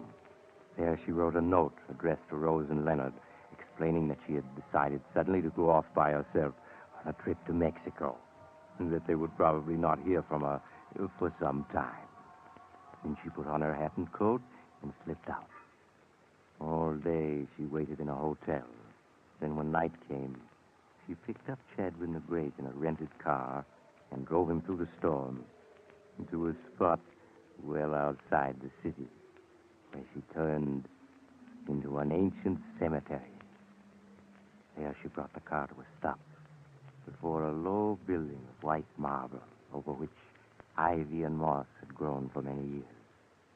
With a heavy key, she opened the massive padlock, and they entered, shutting the door behind them. The air in this old mausoleum is dank odor of a charnel house. But where else could the living lie asleep, peaceful and undisturbed, as safely as here among the sleeping dead? No, I will not go through with it. You already have your money. You cannot back out now. Then in heaven's name, let us be finished quickly. Quickly, yes. The storm should hide the car from the cemetery guards, but we must take no chances. Now, here's a flashlight I brought. I'll turn it on. Look there, Chadwin, at the tiers of compartments this tiny stone building holds. Each compartment with its iron door, each holding within it a coffin in which lies the dust of a Vaughan. I see them, yes. 12 of them. This one, here on the bottom, is empty. Meant someday to hold the body of Helen Vaughan. Tonight it shall receive her. No, this is madness. I'll open it. There. See that narrow, dark compartment? So small, so quiet, so restful, so safe from disturbance. In it for the next 10 days shall rest my body, holding the soul of my sister Rose. No, there must be some other way. None that is safe. While my body sleeps and I am absent from it, it must be where no one can find it. And here, no one ever will. I do not like it. Hold the light. I'll slide into it. It's quite roomy enough. The stone is chilly, but what matters that to one who is asleep? Going. Rose Vaughan, hear me. Enter the body that awaits you here. Enter quickly and wait.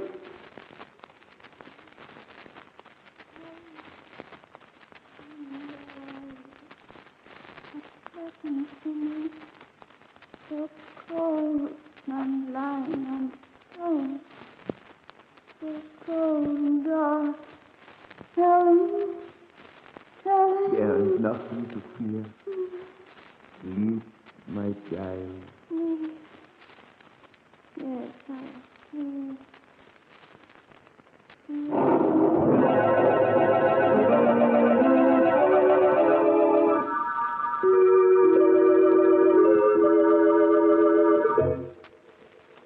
Quickly, Chadwin closed and latched the iron door of the compartment, slipped from the mausoleum, snapped the padlock on the huge door again, and was gone.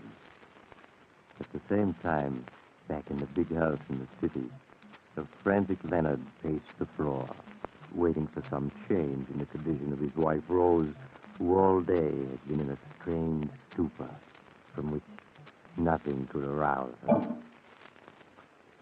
There. Doesn't she look better? Yes, I think she does. She's waking up. Rose, darling, don't be frightened. Why, Leonard. Yes, of course it's me. Who did you think it was going to be? I don't know. I was startled. I guess I must have been dreaming. Rose, what's happened to you? Why, your voice sounds just like Helen's. Really, Leonard? That's odd. Perhaps I'm catching a cold. No. Now you sound like yourself again. But for a moment, I'd have sworn it was Helen speaking. I guess I've been so worried I'm just imagining things. Oh, Leonard, hold me close. Close, darling, close. Always, Rose. Always. Always. Yes, always. She'll never have you back. Never. What are you saying, Rose? I was just thinking of how much I love you. So much that I'll never let anything take you away from me. Never.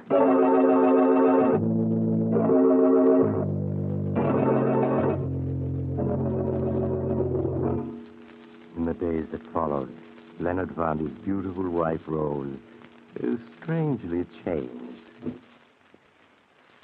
You've been different somehow these last 10 days. In fact, ever since Helen went away so unexpectedly. Have I, Leonard? How? Well, you've been gayer, more headstrong, too. It's almost as if you'd acquired a whole new character. Well, perhaps I have. And how do you like this new wife of yours? Well, I do, and I... Don't? Oh, please, I don't mean it. It's just that, well, I was so in love with the old Rose, it's a little hard to get used to the new. And all these bills that you're running up. Why, that's not like the Rose you used to be. Oh, Leonard, I do hope you're not too mad at me because... Well, what is it this time? Another fur coat? Worse than that. We're going to give a party. Another? Why, there's 3 in 10 days. Rose, I forbid it. You can't, Leonard, because I've invited everybody already. Rose, it's so unlike you. Why, you act more like Helen than like yourself these days. Never mind, darling. You'll get used to the change in me. In time.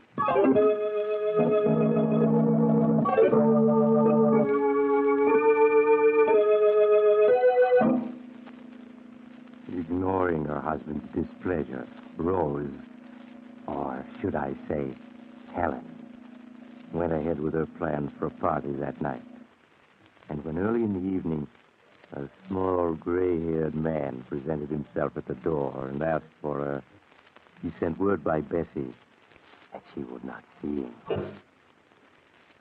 I'm sorry, Mr. Chadwin. Mrs. Tabor says she cannot see you.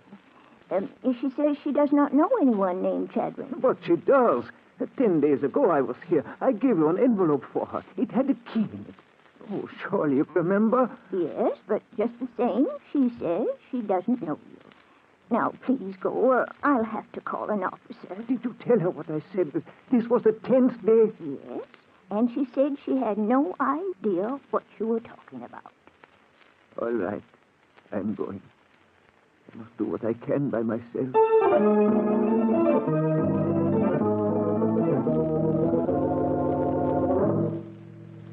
And while the gay party went on, miles away in the old cemetery, Chadwin the Great worked frantically with a hammer and chisel to force the padlock on the door of the mausoleum in which, unknown to the world, a sleeping girl lay hidden.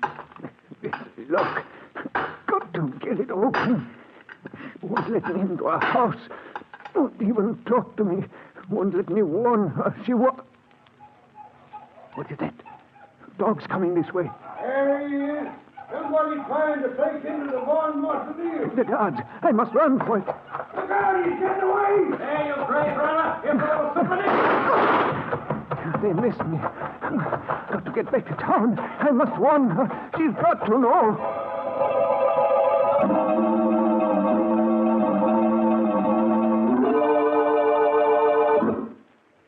Miss Vaughan, thank heaven this time you heeded my message. I won't have you coming around to my house this way, do you hear? You must never come here again. But you do not understand. The 10 days is up tonight. Now. Your time is over. Are you trying to scare me, Chadwin? To get more money from me? Money? No. I am just trying to tell you. It was understood 10 days only. More is not allowed. You fool! Do you think I ever intended to give up Rose's body once I had it? In that narrow crypt in the tightly locked mausoleum, my body has long since died from lack of air. And Rose has died with it. But I remain alive. So, that is what you planned. I should have guessed. But it is not so. Your body is not dead. It is in a sleep so deep that it scarcely breathes. It needs no food, no water. But sometime tonight the dog will wear off, and your sister Rose will claim her body again, while you, Helen Vaughan, will wake to find yourself locked within a burial crypt. No. No, it's not true. It is true. And you will not be asleep. You will be awake, needing air, and there will be no air. You're just trying to frighten me. Tonight I tried to open the tomb to save you. I was driven away by guards with dogs. But what can I do? Only if we can reach the tomb in time to open it can you be saved. And we must go now. I'll get the key. And we must hurry. Hurry!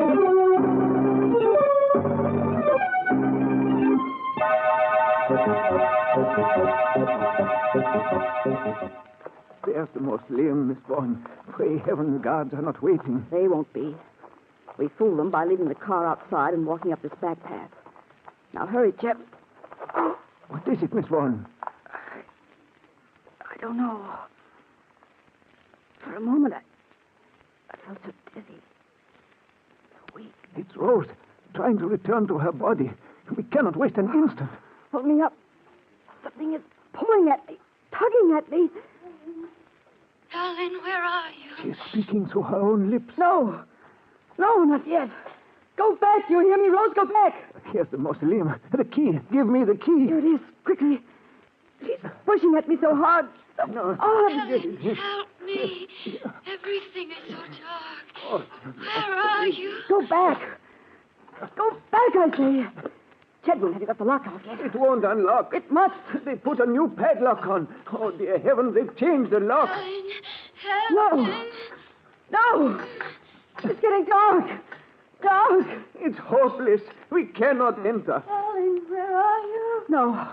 We can't both be in the same body. Go back. Helen, I'm frightened. Don't force me out. Help me. Go back Helen. where you were. Help me. Wait, Rose, wait. Help me.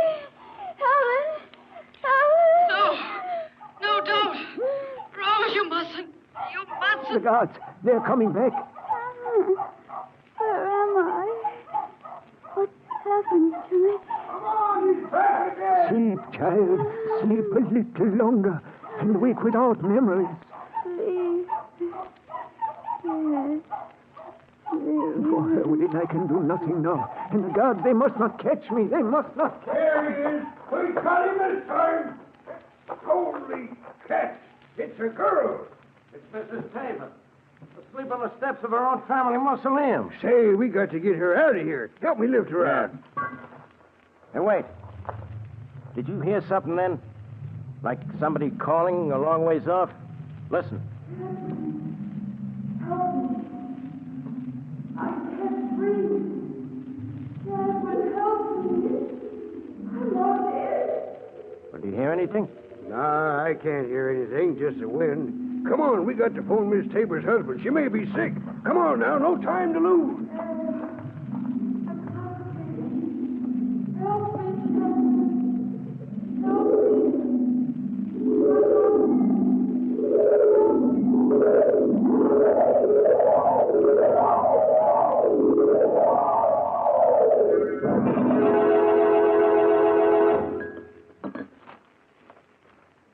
Rose, do you remember anything about a man named Chadwin?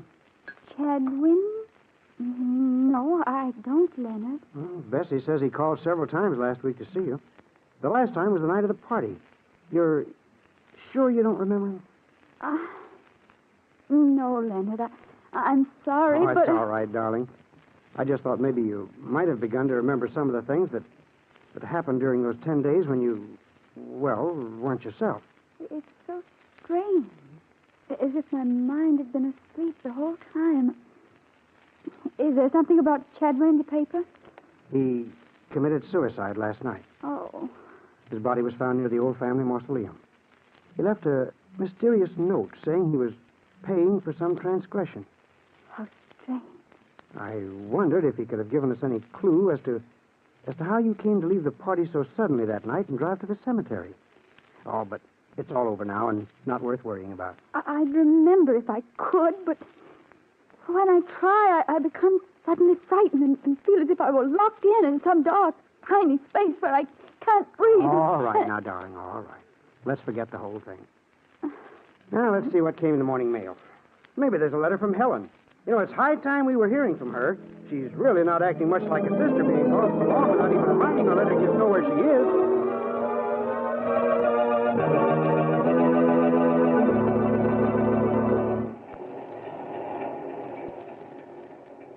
This is the mysterious traveler again.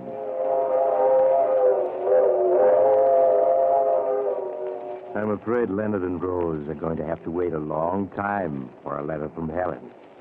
In fact, I'll be very much surprised if they ever get one. I suppose it'll never occur to them to look in the old mausoleum. In fact, since they both feel a distinct aversion to going near it, it may never be opened again.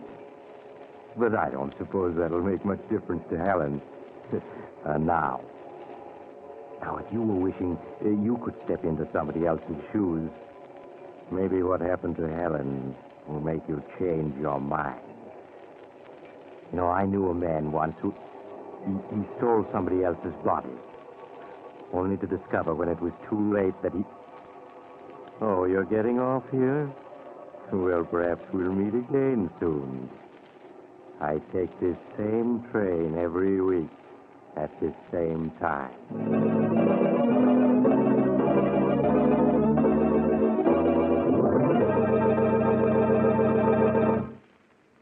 You have just heard Chapter 55 of The Mysterious Traveler, a series of dramas of the strange and terrifying. In tonight's story, They Who Sleep, Philip Clark played Chadwin, Gertrude Warner played Helen, and Helen Clare played Rose. The Mysterious Traveler is written by Bob Arthur and David Cogan. Original music is played by Henry Silverne, and the entire production is under the direction of Jock McGregor.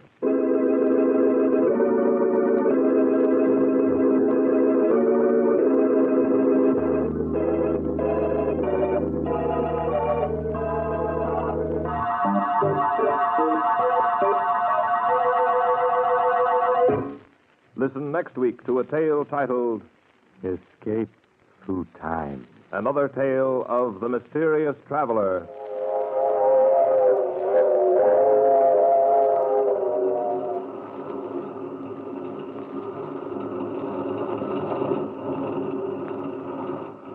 The Mysterious Traveler is presented by WOR Mutual from the WOR studios in New York. This is Mutual.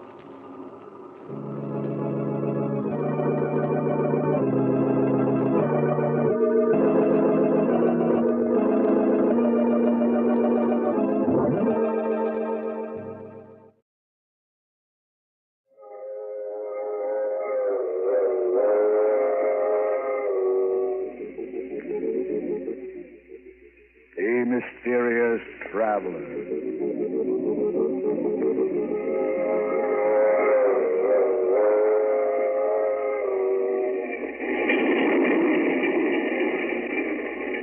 This is the Mysterious Traveler, inviting you to join me on another journey into the realm of the strange and the terrifying. I hope you will enjoy the trip, that it will thrill you a little and chill you a little. So settle back, get a good grip on your nerves, and be comfortable. If you can. Where are we going? Well, we're going to join Walter Cabot as he takes a little excursion into crime. I call the story Murder Goes Free.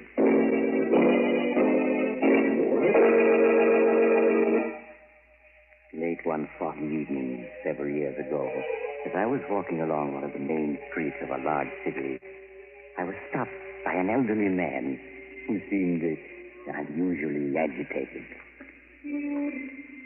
Pardon me, sir. May I speak with you for a moment? Of course. Here, perhaps this will help. Oh, please. It isn't money I want. I just want someone to listen to me. No one is interested in seeing justice done. No one. Well, I should be glad to hear what you have to say. You will listen to my story? Yes. I want to confess something that's on my conscience. I've confessed 100 times, 1,000 times. Yet no one will believe me. You must help me make them believe. It all began that day in my office when Martin, my son, came in to see me. Hello, Dad. How are you? Oh, Martin. I'm glad you're here. I want to talk to you. Oh? Sounds as if I've done something you don't approve of, Dad. Did you read the gossip column in this morning's Daily Ledger? Oh, that. Why haven't you told me about this woman, Diana Winters? Well, I'm sorry, Dad. I just didn't think it was important. You've always told me about your other friends. Are you ashamed of Diana Winters? No, of course not. Why should I be? Martin, you know as well as I do that her reputation is, well, spectacular, to put it kindly. Well, stories about her all lies. I'm not taken in by gossip, Martin. I happen to know that this Winters woman is just plain no good. Dad, I won't have you talking about her like that. Martin, you don't love this woman, do you? Yes. Yes, I do. Martin, you must give her up. Dad, I'm old enough to make my own decision. Can't you see what she's doing to you? She's just a predatory gold-digging... Dad, stop talking about her like that. All right, son. That's the way you feel about it. You'd better go. All right. Goodbye, Dad. Oh, Martin. My son. Oh, perhaps that's... Come in. Oh, it's you, Norman. Hello, Walter. What's the matter with Martin? Just past him in the reception room. He appeared to be quite upset. We've had a quarrel. Oh? It's the first one we've ever had. Was it about that bit of gossip in this morning's Daily Ledger? Yes. Imagine Martin's name linked with that of a... Martin will be all right. He'll get over it. No, he won't. I can't stand by and watch him ruin his life. I've got to do something. I wouldn't if I were you, Walter. You've got to let Martin make his own decisions. He's no child. Oh, you're a fool, Norman. You expect me to watch the only person who means anything to me get hurt? No, I suppose you won't. What are you going to do? I'm going to have a talk with that woman, Diana Winters.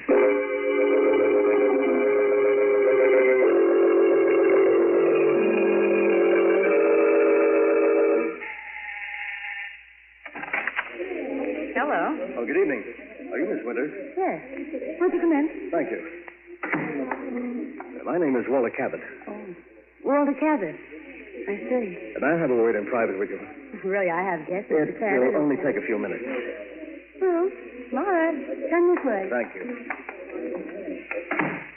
No bother us in here. I hardly know how to begin, Miss Winters. And let's be frank, Mr. Cabot, and save ourselves time.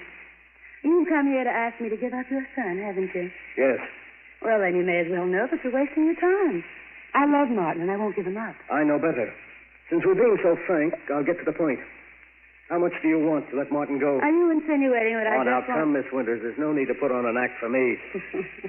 How much? Really, Mr. Cabot, you know, you're far more interesting than your son. Shall we say, 100,000? 100,000? Yes, 100,000.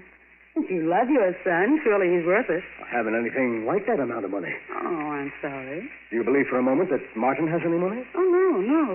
But he will inherit $250,000 from his mother's estate in a few months. Oh, so you know about that? Hmm. Yes, of course. What other reason would you have for leading Martin on? None that I can think of. What if I were to tell Martin of our conversation? He wouldn't believe you. You can't do this to him. I'm afraid I must be getting back to my guest, Mr. Cabot. Now, wait, please. Please listen to me. Martin is everything I have. If I had the money, I'd gladly give it to you. But I haven't it. Oh, so sorry. Women like you don't deserve to live. Will you please leave at once? If you don't give Martin up, I'll kill you. Oh, get out, do you hear? I'll have my friend throw you out. I'm warning you. Stay away from Martin, or I'll kill you.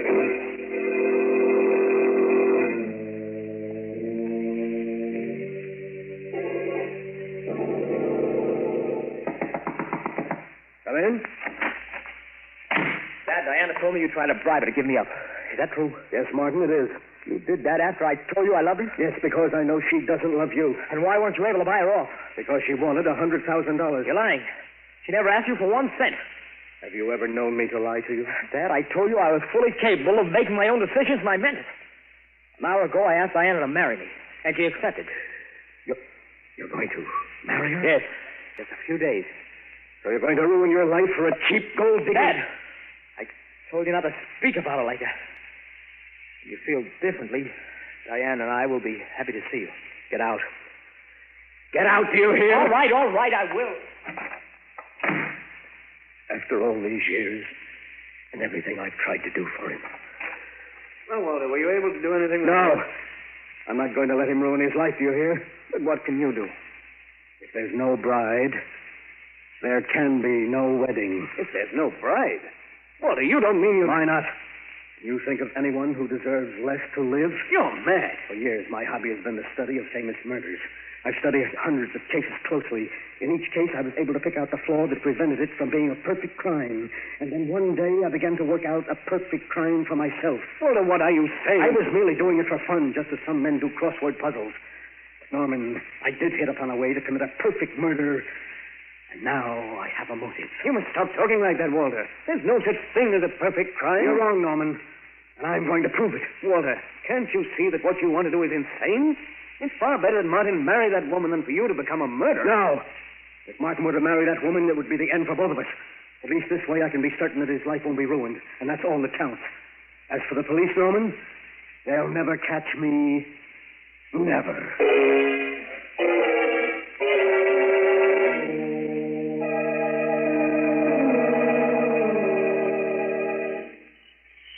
Pardon me, sir. Can you tell me the name of this horrible place? There ain't nothing horrible about Valley Springs, stranger. 1,242 people think it's Mighty Fine Village. I've never seen an uglier place. What do people live here for? Been drinking, haven't you? Well, I'm warning you, mister. You'd better stop insulting this village, or I'll run you in. I'm the village constable. Oh, so you're gonna get rough, eh? Well, take this. Hey, I'll learn you to push the law around. You're under arrest for drunkenness and disorderly conduct. You and me are going to see George Hutchins, Justice of the Peace.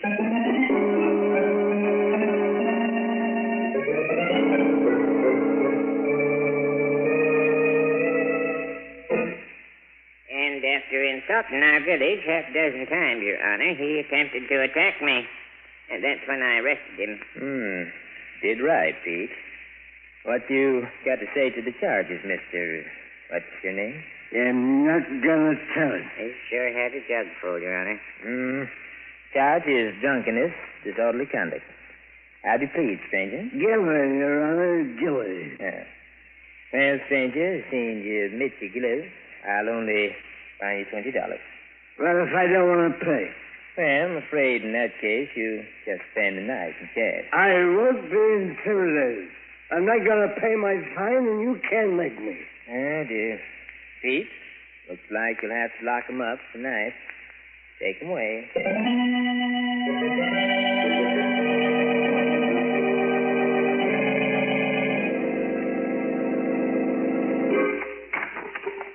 Well, stranger, now you can see what the inside of our jail looks like. Good. It still ain't too late to pay your fine. Don't you want to pay it and sleep in a nice, soft bed? No, I like it here. Which of the two cells is mine? Well, you take the one on the right. I'll sleep in the other. I got to guard you. Go ahead, get in so I can lock the door. Just as you say, Constable. Now, I don't want to hear anything out here till morning. I'll have enough trouble sleeping in here without you bothering you. I'll be so quiet, Constable, you won't even know I'm here. We dream.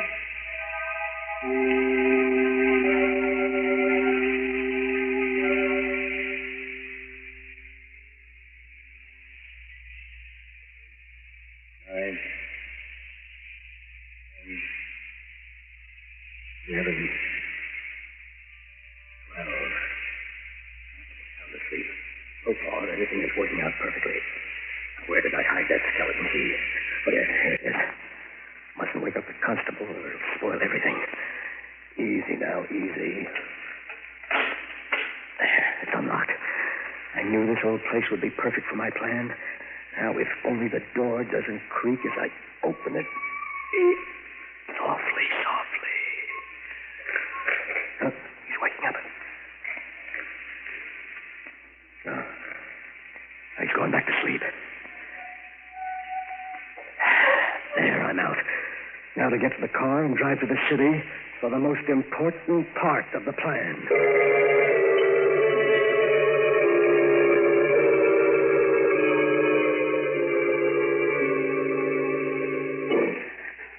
Who's there? Who's there? Perhaps if I turn on the lights, Miss Winters. You. Yes, Martin's father. What do you mean by breaking into my apartment?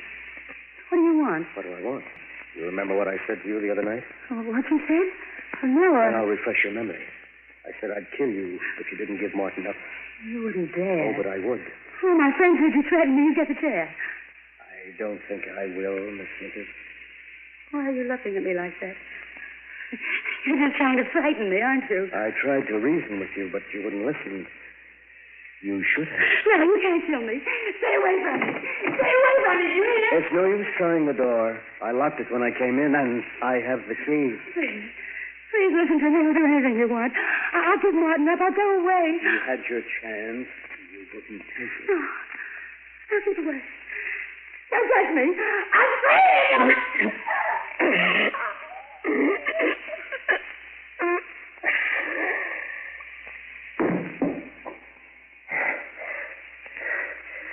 There.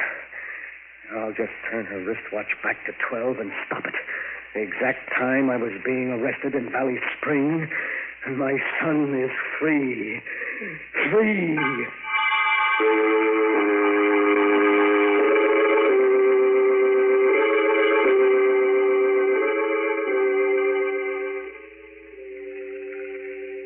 Hey, Hey, Constable.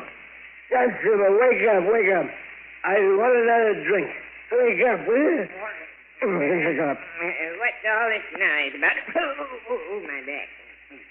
Hey, what's the idea waking me up, boy? It ain't even dawn yet. I want another drink, and I'll take it straight. Oh, go to sleep, you hear? It's 4 o'clock, and you ain't getting out of here till late in the morning.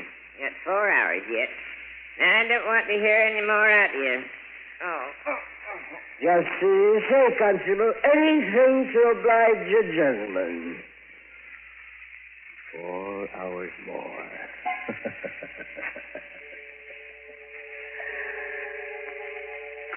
Good. Now I've established the fact that the constable spoke to me at 4 o'clock in the morning in my cell, and that I was very drunk. Oh, the perfect crime. Everything's worked out exactly as I planned. The police will never be able to prove a thing. In a few months, the murder will just be a thing of the past. And Martin and I will once more be as close as ever.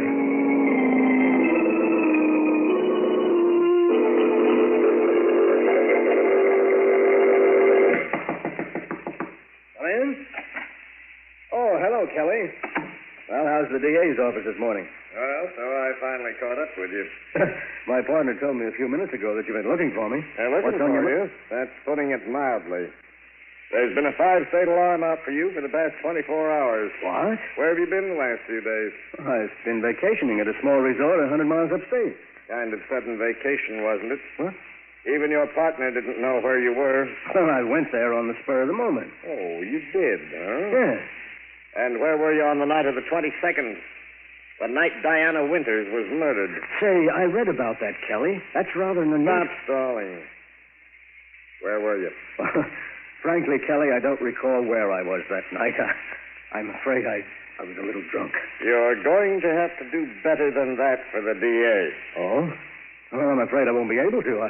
I really can't remember where I was that night. Cabot, I think you're going to wind up in a place you're not going to like. In the chair. Get your hat. We're going down to headquarters. That sounds serious. Well, look, do you mind if I speak to my partner and explain matters to him? That won't be necessary. You'll be able to read all about it in the papers. And believe me, it isn't going to make pleasant reading.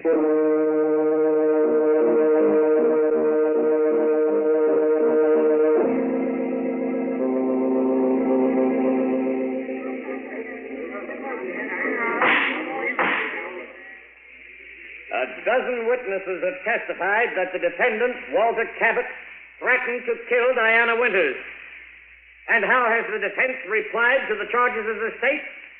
It hasn't. Can we accept the flimsy story of the defendant? That he was drunk the night of the murder and hasn't any recollection of his actions? Perhaps Walter Cabot doesn't know where he was that night, but I do. He was in the apartment of Diana Winters, where he cold-bloodedly strangled her as he vowed to do before a dozen witnesses. There is only one verdict you can render. Guilty of murder in the first degree. The state rests, Your Honor. Since you've insisted on defending yourself, are you ready for the defense's summation, Mr. Cabot? Your Honor, I've often observed the strange twists of fate by which a man is saved or condemned. My inability to recall any of my actions on the night of the 22nd left me without a defense. Yesterday, frankly, I regarded my case as being hopeless. Today, however, through a twist of fate, I have received a new lease on life. I'm now prepared to prove my whereabouts on the night in question. I should like to call upon a witness for the defense. You have the court's permission. Thank you, Your Honor. I wish to call Peter Wilk to the stand. Peter Wilk to the stand. Here I am. Raise your right hand, please. You solemnly swear to tell the whole truth and nothing but the truth to help you God? I do. State your name and occupation, please. Peter Wilk. I'm constable for the village of Valley Springs. Mr. Wilk, will you tell the jury exactly what you told me this morning? Well, yesterday, George Hutchins, he's our justice of the peace, and myself were looking at a city newspaper. And in it we see a picture of a man, Mr. Cabot, right on the front page. It says he's being tried for a murder committed on the night of January 22nd. Well, George and me recognizes him right away. as the fellow we locked up in our jail that night on a drunken and disorderly charge.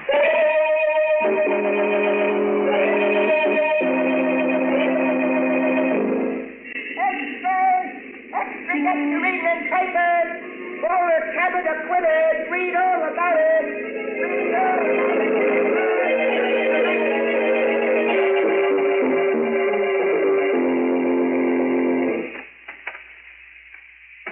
Martin. Hello, Dad. How are you, son? Oh, it's good to see you again after all these months. Oh, Dad, can you ever forgive me for having run away when you needed me? Forgive you? There's nothing to forgive, son. Dad, I know now how right you were about Diana. Oh, you don't know how happy it makes me to hear you say that, son. I've been through a great deal lately, but it doesn't matter now that I have you back. Oh, Dad, I'm glad to be back. I promise you I'll never let you down again.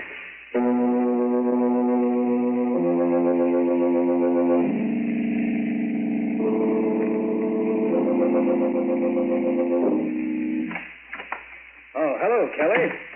Come in, have a seat. Been quite some time since I've seen you. Yes. Last time you were here, you put the cuffs on me for the Winters murder. Well, mistakes will happen. Anything on your mind, Kelly? No, nothing special. Just friendly call. Oh. Well, thanks for dropping in, Kelly. Oh, by the way, have you seen the latest edition? I know. Anything of interest happen? Yeah, you might find it interesting. It could mean a client to you. Oh, really? What's happened? Well, here's a late paper. Read it for yourself. Oh, thanks. New suspect held for Winters' murder. Oh, no. Oh, it can't be. Why not? If you didn't kill Diana Winters, someone did. And we've got that someone down at headquarters. But you must be mistaken. What evidence have you got? Evidence? Yes.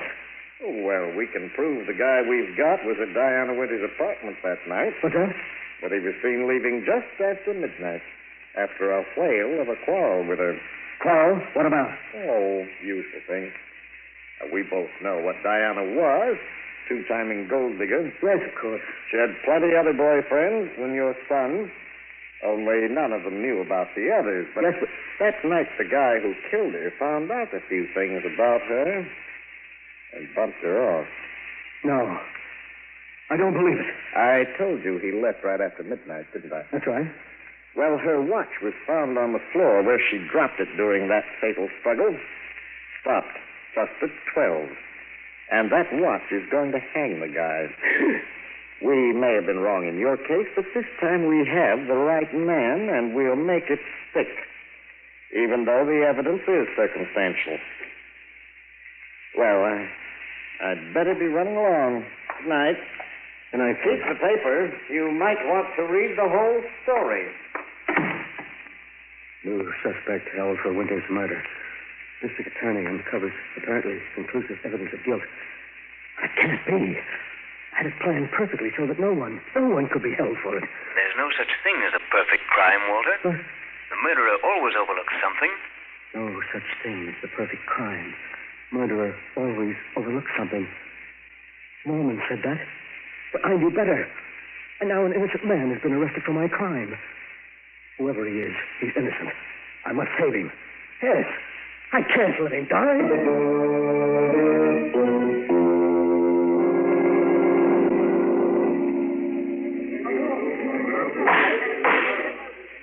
Gentlemen of the jury, you have reached a verdict. You have found the defendant guilty of murder in the first degree. Silence in the courtroom. No, it can't be. You're wrong. Silence in the courtroom. I'll have it cleared.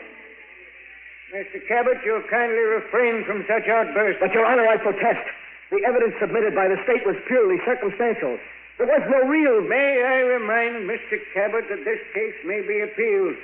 Your oratory is quite uncalled for. But the prisoner is innocent, Your Honor. You haven't any right to... Another such outburst, Mr. Cabot, and I'll hold you for contempt of court. Your Honor, the defendant was convicted on purely circumstantial evidence.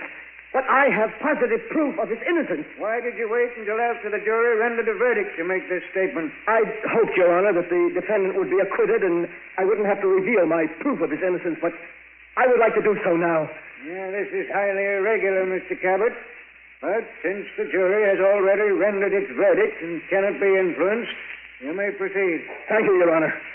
I know for a certainty that the defendant is not guilty of the murder of Diana Winters, for it was I who committed the crime. In the courtroom. Mr. Cabot, you say you confessed the murder of Diana Winters? Yes, Your Honor. I and I alone am responsible for her death. You must believe me. Mr. Cabot, only 3 months ago you were acquitted of the murder of Diana Winters. You well know that a man may be tried only once for a crime. This confession now can do you no harm. The court sees your confession as being motivated only by your desire to see the defendant go free. No, Your Honor, that isn't true. I did murder Diana Winters. Then I broke her watch, and I set it back to 12 o'clock. You must believe me, you must. Bailiff, have Mr. Cabot escorted from this courtroom. Prisoner will remain in his cell. No, wait, Your Honor. Listen to me. He isn't guilty. I am. I'm the one who...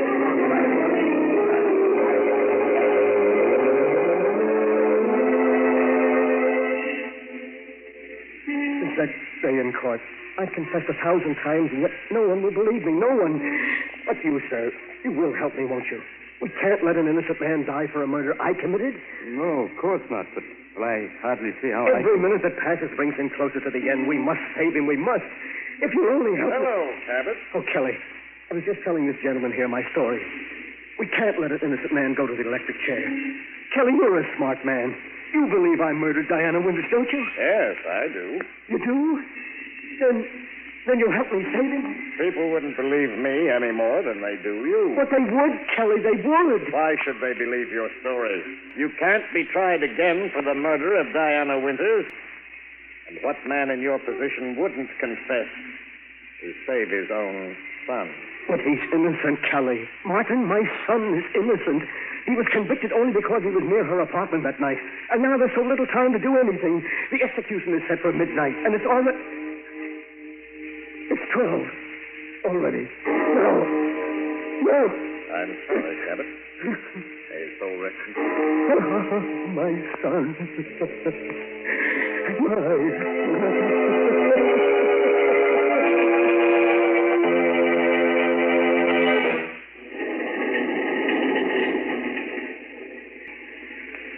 This is the mysterious traveler again.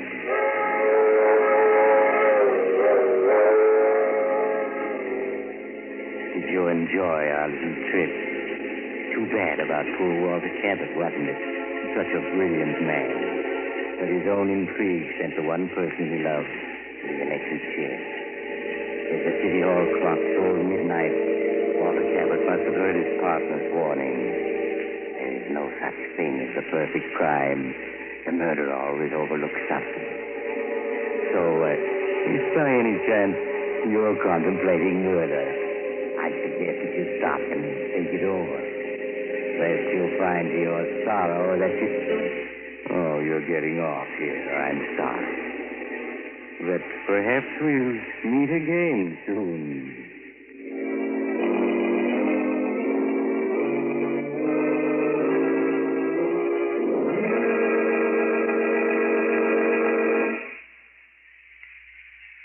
You have just heard Chapter 67, the final chapter of this series of The Mysterious Traveler, Tales of the Strange and Terrifying.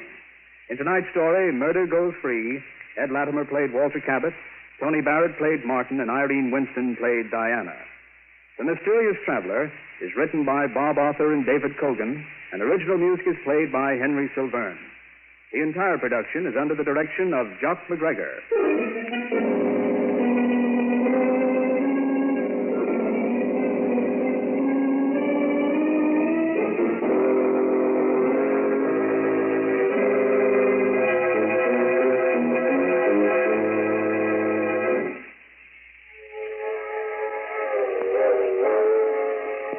Mysterious Traveler is presented from our New York studios. This concludes the present series of The Mysterious Traveler. Next Saturday evening at 9:30 Eastern Wartime over most of these stations, Mutual will present a new program, radio's first nationwide audience participation mystery series. It's called Calling All Detectives. We invite you to be with us for Calling All Detectives next Saturday night at 9:30 Eastern Wartime. This is the Mutual Broadcasting System.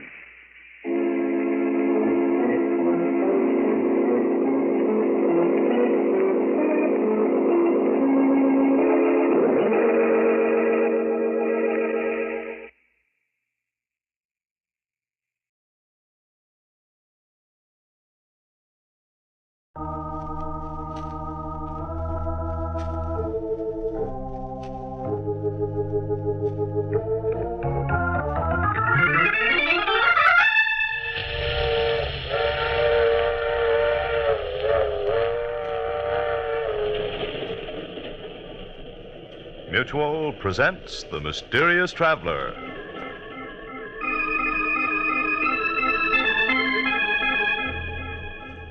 This is The Mysterious Traveler, inviting you to join me on another journey into the realm of the strange and the terrifying.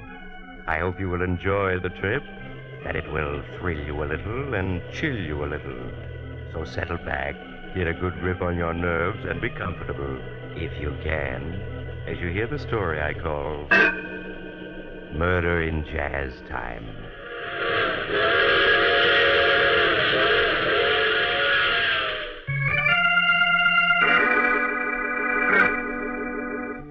Tonight, we're going to delve into the strange and confusing events in the life of Alexander Drake.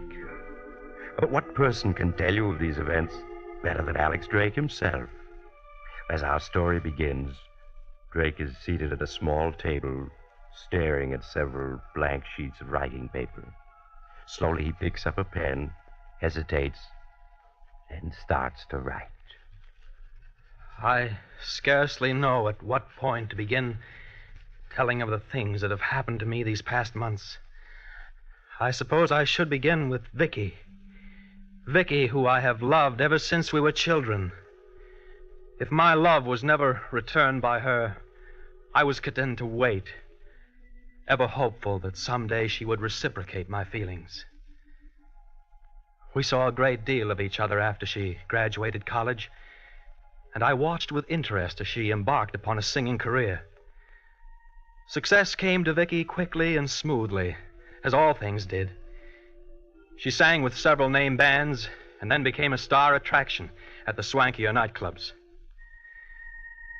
Several years passed, and then one night, as I had always dreamed of it happening, Vicky agreed to marry me.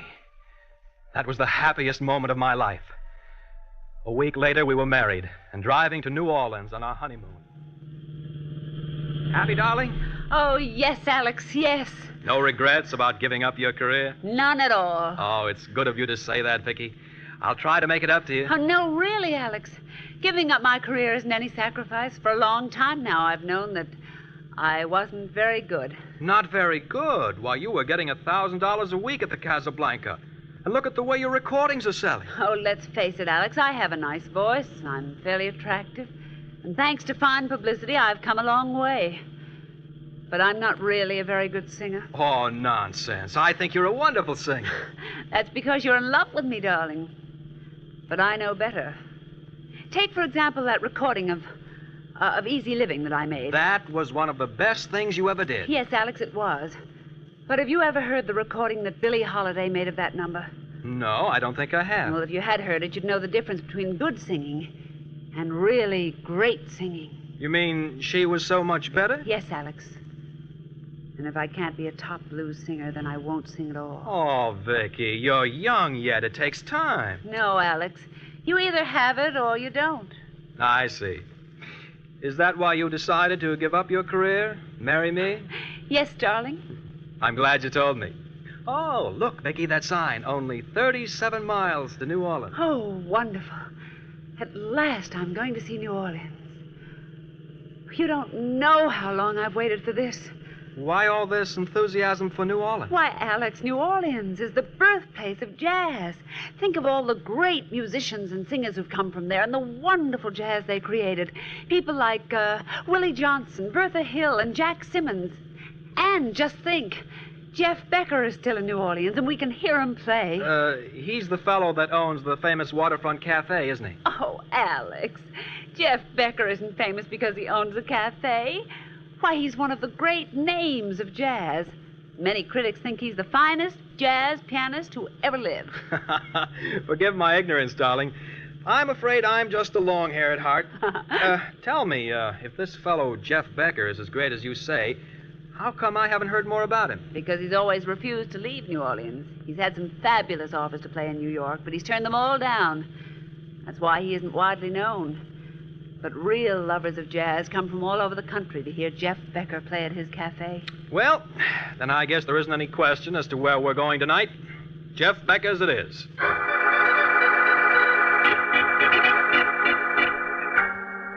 An hour later, we were in New Orleans and registered at a hotel.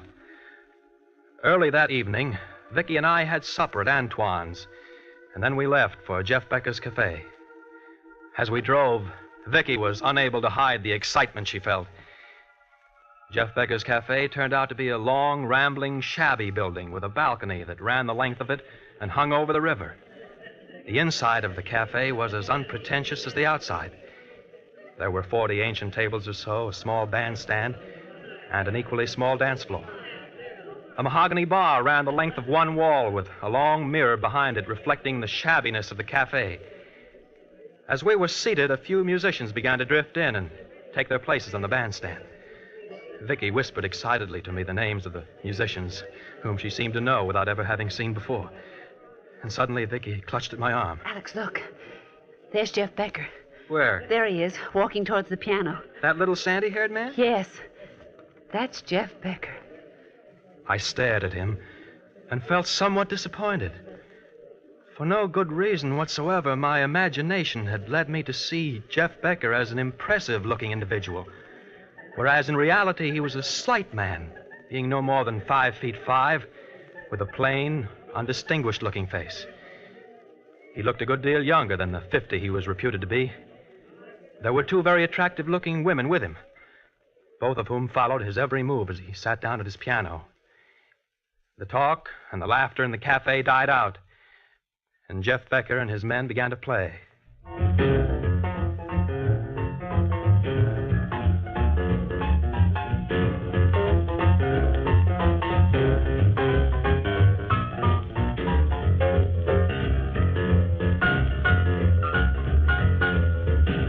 As Jeff Becker played, the disappointment I'd felt about him fast left me. As he sat there at the piano playing smoothly, effortlessly, he was no longer a small, slight man with a plain face. There was a warmth and greatness about him, and even I, who was no lover of jazz, could sense the genius of Jeff Becker.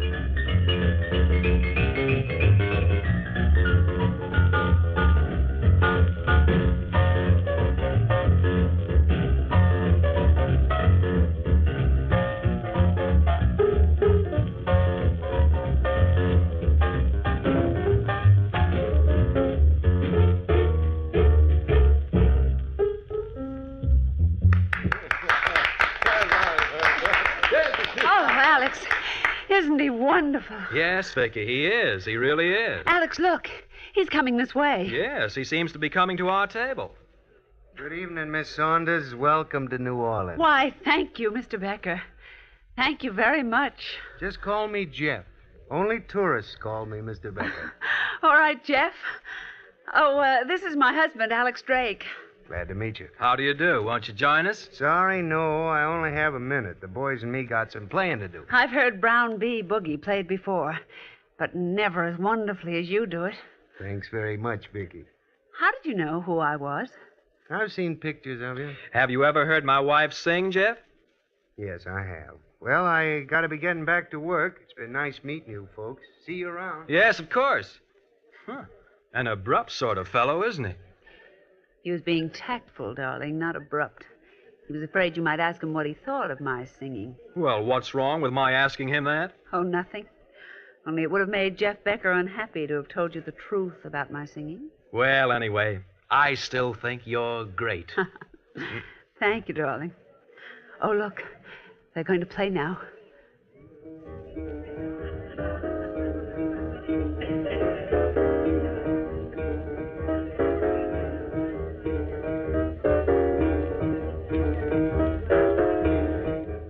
We sat listening to the magic of Jeff Becker's music for hours. When I suggested to Vicky that we leave, she refused, insisting that we remain until closing time, which was 4 a.m. The next evening found us once again at Jeff's cafe, and again we remained until closing. Try as I might, I couldn't get Vicky interested in the sights of New Orleans and the fascinating swamp country nearby. Night after night, despite my protests, we would end up at Jeff's cafe. Life to Vicky came to revolve around these nightly visits, and all else seemed unreal to her. Soon, even I lost track of time. Weeks passed, and then one night at closing time, Jeff Becker came over to our table. For the first time since the night we'd met, Howdy, folks. Glad to see you still with us. Hello, Jeff. Well, how do you folks like New Orleans? Having a good time? Frankly, we've seen very little of New Orleans outside of this cafe. Well, just between us, there ain't very much more to see. I agree. Oh, dear, it's closing time already. No sooner do we get here than it's time to go home. Well, if you'd like to hear more music, why not stay on? The boys and me always have a small session after closing hours. Well, thanks very much, Jeff, but I'm afraid that we really must be... we'd love to stay on, Jeff. It's wonderful of you to ask us. Glad to have you. See you around. Vicky, enough is enough. We've been here since 9 o'clock. Alex, you don't understand. It's an honor to have Jeff ask you to stay on. Few people get that invitation. Well, I'm duly appreciative, believe me, but 7 hours is enough of this place for one night. Now, come along, Vicky. Let's go back to the hotel. No, I want to stay for this session. Vicky, I think I've been more than reasonable. Coming here night after night for weeks. Now it's about time I got my way. I insist we leave. I won't go, I tell you. I'm staying here. If you want to go back to the hotel, don't let me keep you. As Vicky screamed at me, for a brief flashing moment, I almost imagined I'd seen hate in her eyes. The shock of that moment was like a revelation. Suddenly, I realized that Vicky had changed, that I was losing her. Her face, as she listened to the music, was like the faces of the musicians, and Jeff Becker's himself. Their emotion laid bare, by turns ecstatic, impassioned, unresisting. I was an outsider looking in on a way of life of which I could never be part. The lateness of the hour, the smoke-filled room, and my confused thoughts were too much for me, and I fell asleep with my head on the table.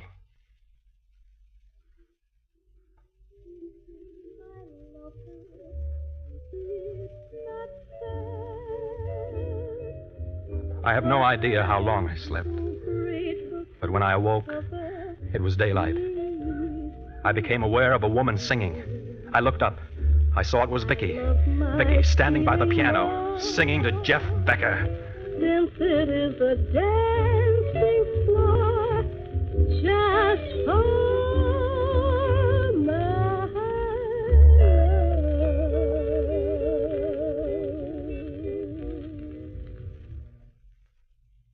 Well, Jeff? I don't know, Vicky. What's wrong? Hard to say. Oh.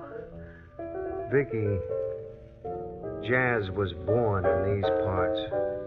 And it came from the people. The people who worked on the levees, the river sidewheelers, and in the fields. It was part of the bone and flesh of old-timers like Willie Johnson and Joe Fletcher.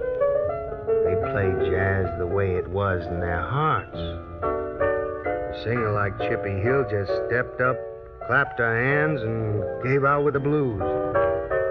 That's what made it great. They played and sang as they felt. I see. Second-rate musicians picked up something that was fine and clean and took it to the big cities in the north. But they weren't playing for the sake of music. They were playing for greenbacks. And is that what's wrong with my singing? Afraid so. I reckon you had too many teachers, Vicky, and they all taught you to sing by the book. It may be popular, but it ain't good. Do you think it's too late to go back? Hard to say, Vicky. Do you want to start all over? Oh, yes, Jeff, yes. Would you let me stay on here and sing with your band? Well, if you feel... No, Vicky. Alex! You're not singing with the band. We're leaving New Orleans at once. Alex, be reasonable. You It's know no what... use, Vicky. We're leaving New Orleans today, and that's final.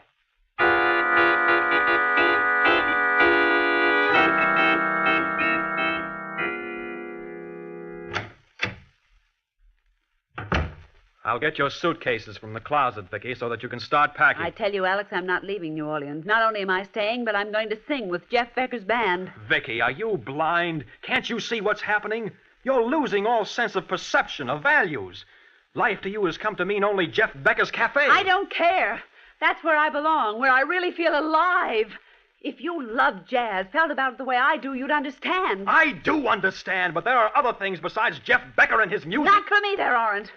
Now, here's a suitcase. Start packing. It's no use, Alex. I'm not leaving. You'll have to choose between Jeff Becker and myself, Vicky. Well, I'm sorry it's come to this, Alex. But I'm still going to sing with Jeff Becker's band. It was at that moment I knew that I had lost Vicky. As she turned away from me, an overwhelming hatred for Jeff Becker surged up within me. Had he been in the room at that moment, I would have killed him without any hesitation. I left the hotel, walked the streets of New Orleans. I knew that Vicky would never be mine as long as Jeff Becker were alive. And I also knew that I couldn't go on without Vicky. There was only one answer.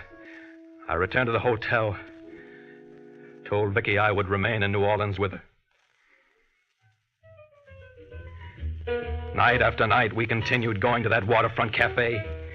And each night after the place had closed, Vicky would sing with the band.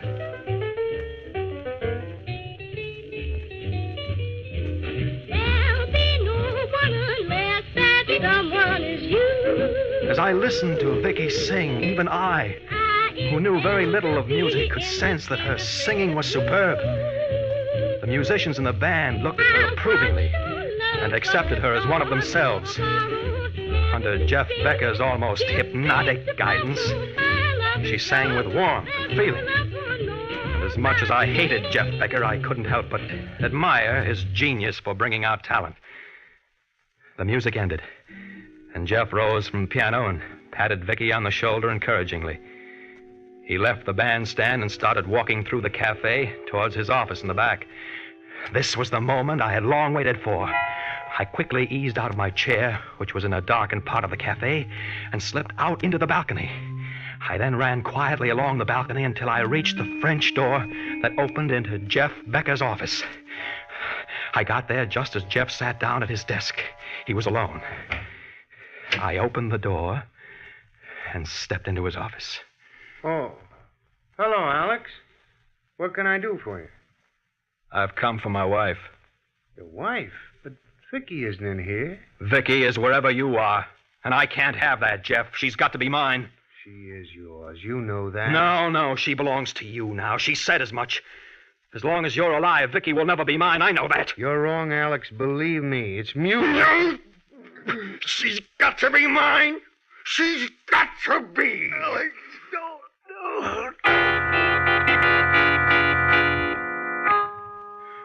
I felt Jeff's body go limp in my hands. And I knew he was dead. I quickly picked up his slight body in my arms and carried it out to the balcony. There was no one in sight. I leaned over the balcony rail and dropped Jeff's body. It fell into the river with a small splash and was gone. I quietly walked to the other end of the balcony and slipped into my seat in the darkened cafe. The musicians and Vicky were still on the bandstand talking, and I knew they hadn't missed me during the few minutes I'd been gone. The ordeal was over. A week passed, and Jeff Becker's disappearance was the talk of New Orleans. The police questioned everyone, but were unable to solve the mystery. Vicky was inconsolable and locked herself in her room at the hotel, refusing to see anyone. Who is it? It's Alex, darling. Please let me in. Darling, you can't stay in your room like this day after day. You know it isn't good for you. Vicky, let's leave New Orleans. Go to New York. No, I'm going to wait until Jeff comes back. Vicky, Jeff isn't coming back. What? What do you mean? A body was found floating in the Gulf this morning. The police think it's Jeff's body. Oh, no! After a week in the water, naturally, it was hard to identify. Jeff! Dead? Yes, darling. It's in all the papers. Oh, Alex! You mustn't cry, darling. Here, let me wipe your tears. Don't you think it would be better if we left New Orleans? All right, Alex. Anything you say.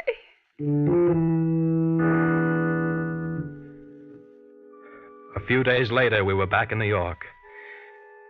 There was snow on the ground, and the air was invigorating. What had happened in New Orleans seemed like a dream, a bad dream. At first, Vicky was melancholy, but as days passed, she grew better, and I felt confident that in time she'd be her old self.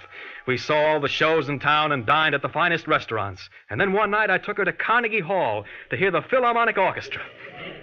Here, darling, here's the program. Thank you. Oh, I see they're going to play the Rachmaninoff First Piano Concerto with Andre Duval as soloist. You've always liked that concerto, haven't you? Yes, Alex. Look, Duval's just come up on stage. Young, isn't he? Yes, he is. Happy? Alex, they're going to play now.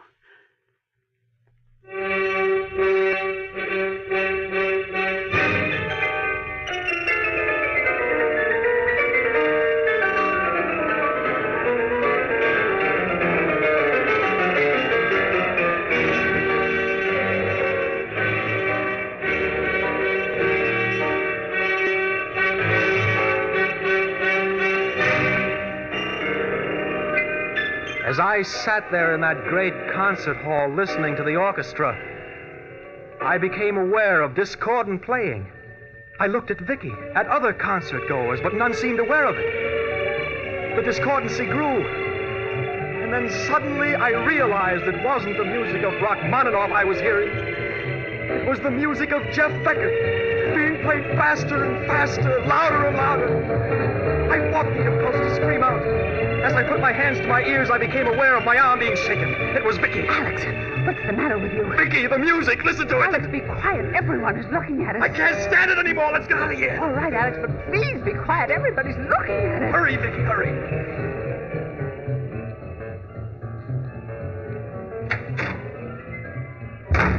Oh, it's gone. Thank goodness I can't hear it anymore. What's gone? The music. Alex, you aren't making any sense. We came to the concert to hear music. What's wrong with you? Wrong? Nothing. Nothing at all. I just suddenly felt ill in there and had to get out. Perhaps we'd better see a doctor. You look so pale. No, I'm all right now. Are you sure? Yes. Let's go home now, Vicky, huh? All the way home, I kept thinking of the amazing hallucination I'd had. Obviously, it was the result of the mental strain I had undergone in New Orleans. But with sufficient rest and relaxation, I would soon forget the horrible events that had occurred there. Arriving home, I went to bed, but found it difficult to fall asleep. Hours later, I drifted off into an uneasy sleep, and then I started dreaming. I dreamt that I was in Jeff Becker's cafe, and the only people there were Jeff and myself. He was seated at the piano playing, smiling at me. I walked over to the bandstand, and he spoke to me. Hello, Alex. How do you like this number? Pretty good for a dead man, huh? You can't play if you're dead? Yes, I can, Alex. You hear my music, don't you? Yes, I do. You're always going to hear it, Alex, always, because my music will never die. Even if you did kill me, it'll go on and on. No! Stop! No! I don't want to hear it! Stop! Stop! Alex, wake up! Alex, wake up! Wake up! Alex! Alex, what is it? What is it? You were having a nightmare. You screamed and woke me up. Yes. I remember now. What were you dreaming about? New Orleans. New Orleans? Yes. Go back to sleep now, Vicky. I'm all right. I'm all right, I said to her. But I wasn't.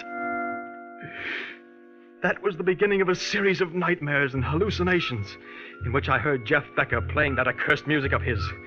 When an attack came, I would flee from room to room, pressing my fingers against my ears, but there was no escape. I could hear the rhythmic pounding of Jeff Becker's music in my head, growing louder and louder, relentlessly hammering away. I knew that it would only be a question of time before he drove me mad. I fought for my sanity, but the... Good morning, Mr. Drake. How are you feeling today? Oh, I see you've done quite a bit of writing. Good. I'm glad you followed my suggestion. It's all written down, Doctor. Everything that happened to me. It's fine, Mr. Drake. I'm sure it'll be of great help to both of us. Do you feel in the mood for a visitor? A visitor? Yes, your wife. Yes, I'd like to see Vicky. She's just outside. I'll have her come in. Will you come in now, Mrs. Drake? Hello, Alex. How are you, darling? Vicky! Oh, it's good to see you again and have you near me. Oh, Alex. Dr. Mitchell says that you're much better. Yes, I'm much better. Doctor, will you tell him? Yes, Mrs. Drake. Tell me what? Well, won't you sit down, Mr. Drake? Yeah, that's it. Now, what I'm going to tell you will come as a shock, but I'm hopeful it'll rid you of the hallucinations you suffer from. Yes, Doctor? Mr. Drake, you did not murder Jeff Becker. But I did. I choked him until he was dead. And then I threw him into the river. No, Mr. Drake. Jeff Becker was not dead when you threw him into the river. He was only unconscious, and the water revived him. His body made a splash. A small splash. Jeff Becker is alive. He was picked up by a fishing trawler going to sea. Do you understand, Mr. Drake? Jeff Becker is alive.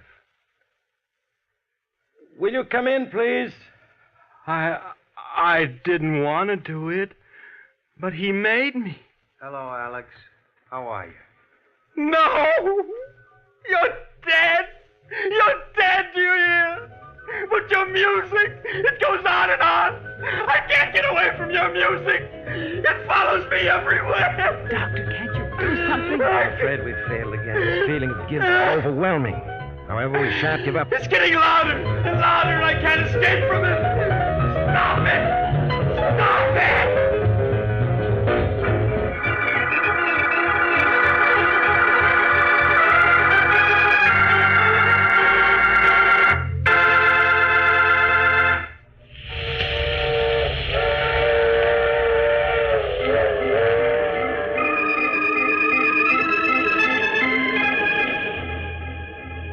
This is the mysterious traveler again.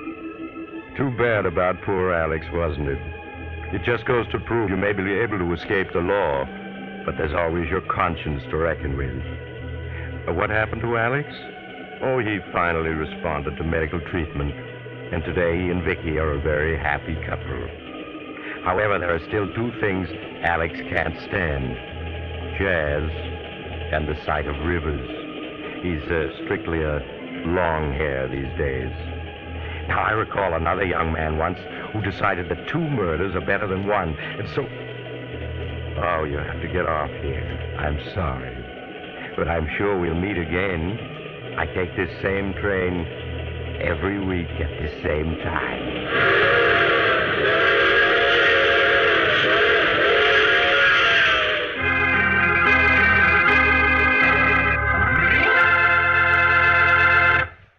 You have just heard The Mysterious Traveler, a series of dramas of the strange and terrifying. All characters in tonight's story were fictitious, and any resemblance to the names of actual persons was purely coincidental. In tonight's cast were Maurice Toplin, Frank Behrens, Joan Alexander, and John Gibson. All recordings heard in this program were played by Miss Hazel Scott and may be found in her latest album, Great Scott. Organ music was played by Paul Taubman. Sound by George Cooney, broadcast engineer Al King.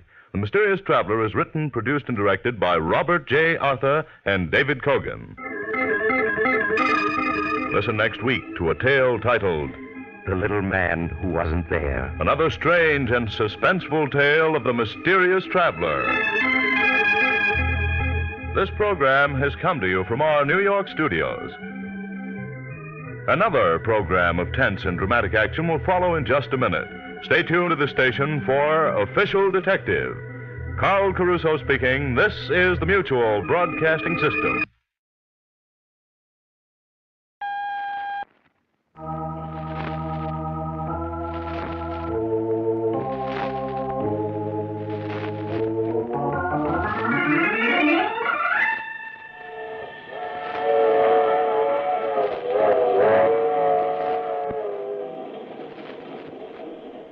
Mutual presents The Mysterious Traveler.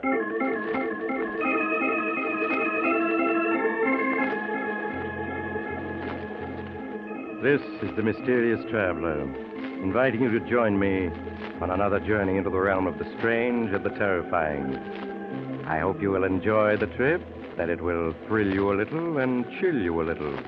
So settle back, get a good grip on your nerves, and be comfortable, if you can, as you hear the story I call They Struck It Rich.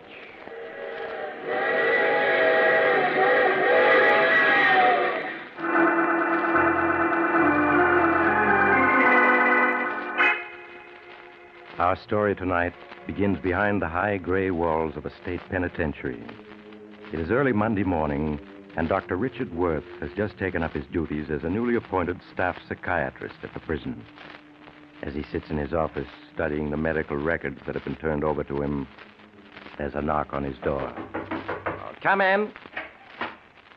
Sorry to bother you, Doctor, but they just brought a prisoner from the warden's office for you to examine.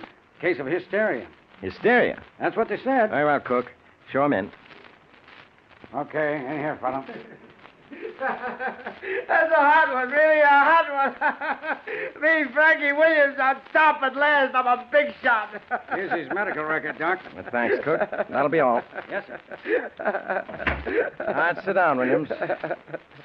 Williams, sit down. That's better. Here, drink this. Drink this. Now, let me see. Frank Williams, age 34. Uh-huh. How do you feel now, Williams? I'm okay now, Doc. I guess the news was too much for me. Everything's going to be all right now. You know what I mean. You take care of me, Doc, and I'll take care of you. I see. Williams, tell me about yourself. What do you want to know? Well, anything you feel like talking about. Tell me about your childhood. How you happened to be in prison. Well, when I was 14, I was sent to reform school for knifing a guy. When I was 18, I got a 4 to 6 year stretch for a stick-up. Mm-hmm. Well, why are you in prison now? You mean you don't know? I'm afraid not. Doc, 6 years ago, my picture was in every paper in the country. I was famous. Well, 6 years ago, I was in a Japanese prisoner of war camp, so I'm not familiar with your exploits. Well, why don't you tell me about it? Sure, Doc. It all began back in 41, about a month before Pearl Harbor. I just gotten out of the big house on parole, and I managed to land a job as a sandhog on a tunnel that was building under the East River between Brooklyn and Manhattan. Well, one day I'm knocking off for work when I hear my name being called back. Hey, Frank. Frank Williams. What's the matter? Don't you recognize an old pal? Marty! Marty Davis, how are you, pal? Swell. Hey. When'd you get out, kid? 2 weeks ago. Parole, huh? Yeah. You working on this tunnel, too? Yeah, 6 months now. Huh? Frank, you're just the boy I'm looking for. What's up? Ever since I got out, I've been working on a little idea of mine. It'll take 2 guys, and the haul will be at least $100,000. Oh, nothing doing, Marty. What do you think I took this job for? I'm a 3-time loser. One more rap and they'll send me up for life. Look, kid, ain't I in the same boat? I'm a 3-time loser, too. Then you ought to have more sense. From now on, I'm going straight. I'm not going to risk getting a life sentence. But, Frank, this idea of mine, it ain't any cheap stick-up. It's something big. And there's enough dough in it so that we can retire for the rest of our lives. Nothing doing. Ain't you even interested? No. They sure got you scared of that life sentence, ain't they? Yeah. So long, Marty. See you around.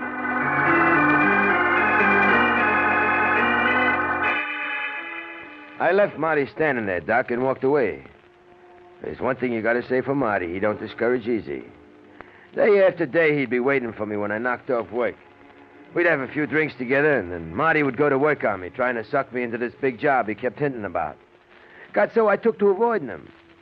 And one night, while I was in a bar on the east side, Marty comes in and sees me sitting alone at a table. He pulls up a chair and sits down. Hello, kid. Did you hear the news? What news? Now that this country's in the war, they're going to stop working on the tunnel. You and me are going to be out of work in a couple of days. It's okay with me. I was getting sick of that job anyway. What are you going to do now? I don't know. Why don't you play it smart? Throw in with me. I tell you, kid, this job I got lined up can't miss. That's what you keep saying. Frank, I feel so sure that if you knew what the job was, you'd go in with me. So I'm going to tell you about it. I ain't asking you to. I'll take a chance. While we was in stir, you remember me telling you about where I grew up? Yeah, on the East River up around 106th Street. Yeah, at Hellgate.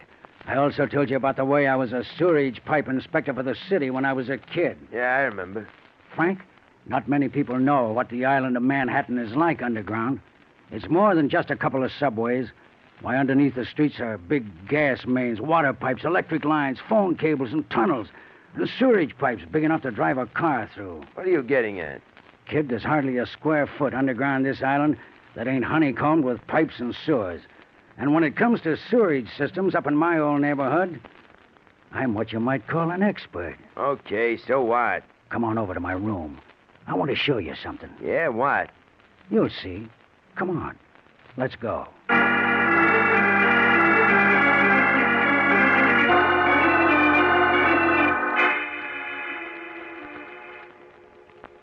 Give me a hand unrolling this map, will you? It's pretty big. Okay. There. You recognize it? Well, this is the East River, ain't it? And this is a section of Manhattan from 86th Street up to 125th Street. That's right. What are all these red, yellow, green, and blue lines on it? The red lines are electric cables. The yellow lines are gas mains. The green are water pipes, and the blue are phone cables, and the black lines are sewerage pipes. This is an official city map that I lifted. You were sure right when you said this island is honeycomb. Yeah. You see this place I got my finger on? Yeah? 106th Street and East River. That's right. But what this map doesn't show is that this is where the Hellgate Bank and Trust Company is. Hellgate Bank? Yeah. Oh. Now I'm beginning to get your idea. Look at this black line that runs into the East River.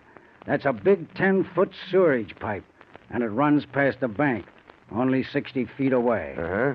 You and me, we ought to be able to dig a tunnel from the sewer to under the vault of the bank in 10 nights. Oh, there's one thing you're forgetting. What's that? This island is all sandstone. How are we going to tunnel through stone? That calls for drills. Kid, the island of Manhattan may be all sandstone, but at this point, where the bank is, it's all dirt. Dirt? Yeah.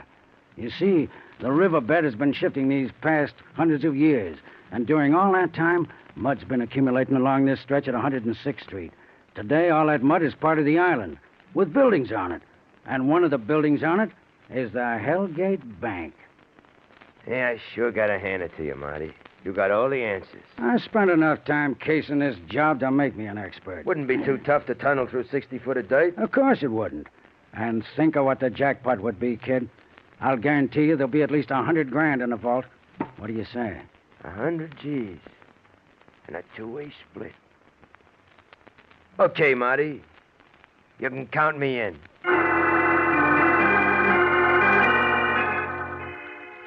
A few days later, Marty and me moved into a basement cold water flat a block away from the bank. Every night for a week, we kept bringing to the flat things we would need for the job. A two-man rubber raft, shovels, pickaxes, flashlights, tape measures, small boards for shoring up the tunnel. No college engineer ever cased the job better. A couple of weeks later, Marty and me figured we was ready.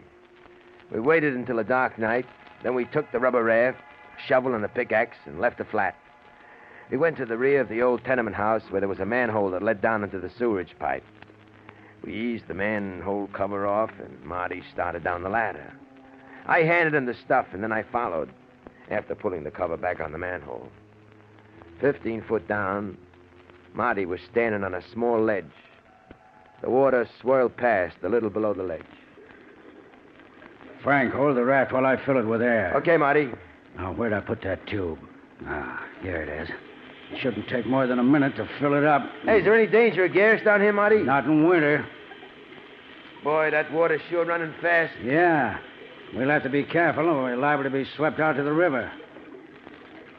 Okay, Frank, she's all filled up. Now drop the raft into the water and hold on to it. Right. Now, just wait until I tie the end of this rope to the ladder. There. Now get in, kid. Yeah. That's it. Now hold the raft steady while I get in. Easy does it, Marty. Now I'll play this rope out nice and slow, and we'll float down to the right spot. Here's the first knot on the rope, and that's 50 feet. 100. 150. 200. This is it, kid. Right here. Okay, Marty. Now try to hold the raft as steady as you can while I break into the wall with this pickaxe.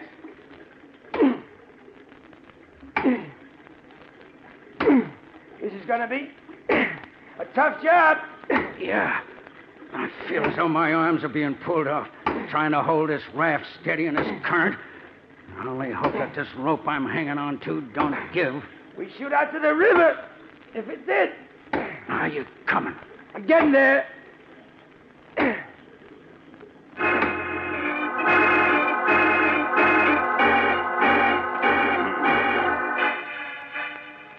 That night, we broke through the concrete wall and reached dirt. The second night, we tunneled through 5 feet, slanting it upwards so that if the water in the sewer rose, our tunnel wouldn't be flooded. The third night, we dug another 6 feet, shoring up every other foot so there wouldn't be any cave-in. Night after night, we worked. And soon the tunnel was slanting down sharply so as to end up under the floor of the vault. While one of us dug, the other would get rid of the dirt. On a Wednesday night, exactly 2 weeks from the time we'd started, we figured we were under the vault of the bank. Marty and me rested up a couple of days.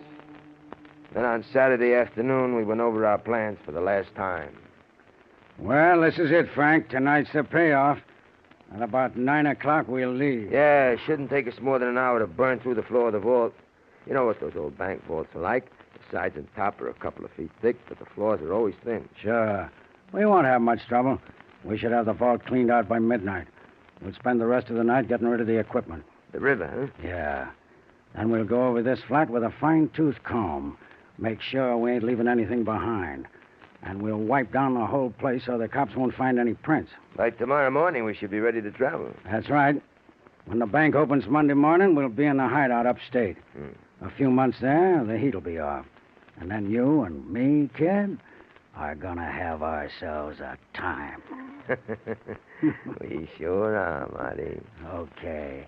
We'd better try to grab a couple hours shut-eye. We got a tough night ahead of us.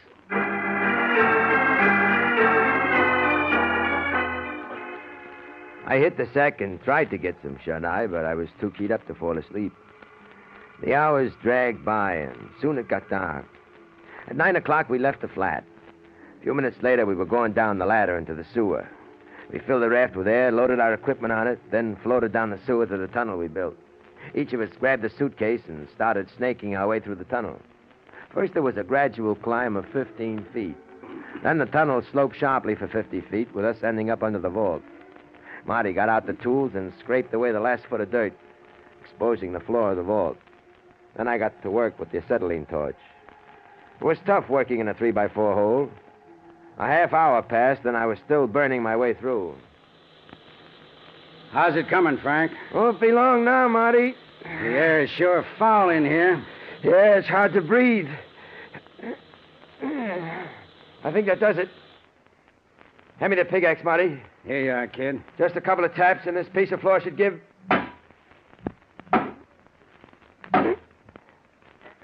Here it comes. Help me ease it down. It's a pleasure. There. Okay, kid. Up you go. You got your flash? Yeah, I got it. Hey, Marty. I'm in the vault.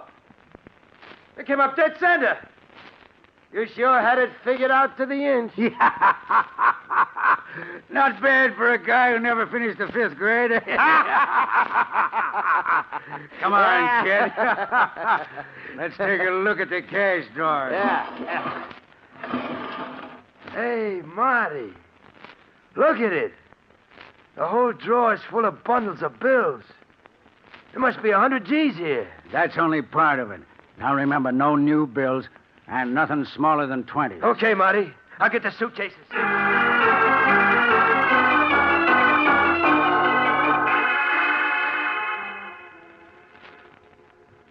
Well, kid, that does it.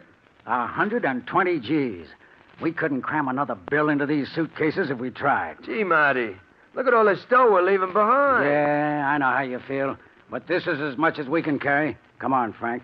Grab one of the suitcases and half the equipment. Okay, Marty. We're going to have a tough time hauling all this stuff back through the tunnel. You all set? Yeah. I'll lead the way. Make sure nothing's left behind. Don't worry, I've double-checked. Okay, Frank. Come on. I'm coming. The Best way is to push the suitcase ahead of you. Yeah. With the equipment piled on top of it. Yeah, that's what I'm doing. You okay, Frank? Yeah, I'm right behind you. That's funny. I feel as though I'm slowly sinking. Yeah. Marty, the floor's caving in. We're falling! We're falling!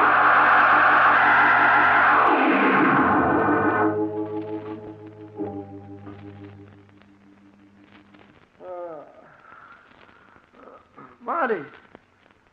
Marty, where are you? I'm over here. You okay? Yeah, I think so. What about you? I just had the wind knocked out of me. Sure is dark. What happened? The floor of our tunnel caved in. Yeah. I wonder where we are. You got your flashlight?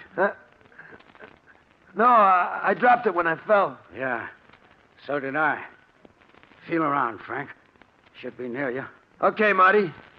This would happen to us just when we hit the jackpot. Yeah. What lousy luck. You find it yet? No, the ground here is just mud. Soft mud and puddles of water. Frank, I found my flash. Does it work? Wait a minute. Yeah. Now let's have a look at this place. Hey. It's a small cave. Yeah, you're right. Wait till I shine the beam on the ceiling. Marty, look. There's the hole in the ceiling where we fell through. Yeah, that was a 30-foot fall. If we hadn't landed on mud, we'd really been banged up. Without a ladder, we'll never be able to reach that opening in the ceiling. Yeah, I know. Now, let's see what the rest of this place looks like. Ain't very big, is it? There's nothing but mud walls. Marty, we're trapped. Take it easy, kid. It ain't that bad. We still got our tools, the torch, and most important of all, the dough. A lot of good that'll do us if we don't get out of here. We'll get out. Give me that pickaxe. What are you going to do? I want to see what this wall is like. This is the river end, all right. Nothing but mud. Now, this is what we're going to do, Frank. We'll dig in about 5 feet or so, and then we'll start tunneling our way up. 60 feet? That'll take us a week. Well, I'm hoping we'll run into a shaft or something. It's our only chance, kid. Yeah, I guess you're right. Now, hold the flash for me. That's it. Now, shine it against the wall while I start digging.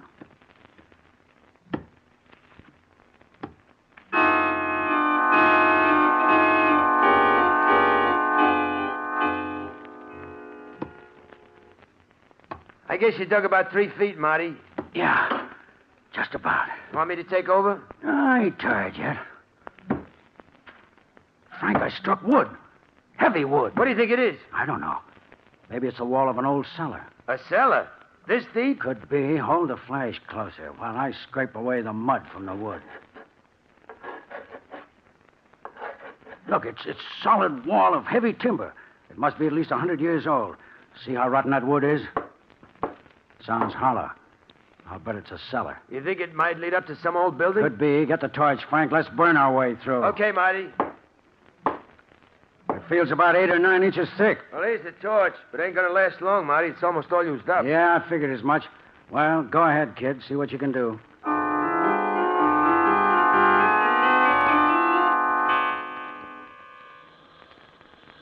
Yeah, just about got it, Marty. Good. Oh, there goes the torch. It's out. Now we'll have to break in the rest of the way. Yeah, hold the flash, kid, while I use the pickaxe. That's it.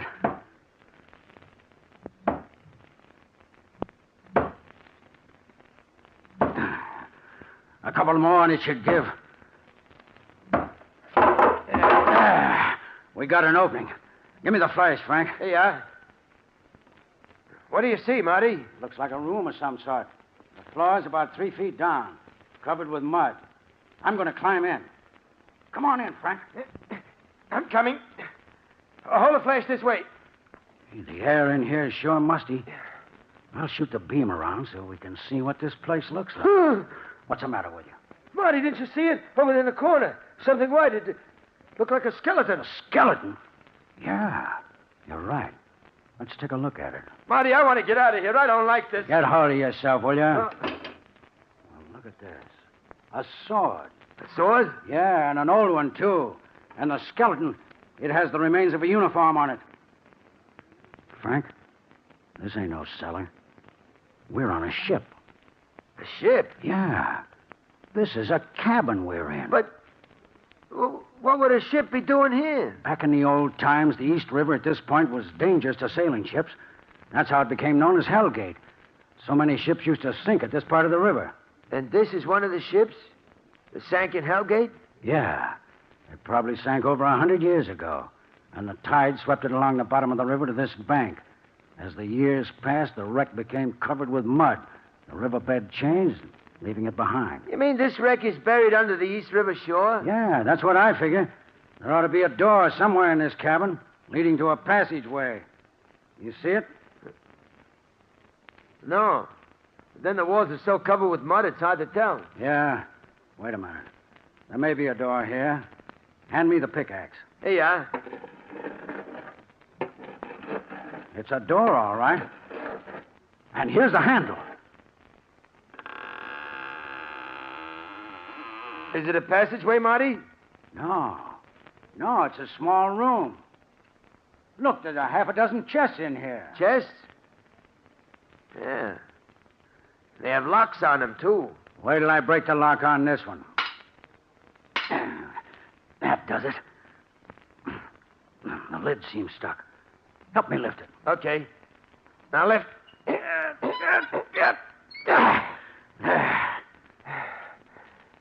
Hey, look. It's full of copper coins. Frank, these ain't copper coins. Huh? Look, scratch one. These coins are gold. Gold? Frank, this is a treasure ship. A treasure ship, do you hear? Well, there's 10 times as much dough here as there was in the bank. We're rich, kid. We're rich. How much? How much do you think there is in here? I don't know. But there must be millions. Think of it. And it's all ours. How are we going to get it out of here? How are we going to get out of here, Marty? Yeah, that's right. This wreck is probably buried 60 feet under the East River bank. Yeah. We'll have to go back to the cave and find another spot where we can start digging our way out. But what about all this gold? Don't worry, kid. We'll be back for it. But first we got to get out ourselves. Come on. Let's go back to the cave. Yeah. The air is sure better in the cave. Yeah. Now, let's try one of these other walls. You start digging, Frank. Okay, Marty, you just... Hey, the beam is flickering. Yeah, the batteries are shot. There it goes. Marty, we can't dig our way out in the dark. Well, don't you think I know it? It looks like the game is over, kid. Well, you may as well sit down and take it easy. But we just can't stay here in the dark. You got any better ideas? No. Guess not. What's going to happen to us, Marty? Come Monday morning, the cops will be swarming all over the bank. They'll find the tunnel we dug under the vault. Then they'll find us. Probably some fat sergeant will fall through the tunnel and land in our laps. And the 120 G's and all the gold we found? Well, the bank will get back the 120 G's, and as for the gold we found, your guess is as good as mine. That's a hot one. We hit the jackpot twice in one night to the tune of millions, and we end up behind the 8-ball. This is really a hot one. All that has to happen now is for that fat sergeant to fall through the tunnel and land in our lap.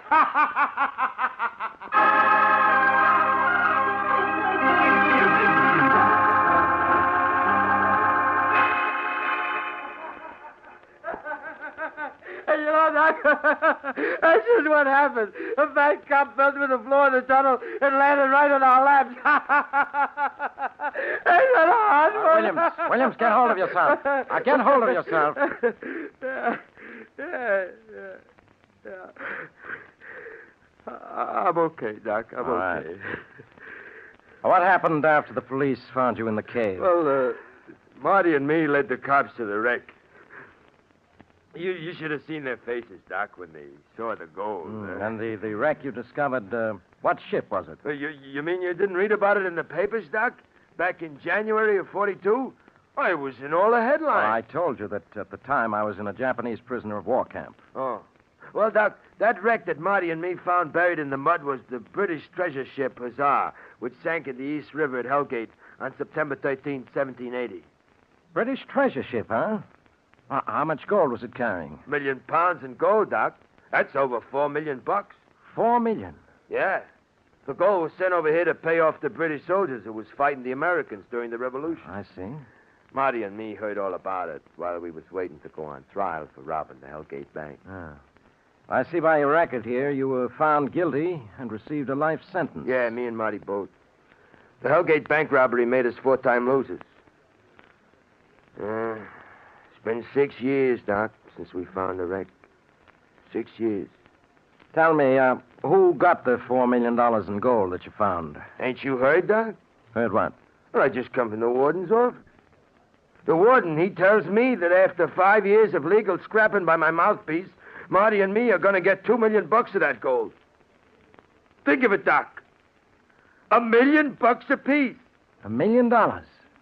Yeah. Ain't that a hot one, Doc?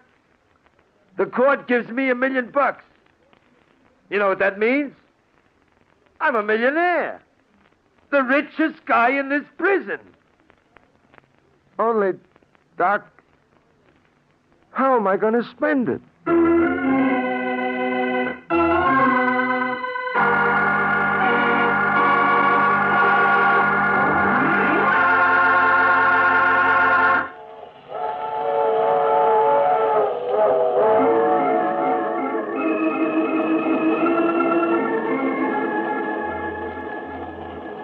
This is the mysterious traveler again.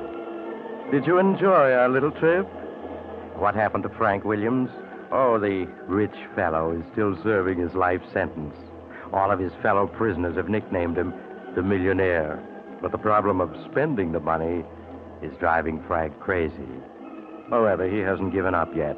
Right now, he's figuring out how he can take it with him. Now, I recall another young man once who decided that money was the root of all evil, so he... Oh, you have to get off here. I'm sorry. I'm sure we'll meet again. I take this same train every week at this same time.